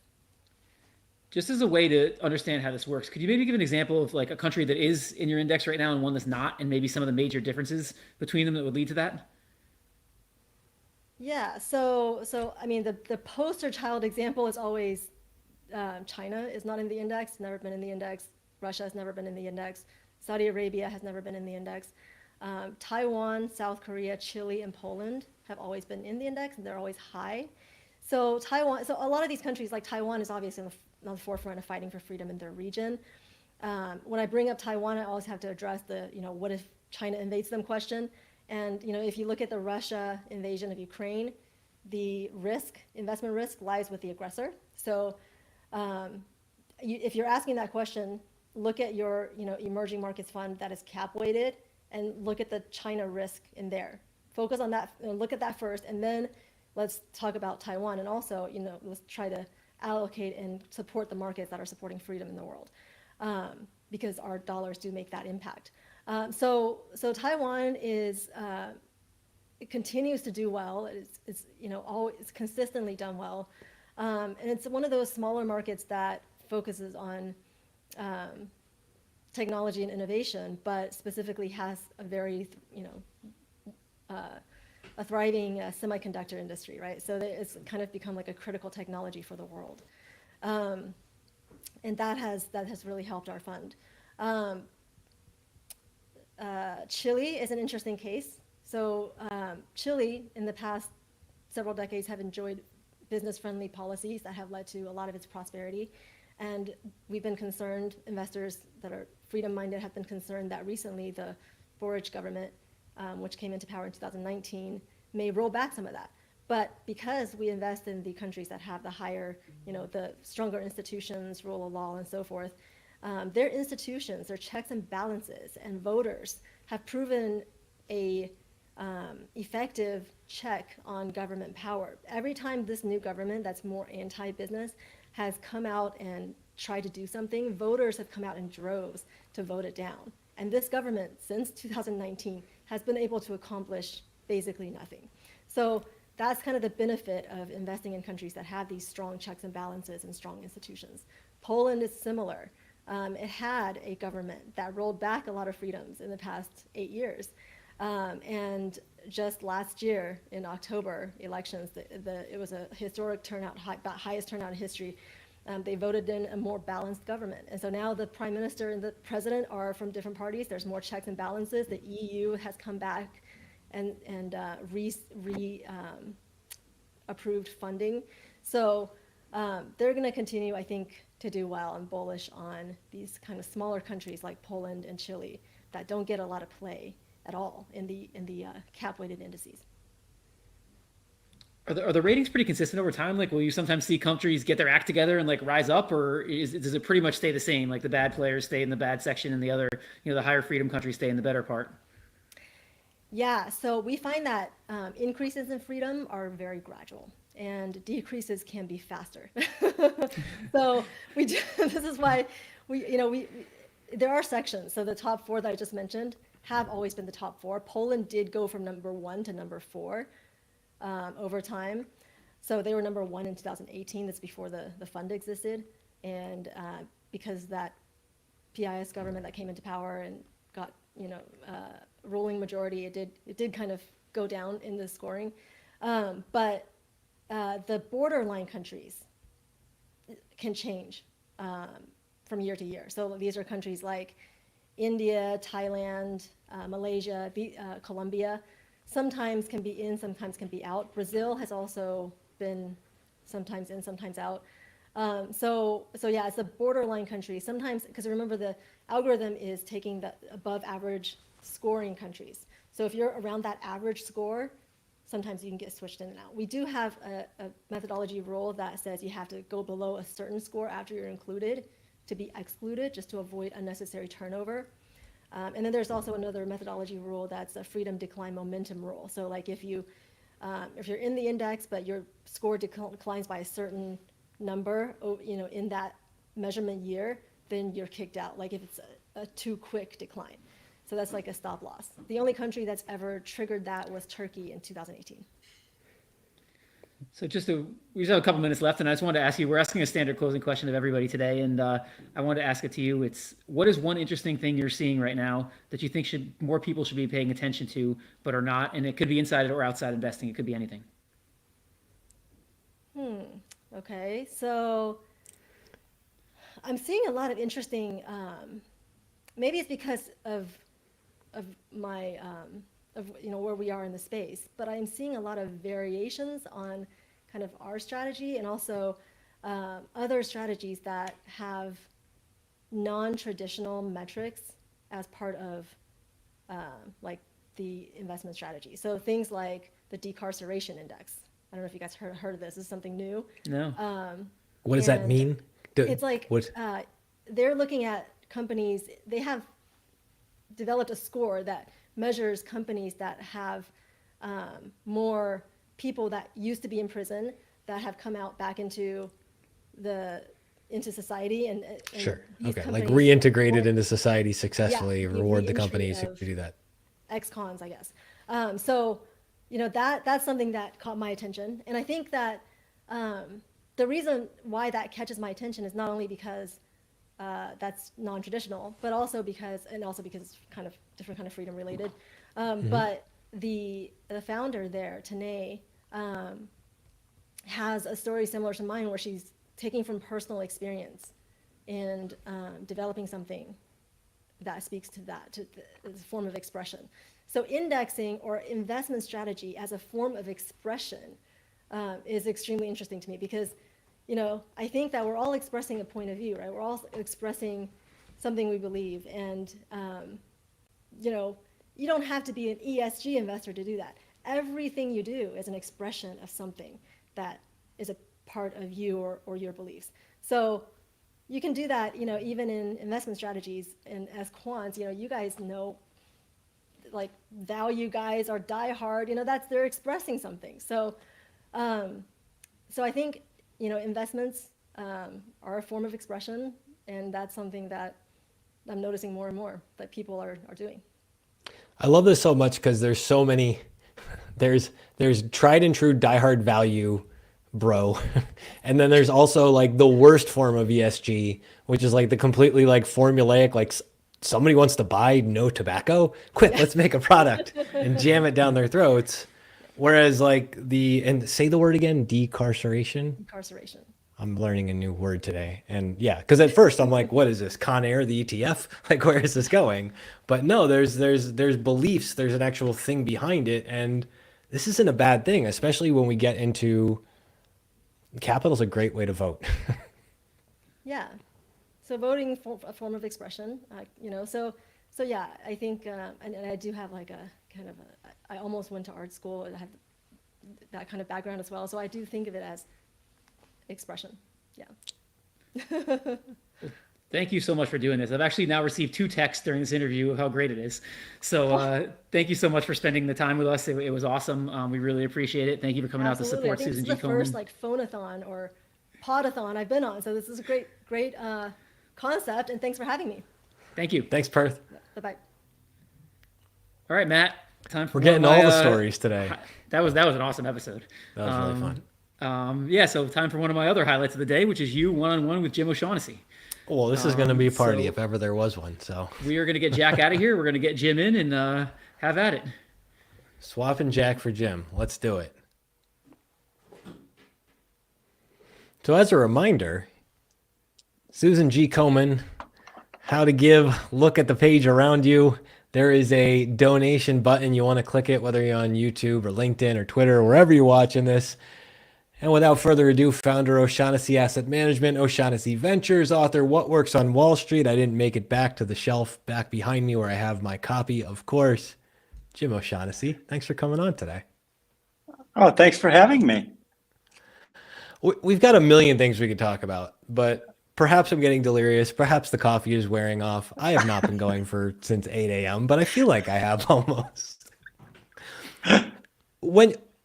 I want to talk to you about kind of like the areas that I see you focusing on, because I think this is so interesting. You did the public markets thing. Comment on that. I'm not saying you don't do the public markets thing, but you had a really unique way to think about public markets. Why was that an insight then that's a different insight today?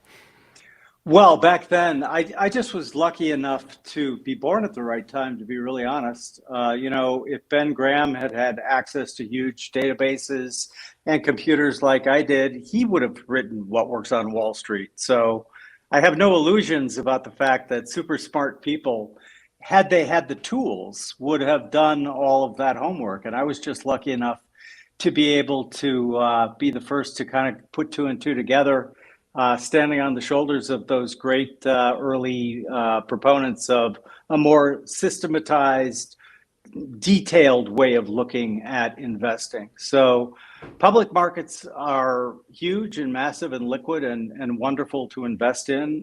Our particular approach was quantitative, factor-based investing.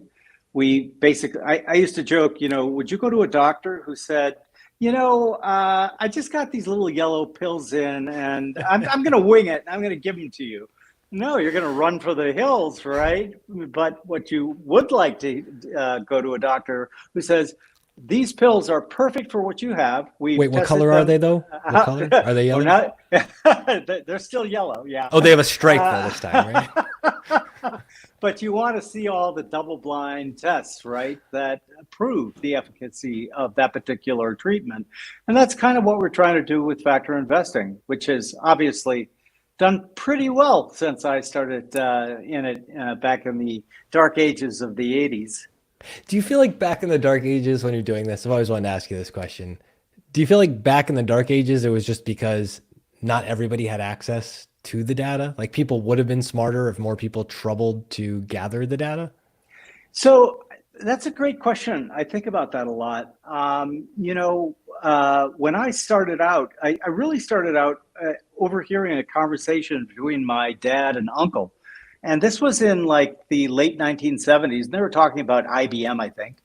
And the entire argument was about the CEO or about what new products IBM had coming. And I kind of thought, I'd rather know how much I have to pay for every dollar of earnings or sales and that type of hard data. So I think it took people a while. There's always cultural lag.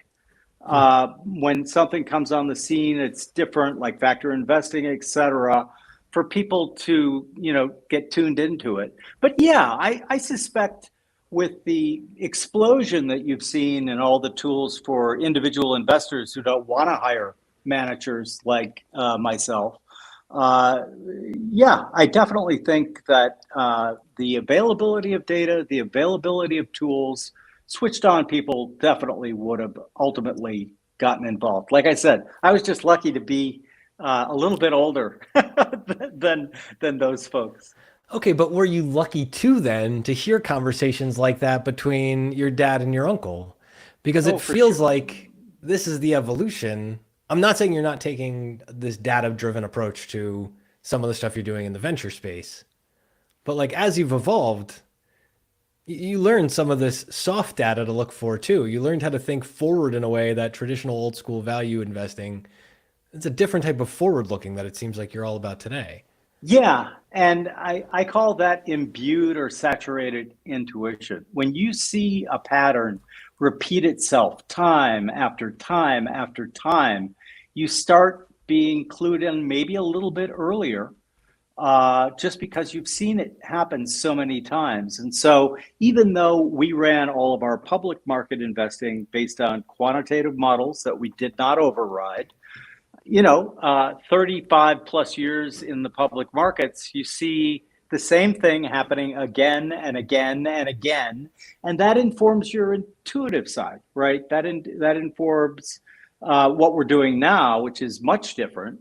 Quantitative tools can be helpful, but they certainly are not the final decision maker in the venture investing we're doing today.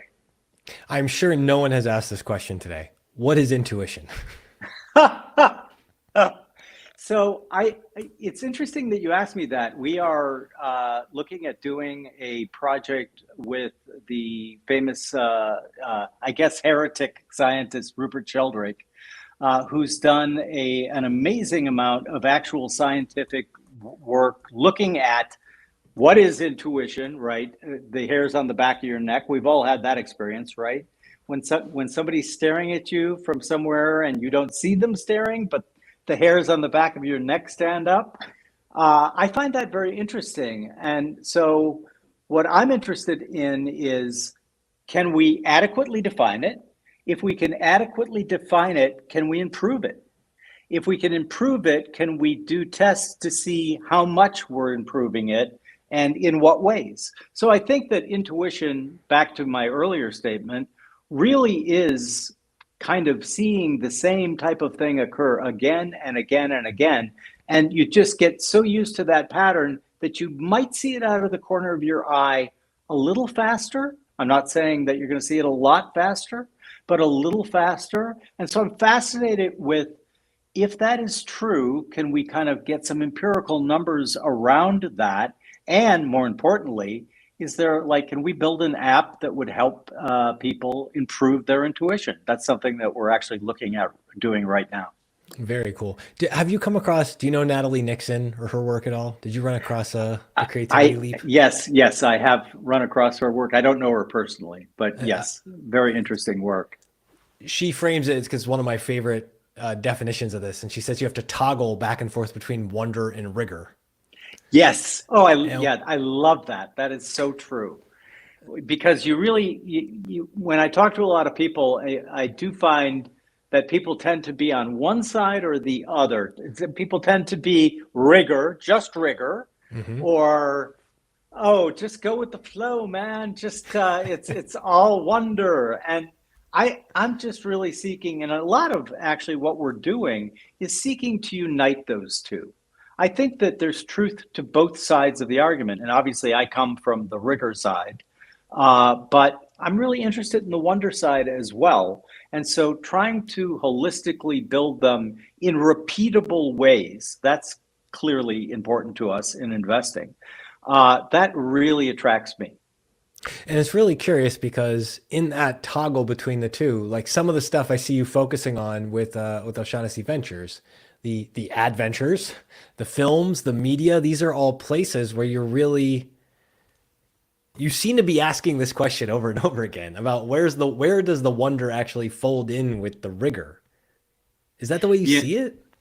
Well, maybe not that specifically in films or media. Listen, O'Shaughnessy Ventures is focusing on all the things that I've loved all of my life, but didn't have the time available to focus on those other things. So films, for example, I have nothing against Hollywood. I love movies. I've always loved movies, but I want to see movies that are inspirational again. Where are the Rudies of today? And if you haven't seen Rudy, that's about the kid who goes to Notre Dame and as a lifer in a Penn State household who was taught every Thanksgiving, right, to hate Notre Dame, I give that movie a pass. It's fine. I can't hate Rudy. Hey, so maybe we'll make one about Penn State. We got to get over some things. We're slowly being redeemed, but that's that's true. That's true. But we want to make stories that inspire again. We want to focus documentaries on things that are super interesting, but also inspirational. We're currently making a documentary about Dr. David Roney, whose life is like an incredibly inspirational tale. And we just want to see more of those in the world. And we're doing documentaries. We're focusing on things where I say this often, but it's a good shorthand. We are trying to make and look for things to root for as opposed to against. so many people today, it's pretty easy to root against things. I don't like, fill in the blank. And we prefer to find things that we can root for, and we think that will inspire other people as well. Same with media, same with what we're doing with podcasts and Substacks and YouTube. We just think there's a lot of room there. And then we also have Infinite Books debuting, and same sort of thing. It's like I've written 4 books, and the publishing industry, traditional publishing industry, hasn't really changed at all since I wrote my first book back in the early 90s. And we now have the tools and technology to really invert the deal for authors. We think that authors should be getting a lot more of the revenues than they're getting under a traditional publishing agreement. We think that they should have tools like dashboards so they can open their computer every day and say, oh, wow, my book just 5x did sales in Omaha. I wonder why. And so we're going to be building all of that into Infinite Books. And it's so interesting, especially in books and publishing, because these are some of the data questions where you're asking, why is this margin still this way? Why are we counting in the book sale numbers like audio, print, and Kindle all in one place and enshrouding this from the authors making these things? I can't help but feeling like you're bringing some of the rigor to some of these places and going, it's a different type of disruption, the way I feel like you're attacking this. I think that's right. I think that what we want to do is look at things that fascinate me, so books, films, early stage investing, et cetera, and then bring a little bit of my old quantitative background and just say, wait a minute, why are authors still getting just a fraction of the sales of their books? That doesn't make any economic sense, right? And so if you look across our verticals, you'll also see these are areas where I feel that there's a huge arbitrage ability if you do it right, right? So let's stick with books. The fact that the traditional book publishing industry hasn't really embraced a lot of these changes kind of baffles me, because like you can improve the model for readers.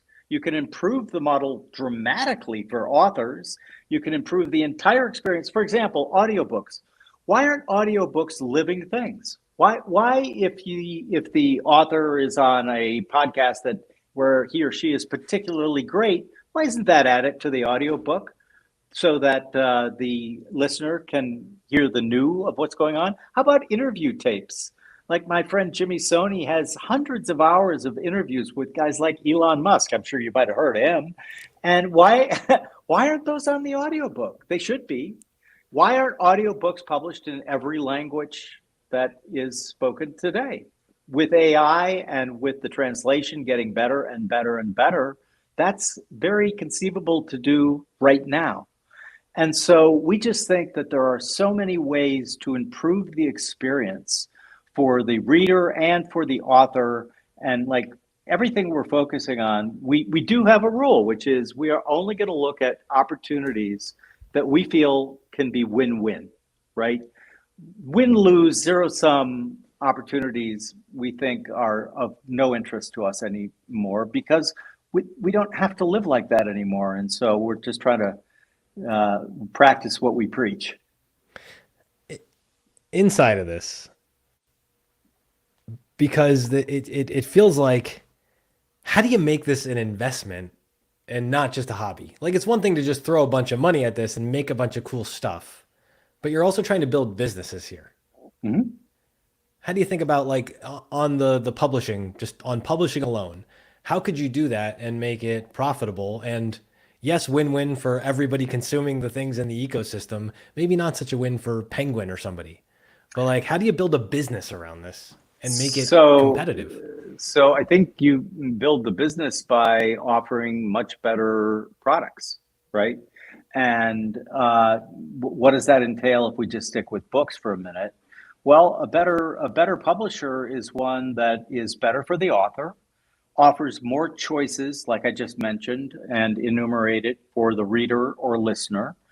And given the tools and technology that we have today, it can be a massively profitable enterprise.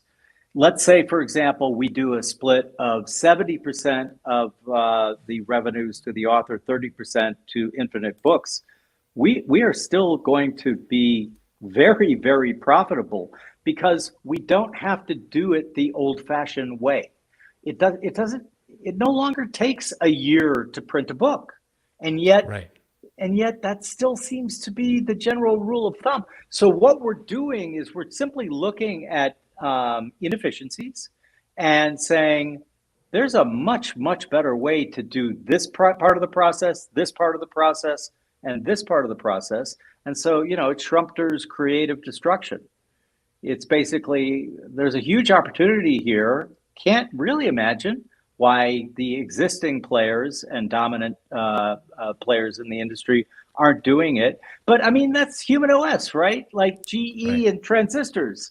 Why didn't GE own the transistor market? Because their vacuum tube division was their most profitable.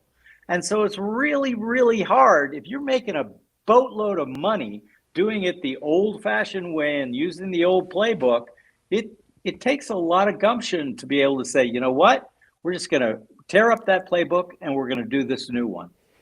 And those play all the way forward, right? I think about Blockbuster passing on Netflix and some of the really fun things.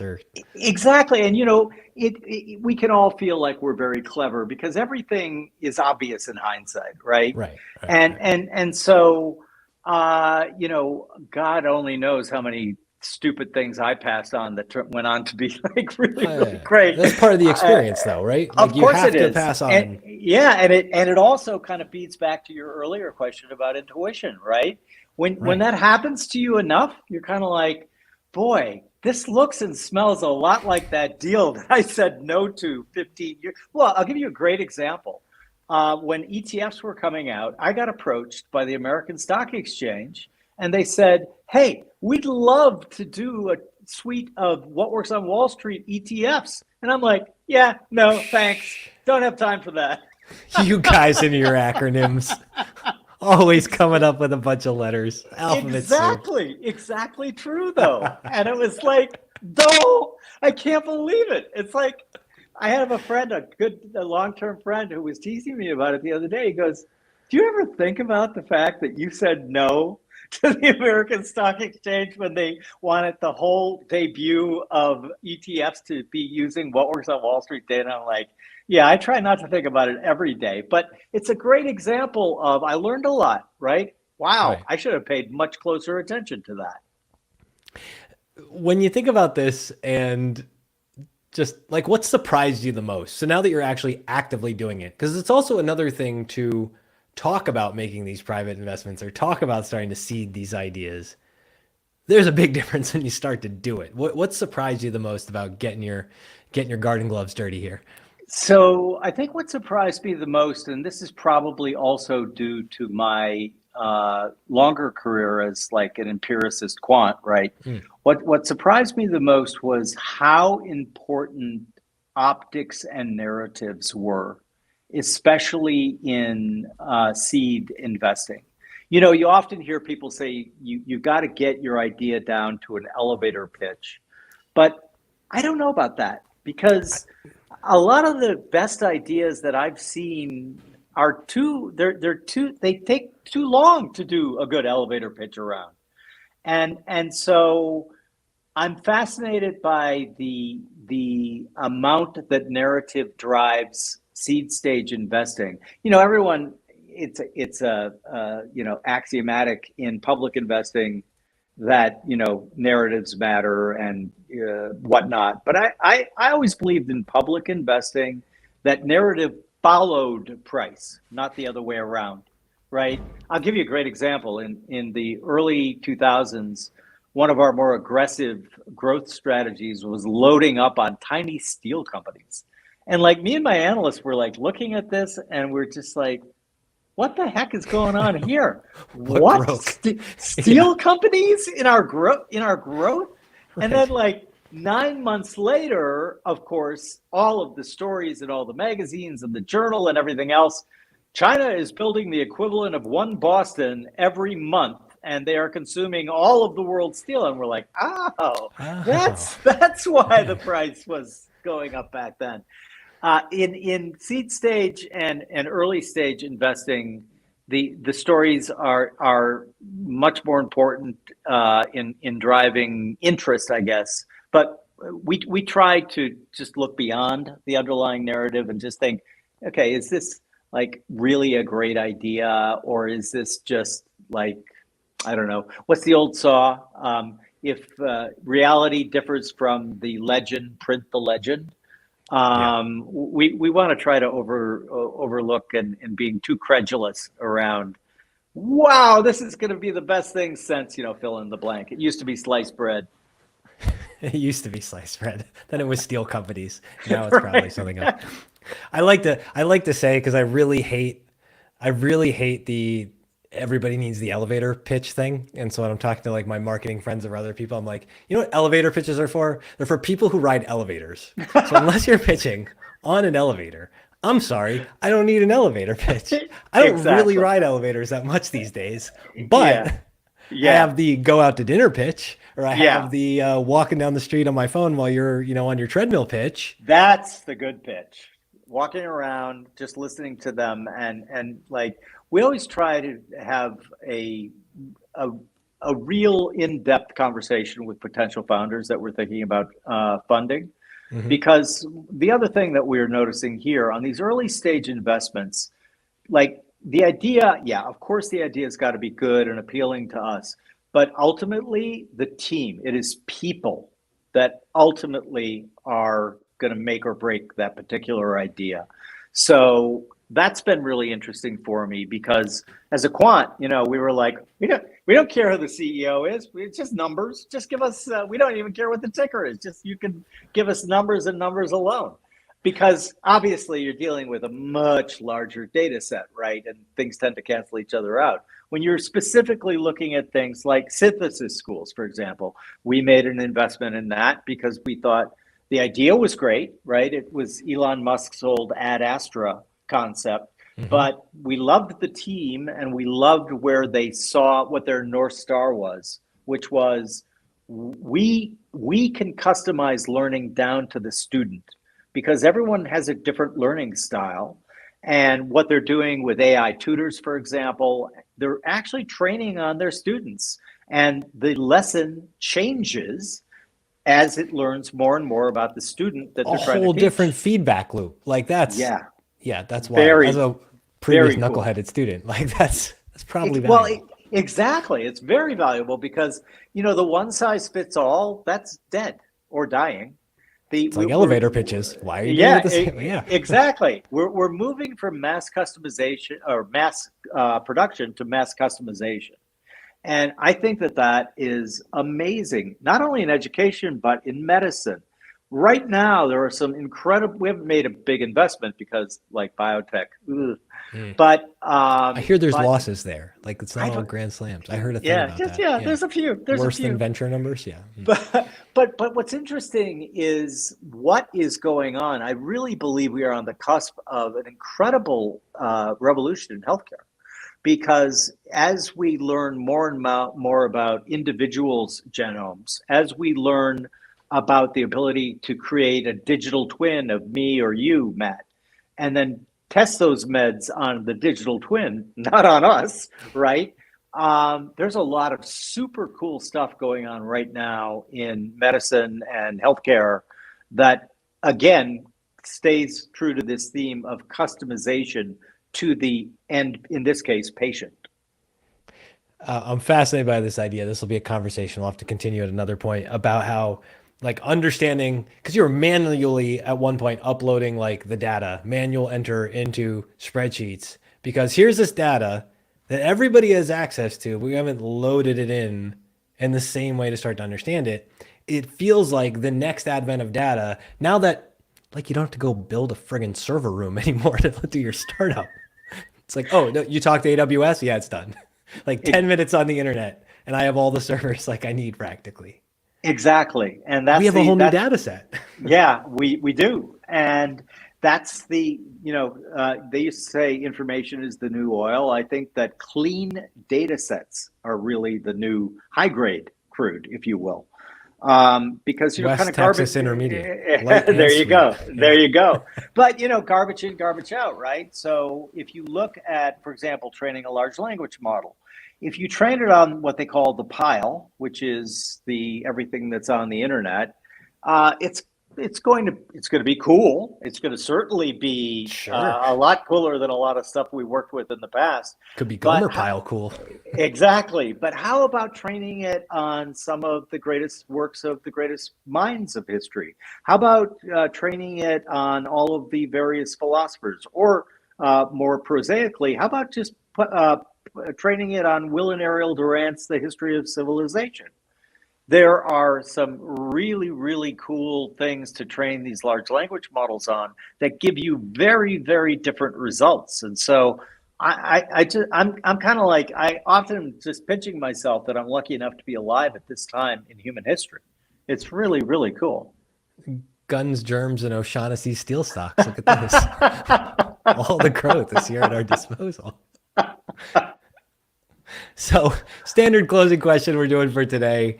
What's an interesting thing you see going on right now you think others should be paying attention to? Maybe it's some amalgamation of this. Maybe it's something totally different.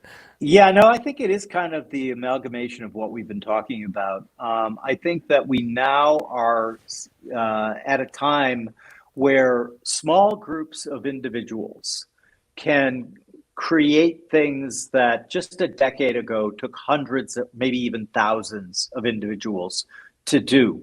And connected to that is this idea of what they call smart swarms. In other words, not like the old traditional corporation where, you worked for it for 25 years, you got your gold watch, you always worked with the same people, et cetera, et cetera. Smart swarms are where people who have a particular interest all come together, work on a project, and then kind of dissipate. The project gets done. It often gets done a lot faster and in a much cooler way. But yeah, the tools and tech available to all of us now are like incredible. And I think that we're only going to see more and more of this happening. And that's where I would keep an eye out, because that is where a lot of cool stuff is going to be happening. So because we're not totally out of time yet, does that mean like in the smart swarm thing, we're not building a hive, to keep using the metaphor here, that has to like scale. Like I don't need the next Airbnb, or I don't need the next Uber. We can come together, solve a problem, integrate it into the broader network, and just move on to other things. Like we don't have to wait for the golden watch. I think you just repackage why I don't wear a watch in like the greatest way ever, by the way. I don't have one on either. I think so. I think that the idea of cognitive diversity is really important. And Right. that's a big part of smart swarms as well. There are people who think very differently than I do or you do, and adding them to that type of team can be very, very helpful for getting the project going faster, better, building something that is going to last longer. But the idea that they don't have to stick around, they don't have to learn to hate the HR department. They can move on. I think that the time of people being able to have kind of like multiple careers at the same time is at hand. Yeah, /careers. Here we go. Jim, I want to thank you so much for your time today. This has been an absolute blast. It's been fun for me too, Matt. And have another cup of coffee, and good luck on staying coherent. We're going to keep it coherent. We're going to keep the donations to Susan G. Komen flowing. Go ahead. I think there's a red button somewhere on your screen. We're going to issue in the next crew of guests any second now. Thank you, Matt. Great to see you. And You great too, cause. Jim. I will be contributing. Fantastic. Cheers. Thank you. Bye. Cheers. Mr. Carvino. You the hits survived. keep coming. That was great. Good job. Oh, yeah. It's a good time. It's always fun to talk to Jim. Nice. And look who it is. Howdy. The man, the myth, the legend himself. What's up, Maybe. Justin? Obi, what's going on? Am I too zoomed in here? Hang on, let me see if I can back out a little bit. You're looking good. Up close and personal. That's okay. My giant head looming over you two guys. That's not going to work. How are you? We haven't met before. How are you, Justin? Good. Good. Thanks for jumping on with us. We got 30 minutes to jam here, so let me make an intro. Not that you need one, but Tobias Carlisle, founder of Acquirers Funds, author of multiple books, including The Acquirers Multiple and Quantitative Value, host of Value After Hours. And did you podcast today? I think you might have had one today, right? I did. Yeah.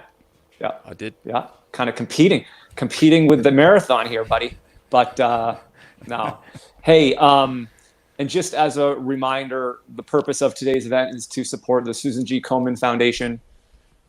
People that have the means and are willing to, please consider donating to a great cause and a great charity. You can use the link below on YouTube, and you can donate right on YouTube to keep it nice and simple. So appreciate everyone who has donated so far. I think we're almost across the $5,000 mark, which is great. And yeah, thanks everyone for supporting us. So let me ask you this, guys. I'm thinking of, and I specifically AC/DC because they're from Australia. So I'm thinking like value investors, the 3 AC/DC songs that probably best capture what value investors have had to deal with over the last decade: Highway to Hell, Back in Black, and Thunderstruck. Yeah. What do you think? Yeah. Wait. I'm interrupting. It's definitely not "You Shook Me All Night Long," right? Right. Because value did not. It shook you, but in like not the good shook way. Exactly. And that song, correct me if I'm wrong. Yeah, I mean, do we have some like "Let There Be Rock" like in some of the resurgence? Maybe that's a short-term hit. What do you think, Toby? I think Back in Black is that's a long bow from where I'm sitting. That's true. I just posted 2 charts because I talked about them on my podcast, and I thought it'd be fun. Maybe we talk about it a little bit here too. It's a Yardeni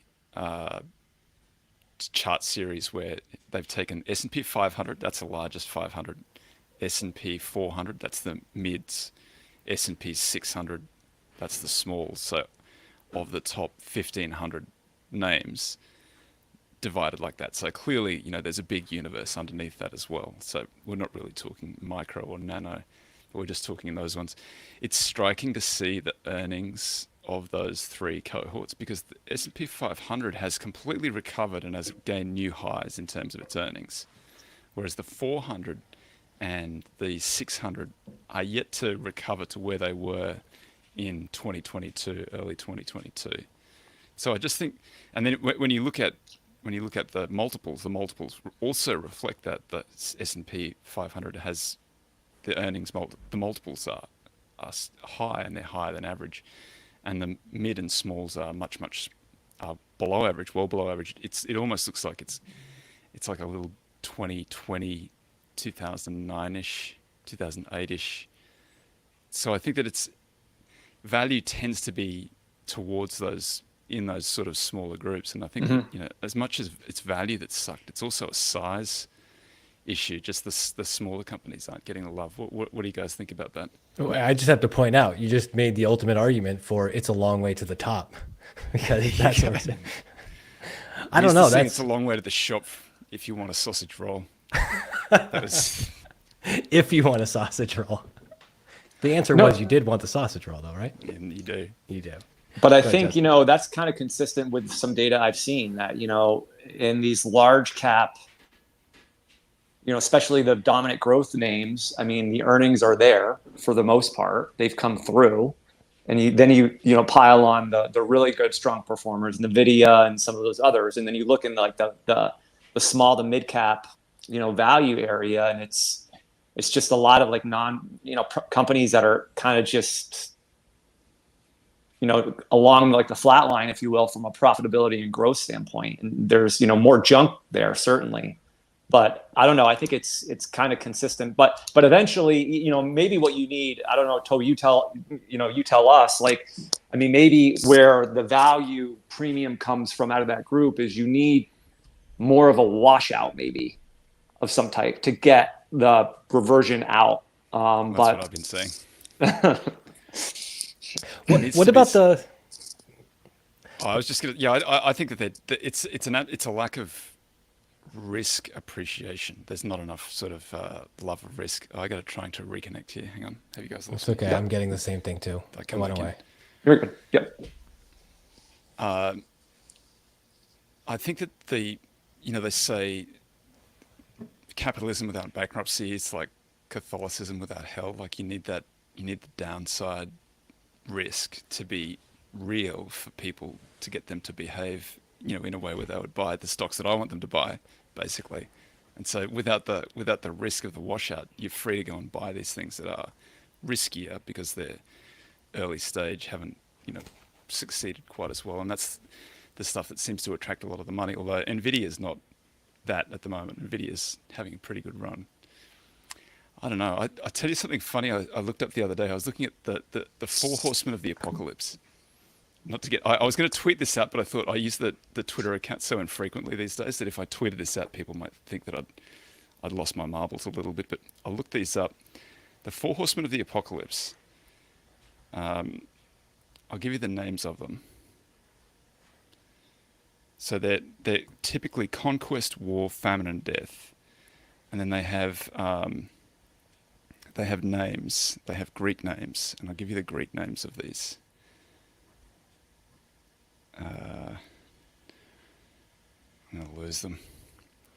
I'm pretty sure it's not Nvidia, Amazon, Apple. No joke. The first horseman of the apocalypse is Nvidia. There you go. Interesting. I don't want to tweet that because I don't want people to think he's gone nuts. But that's the case. I just thought that was bizarre. I told my wife about it. I said it's completely insane that where did they get Nvidia from? That's a great question. It means to conquer, I think. It might be Greek for to conquer. Interesting. So what about I'm really curious about this with that divide sectors. So as we look down, because the sector composition changes as I move down from S&P 500 into 600 and all the way down.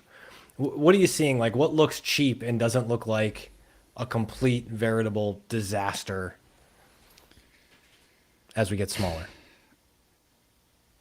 The things that I have tended, I'm largely systematic. I'm not macro. I'm not directing the investments this way. I'm buying things because I'm buying things individually, bottom up, that get cheap, and then the outcome is sometimes there's a concentration in a particular sector. But it's certainly there's a lot of energy names in there, and there's a lot of financials in there. There's some industrials too, but clearly it's underweight tech and those kind of names. There's also just in those smaller companies, it's one of the unique things about the States versus the rest of the world that you get those huge consumer discretion where you sort of lump them all in together as being tech, but Google and Microsoft, and I guess like Google's almost a consumer goods company. They've got a big business component as well, but there's Gmail and YouTube and all those sort of things. The equivalents don't exist in other countries around the world except for China. They have the local version of those things, and so the same thing happens as you go down the market cap structure. As you get closer to the bottom, there's just fewer amazing businesses down there. There are some good little niche businesses that'll probably remain niche businesses, but there's nothing like. And then you have the effect like Facebook doesn't come in as a small cap, where previously they might have listed that pretty early on, and it could have grown through all of those layers and become what it is. But instead, it comes on the board as a big company, fully valued. These things are private now. Like OpenAI is like 100 billion private. SpaceX is bigger than that. When they come on the boards, they're S&P 500 companies. Yeah, you don't get that benefit of that value migration that you might otherwise get if they were smaller companies, riskier companies maybe, or cheaper companies maybe to start. Let's do this, Tove. Let's talk about the acquirer's multiple just for a second and set up like what that is and why you've chosen that's your primary value metric in your strategies. I've done a lot of back testing, and the back testing that I've done is fundamental back testing. So rather than looking at just price movements and trying to predict things from price movements, we ignore all of that sort of stuff. So look at fundamentals. If you look at fundamentals, it's pretty clear that the biggest returns accrue to value-based fundamentals. So very simple price ratios like price to earnings, price to cash flow, price to book. Even though price to book's got lots of problems, it's still a reasonable it does work as a price ratio. There are others that work better. Flow metrics work better. So price to cash flow works very well. Price to free cash flow. When we ran the test in 2010, we found that the price ratios that worked the best were operating income defined as either EBIT or EBITDA or any other construction of it versus enterprise value. And the reason is probably that there's quite a lot of information in enterprise values, market capitalization, plus any cash, minus any liabilities like debt or preferreds or minorities and so on. And the EBITDA number gives you earnings before interest and taxes, depreciation, amortization. So there's more information than in like a price earnings ratio. We compared, so those are obviously very simple price ratios. And you would say, well, there are some simple things that you could do to improve just the price ratio. And naturally, then think like a value investor. You'd say, well, healthier balance sheets are better cash flows are, the more of your revenue that you convert into cash flow, free cash flow, the better your business is, the fatter your margins, all that sort of stuff. The funny wrinkle to it though is that the magic formula was the first sort of quantitative strategy that I had ever heard of. That book came out in 2006. And then there was an analysis of it that was done by James Montier, where he said, if you just look at the value metric there, the EBIT to EV, you get even better returns than if you use both the return on invested capital and the EV, which sounds counterintuitive, but it's probably because the magic formula is finding stuff that's closer to the top of its earnings cycle, closer to the top of its business cycle, whereas EBIT's really finding stuff that's really bombed out and has the potential to mean revert at a business level and at a price discount level. And so that's why I prefer the acquirer's multiples, just simply that very simple cut to start off. And then I look sort of at the cheap stuff, try and find the stuff that's otherwise healthy, got a pretty good balance sheet, pretty good cash conversion, because that's ultimately what business is. That's what you want. And we form portfolios on that basis. And so I have two. I run ZIG, which is mid and large cap. You can think of it as like the largest 25%. It's equivalent to the Russell 1000, but it's that kind of universe. And then I have Deep, which is small and micro, which is equivalent to the Russell 2000, which is the smallest 2000 out of the biggest 3000. So there's still some companies beneath that, but it really does run into that thing that I was talking at the start, where it's exactly the same strategy in both funds. But ZIG has done much better recently because it's got access to, it's just in that part of the market that has moved, and Deep has suffered because it doesn't collect any of those names. And it's funny that over the course of I've been running ZIG for coming up on 5 years now. And I track little statistics, and one of the statistics that I track is the median market capitalization of the portfolio. And it's been amazing to watch it crash over the last sort of 18 months. From median market capitalization, that portfolio was something in the vicinity of $40 billion for market cap. And I think now it's down around 9 or 10. So it's come in a great deal, which is just the market expanding, all of the bigger companies expanding and leaving behind all of the small and mid and micro nano type companies. So I think that's a mean reverting phenomenon. I don't think that that's like a secular phenomenon. There's a lot of people who feel like that is like they're just not getting flows. They're never going to get flows. It's all over for those companies. But I think it's mean reverting. It's happened lots of times before. We saw something similar in the end of the 1990s, early 2000s. And that was what created that sort of golden era of private equity taking public companies private, and activists, all of those activists like Bob Chapman and Dan Loeb, when he used to send the poison pen letters, they'd attach the nasty gram to the 13D filing just to draw attention to something, often it was pretty egregious. It was worthwhile. And then it spawned a whole industry of that. And I can easily see that happening. And I know that there are people out there who are looking at these companies. That's been one of the funny things. Private equity's got so much money, but private equity really hasn't done a lot. And I think it's because these businesses, even though they're small and micro, they're still quite big. And it might be one of the reasons why the cohort that is listed hasn't performed as well. There is a little bit of adverse selection going on where the best are taken private. The rest are sort of able to run around, run amok. You know, it's a little bit frontier, the small and micro stuff. They're not as, you know, they're not as well managed as the bigger companies are. So I'm going to kind of pivot here for a second. How long have the two ETFs been around? Remind me again. Zig is coming up on 5 years in about 2 Love weeks. the name, by the way. One of my favorites. Yeah. As a Ziggler, really pro. There you go. Zig and Ziglar. Endorsed. It's hard to cut through. You know, it's hard to have something that people remember. So that was why I got that one. Yeah, and good job not picking Ziggy the cartoon as your logo, because that would have been terrible marketing choice.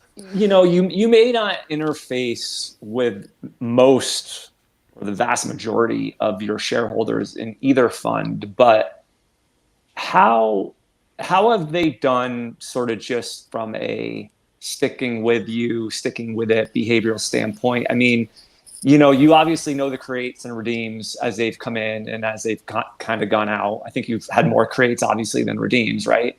And you do a great job of educating and being out there and being out, you know, the public face of the fund. But I'm just curious, when you happen to have these one-off conversations with a financial advisor or a large investor that's kind of been there since the beginning. I mean, especially during the period when value was really struggling, how was that? And do you think people were kind of committed going in? I think a lot of people understand that there is a cycle and that they do believe in mean reversion. These things don't just get cheaper forever. Eventually they catch a bottom. Everybody's scared though. Nobody knows where the bottom is, so they don't want to be the first person in because and clearly it's been a very long drawdown for value, right? Because it's the longest in. Mikhail Samanov has this 200 years of value analysis where he says this is the worst one in 200 years. You know, the data, as you go back further, it gets less and less reliable, but it's still kind of an interesting analysis. And then Momentum had the same thing in 2000. Momentum was down like 90% in 2000, so value just sort of followed on a little bit behind that. I think there's a lot of people out. There's a lot of common sense in it. If you have the less you pay for cash flows, all else being equal, the better you're going to do. And so you pay less for cash flows, you do better. The cash flows get cheaper, you should be doing better. And I always do this analysis where I point out that there's two sources of return. There's the shareholder yield, which is buybacks, dividends, anything like that. And then there's the reinvestment rate in the business. And the reinvestment rate turns a little bit on the ability of the company to maintain a high return on invested capital or to grow its return on invested capital over time. And the thing about these businesses being beaten up is that they're at a point in their cycles where their returns on invested capital aren't great, but they're not always bad. If you look back through history, I mean, everything like energy had a shocking 2020 when energy traded at a negative barrel of oil out of the ground because there was no storage anywhere for it. That's clearly going to be a short-term phenomenon. And we've seen $100+ barrels of oil since then. Through my investing life, which is now sort of 20+ years, I've seen oil do crazy things like that. Oil is up and down and all over the place. And when oil is up, there's a lot of investment in the sector. It's true for every other industry. They're all a little bit cyclical. Some are more cyclical than others. When they're down, they attract no attention, no capital, and their cost of capital is high, and then you want to be a supplier of capital to those guys at that price, and then at some point in the future it recovers. I think that most people sort of do understand that. They're just worried in the immediate moment that they haven't yet found the bottom, and they feel like they can divine the bottom when typically, you know, you're never going to pick the bottom. You just got to find, when the opportunity looks good, then it's time to put the trade on. That's been my experience. And sometimes you get lucky and sometimes you're a year or two ahead. People who say early is wrong don't know what they're talking about. And they just haven't been early for long enough yet to convince themselves they're right. How do you reconcile like the flows solving the problem of new investment dollars coming to the States to want to own the stocks itself? Like, do you differentiate that between maybe it's the next boom in private equity that wants to come scoop a bunch of these companies up, and maybe it's not LBOs this time. Maybe it's come in and like consolidate a bunch of these. Do you care which way it goes? I don't think you even need that analysis that I gave before, where I said it's the two sources of return are shareholder yield and reinvestment in the business. There's no multiple expansion necessary in there to generate returns. And I assume there's no multiple expansion in any of the things that I buy. And I can look at the forward returns. I think that an elite long-term track record for an investor is somewhere in the vicinity of 15%. If you can sustain that, you'll do pretty well. And you can invest on I think that the nice thing about a 15% bogey is it stops you from reaching too, if you're going to aim for higher than that, you've got to do something. You've got to be off the beaten track a little bit. You've got to be really doing something.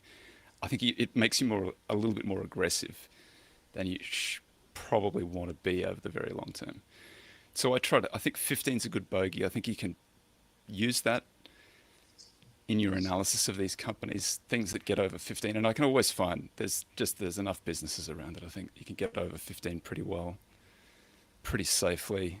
And then I'm focused on surviving. So I want the businesses to survive. I want the balance sheets to be able to survive. I want the management teams to survive. I want all of it. And then if I own a whole lot of companies that look like that, then the fund should survive. I should survive. It all should work like that. So I think that multiple expansion is a nice thing to get, but it's sort of like it's something that you can't rely on. And it could be conglomerates, it could be buyouts, could be activism. There's lots of venues potentially that could materialize, and it'll be some fad. Somebody will do something and make a lot of money, and then there'll be a whole lot of people who follow on behind them. But I don't mind. I think that the returns are already embedded in. So this is why I sound bearish a lot when I talk, but I think lower prices are better. If you're an investor, you want lower prices, because when the prices go down, the forward returns go up. It gets easier to generate those forward returns when you got low prices. Without the multiple expansion, you don't need the multiple expansion, even though then you get the multiple expansion as well. It's crazy. You get it when you don't need it.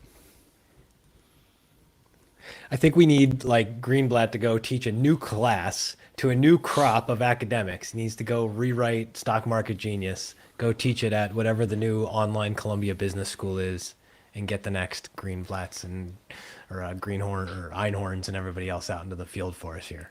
Every time they publish one of those, that little anomaly goes away.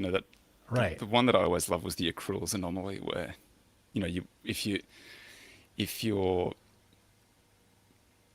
you're reporting earnings that aren't translating into cash earnings, you have to create an asset somewhere, and so you get an accrual. And then that's people started using that as an investment strategy and arbitrage it away, but clearly it still works. So at the moment those guys publish those things, that little arbitrage will be gone for a while, but it'll come back eventually. It'll come back. I think we're in a funny time, because I think what has worked for the last decade is not really what has typically worked in the markets. This is an unusual period of time, and particularly after 2021 or 22, whenever the mania really finished. And then we had 22 was sort of a down year for everybody. But then 23, it's all come back to life with NVIDIA probably and AI leading that. Everybody's back in the growth bucket. But that's not typically been the place to be. You don't want to be in the highest, fastest growing stocks, because they tend to disappoint. And I'd be surprised. Maybe this time will be different, but I don't think so. I'd still rather be in the value stuff. And I think value turned the corner in late 2020, and it's sort of been working since then. It's worked more or less. We're probably pulling back a little bit from where we could have been, but we're doing pretty well.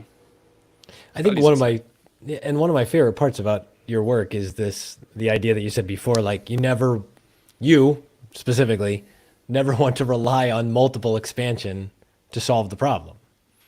That's a really different view than what you would have than any like growth investor or many tech stock investors or other things, where it's like, no, we want price to outstrip earnings growth or multiple other things to get there.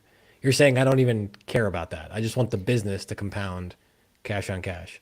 I think, to be fair to the growth guys, they would say we're in these businesses because the businesses are growing very quickly. I think it's less about multiple expansion for them. And I think the criticism of value has been that it's about multiple expansion.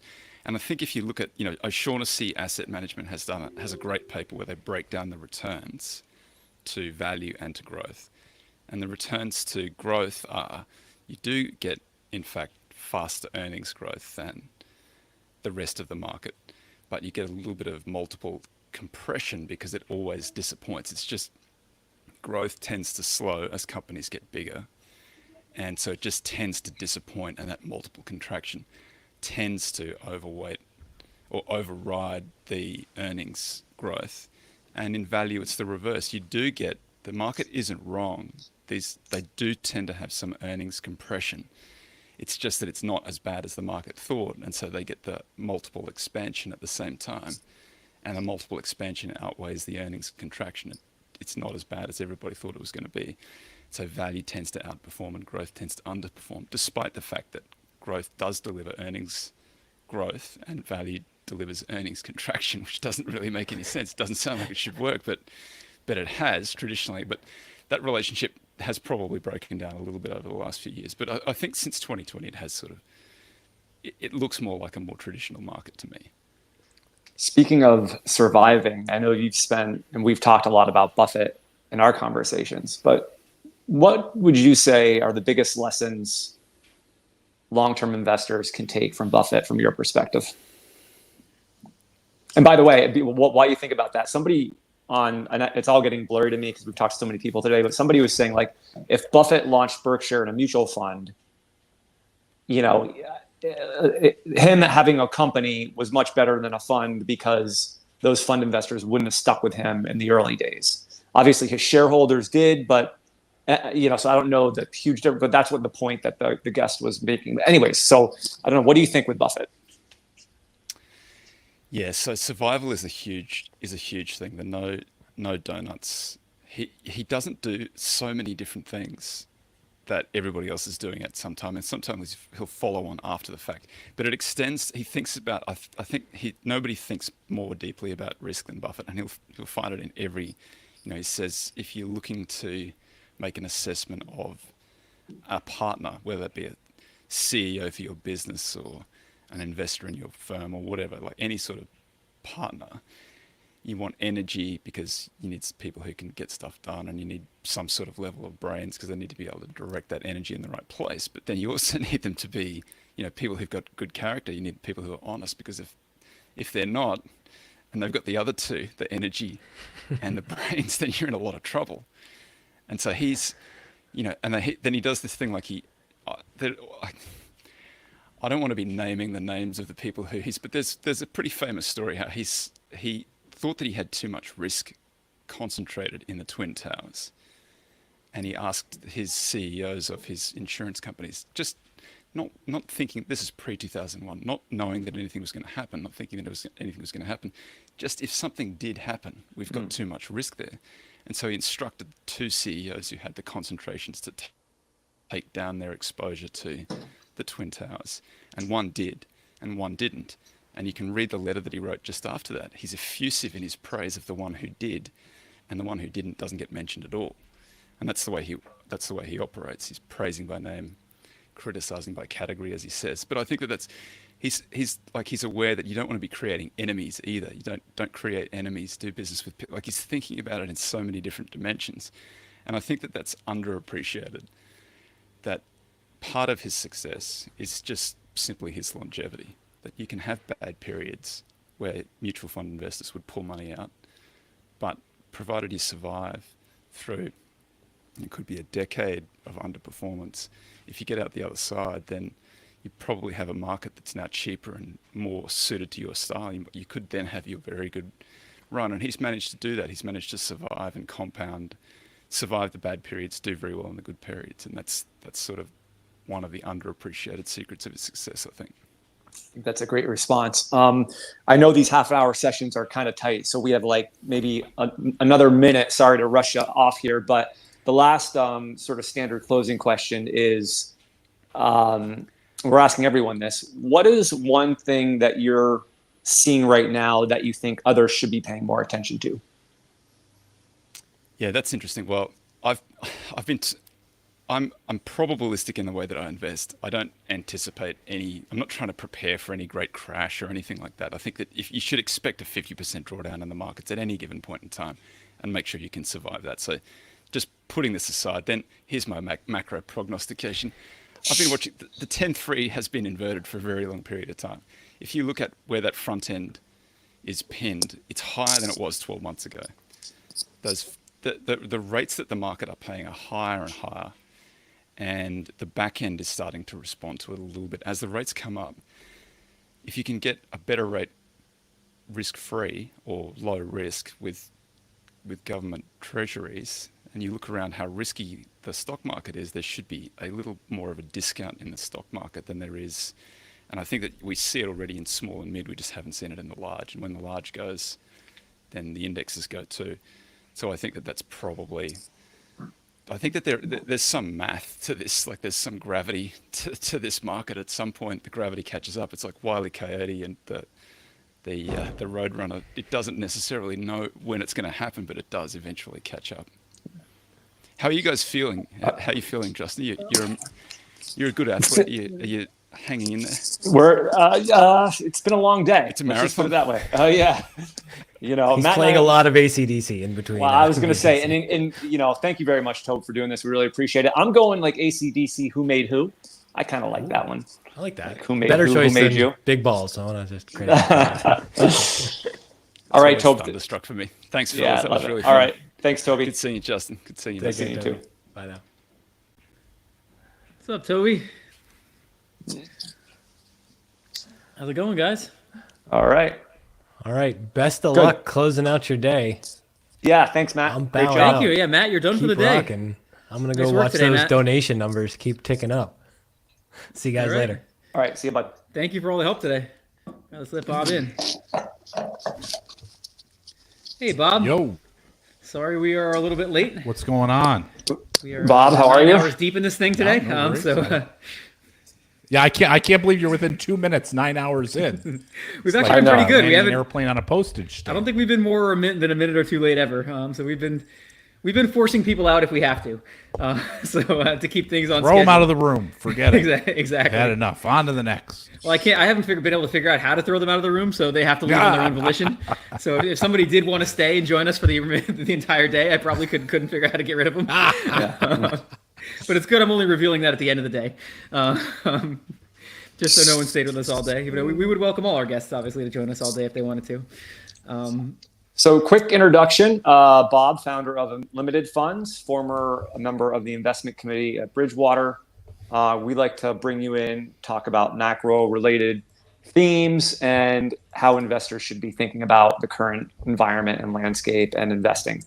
And just as a reminder, and we've done this in every single one of these, you know, this event is to support the Susan G. Komen Foundation, supporting the fight against breast cancer. You can donate at the bottom of the video. And I think maybe we crossed 5,000, but it's been, you know, decent. Of course, we'd like to get more if possible. So if people are willing and able, please consider donating. We very much appreciate it.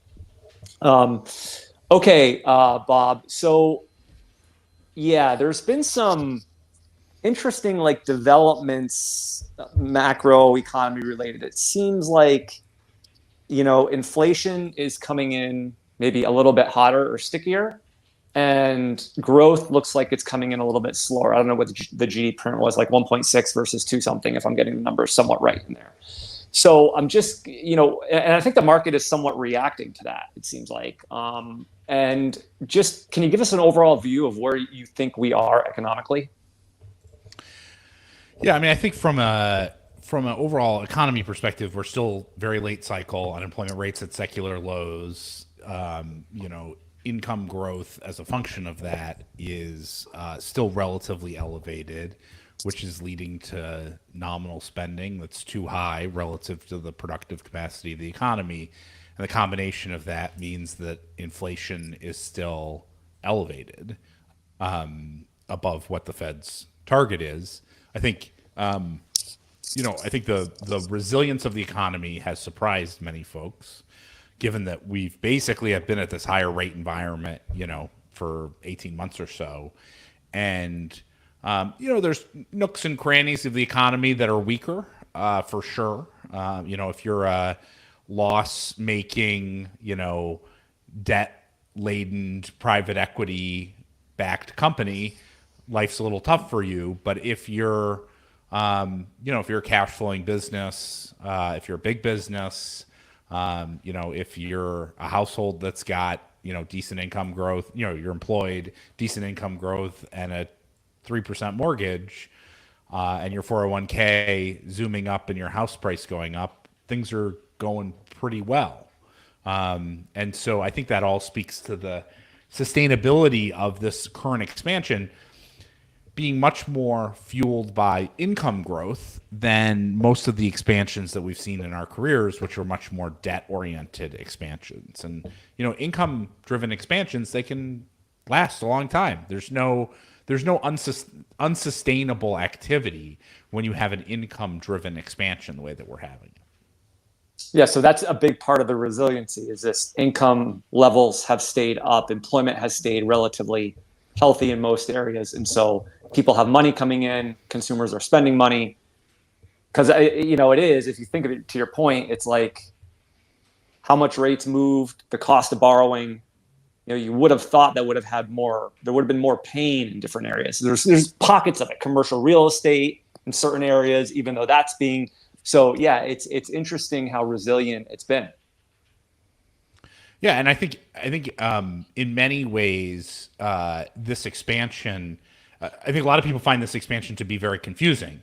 And then they're sort of like fumbling around to find, the explanatory dynamic that's going on. Oh, it must be, fiscal, but the fiscal position of the U.S. is actually, the deficit's actually been contracting for the last couple of years. Or it must be interest that's funding everything, but, that has added at most 50 basis points of GDP growth over the last few years. That people are fumbling around. They don't understand it. And that's because the cycle we're experiencing today is actually much more akin to the old time cycles of like the 50s and the 60s, where you have these sort of income-based expansions, and they're quite persistent.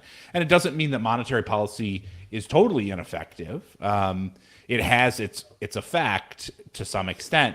But when you have borrowing as soft as it already is, the borrowing channel is not going to be the big channel for creating the slowdown in the economy. Basically, what has to happen is interest rates have to rise enough to start to create a drag on asset prices, and that drag on asset prices will then create a desire to save more and spend less, and that'll create a slowing of spending, which will create a deterioration of earnings, which will create a deterioration in employment. But when we look at that cycle, like where are we? We squint at the S&P 500 every day, like we're not at peak, but heck, we're percentage points below peak. And we look at house prices, they just keep going up, right? For most people, hardly a flesh wound there in terms of the tightening that's gone on so far. On Twitter, you outlined a framework where you articulated a way that inflation ultimately might get stomped out here. Can you just talk about what that was? Yeah, others have that you've talked to earlier today have slightly more elaborate, works that they've created, scripts they've created. You're talking about the acts of the play. I like the acts of the play. That's right, the acts of the play. Which much respect for Andy. Everyone should read the acts of the play. I'm more of a fits in one tweet kind of guy. So basically nice. What has to happen in terms of the ordering, and the ordering matters. I wrote this back when people were like, well, I should buy bonds because eventually there'll be a recession.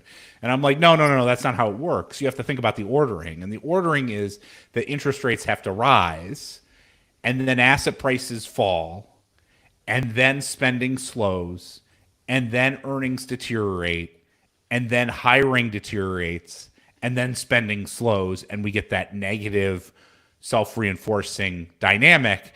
And that once there's enough slowing of nominal spending growth relative to the productive capacity of the economy, that will start to create a slowing of inflationary pressures, both because wages will come down and the overall nominal demand will also come down with it, leading to, price pressures that are softening. And so far, we're just not there. Like, if you look at what's going on with nominal GDP growth, if you look at end demand, which is different from GDP. GDP's, whether there's inventories or not, and whether there's foreign demand or not, it's not that important. Like, if you're trying to understand sort of the durability of the economy, you want to look at, final sales of domestic producers, or you want to look at, end demand, nominal demand, domestic demand.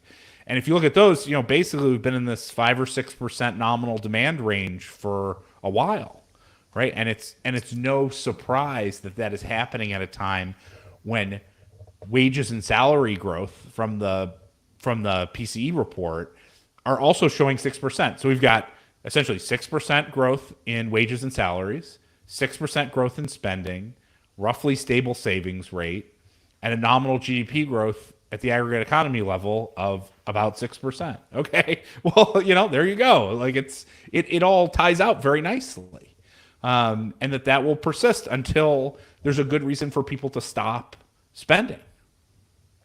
What do you make of Justin mentioned the weak GDP print earlier. What did you make of that? I mean, Twitter immediately erupted into stagflation. That's what we're going to see. So was that kind of a one-off thing, or is there something we should read into that? No, that was not indicative of stagflation at all. It was, the fact that this is a problem with GDP. I mean, GDP is a fine measure, but you got to know what you're looking at. Like, GDP has all sorts of issues related to the fact, like, if inventories are up or down. Like, who cares if inventories are up or down? It affects GDP, but it doesn't really affect my underlying sense of what's going on with aggregate demand. And so that's why I like to look at numbers like, real final sales to domestic producers or real final sales of domestic product. And also, to be honest, look at nominal final sales of both of those, because that gives you a sense, like, in general, they do a fine job figuring out how much is inflation and how much is real goods, but you never know, and there's lots of adjustments to that. So go to the number that's like the most basic number that represents the domestic demand story. That's final sales to domestic purchasers is what they call it, and final sales of domestic product. And what you look at when you look at there, we've basically been across those two numbers, a little downtick last spring, but we've basically been at the same level since Q1 2022, basically the same, about 5 to 6%. It's not very interesting, and that's the thing I think people get confused about, because they think, if you read Twitter and you are in every day, you think, the economy's booming, the economy's in a disaster, it's booming, it's a disaster. Like, the economy, absent like an acute external shock, is very slow moving, very, very slow moving. I like to joke with people, like, someone's like, tell me what's going on in the economy. I said, well, the unemployment rate has been at secular lows for 18 months and hasn't moved. So the answer is not much. It's just kind of doing the same thing. But when I write that on Twitter, I don't get too many views or impressions. So doesn't get the engagement, right? Mm-hmm. You need the like engagement rate's a little soft when I'm like, actually nothing has changed in 18 months.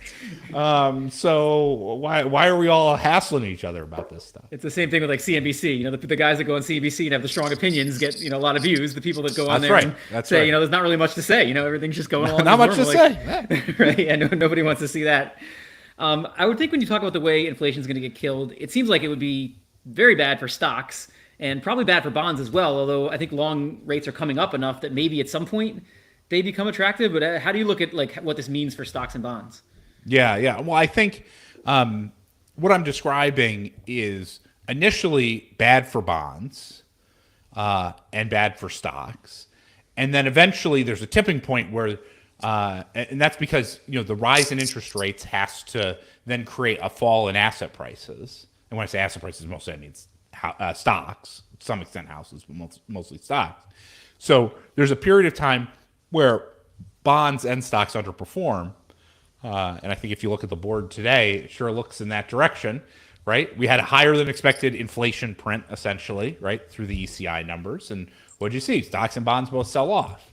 And that gives you an indication of how sensitive the equity market is to the current level of the bond yields. The big problem right now is we're in a bit of an air pocket, particularly when it comes to both stocks and bonds, which is yields have risen enough so that when they rise more, they start to create a drag on stocks, which is what we see in the market action recently.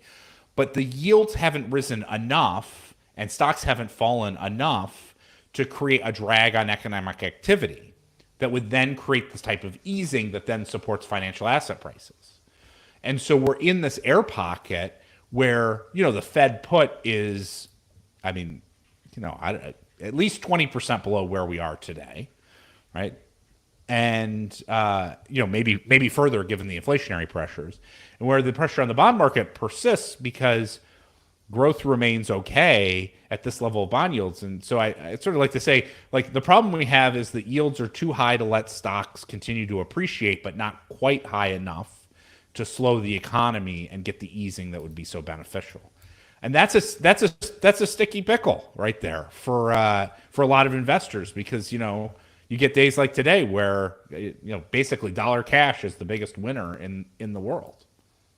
You mentioned the Fed. What do you think about the position they're in here? I mean, we've been getting these rate cuts are supposedly coming. They keep getting pushed out. There's a lot less priced in. Andy had mentioned earlier when we talked to him, he thinks maybe not enough, going into 2025 are priced in, which is why he left the higher for longer camp. But what is the Fed going to do here? I mean, are they just going to keep pushing this out and out and out into the future?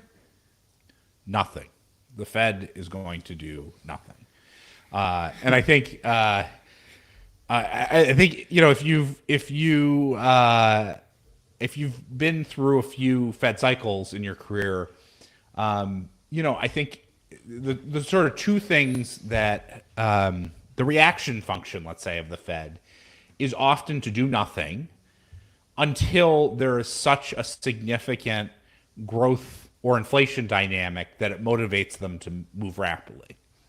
And so, it's very typical to see these periods where essentially nothing happens for, it can happen for years on end, because as long as growth conditions don't deteriorate, there really is no motivation. Why, if you're in the Fed shoes right now, why would you change monetary policy? What would be the reason? Unemployment's at secular lows, growth is fine. And on the margin, inflation is a little too high relative to what you'd like to see. Why would you cut when you could just sit and wait? And I think that's what we're seeing. That's sort of the big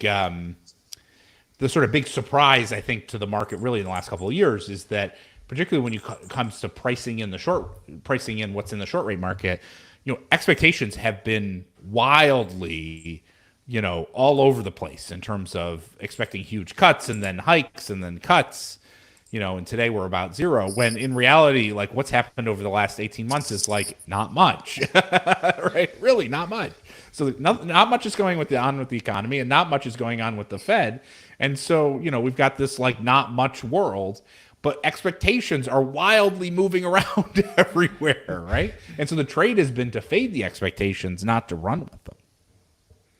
Yeah, I mean, I can't really come up with the only argument I've heard to cut, and I don't think it's really valid anymore because we've seen inflation come up, is the idea that if they think, and you're going to tell me they're probably not, but if they think they actually are very tight where they are right now, and they want to stick the landing and they see inflation coming down, they would want to ease into it as opposed to what they usually do, which is something goes horribly wrong, they cut a lot. But I think unfortunately that's probably not valid anymore. I mean, inflation's going up, not down. So there's probably not much of a case to be doing any cutting right now. I don't know if you agree with any of that I just said. Yeah, well, I think a lot of people, particularly those who are asset holders, really hoped that what was being said by some governors, I call them the real raters, was true, and sort of forgot the fact that it doesn't really matter whether the Fed thinks monetary policy is tight or easy. It really doesn't. The Fed responds to the data that it sees. If growth is okay and inflation is too high, then, at a minimum, it doesn't do anything. Maybe it hikes, but at a minimum, it doesn't do anything. They and the 500 quants with PhDs can sit around and, pontificate about whether monetary policy is tight or easy. It doesn't make any difference. It doesn't make any difference. What makes a difference is what's going on with growth and what's going on in inflation. And so you got to focus on those things because that is what's going to determine their policy. To be clear, like the real rate situation in terms of, the Fed's view of real rates today is basically no different than it was 4 months ago when everyone thought that there were going to be 7 cuts, right? The thing that's been different is measured inflation is a little too hot and growth continues to be pretty good, right? That's what's going on, and that's what's motivating their behavior. Too many people way too focused on some random academic theories being promoted by these governors. It would be so much better if they just stopped talking. Then people wouldn't be confused by their totally misleading either expectations of future conditions or their misleading frameworks of how the decision making works. I'm just curious, when we think out longer term, like structural inflation, we've had these forces that have driven inflation down, technology being one, globalization was one in the past, and demographics. Like those are kind of the reasons we're always given as to why inflation was low for such a long period of time. Like when we come out of this period, do you think those are different now? Do you think we have a higher level of long-term structural inflation than we did in the period before? We may or may not have higher structural inflation.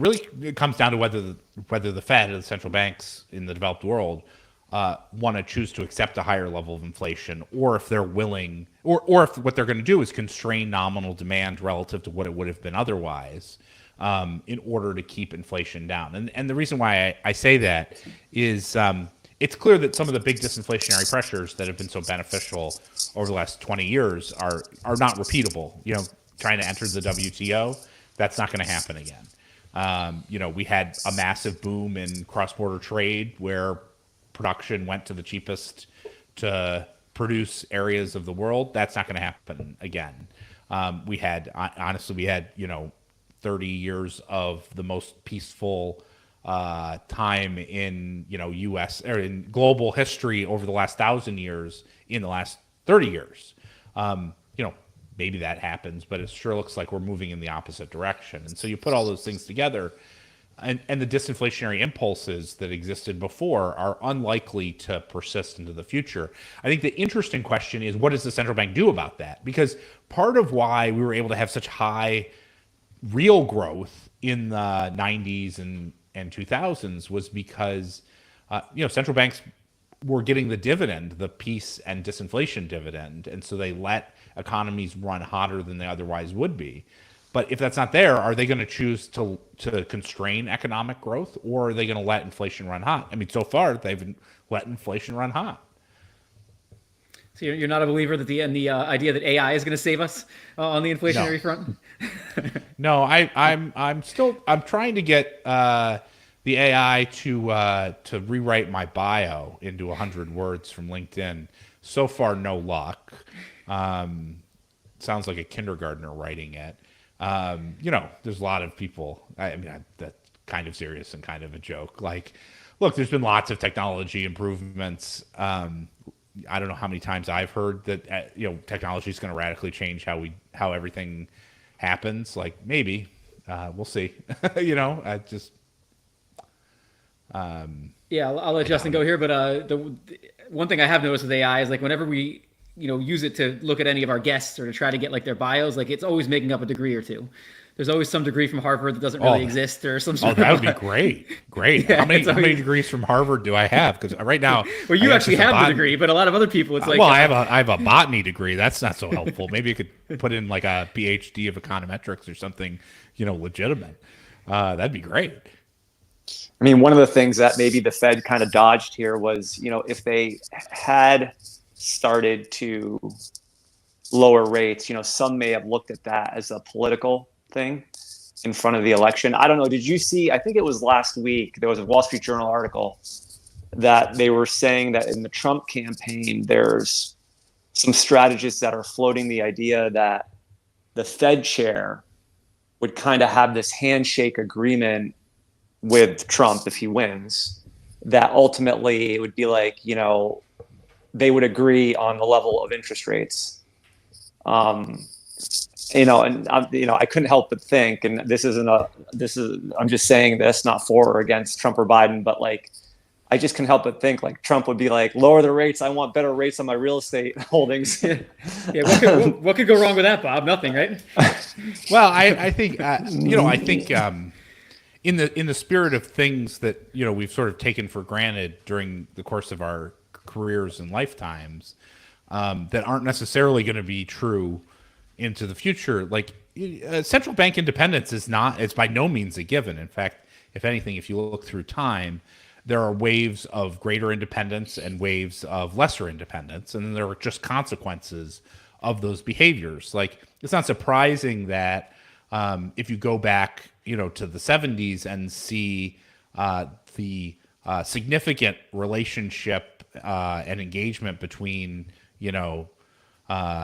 the Fed chair and the president during those periods, it also coincided with elevated inflation, a period of elevated inflation.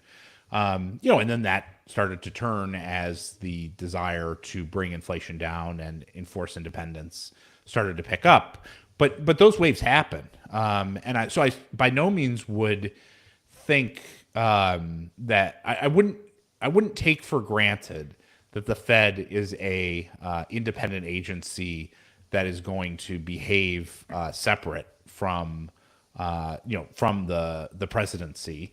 I don't think it's behaving that way today. I think the values of the existing governors and Powell are incongruous with being political reactionaries, but there's certainly no reason why it couldn't flip that way. And as I said, there are just consequences. There's just if Trump puts himself onto the board of governors as the chair, there'll just be consequences of what his prioritization is and his decision making, and so you just have to. I think the natural reaction is like, oh my God, that's the end of the world. We're going to have a monetary inflation no matter what. It's like, if you're trading markets, like you got to get out of that. You just got to diagnose what is likely to transpire and the probabilities, and understand the participants and their decision-making factors and what the likely consequences are. I think it would be a reasonable conclusion to suggest that would probably lead to monetary policy being easier than would otherwise be the case in an independent agency, and that's got second and third order consequences in the economy. What are your views on just the level of national debt and how that might play out here over time? I think, with interest rates where they are, it's obviously much more expensive for us to service the debt. I think some of these auctions are still very healthy. I mean, I'm not like a bond market, I don't follow it that closely, but you do wonder if at some point borrowers wake up to the level of debt we have as a country and sort of how that sort of plays out. I mean, there's been a lot of alarmists for maybe 20 years that have been saying like the level of debt is too high and there's going to be these consequences. But I don't know, just do you have any insights into that? Yeah, well, I think often people will talk about how extreme the U.S. debt is, and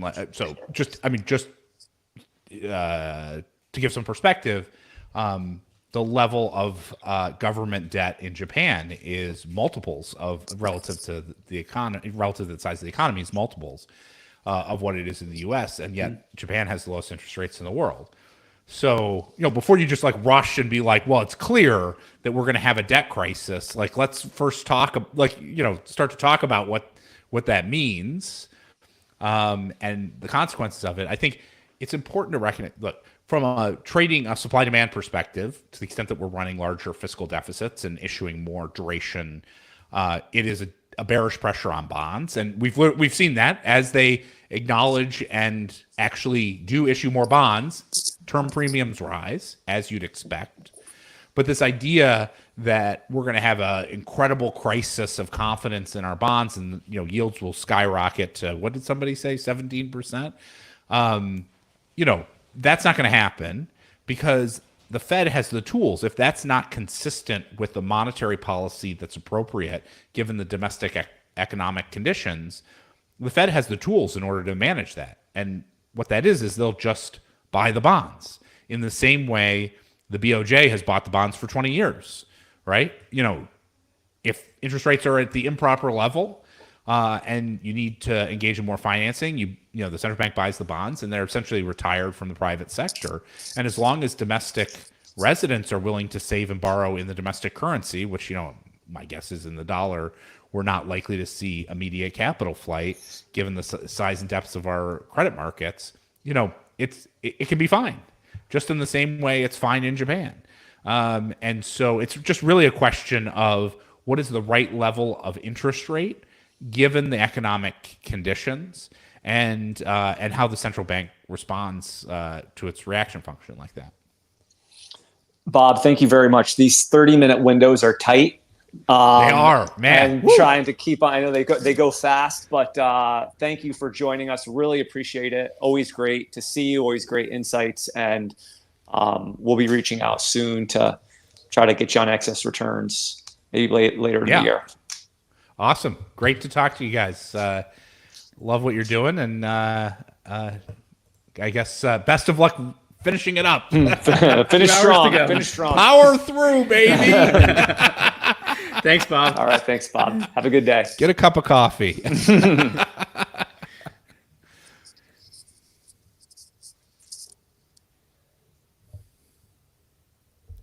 Should see a little red button. I think the little leave red button. Yeah. Oh, I'm. All right, Jack. All right, buddy. I'm gonna let you guys roll. See ya. All right, Brent, you ready to Hey, go? Brent, bring it in strong, guys. Let's do this. All right. Thanks, Justin.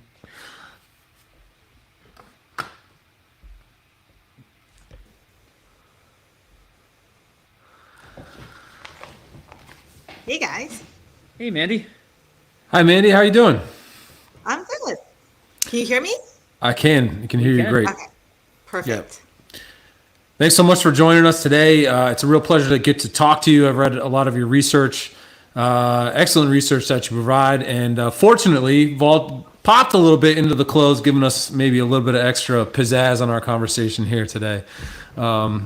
So I don't think there's many who aren't aware of who you are, but if you want to just let everybody know, give a quick background, it would be more than helpful.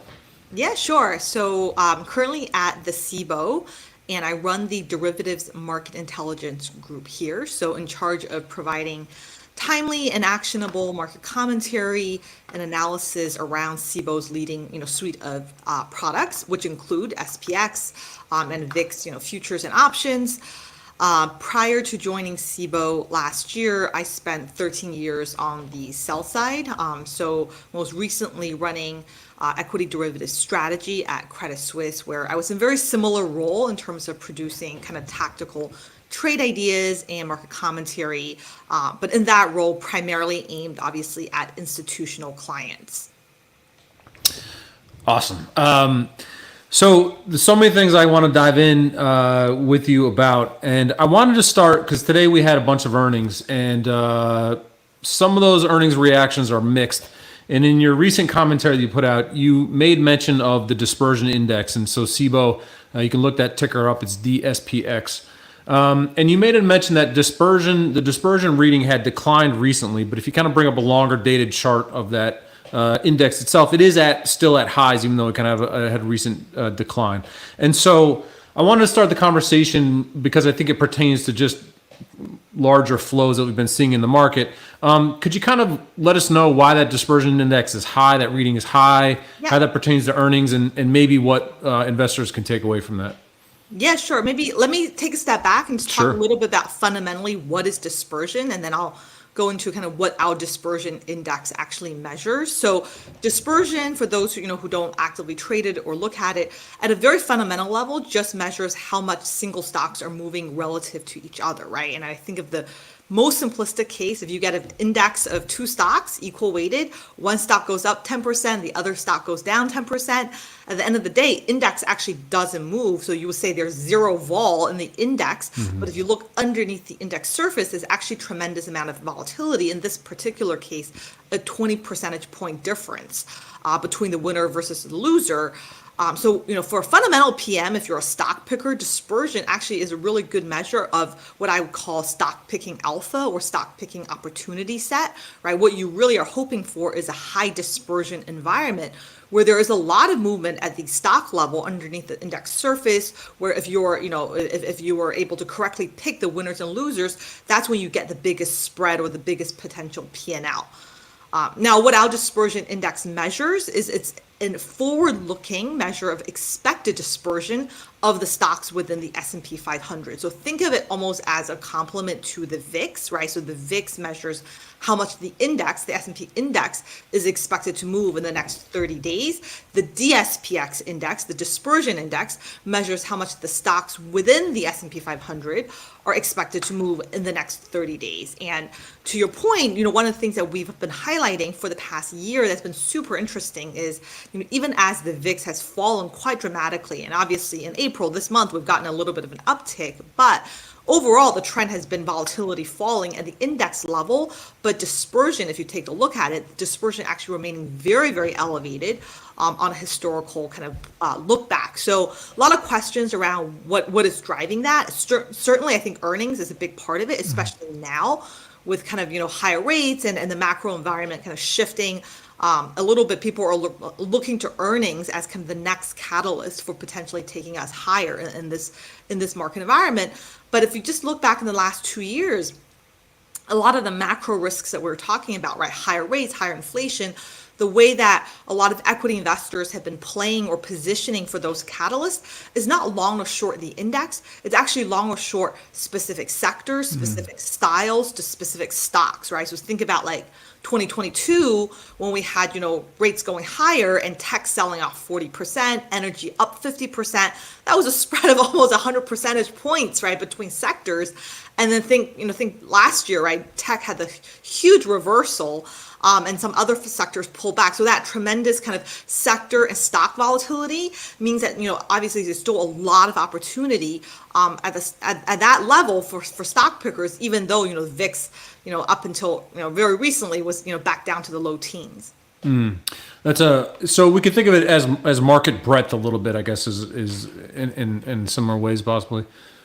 Breadth, I mean, that's a tricky term because obviously there's, incredible concentration in terms of market cap. Obviously, the Mag 7, NVIDIA being, very outsized in any measure of market cap weighted measures of volatility. So not quite that, but yeah, and the breadth in the sense of, kind of just the underlying, like the divergences that we're seeing between stocks. And in full disclosure, so the DSPX index doesn't measure all 500 stocks because there's not sufficient option liquidity in all 500 names. So what we're actually looking at is typically about between 70 to 90 of the largest names in the S&P, where we are able to get very, very robust, option liquidity at the single stock level. Without getting to the weeds, but the way that we calculate DSPX is by basically looking at single stock vol relative to index vol. So you want to make sure there's sufficient option liquidity at the single stock level. So we're really looking at the top 90 names within the S&P, but by market weight. But that gives you a pretty broad, segment of the market. So related to that, I'm trying to figure out how to phrase all these questions to see if they all kind of end up with one similar answer. You also have the correlation index. So there's core 1M and core 3M, both of which are at lows, multi-year lows, depending on which one you look at, which in a way sync or maybe tell us an interesting story when you look at the dispersion index and compare that to the correlation index. And so I'm curious if there is something that you could tie together, flows that you could tie together that draw us a picture that say, hey, this is why correlation low and that dispersion is high. I think that the two may be related in some way. And I also want to ask you about the flat skews you saw. And I don't know if you want to tie all those together or we can maybe answer those separately. Or We'll do it all together. All right. So correlation is for sure a related concept to dispersion. So it measures kind of how much the tendency of stocks to move together, right? So I think everyone's pretty familiar, 100% correlation, everything moves together perfectly in sync, 0% correlation, they all move together independently. So what we've observed, very similar to high dispersion, we've observed very low correlation of the stocks within the S&P 500, right? So that's what Core 1M and Core 3M are measuring. Those are implied correlation indices that look at the implied correlations, the forward-looking expectations of how stocks within the S&P 500 are going to be correlated. And both measures are at like extreme lows. In fact, Core 3M, I think when I looked at it, is currently at an all-time low. And that's really, I think, the biggest takeaway is that, like, as much as we talk about low VIX, low index vol, correlation is even more extreme low, right? So implied correlation is lower today, right now, than it was in 2017 when the VIX was at 9. And in terms of drivers, it's very similar to the drivers of high dispersion. It's the sector rotation, the stock, the stock selection that's been going on underneath the index surface that investors are using to kind of play these macro themes. So it's absolutely not been the case that stocks are moving together over the past 2 years, right? We know there's been incredible divergences, incredible rotation. So I think that's just a measure. But we want to talk about why is VIX so low, why is index volatility so low. Correlation definitely plays a big part of it, because all else equal, if you just ramp up the correlation, hold single stock volatility constant, but increase the correlation of stocks, that will lead to a meaningfully higher VIX, right? So what's been really interesting to me is that over the past year, we have not seen a meaningful pickup in correlation on market pullbacks. And that's unusual, because typically, you expect low correlation and like rallying markets. When markets rally, there's a lot of dispersion, low correlation. But then when the index sells off, is typically when we get correlation really picking up. And we're not seeing that. And that, to tie it to the concept of skew and flat skew, one of the drivers of why skew exists, in equity options is the idea that stocks sell off together, right? The markets, take the stairs up and then the elevator down, or the escalator up and the elevator down. Right. And we have not really been doing that. And if you actually look how the market's been behaving, it's been very unusual in that the most violent moves have actually been to the upside. So when we do sell off, for example, in October last year, right, it's a grind lower with a lot of dispersion, very low correlation type of sell-off. And then when we rip higher, like in November, December, everything rallies. So it's kind of a flip of the traditional dynamic. And that's why skew has been so flat in the options market, is because if you look at realized volatility in the market, we're actually seeing higher realized volatility on market up days than we are on market down days. And that's, extremely unusual. Like when we ran the numbers, this is, we haven't been this kind of environment in over 20 years. You have to go back kind of to the early 2000s to find an equivalent period of time where we saw higher volatility on market up days and down days. And I think that's one of the kind of the fundamentals that's been underpinning the low skew environment that we've been in.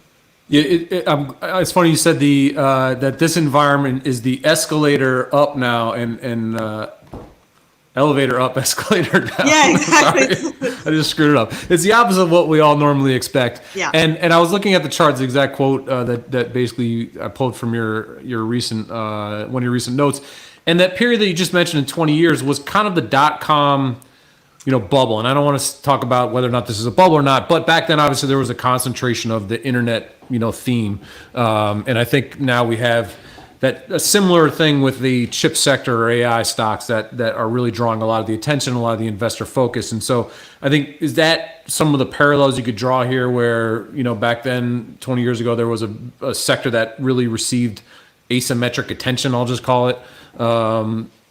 Yeah, like similar now. I know people, there's a tendency to try to kind of draw parallels, and I would argue from a fundamental perspective, like the kind of the rally and the insane price action that we've seen in the Max 7, the tech sector today, is very different, right, from the tech bubble back then, in that the companies today are actually generating profits, or actually generating free cash flow. So, not to say this is bubble, exactly, not to say it's bubble, but certainly from a timing perspective, it is it is very interesting that this happened, right? Again, this happening now, and it's a similar magnitude as what we saw kind of in the fallout of the tech bubble bursting in the early 2000s.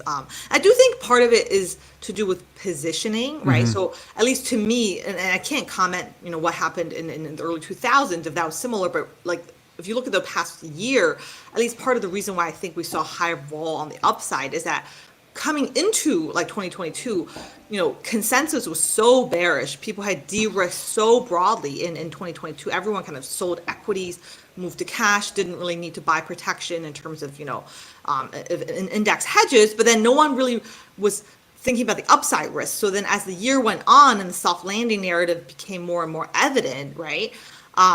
And people weren't positioned for the upside, that's when you started to see more of that chase going on in the options market, where people were kind of grabbing those upside calls in S&P to really help manage that upside risk, because that was the risk that they were not adequately kind of hedged or exposed to, or haven't adequately managed, whereas everyone had managed kind of to the downside and not to the upside.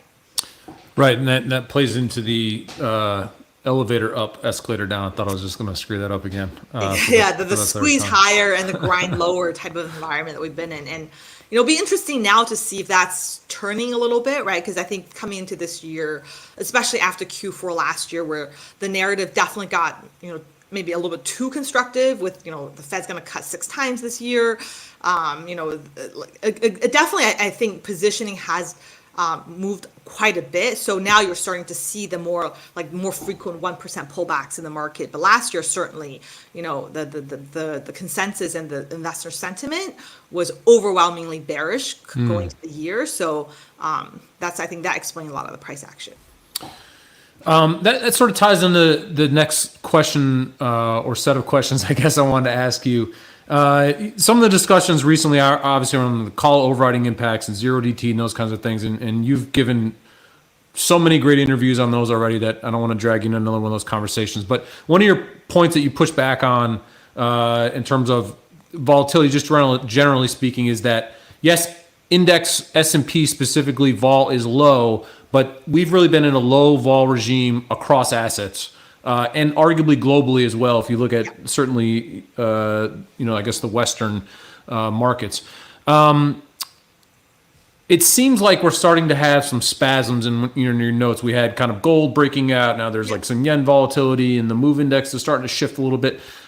Do you think that there is kind of and we've used this term a couple of times today, but a regime change kind of underway in some of the things that you're seeing, like correlation did start to lift a little bit off its lows, those kinds of things?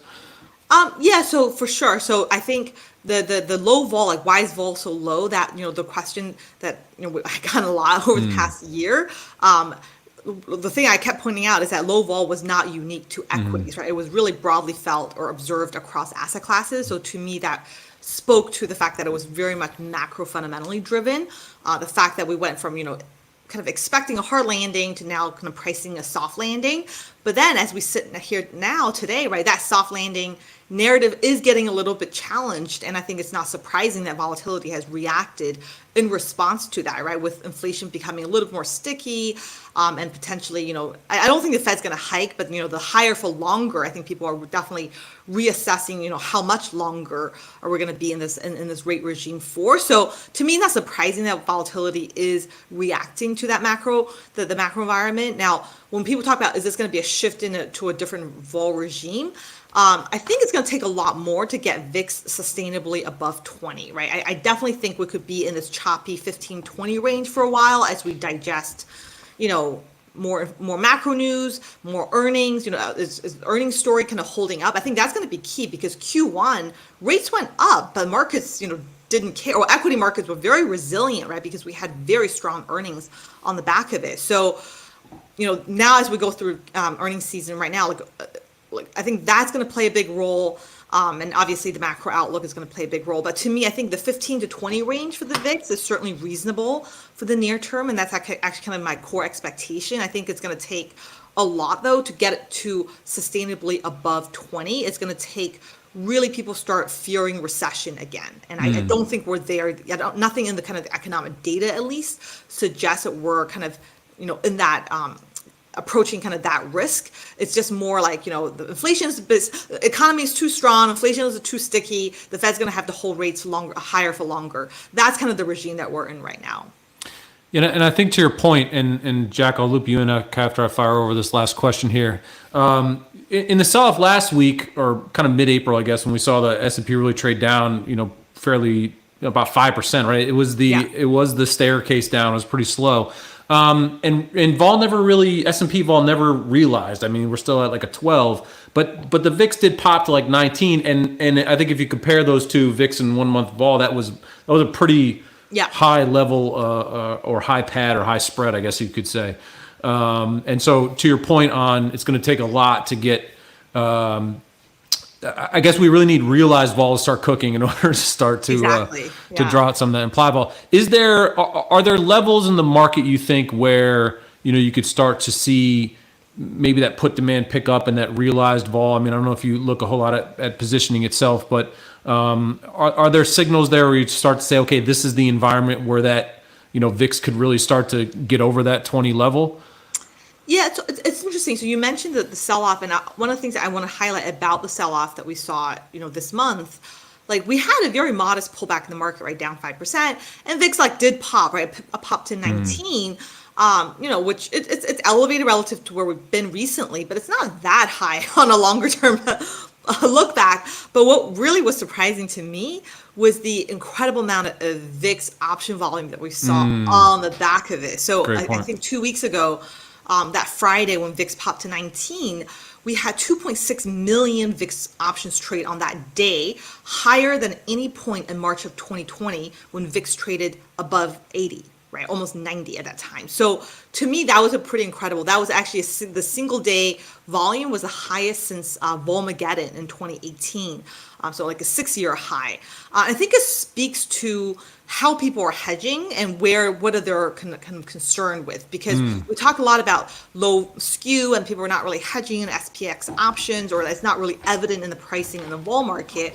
But one of the things we've been highlighting, at least for the past year, is that we've been seeing a huge uptick in VIX call buying. Right, last year VIX option ADV actually was higher last year in 2017 in the lead up to Volmageddon, right? Because that was a year with like record VIX option activity as people were positioning for this potential blow up in the VIX ETP complex. Last year was higher ADV than 2017, and then this year in March and Q1, even though VIX volumes were VIX levels were very low, VIX call volumes continue to grow relative to Q4 of last year. And then obviously when we did get the big pop, the small pop, relatively small pop in vol, incredible amounts of turnover in the VIX options. I think part of the reason is the embedded convexity in VIX options, obviously a lot more attractive in a low vol environment versus high vol, right? So people buy VIX options to play for that doubling or tripling of volatility, which, if your starting point is, VIX 15, VIX 13, it's easier to get, the kind of catalyst to get vol to like 20 to 30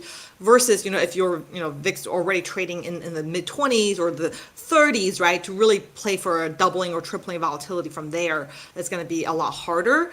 But also I think people were frustrated with like the grind higher in the market, and if you were buying a vanilla S&P put, right, like your put's going to be pretty worthless pretty quickly in terms of that strike getting further out of the money. So the path dependency there was frustrating, I think, for a lot of the traditional vanilla hedges. So people then looking to VIX because even if markets were to go up 10%, how low can the VIX go, right? So I think they were pretty comfortable, say, buying a 17 strike or 20 strike call in the VIX and just holding it, and seeing it kind of hold value a bit better than, say, buying a VIX SPX put. So I just want to put that out there because I think it is important when we talk about put demand and put activity. When we talk about low levels of hedging interest, hedging demand. It's not across all products, right? And there is definitely a time and place for more linear instruments versus more convex instruments. Those are some amazing points, and I would just add that I was told 0DT was going to kill the VIX, but apparently not. Not at all. I won't go into zero DTE, but one thing I will say is that people focus on Couldn't growth resist. in zero DTE volume, but if you look at non-zero DTE options, that's also growing. So it's not that people have stopped trading longer dated options. It's not the case yet. Yeah. Jack, I hogged almost all of our time here. If you Well, that was actually, considering I'm a long-term fundamental guy, it's probably good you hogged all our time because I don't know if I would have had as many questions as you did or as many intelligent questions as you did. But I am curious, just one thing from that perspective is, one of the things those of us outside of the options world see a lot is these charts about the usage of options and that it's way, way up since 2020. And I'm wondering what should we make of that? I mean, is there any market risk associated with that? Like longer term investors, what should they make of the fact that people are using options a lot more now than they did before? Yeah, sure. I think that's a great question. So if you look at like SPX option volume is doubled in the past couple of years. I think it's on the back of a couple of reasons. So one is within the people who are already trading options, we're just seeing more volume because of increased, use cases, utility with the introduction of zero DTE options. People were able to actually deploy more strategies with options that they were not able to do, right? So for example, yes, you were always able to hedge, but now you can more effectively hedge an event risk, or if you want to hedge an FOMC meeting, a payrolls number. If you were running a yield harvesting type of strategies, instead of selling 1 month or 1 week options, now you can replicate that strategy on a daily basis and capture a different risk premium that you were not able to. And then my favorite, of course, of the zero DTE is that now there's intraday strategies that people maybe used to deploy with futures, with Delta One instruments, but now you can do so with options and get more leverage and more embedded, risk reward with that type of strategy. So a lot more strategies opened up as a result of zero DTE. But also the user base expanded a lot. So it's not just institutional. We're actually seeing a huge growth on the retail side with a lot of retail investors becoming active with options. And one of the more interesting trends is that a lot of the retail investors, what we typically classify as retail, are becoming more and more sophisticated. So now there's almost like a middle category, what we call pro-tail.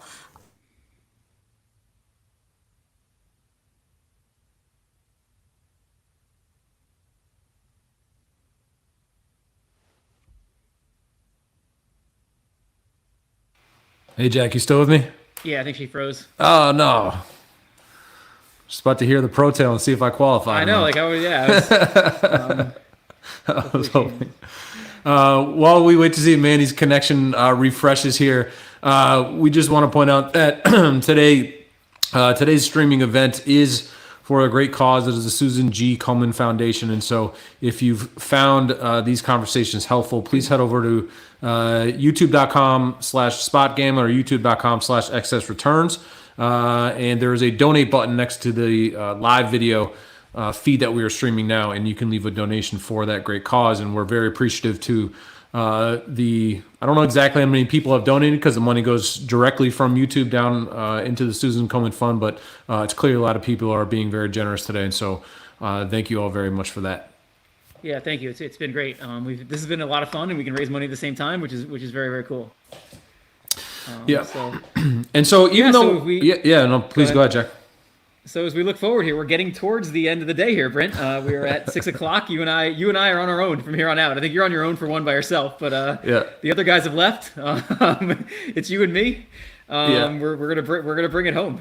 Yeah, and we're not slacking in terms of quality here the entire day, but we still have Colin Roche up next, Joseph Lang, Mr. Fed Guy, coming up at 6:30. We got Victor Jones, who can carry an entire 8 hours probably by himself from Tasty Trade. And then we rounded out with a very interesting conversation with Doug Clinton, who's really going to dive into technology. And we thought that was just sort of a fascinating step away from the markets a little bit. And you brought up, bringing up those views that are a step outside of the investing realm, so to speak. Yeah, and what's really cool is Gene Munster, Doug's partner, was able to come on last minute as well. So, and I remember Gene from back in his tech analyst days. Like he's definitely a famous guy in the tech space. So it'll be very cool to get their take on, what's going on with tech, what's going on with, all the Apple thing, whatever that thing's called, the Vision Pro, Tesla, like all that stuff that's a little bit of a change of pace from. I think we've gotten a lot of macro takes that are really awesome, and we're going to get some more macro takes. But it'll be good to close things out with something a little bit different. Yeah, and I would just say, in terms of tech, we have Amazon only up 50 bips post-market after earnings. It was up a lot more. AMD is getting, well, that's taking the elevator down 7.5%, almost 8% now. And so there's a lot of earnings movements. SMCI down 13% post-market. So, yeah, some stuff is really moving there after the market. Over, I guess, right? Yeah, and S&P took a pretty nasty spill today, down 1.5%.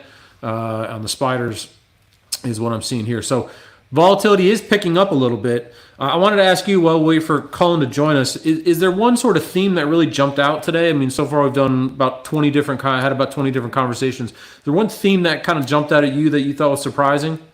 Yeah, I don't know if surprising. I mean, definitely with all the macro guys. I mean, I think the higher for longer theme, was pretty consistent across everybody. And then these are guys that are all very, very smart and very well versed in this stuff. So that has to indicate something. I mean, I think across the board, that was something we heard. So that was really interesting. I really enjoyed the interview with Perth Toll. I thought that was awesome. She has such a really cool story. And it's just like what she did to grow, from where she came. It's inspirational. She was born in China. Yeah, it is. It's a very inspirational story, and it was really, really cool. And I'm happy Matt was able to do that interview with me, because Matt is very good in those types of things. He's a really strong interviewer. So that was very cool. That was one of my highlights of the day. And I think actually Cullen is here, so we can let Cullen in. Cullen. What's up? Hey guys. Can you hear us? How are you? We're doing all right. We're operating on a little bit of fumes here. We've been going. We're doing good. We've been. Well, what are we at? 9 hours now, Brent? Of I think or 10 hours now. Somewhere in that realm, yeah. So you're going to interview yourself at this point. We've run out of gas in the tank, but we're really excited to have you. We're really excited to get your insights on everything. And we're actually gonna do something very cool with you, because you built your own little macro dashboard here. And so I'm gonna share my screen, and or you can, either way, and we're gonna dig through that, and and a lot of the charts you have on there will kind of get us into some of the issues that are going on. Yeah, hopefully in make your job easy. You guys can take a nap. Yeah, take a nap. Yeah, exactly. But it's nothing to get. If we're sleeping, it'll probably be a higher quality. If we don't ask questions, we're sleeping during the interview. But before we start, we just want to remind everybody why we're here. We're here to support Susan G. Komen. If you're watching us on YouTube, there's a donate button next to the video. Please donate if you can. If you're watching us on Twitter or on LinkedIn, you can go to YouTube, and the donate button will be there. If you've gotten any value out of what we've done today, we'd really appreciate it if you could donate whatever you can. So having said that, let me, I can share my screen here and bring up your... Amazing cause, by the way, guys. I don't want to be morbid, but somebody very close to me just was diagnosed with leukemia, and it kind of brings all of this front and center, and how important, we'd spend a lot of time thinking about money and stuff, but for me, being, not just a portfolio manager, but also a financial advisor, it really brings front and center how important estate planning is. A lot of people, I can't tell you how many times I've run into situations where an estate hasn't been properly planned in advance, and something like this happens that is totally unexpected and is hugely traumatic for everyone involved, but especially for the people who have to deal with the succession planning. So, it's not only important to contribute to causes like this, but it's also important to accept the reality that this is something that impacts millions and millions of people, and you just can never plan exactly for something like this. So being forward thinking about something like this is hugely important in terms of, not just the way you plan for your investment portfolio, but the way you prepare for your entire estate planning situation going forward.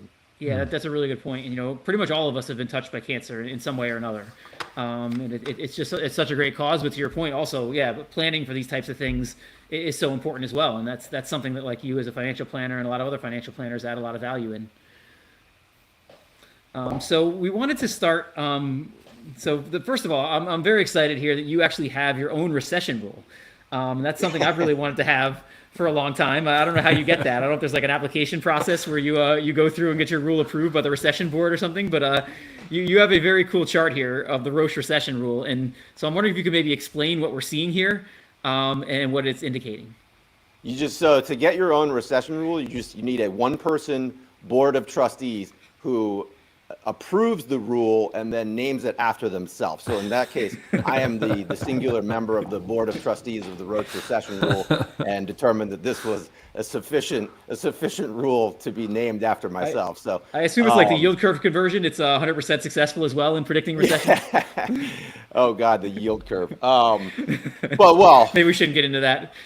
Yeah. So anyways, this is basic. I mean, all recession rules will be virtually coincident indicators. So, there's very few things that are ever going to actually tell you when a recession is coming, in large part because a lot of the data that ends up confirming a recession ends up getting revised so many times over the course of the periods over which they actually roll out this data that by the time it actually confirms a recession, the things that are important, like for instance, the stock market, will have probably already reacted to things like this. But anyways, it's kind of useful. This was weirdly sort of useful last year, actually, when a lot of people were declaring that a recession was inevitable, and a lot of even coincident indicators never said anything like that was coming. The one that I've always relied on the most was jobless claims. When you look at the 4-week moving average of jobless claims, for instance, it sort of budged higher at points last year, but never really reached a point where it was confirming a recession. It's certainly not like a huge deterioration in the labor market. And that's one of the main criteria that goes into the way that the NBER, the National Bureau of Economic Research, actually determines whether a recession is going to come. So I like using, looking at a lot of different indicators. So keeping this one sort of simple, I use what's called the long-term unemployed rate, which is basically the percent of people that have been unemployed 15 weeks or longer. You can combine that with unemployment claims, and you get something that when you actually back this out, the screwy thing with all of our charts now on, especially Fred and any data, is that COVID ruined them all. So like this chart, you basically, you can slide the scale underneath to actually look at when the recessions are relative to when this reading actually goes over 50%. But it basically is always right. So whenever you actually see the combination of these two metrics moving over 50% year over year, we're already in a recession. And so, if you look at this last year, we got sort of close-ish, but never really got to a point where this was indicative of a recession. And so, my working theory for really the entirety of COVID has basically been that we're mean reverting back into sort of the pre-COVID style economy, that as supply chains sort of normalize and even things like the budget deficit normalize, government spending normalizes, you'll see everything sort of moderate back into a lot of the trends that we were all sort of accustomed to in the pre-COVID environment. And so we're still working through all that. So we've digested this huge amount of stimulus. We're still digesting it. We're digesting huge supply chain shocks. And that process, as everybody kind of knows now, it's just taking a lot longer than expected. And, it's taking a lot longer than the Fed expected. It's certainly taking a lot longer than people like Team Transitory expected. So, but at the same time, the process is still very much in the works, I think. And so we're still in this process of sort of mean reverting back to the pre-COVID environment. So this second chart kind of gets at this idea of what people are hoping will happen if we migrate back to the pre-COVID environment, which is that inflation will go back down to 2%. Yeah. And, when you look at it in this context, it has gone down, but, some of these recent prints have not been great. People are seeing a resurgence in inflation. What's your take on where we are right now with inflation? Yeah, well, it's weird. Inflation came down a lot faster last year than I think most people expected it to. And so I think a lot of the first, especially the initial months of this year are sort of a little bit of like give back from that. The rate came down so fast, and then expectations kind of got out of whack there that people, I think, were expecting that trajectory to continue.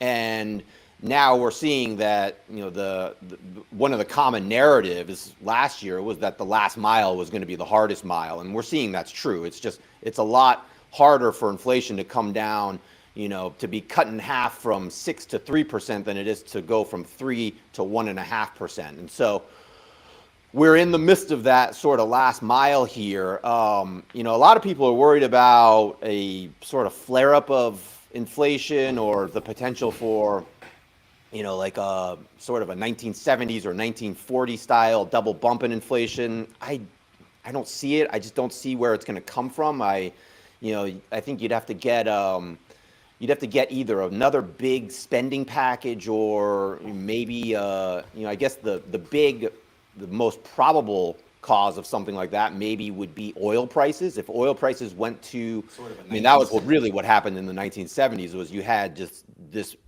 non-stop oil price boom where oil prices went up, basically relentlessly for 10 years. And, it was more complex than that, but oil prices, especially with the economy being so oil sensitive back then, that was the primary driver of inflation back then. And so you'd need oil prices, though, in the equivalent world, you'd need oil prices to go to like $300-400 to cause something that looked really similar to the 1970s, where we got another flare up where core PCE inflation goes back to like 5, 6, 7%, really, really high levels.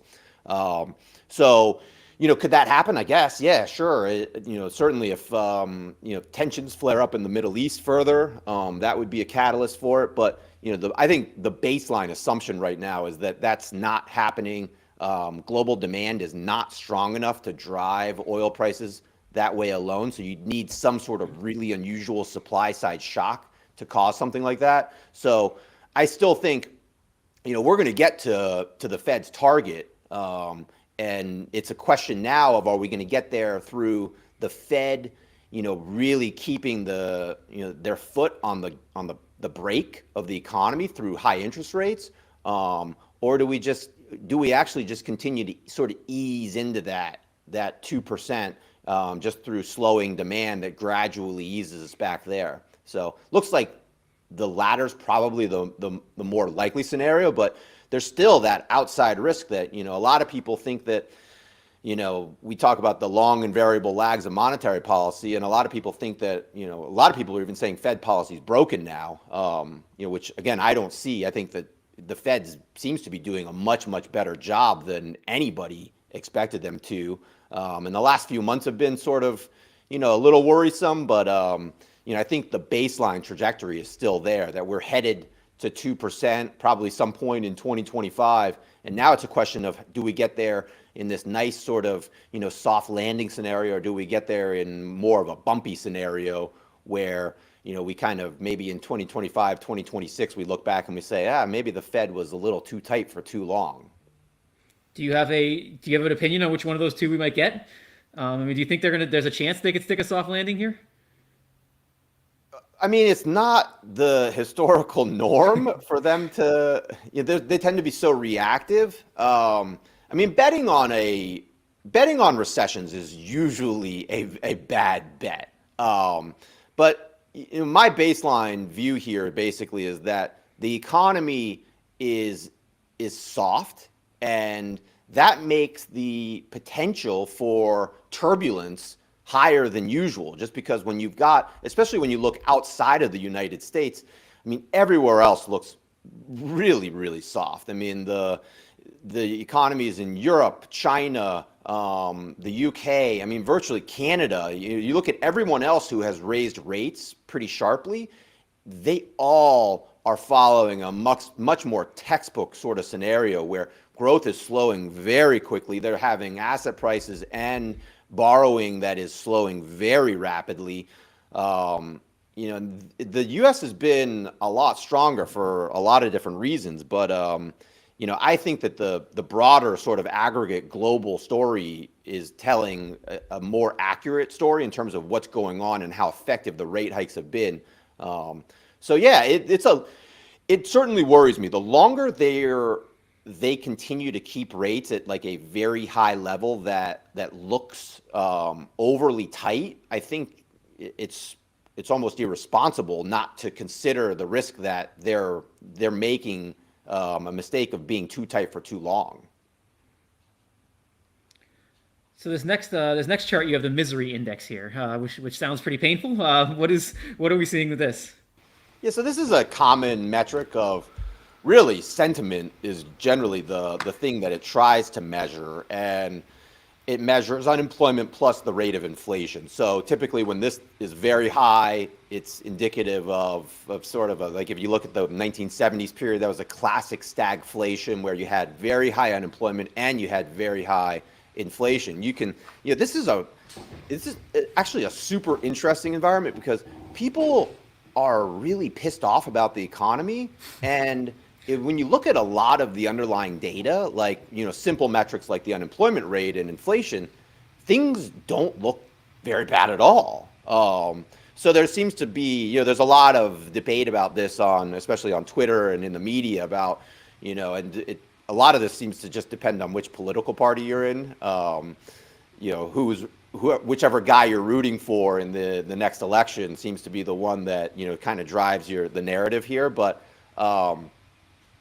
again, I think this is COVID has been such a strange environment. I think that I try to put myself in other people's shoes in a lot of situations. And I always try to consider the people who, say you make a median income, say you've been really prudent over the course of the last 5 years, COVID happens, the government blasts all this money into the economy, home prices go up by 50%, wages are kind of just keeping up, and you feel like you've done everything right financially, and all of a sudden you have to sort of adopt the reality that, like, you might rent your house or you might be a renter for the rest of your life because home prices have just run away. There's all sorts of scenarios like that and there's tens of millions of people like that who feel like they're either people who are locked in their current home or people who are locked into renting and being forced to accept higher perpetual rental rates going forward. And those people are really mad. They feel like the stimulus that, we spent $7 trillion over the course of COVID. And I think a lot of people look at the COVID stimulus and they say,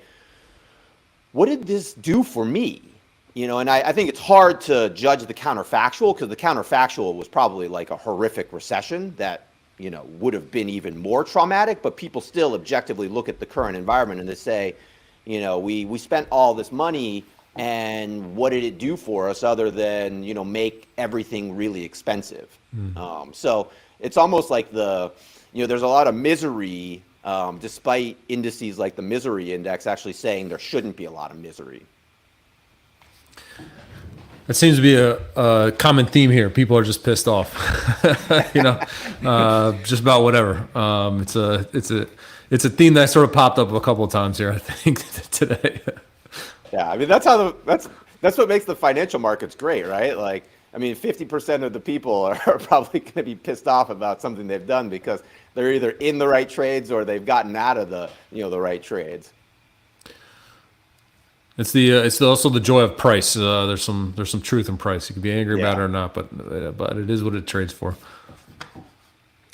Can you talk about this next one, the Taylor rule? This is something you heard a lot when inflation spiked a lot because people used it as an argument that rates had to come up a ton. But can you talk about what the Taylor rule is?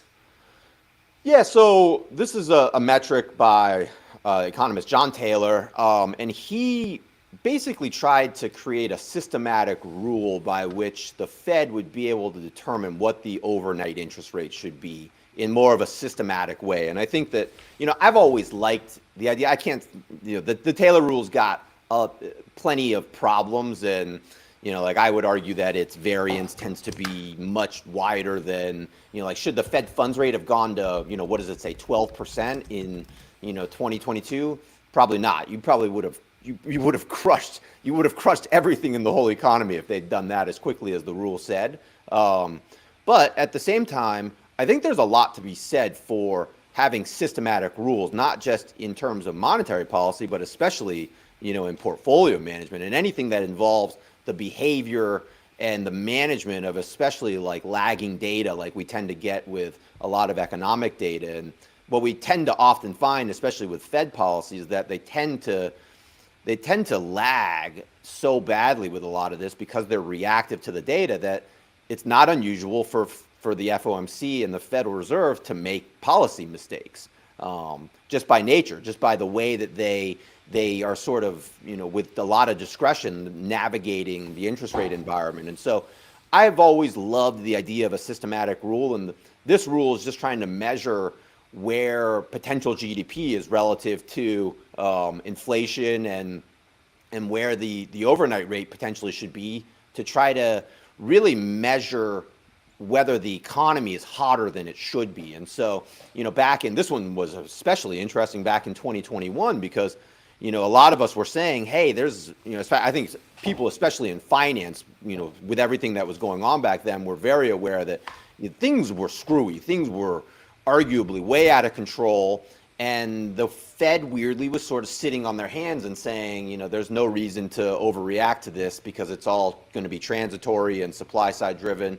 And it actually looked like, especially from the financial market side, that a lot of the craziness was demand side driven. People just sitting at home, with too much money to spend and doing, outlandish things. And the Taylor rule was way, way ahead of the curve on this. And so, the rule is interesting now because we finally, in the last sort of like quarter or two, got to a point where the Taylor rule says that monetary policy is sufficiently tight. So this will be interesting going forward because we're kind of in that period now where we're seeing whether monetary policy really has these long and variable lags. And we're going to find out in the next 6 to 12 months whether the Fed is too tight now or if they kind of just have things exactly right. How about this? This next one is average hourly earnings. And this kind of paints a little bit of a different picture of what's going on than what I've seen in some other charts. So can you talk about why you think that's important? Yeah, this has been one of the narratives where people have said that monetary policy hasn't worked. They've looked at the labor market and they've said, hey, the labor market is still strong, and that means that the Fed funds rate is having no impact. But when you actually look at things like average hourly earnings, well, you can see it's come down pretty sharply. And this is sort of consistent with the whole inflation narrative too, that wages have come down a lot. So, we're a little over 4%, where we've come down from, 7% or so. So we've made good progress in terms of bringing down wages and bringing down the rate of inflation, but it's just taking longer than expected. Things are a little stickier than a lot of people expected them to be. So it tells the same basic story, though. I think that I'd be shocked if average hourly earnings don't mean revert back to, say, something more like 3.5% by the end of this year, certainly by 2025. But the macro economy is just a huge, slow-moving beast, and I think that a lot of us get so impatient with all the things that are going on because we look at all this stuff every single day.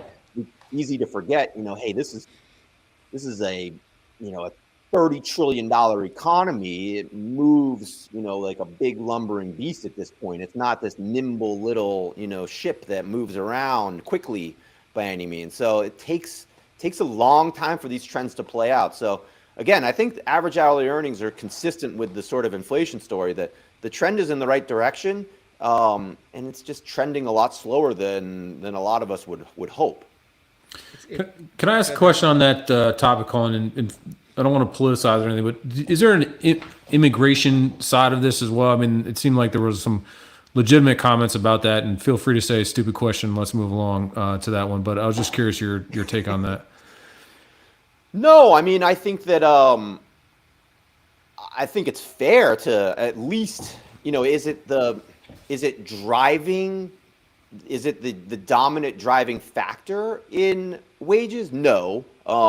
Is it an impactful one? Yes. And I think that's, it's fair also to look at, I've been kind of critical of the deficit we've been running over the course of the last 18 months. Like if I say this all the time now, but if I was running the Fed and I saw the deficits that were being run, I would be furious. I'd march over to Congress, the White House and Treasury, and I'd be like, guys, you have an inflation problem. You want to win elections? Bring inflation down. That's what people are pissed off about. And so it's sort of strange that we call it fiscal offset, but the thing is or monetary policy offset or fiscal offset, depending on which side of the coin you're looking at.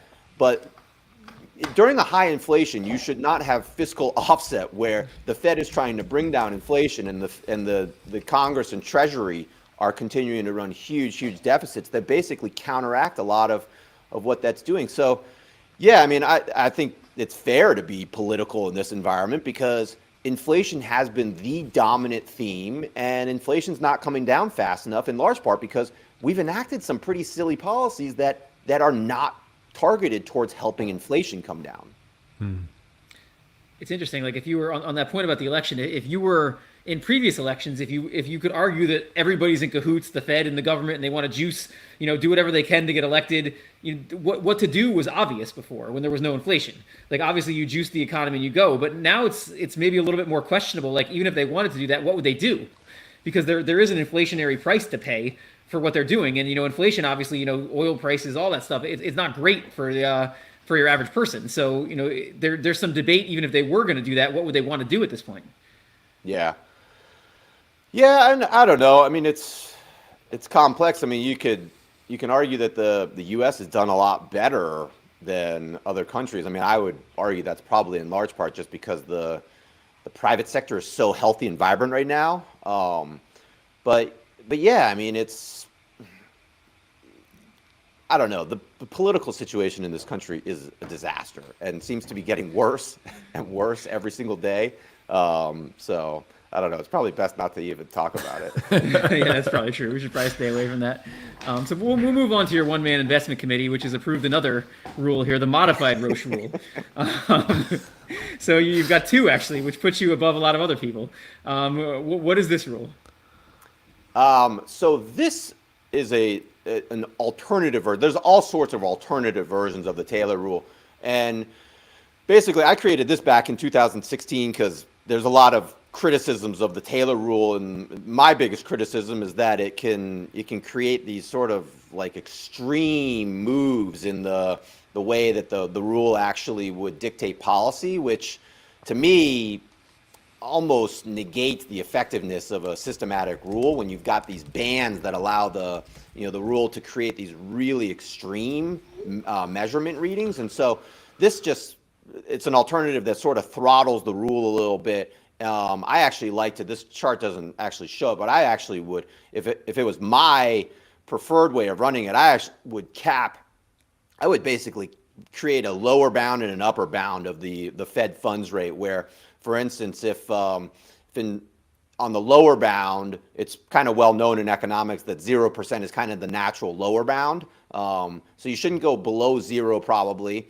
And then in terms of like a modified rule, like I like the idea that the absolute like peak of a Fed funds rate should probably be something like 5%. So you actually create, you would use this rule, but you would actually create an upper and lower bound within the rule where you sort of throttle how much the Fed funds rate can actually move, because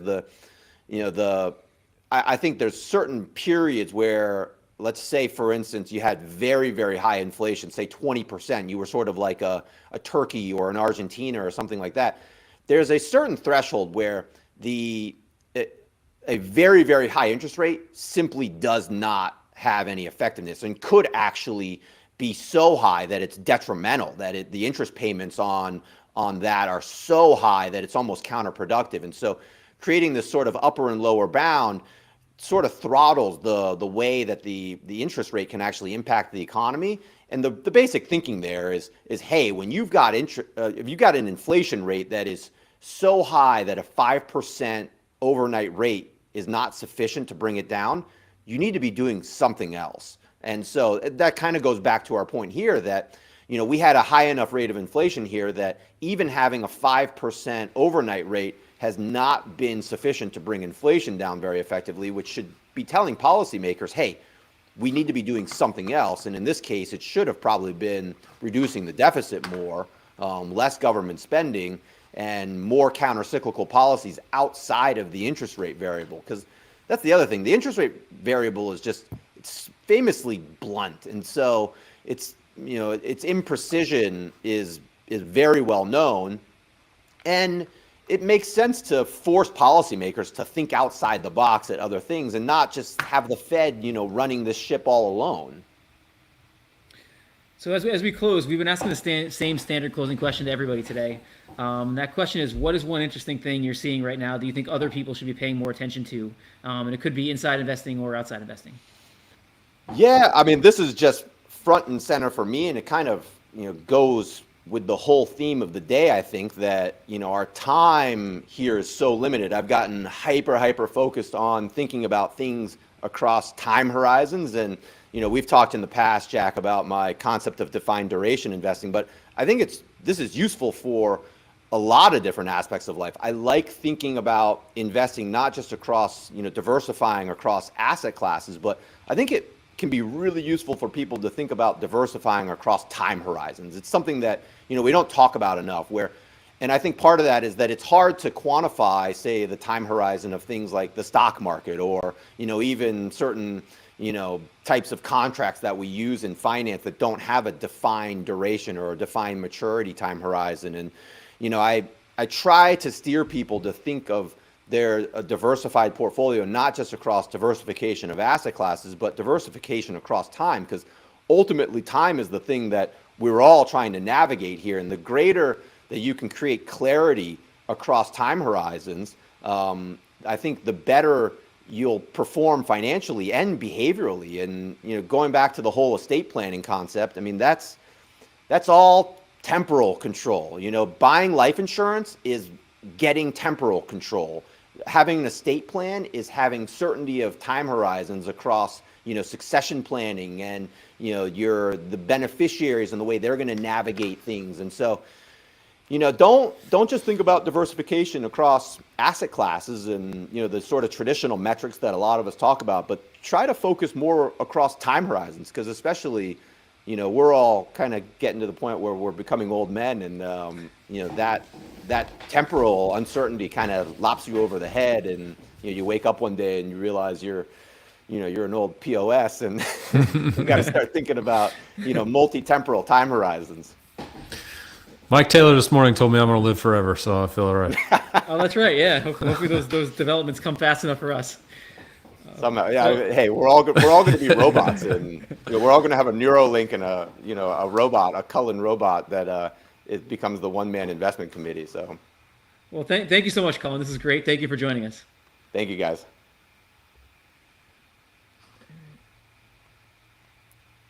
You just have to hit the red thing. Leave. Their little red thing there. You see like a little red phone thing that says leave. There we go. We'll rename that the Cullen button. Yeah, exactly. Let's let Joseph in here. You ready to go? Just a moment. I'm adjusting something really quickly. Can you hear me? No problem. We can hear you, Joseph. Yep. You are live, so. Oh, I'm live. Okay. Yes, sir. Take your time adjusting. Just want to make sure you take your time. We can talk. Yeah. So before we talk to Joseph, we want to remind everybody why we're here today. We're here to support Susan G. Komen. So if you're watching us on YouTube, there's a donate button on desktop to the right of the video, and on mobile I think it's below the video. If you are able to give any money, it's a great cause, and we would appreciate it. And if you're watching on Twitter or on LinkedIn, you can go to YouTube and you can donate there. Yep, I think Joseph had to pop out and pop back in. So we just had Colin, super interesting conversation with him. Obviously, with Joseph now, Victor Jones, and then Doug Clinton and Gene Munster to round out the day. So we're coming out to the final. What do we got? 2 hours left here. Yeah, well, I remember in the morning where our upcoming list was just this massive list, like we were about to get through for the whole day. And the upcoming list is down to 3 people, or 3 different episodes at least. So we are getting towards the end of the road here. Yeah, and the feedback's been amazing. I also feel fortunate that there's so much going on right now. You know, not only the Treasury and FOMC, but again, you know, with the market sell-off, we did see the volatility assigned to Friday's jobs numbers, non-farms, as well as the ISM PMI. Those vols picked up around there, indicating that there's a little more consternation around those numbers. Maybe Joseph can give us some feedback on those. But at any rate, hey, Joseph, how you doing? Thanks for joining us. Hey, Brent. Hey, Jake. Nice to meet you guys. Congratulations on a successful live stream. You got an all-star panel. It's my honor and pleasure to join you all. Thanks so much. We're super excited to have you. Super excited that you were willing to come up here and anchor us later in the day. And obviously, to have you, Mr. Fed guy, right before the Fed is super exciting for us. So if you could just start quickly, I'm sure, again, like most of our other guests, everybody knows who you are, but just in case, let's give them a little background. Sure. So, as you guys know, my name is Joseph Wang, and right now I run a research service called FedGuy.com, where I teach people how to understand markets and write about the Fed. Before I started doing this, and of course I also have a really nice book called Central Banking 101 that is a bestseller on Amazon in its category. So before I did this, I was a trader on the open markets desk at the Fed, and what that means Let's bring is... my copy up as well. Oh, thank you. Very flattered, very Nice. flattered. So being on the open markets desk, what you are is basically you're the team that goes and executes transactions on behalf of the Fed, and you are also the point of contact between the Fed and the markets. So what we would do is we would talk to all sorts of market participants, from banks to hedge funds to foreign central banks and so forth, figure out what's happening in the markets, look at our data, write reports, and things like that. So it's a really good experience in terms of learning how the market works, how the Fed works, and yeah. Oh, before that, I was a lawyer and a credit analyst and some other consulting jobs, but that's in a past life. Yeah, so everyone, when we hear about the Fed, everybody pays attention to what's going to go on tomorrow, the meetings and interest rate changes and potential for interest rate changes and stuff like that. But I know the Fed does a lot more than that. So I'm wondering, just to start, if you could talk about like what the primary roles of the Fed are.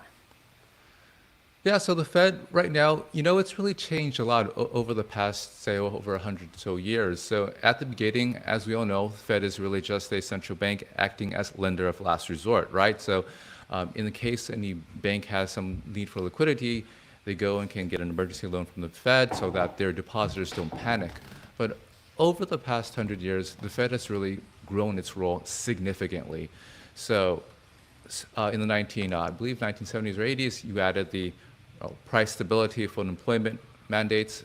But now you also have all these other things, such as trying to maintain financial stability and increasing its role as a banking regulator. One of the ways you can see this is how the Fed has expanded its role through every crisis. Now, beginning, the Fed was just lender of last resort to the commercial banks. But if you think back at 2008, during the financial crisis, the Fed became the lender of last resort to not just domestic banks, but foreign banks as well, through the FX swap facility, money market funds through special facilities, primary dealers through all sorts of dealer facilities. So they're basically extending their footprint to being the lender of last resort to even more entities in the financial markets. Now, fast forward again to 2020, the Fed rolled out these new facilities to lend to corporations, so it's corporate credit facility, and even tried to be the lender of last resort to more mom and pop enterprises through its mainstream lending facilities.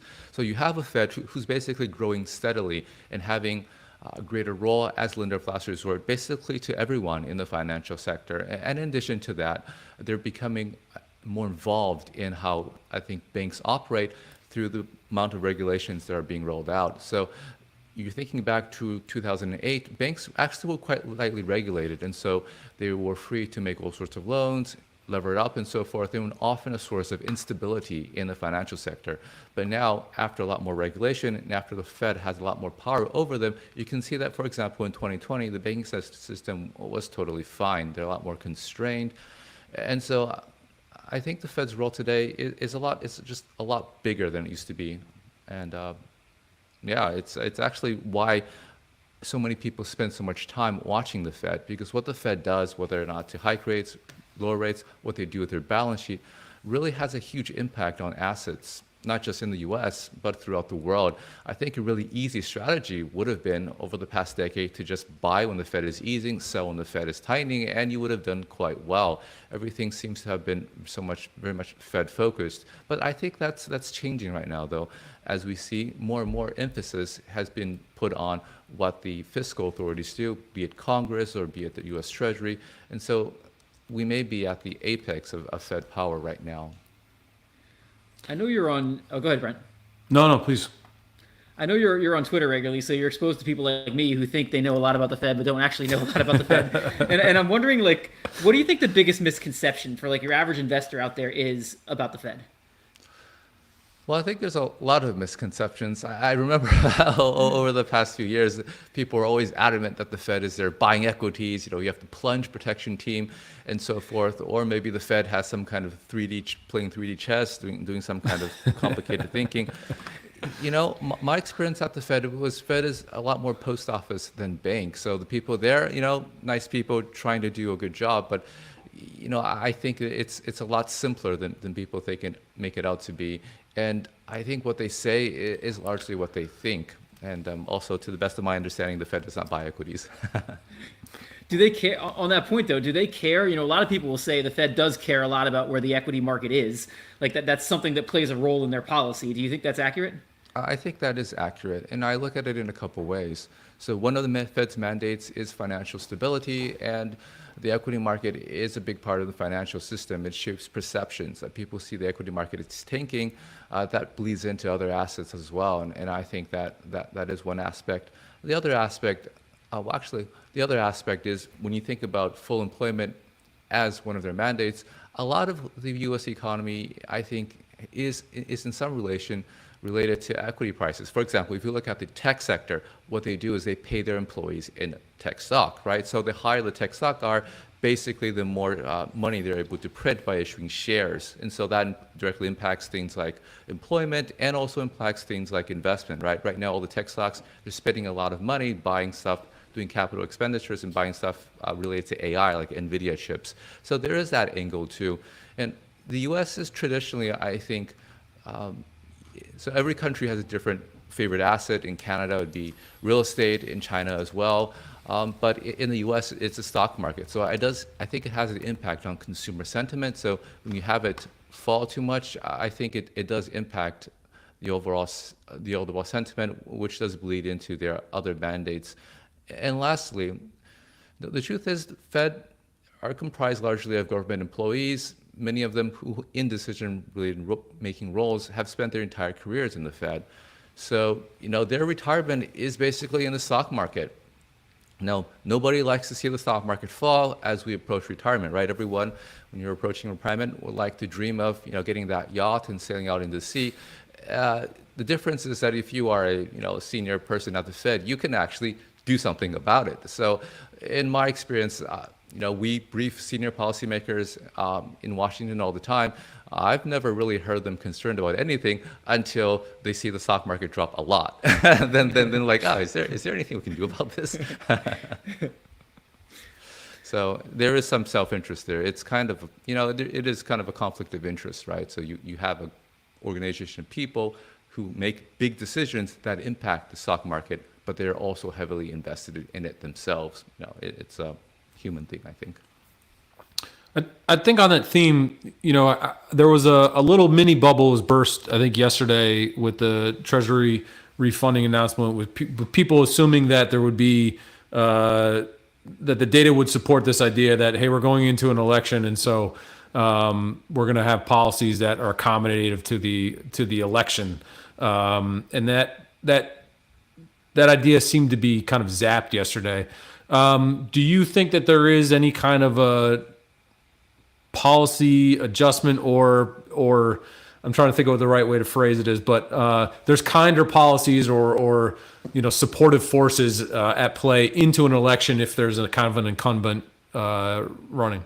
Yeah, so I think that's already been done by the Treasury a few refunding statements ago. So as we all know, the Treasury quarterly refunding announcement has been a point of focus for the market. It's during those announcements where the Treasury tells the public how much debt it's going to issue, and more importantly, its composition. The thinking is that if you issue a lot more longer duration debt, it's going to put upward pressure on longer dated yields, and that would be negative for risk assets. Whereas if you issue more short dated stuff like bills, that's going to be pretty market neutral, because right now there's a lot of demand for bills in the money markets.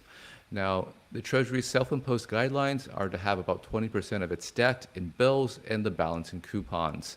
Now, over the past two quarterly refunding announcements, they've basically expressed a willingness to significantly deviate from that, and they've been doing that. So right now, bills are more than 20%, I think 23% of, something like 22, 23% of the overall outstanding Treasury. So they are deviating from their from their guidance, and that is providing some support for duration, all things equal, putting a bit more downward pressure on longer dated yields. Now, I think that is their move to be more accommodative, because if you look at, so the way the Treasury looks at this would be standard models like the term premium model. The term premium is quite low, so there's really no reason why you couldn't just maintain your self-guided 20% portion of bills and issue more longer duration coupons.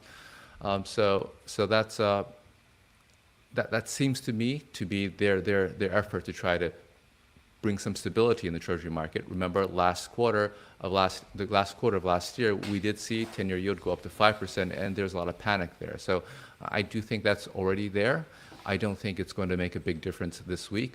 What they've done is they've already laid their cards out. They're saying that, we are going to have coupon sizes, basically stay the way they are for about, let's say, the next year. And so I don't expect the QRA to have a big impact on markets simply because they've laid their cards out already. What is your take on where we are with inflation right now? I mean, inflation seemed to be coming down pretty well. We've had a little bit of the last few reports haven't been great. What is your overall outlook, and where do you think we are with inflation? So inflation, I think, has been a big problem for the Fed. So look at it from their perspective. Their target is PCE, right? Now, for the last 6 months of 2023, it was bang on at 2%. So at the end of last year, the Fed was feeling pretty good. But then when we come to the first quarter of this year, it looks like inflation was not really going to stay at 2%. Right now, it looks like it's about 3%. And it's a volatile series. So my view is that it's really difficult for the Fed to get their target back to 2% simply because of all the fiscal spending that's happening. So, this is kind of a strange thing that I see right now. And it's really a big issue for the Fed because they're given the mandate to have stable prices, but they don't actually have the tools to do that. Now, if you look at the annual reports of the Federal Reserve from the 1940s, they'll tell you that, getting inflation under control, part of it is credit policy, part of it is interest rates, but, that's just one part of it. You got fiscal spending, you got maybe price controls. It's a whole of government approach. It's really not so simple. I move something in interest rates and inflation goes back down. That's actually really silly and has never been true. But the thing is, that's the only tool the Fed has, and they have a mandate, and they're the one that has responsibility. So on the one hand, they're keeping interest rates around 5.5%, but on the other hand, the Treasury keeps creating dollars and spending it through deficit spending. And the expectation right now, and this problem was become so much of a highlight, there's actually a section in the latest IMF report on it. And the IMF is projecting a 6% fiscal deficit for the U.S. for the foreseeable future. Now, if the U.S. is deficit spending at 6% a year, inflation is not going to go back to 2%. That's really difficult, even as the Fed toggles interest rates, because you're just basically printing so much treasuries. Now, one way to think about this is treasuries are dollars, right? Treasuries is a liability of the U.S. government, U.S. dollars, credit risk-free, very liquid. When you're deficit spending, you are printing dollars. You are basically depreciating the currency. And when you do that, it's hard to get inflation under control. Now, the Fed could go super extreme, hike interest rates to 10, 15%, but then they push against their other mandate. So at this point, I don't think that inflation is going to go back down to 2%. I think maybe 3% where we are, it makes sense until sentiment changes. Is there a case to be made that that's okay? I know 2% is the target, and I'm not smart enough to understand why 2% is the target, but is there a case to be made that allowing it to remain at 3%? It's obviously not the 5, 6 it was before, that's okay as an economic outcome? Yeah, totally. So, just a little bit of history. The Fed rolled out its 2% target. Well, actually, they internally thought of it as 2% in the Greenspan era, but didn't officially announce it in 2012. Now, there's some research looking at the past Fed discussions and minutes on this, and what they found is it was really hard to get consensus for 2%. It was hard because some people wanted 1.5, some people wanted maybe a range and not a target, and more importantly, the personnel on the FOMC was changing throughout time. So it basically took a decade-long process to get the right people at the time to agree to 2%. Now, look at what we have today. The composition of the FOMC has changed significantly. President Biden made a lot of appointments, and if you look at the CVs of those guys, they basically don't have any experience in monetary policy, I think, except Jefferson. Everyone else is basically a labor economist. So you can see that the composition of the people there are changing towards maybe more pro-labor.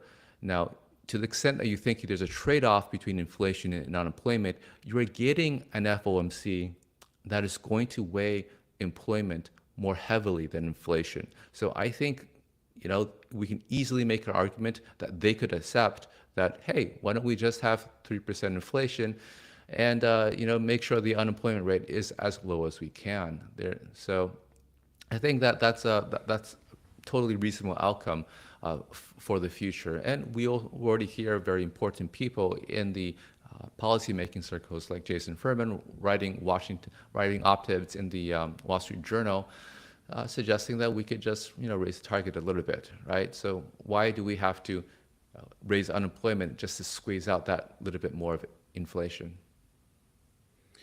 I'm just curious, when I look at the Fed meetings, I look at the high level, when they announce what they're doing with rates. Like someone like you who's been inside the Federal Reserve, when they announce what they're going to announce tomorrow and there's the press conference, like what are the most important things you're paying attention to when you look at what they do tomorrow?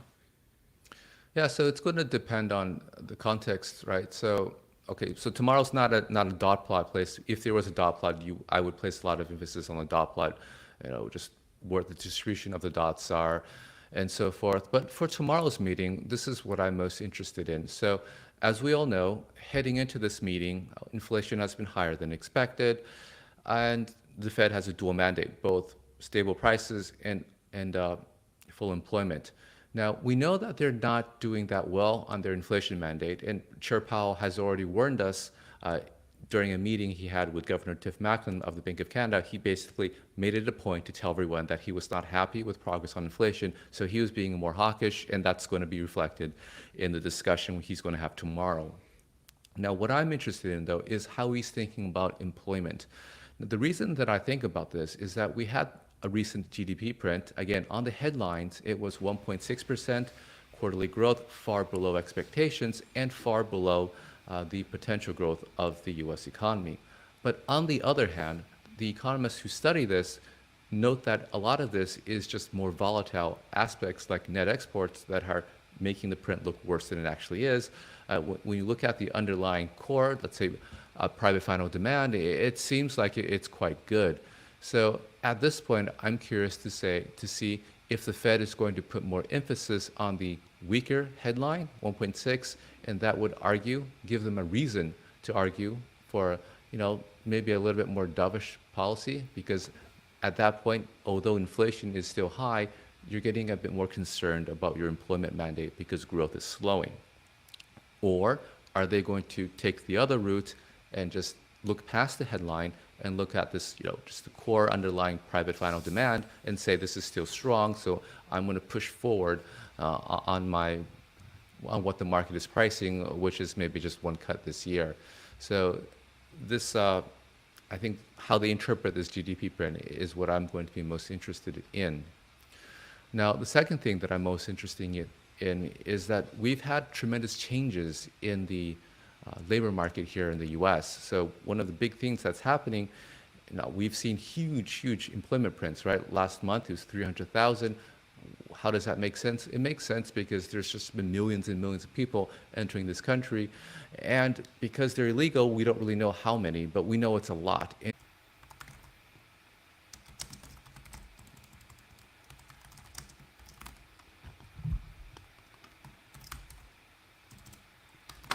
Yep, we're up. Awesome. So we'll get the... So that'll prevent us from having to change it before the last one, because we were going to hit our 6-hour limit again on Twitter. So if you get another feed up on Twitter, we should be good to go. Change it before the last one. And then let me check if Victor is here.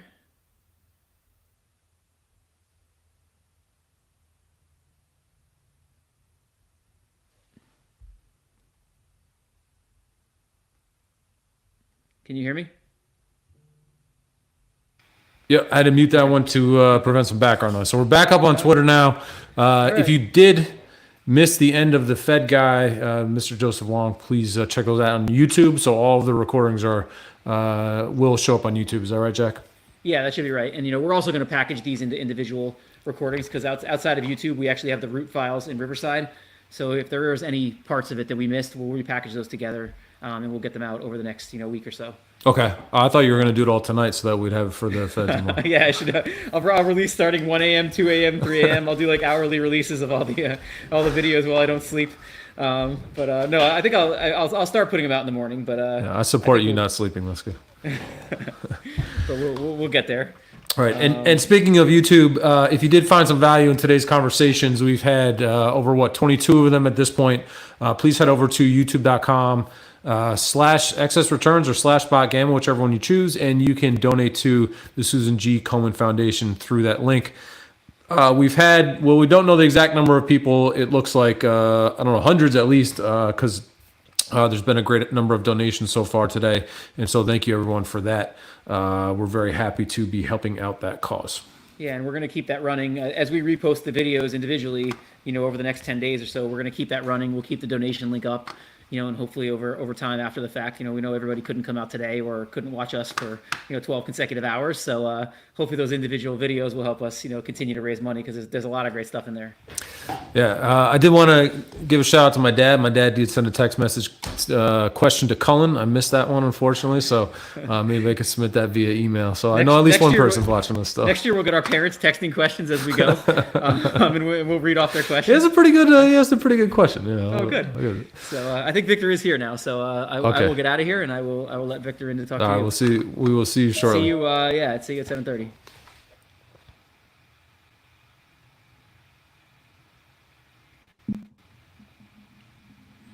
There he is. How you doing? I'm doing great. Are we live already? We are live. You just jump into the deep end of the pool over here. That's how it works. All right. Yeah, I know we're at Tasty Trade. You get the fancy production and someone kind of helping guide your way. Not over here, my friend. I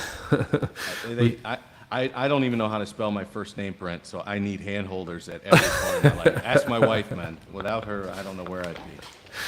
Of course, this is Mr. Victor Jones of Tasty Trade fame. And I will pause briefly and let you give a little background on yourself. So for those of you who I can't believe who know who you are already, fill them in.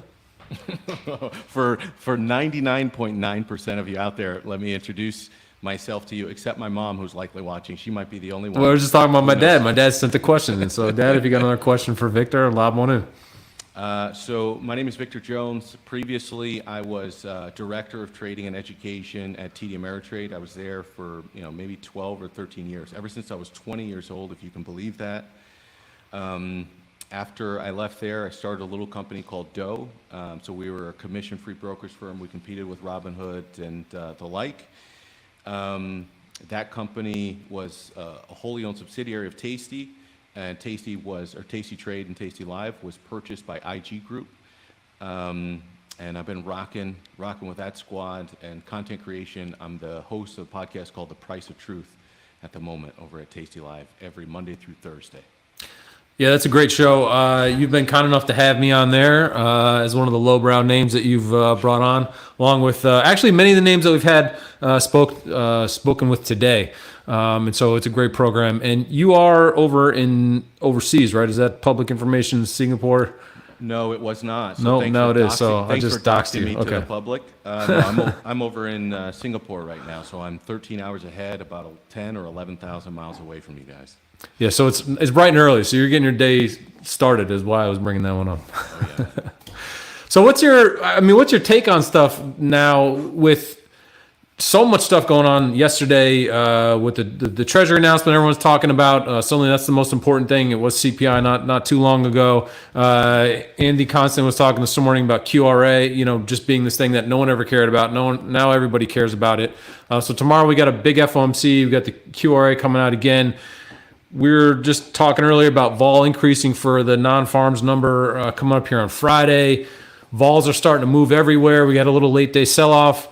What's your view of this landscape here? You always have some great takes, and so walk us through what's going on in your mind. I don't know if I have great takes. I just listen to really smart people, and so I had the opportunity to talk to a lot of the guys that you've had on today. Whether it was Andy Constan who came in and he helps guide us around the SEPs. I think the most important thing is to that we've been doing is not paying attention to the mainstream narrative. Hmm. And that's a mainstream narrative from the Federal Reserve and whatever their forward guidance has been, which has sort of been awful. That's mainstream narrative with all the people that are out there hawking, the AI will save us narrative, which again, I understand that there are fundamentals that are supportive of that narrative.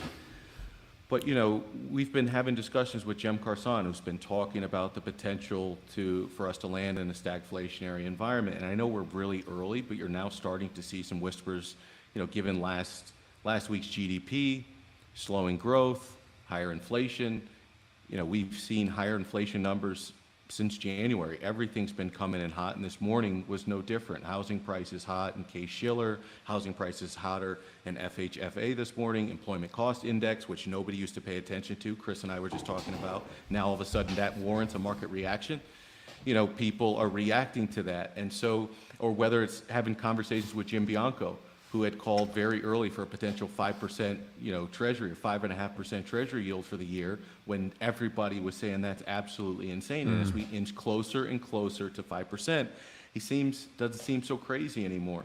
So, what we try to do on our show is the same thing you've been doing here, which is try to get non-consensus, critical thinkers to come on and help us understand how they're thinking about marketplace. Because, we say this on our show, consensus is often the least profitable opinion. So if you're going to come on and just tell us how great NVIDIA is, that's not exactly the most insightful conversation. That's right. Right?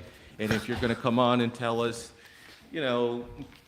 whatever, you tell us Tom Lee is bullish or Dan Ives thinks that tech stocks are going up 20%. No disrespect to either of those people. I respect them very much, but that's generally what they're going to say. And I think in a market that has had, it's highly cyclical. The narrative, the macro narrative is changing every 3 to 6 months. I think you have to be dynamic. I think you have to be talking to non-consensus thinkers. Daniel DiMartino Booth has been saying we've been in a recession since last October. So I think getting multiple people's opinions are sort of, what's the goal of our show, and seems to be what you've done a great job of doing here today. Yeah, that was one of the big takeaways today was, just the data-driven approach, because you look at Twitter and you do tend to get riled up, which I guess is the cause of the platform.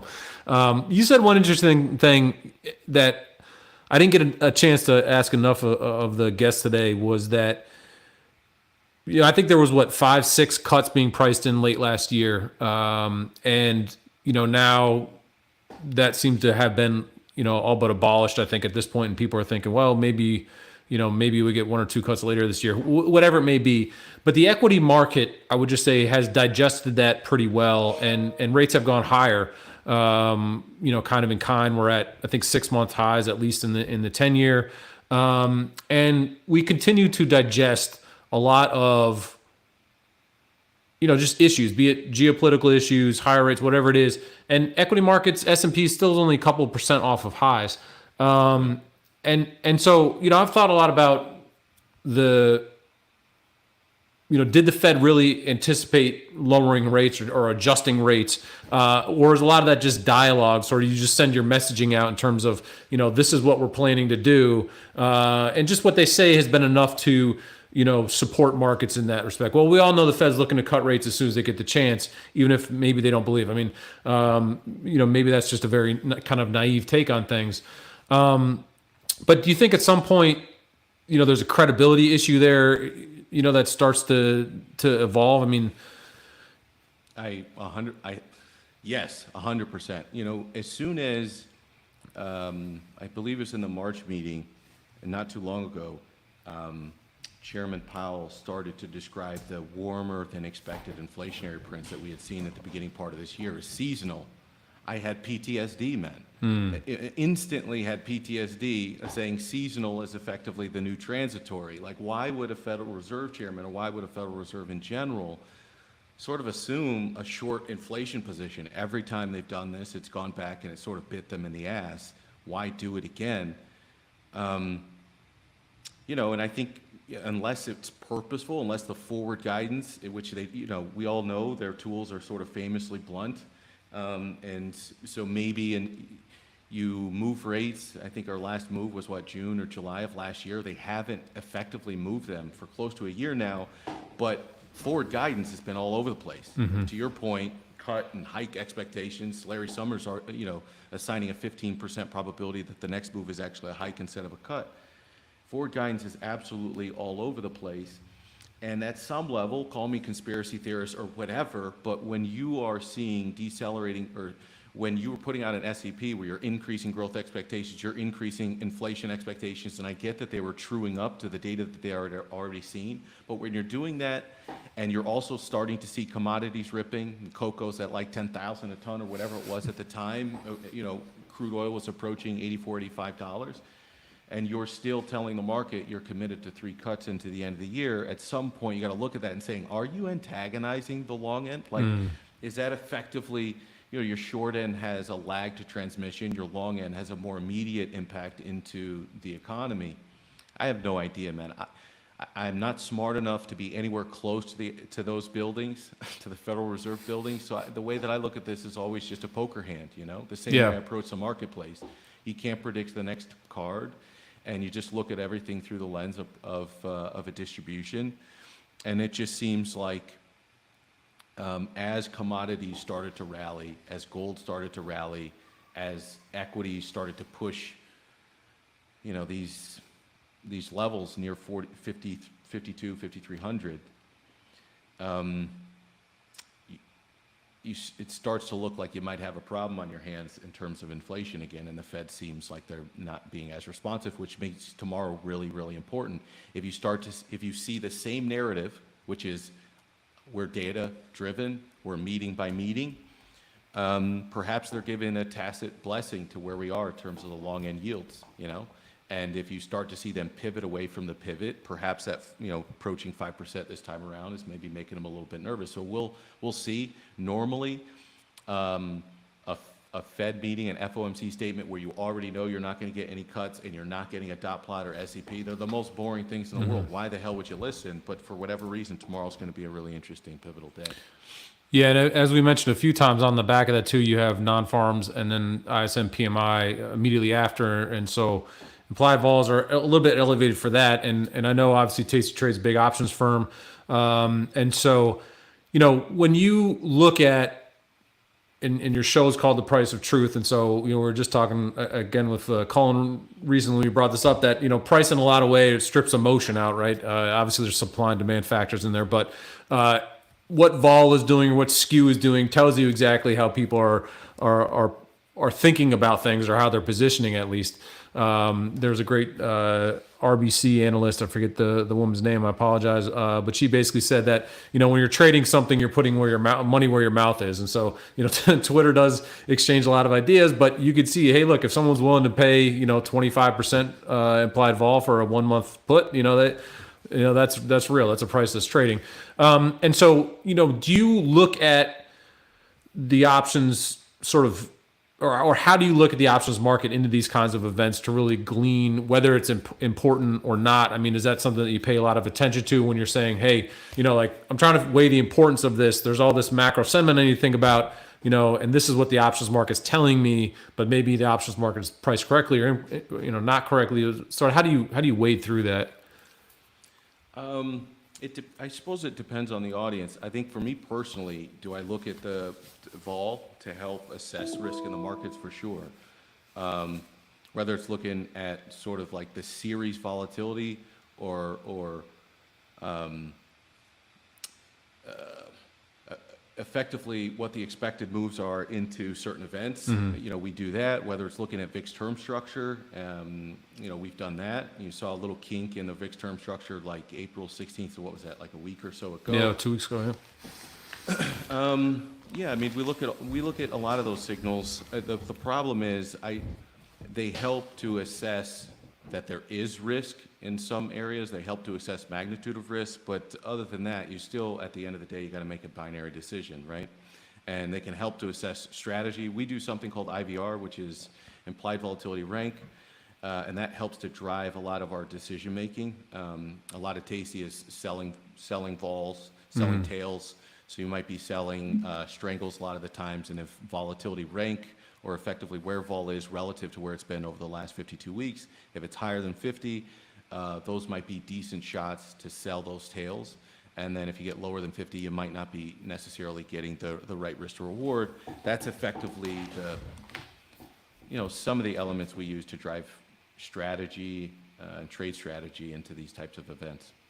So if you look at an event like tomorrow, skews haven't really been moving too much. Vol's been the projected price distribution, in my view, has been pretty calm. And we had surprisingly so, you could say. I don't know. Yeah. And I generally think when that starts to contract and you get these events is when you could start to really get a pickup in risk, right? When people are expecting 50 or 60 basis point daily moves in the S&P, and then you start to get 1% plus moves. Right. Yeah, that things start to shake up, and this feels like a little bit of one of those times because we had reached oversold levels. I think when you look at put call ratios and the spread between implied vol and realized vol, and now we kind of bounced from that level, and that oversold condition sort of really shifted away, and it feels like it's a very pivotal level. In a pivotal time with about 6 months left to the election, and vol very neutral, I think, at this price. It's not 1 month 25 delta puts, so slightly on the puts are in the S&P are 14 and a half vol. I mean, I didn't see right before the close we sold off a little bit, but that doesn't seem to be all that expensive, and so. The market really seems to be at the spot where it just doesn't have a direction, right? Like everything, the takeaway from everybody that I've had today is just like, we're waiting for the next data point or the next thing to determine what we're going to do next, I agree with you 100%. So I agree with you in that there seems to be, I don't want to call it complacency, but it does seem like the market has a lot of known knowns right now, right? You've got the Bank of Japan situation, the potential of a reverse carry trade, the potential of a yuan devaluation, the potential of escalating geopolitical conflicts in the Middle East, the potential, just the unknown really of what the rate trajectory is. Yeah. The unknowns. Are you still in a Goldilocks economic environment? I know Darius Dale does a lot of really detailed work to show that the economy, from his point of view, has still been relatively supportive. I don't know if his point of view has changed, but the last conversation I had with him a couple of weeks ago, that's what it had shown. So for that reason, yes, 15, 16 VIX, given all the potentials in the market right now for something to go left, it does seem a bit complacent. On the flip side, you also, on the back of, we just talked about April 16th. Well, April 18th was when you started to see, I think, the bottom in the marketplace. When we were at a 20 handle in the VIX or vol, if you want to use the futures as well. And you got like 4 or 5 straight sessions where they just pounded that. Yeah. You can't necessarily blame the marketplace. That's been a decent trade. Pounding vol as you get up to that 20 handle has been the trade for maybe a couple of years now. So you don't necessarily blame it, but it does feel like, given the fact that the technicals don't look great, that you have a completely uncertain path for rates, even though rate vol is nowhere near what it was in 2022, it certainly hasn't gotten back down to its historically low levels. It's still relatively elevated, and a completely uncertain election where, in both of those scenarios, you have the potential, does Biden reappoint Jerome Powell? Maybe. Does Trump? Absolutely not. And what does that mean for the future of monetary policy? And if we have a discount, the market is effectively a discounting mechanism for 9 to 12 months in the future. 6 months from now, 8 months from now, you've got a complete unknown with what that could potentially mean for monetary policy. That, to me, seems like another known that the marketplace seems to be a bit complacent about. So, look, the price is the price, though, man. So 16 VIX is what you trade, and you look for 1% moves, and you get 2% moves. To your point, clearly the market wasn't hedged for that type of move and got caught slipping today. Got caught lacking, as they say in Chicago.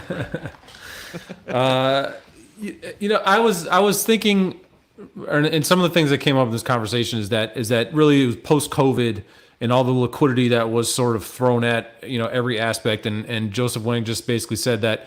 The Fed has gone from kind of a national bank, a steward, so to call it, to, a global bank steward, to, now even sort of functioning to provide capital and resources to, the mom and pop businesses. And so, their mandate has really expanded, just everywhere, right? It is like the entity at this point.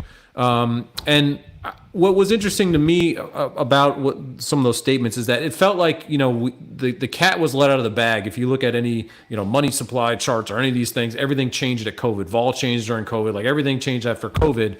And we're still digesting a lot of those, problems, I think. And I had an interesting, I've been listening a lot to some of these, there's a Grant Williams podcast series, The End Game, and in it there's a Chris Cole's I'm getting somewhere with this, by the way, PM of Artemis. He was talking about how the liquidity that was provided would drive inequality, and the idea of populism has come up a lot, unwinding globalization. There's all these massive sort of themes that are changing and unwinding, and I think day to day we lose those themes a little bit. Like, we all know what the themes are, but we lose sight of watching those themes on a daily basis. And you see all the protests happening at the college campuses, and wages and employment and inflation, and people upset they can't afford houses and these different things. And ultimately, it came to this idea, and this is what I want to get your idea on, is that the choice is going to come down inevitably to a choice of tails, and they can either say, look, we're going to allow kind of like a major recession and deflation, an unwinding of all of these policies and liquidity, I guess, provisions or whatever you may call them, and that's kind of the left tail where assets reprice or shock lower, which is probably politically pretty unpalatable. Maybe not for an incumbent, but I don't think politicians are really going to make that adjustment in austerity. Or there's the right tail where you just have monetization of debt, in which case then you have to own assets to be able to hedge yourself. I spoke a lot. That was a giant word salad. Hopefully you could parse through that. I'm curious about your take on that idea, because I know you think a lot about a lot of all these themes. Do you think we come down to that sort of point where like we got to pay the piper, or we can sort of keep this course and have like a softer landing, I guess you call it? So first of all, I'm a huge fan of Chris Cole, and I'm a huge fan. I think the first time I got exposed to him was the paper he wrote, The Alchemy of Risk, which I think was just preceded Volpocalypse. Yeah. And the line in that paper that I'll never forget, which took vol from basically this two-dimensional magnitude of move to basically, I took it off 2 dimensions, put it in a 4-dimensional plane, and turned it into physics for me, is he said that, and many people know the quote, that volatility cannot be destroyed, it can only be transmuted. Right. His point was effectively that in trying to prevent asset volatility, that you transmute it into other things, potentially geopolitical volatility, social volatility through wealth inequality. And I think there was a moment in 2022, I believe, when I was having a conversation, Chris Vecchio and I, we were having a conversation with Brent Johnson, who at the time came on to talk about the dollar milkshake, and that's exactly what we talked about, the tails. The left, basically this is a choice between 2 horrific potential options. The left side is deflation and this is deflation at a time when we're a 4x leverage global economy. Or on the right side, just to continue moving in the direction that we've effectively been moving in since 1913, accelerated in the 90s under Greenspan, and just lit kerosene or threw kerosene on a fire in the last 10, 15 years. I do think at some point that there's going to be a crisis big enough that we have to make that choice. But I think here's the difficult part, and 2023 taught me this. Just because you have that realization, and whether for some people that moment was in 2022, or whether it was 2020, or some macro guys are brilliant and they can think in these 10, 20 year cycles. Ray Dalio, Neil Howe, and many others.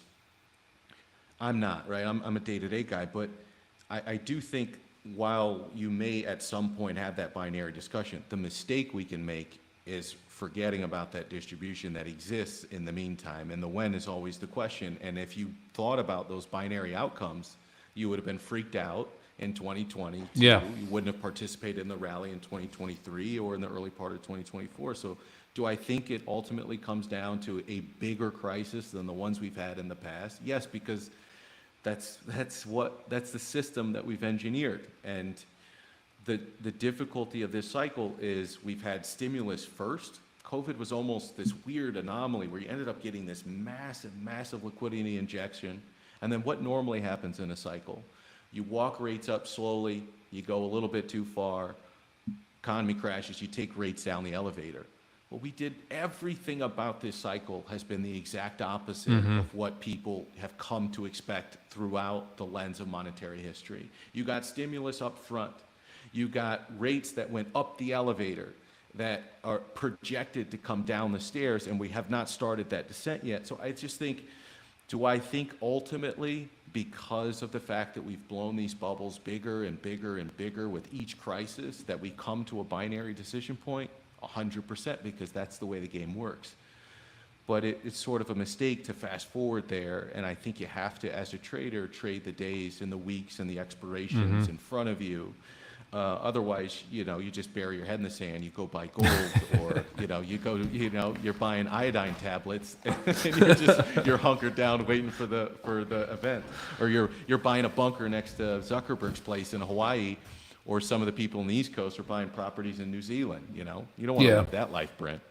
No, you don't, and you want to try to be positive and live a happy life rather than think about the end times. But it comes up for me when you have these kind of moments that feel a little bit pivotal. You know what I mean? Where we'll see the path of things sort of unfold. And I think what they had outlined, or Chris had outlined in that conversation, and I'm doing this from memory, so forgive me if I'm a little off here, but basically you get something of the deflationary shock first that would force the right tail, because we can't allow assets to decline like this. The U.S. is too stock market based. You need the fear for the congressional response. Yeah. For the monetary policy. If you don't get the deflationary shock, you don't have the catalyst to go to the right tail. Yeah, and it's been hard to generate that deflationary shock. I mean, I think even in 2022, there was pain for sure, but it didn't feel like previous sell-offs where you're sitting there and you're just like, oh my gosh, like 2008 felt like the world was ending, and I never really felt like that. At least it wasn't apparent to me that it felt like that in 2022. Do you think I'm just curious? 2008 seemed like it caught most of the marketplace off guard. Whereas 2022 felt like, at least from a lot of the very smart macro minds that I follow, was sort of predictable after you get this massive increase in money supply and a 12 to 18 month basis. You're going to expect the inflation. And if you're going to expect inflation, you're going to expect a monetary policy response. And so the Fed was very slow moving and when they gave you the monetary policy response as well. So it almost seemed like you had a well-hedged market in 2022. Yeah. So you got an asset price down, vol down type market, which made 2022 feel a bit like an outlier, a bit different than a 2008 scenario. Yeah, it never felt like there was that margin call. I mean, there was no credit event really. Felt like there should have been some credit events maybe, but it never happened. And even last year in the bank crisis, vol remained pretty muted, I would say, through that. Considering how large some of those banks were that went kind of belly up. And I think maybe some of that is credit to more reactive policy now, and so some of these shocks can be just absorbed a little bit better. But you make a very good point there that it was a gentle decline, relatively. I think, and I know you got a new guest coming in, if I'm not mistaken. We have a half hour, right? Yes, sir. Yep. So the last thing I'll say is the other difficult part about this cycle is when you get inflation over 3%, you get a different stock bond correlation, right? So your normal stock bond correlation in a normal inflation, in a normal inflation regime, you've got a negative correlation. That's not playing itself out. That hasn't historically played itself out in levels of high inflation, and it's not playing itself out now. Again, all these things make it a little bit more difficult to navigate this cycle. And I've been choosing to deploy more risk towards bonds, and trading the bond market feels a bit more contained to me than equities. Equities seem like they'll do whatever the hell they want to. It's very hard to predict. See AMD today, that's for sure. Yeah, you come out and you say, I got $4 billion for AI, and they're down $10 or something and extended. So. Yeah, it goes fast. Well, Victor, I can't thank you enough for joining us today. Talking to you, time goes like that. The Price of Truth is your show on. You can get it on YouTube there. It's amazing. You have excellent guests. Unfortunately, you've had me on there as well, so you can lump me in there. You are an easy crowd favorite. Yeah. I appreciate that you even gave me the show to come on here and be included in such esteemed guests. So thank you very much for having me on, and thanks to everybody for listening. Absolutely. So please go over to YouTube, check that out. And Victor, I hope to be talking to you again very soon as we kind of move towards the last segment here. Peace. Again, thank you all for joining us today. We have one more segment left. Very excited to have these gentlemen on, Doug and Gene, and we're going to talk about technology. And I will just say that if you have enjoyed some of these conversations today, including the great Victor Jones, who we just spoke to, please go over to youtube.com. You can go to /SpotGamma or /Excess Returns, either one, and there's a donate button there, and you can donate to the Susan G. Komen Foundation. And I will stop talking now and pass the baton to you, Jack. Well, thanks, Brent, and thank you, Gene and Doug, for bringing us home today. You are the final guest. We're in the home stretch. Love it. Love it. How long you guys been rolling for? Since Brent's been going since 7:30. I jumped out at 8 a.m. We have had other hosts that got involved, so it wasn't. So you've been going all day today. Yes, yeah, it's a 12-hour live stream. Oh man, Jerry Lewis would be thrilled. Jerry Lewis is raising a little bit more money on us, I think, but we're learning. I figured I needed like one of those phone banks behind me with like people accepting calls or something to do it the way they used to do it back in the day. But speaking of phones and phone banks, I saw a payphone in California. I was there last weekend. Somebody had a payphone still in the. Do you think it was operational? It wasn't. Was not. It was just for no dial tone, but it was still sitting there on the wall. Okay, sitting on the wall. Yeah, my daughter did no concept of what it was. I went and got her and showed it to her. You explained to her what it is. Yeah, and she was not interested. How old is she? She's 8. Yeah. 8. Yeah. It says a lot. Would she know what a record player is? She does actually, because those have come back into style a little bit. Gotcha. Yeah. Well, there's going to be a lot of those phones when we think about what's all going on in AI and those relics of the past that we're using throughout the day-to-day. They'll soon be those things that kids don't know about. It's pretty exciting times. That is very, very true. And I'm actually interested in this conversation because you brought it up, because I think as we're sort of educating, particularly, my daughter's age, they're in elementary school or middle school right now, how do you educate somebody into this new regime of AI and what's really going to be valued 10, 15, years down the road? It's something I've been thinking about a lot. So really interested to hear your takes on that, if you have one. I think it depends on the age of the person. If somebody's been around that knows what the PC was about and the internet, you talk about those waves and kind of gives some context. And then we put a scale of 0 to 100. Doug and I agree on most things. We disagree on how this scale plays out. And we're in agreement that 100 being electricity, we'd put the PC at like a 25, mobile at around a 25, the internet around a 50. I've got AI at 90. I think Doug has it at 99, if I'm not mistaken, and has famously said it would be 100 if not for AI needs electricity. So that's the context for, I'm 53, people my age typically kind of understand that in terms of educating. I think when it comes to anybody under the age of 20, they just soak this stuff up. And recently we had a high school senior as an intern. She shadowed us for a day, and she spent the first 2 hours talking about how her and her classmates are using generative AI. Bottom line is Duke University no longer sees a written essay as informative about a student's ability to write in the entrance application.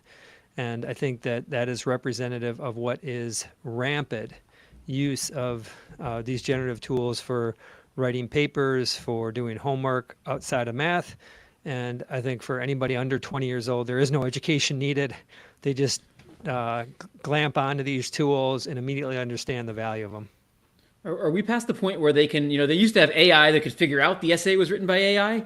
Like, are we past the It's point? really good. Yeah, I asked that. Like, it was fascinating, the whole conversation around cheating. And she says it's not cheating because they're tools that everyone's going to use and you're going to be left behind if not for that. But I asked about that, and there is, it's called Check-In, or it's an application that's been used for a long time.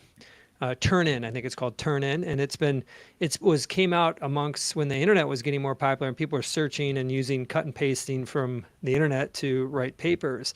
And they're still using that for trying to catch generative AI. But what the students do, there's third-party apps that they can go and further essentially cleanse their generative AI. So GPT will write the paper, then they'll go to a third party and they'll scrub it through that. And then at that point, they turn it in and they can check to see if any flags will come up. And at that point, it reaches plausible deniability, as she described it, that if you're even accused of it, since it's been scrubbed, it's so hard to do that. And she said, no one's getting busted. I'm just curious, have you guys, like, Doug, have you guys noticed that Claude seems to be a big improvement over GPT? Like, I've been using Claude Opus recently, and it seems to be, like, really, really good. Have you guys noticed that as well? I think you could argue Claude is the best model right now. I know some of the benchmarks suggest that it's the most performant Doug, can you one. bring your mic a little closer? Apologies. Yeah, no worries. Can you hear me all right? Yep. Test 1, 2. Yep. I think some people would argue that Claude is the most performant of all the models right now. And for me, I use the models for a lot of different things. You could argue that it's a form of cheating too. I do use them to pick stocks.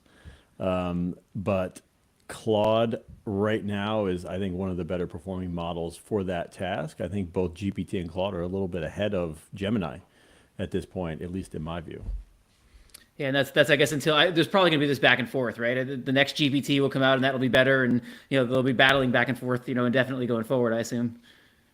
It is. I mean, it's a cat and mouse game. The whatever is the most recently updated model, I think, should sort of by logic be close to the most performant, if not the most performant one. And we just saw with Llama 3 and Meta. I mean, that obviously right now I think is the most powerful open source model, which is a little bit of a different game, a little bit less firepower that goes into those models.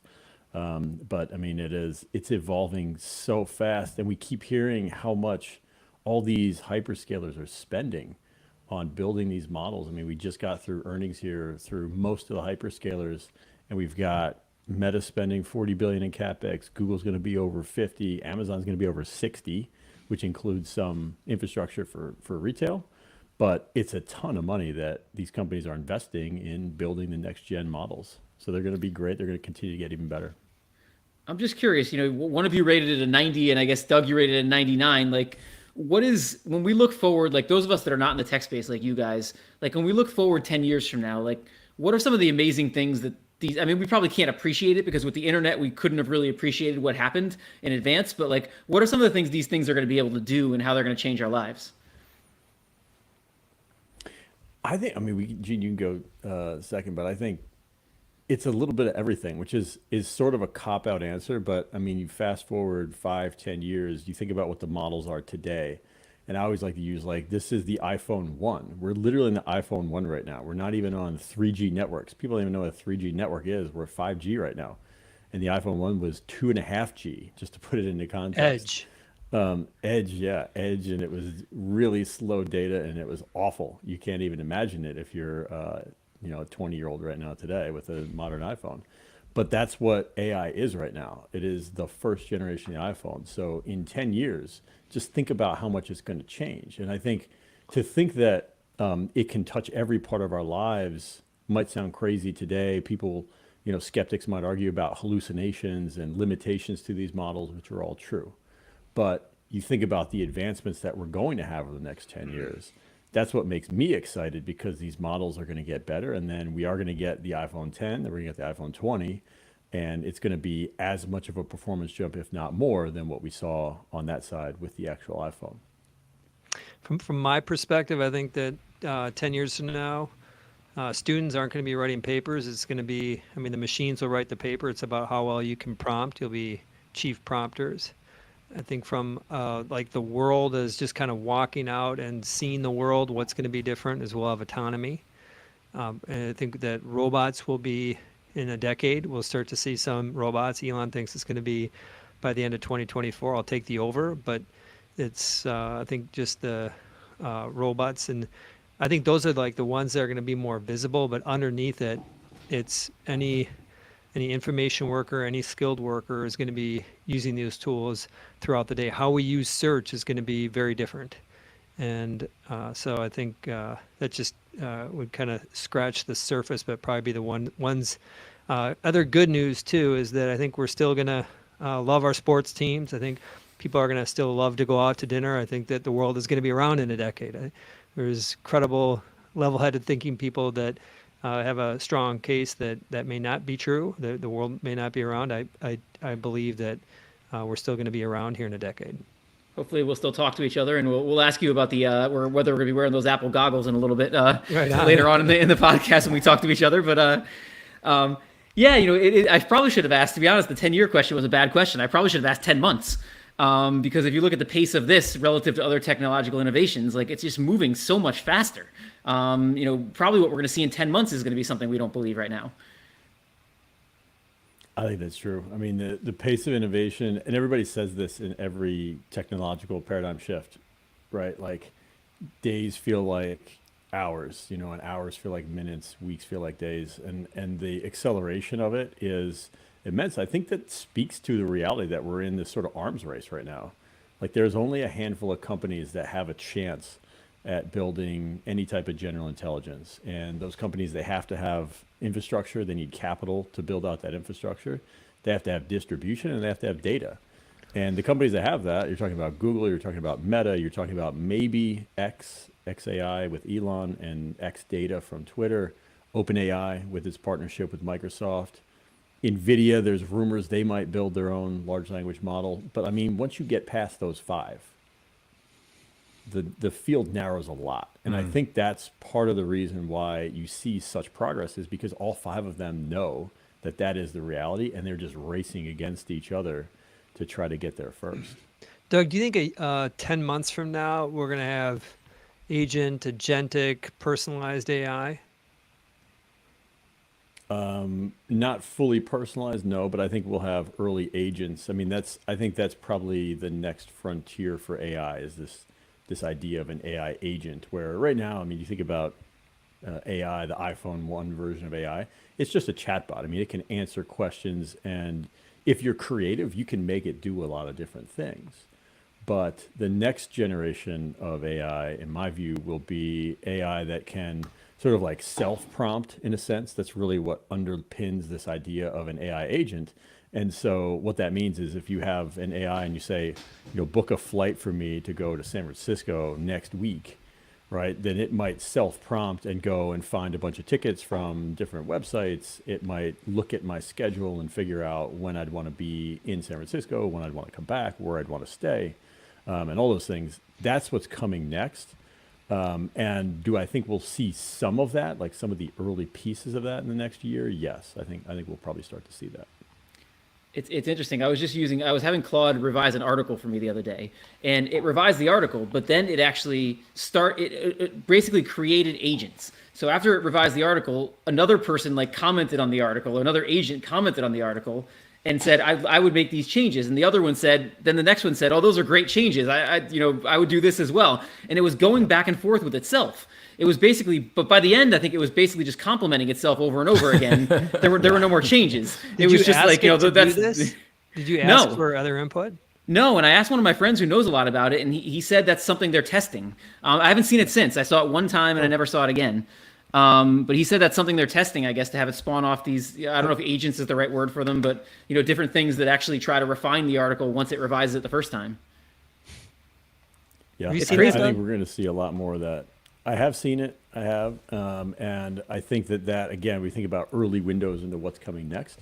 I think that is an early window into exactly what's coming next is iterative prompting behind the scenes, just like a human, right? You could prompt the AI over and over to improve the output if you wanted to sort of do that manually yourself, make it kind of review an article multiple times. And I think in this case, and in many cases now, we're going to start to see these AIs just do that itself to improve the output without the user having to do it for themselves. How do you guys think about investing in AI? I mean, I guess, investing in the people that make the hardware has been a very strong thing so far, but like going forward, how do you think about the different layers of, where you can invest in the AI space? Doug, I want to talk about the layers. You go. Go ahead, Gene. I was going to do the layers, then I'd love you to talk more about Intelligent Alpha. So let's do that. So in terms of investing in AI, I think that the kind of the well-traveled book is just to think about the different layers, the stack. Right now we're in the infrastructure place of this. Doug talked about the numbers that Amazon talked about tonight, what the other big tech companies have talked about, and put that in perspective. They're talking about huge CapEx numbers last year, growing 50 to 90% this year. So all that focuses on that first level, and I think that's pretty well trafficked, I think, in the investment community. And then on top of that, we start getting into the application, the data and application layers, which are other opportunities. So I think you should just think of it as a stack. There's a third piece to this, which is this is the venture side, the private companies, and so we traffic in there as well. But that tends to be about an idea and a founder, and these are like pure play AI companies. This isn't Azure buried inside of Microsoft or AWS 17% of Amazon's revenue. This is their zero revenue today typically, and will be 100% AI related, whether it's on hardware related or some of the models. So that's the kind of the high level from the invest in stack within AI. Which part of that stack is kind of the biggest limiting factor right now? I mean, is it on the hardware side? Is it some other part of the stack? I mean, what is sort of the throttle here, or what is throttling things moving faster? I think you could have a good debate between whether it's the hardware or the software. There are some people who would argue that we need some new innovations in the software side.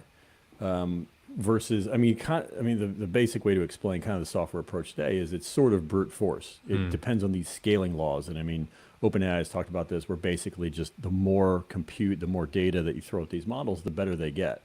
But that's obviously, you're talking about kind of this linear reality versus if you have some breakthrough with a new model, that maybe creates a step function change in terms of capacity, in terms of capability, in terms of efficiency. I think consensus would probably suggest, though, that the limitation is on the hardware side. Like Microsoft talked about, they're still constrained in terms of getting supplied, building out their data centers. Obviously, NVIDIA has had just incredible demand, continue to have incredible demand for their chips.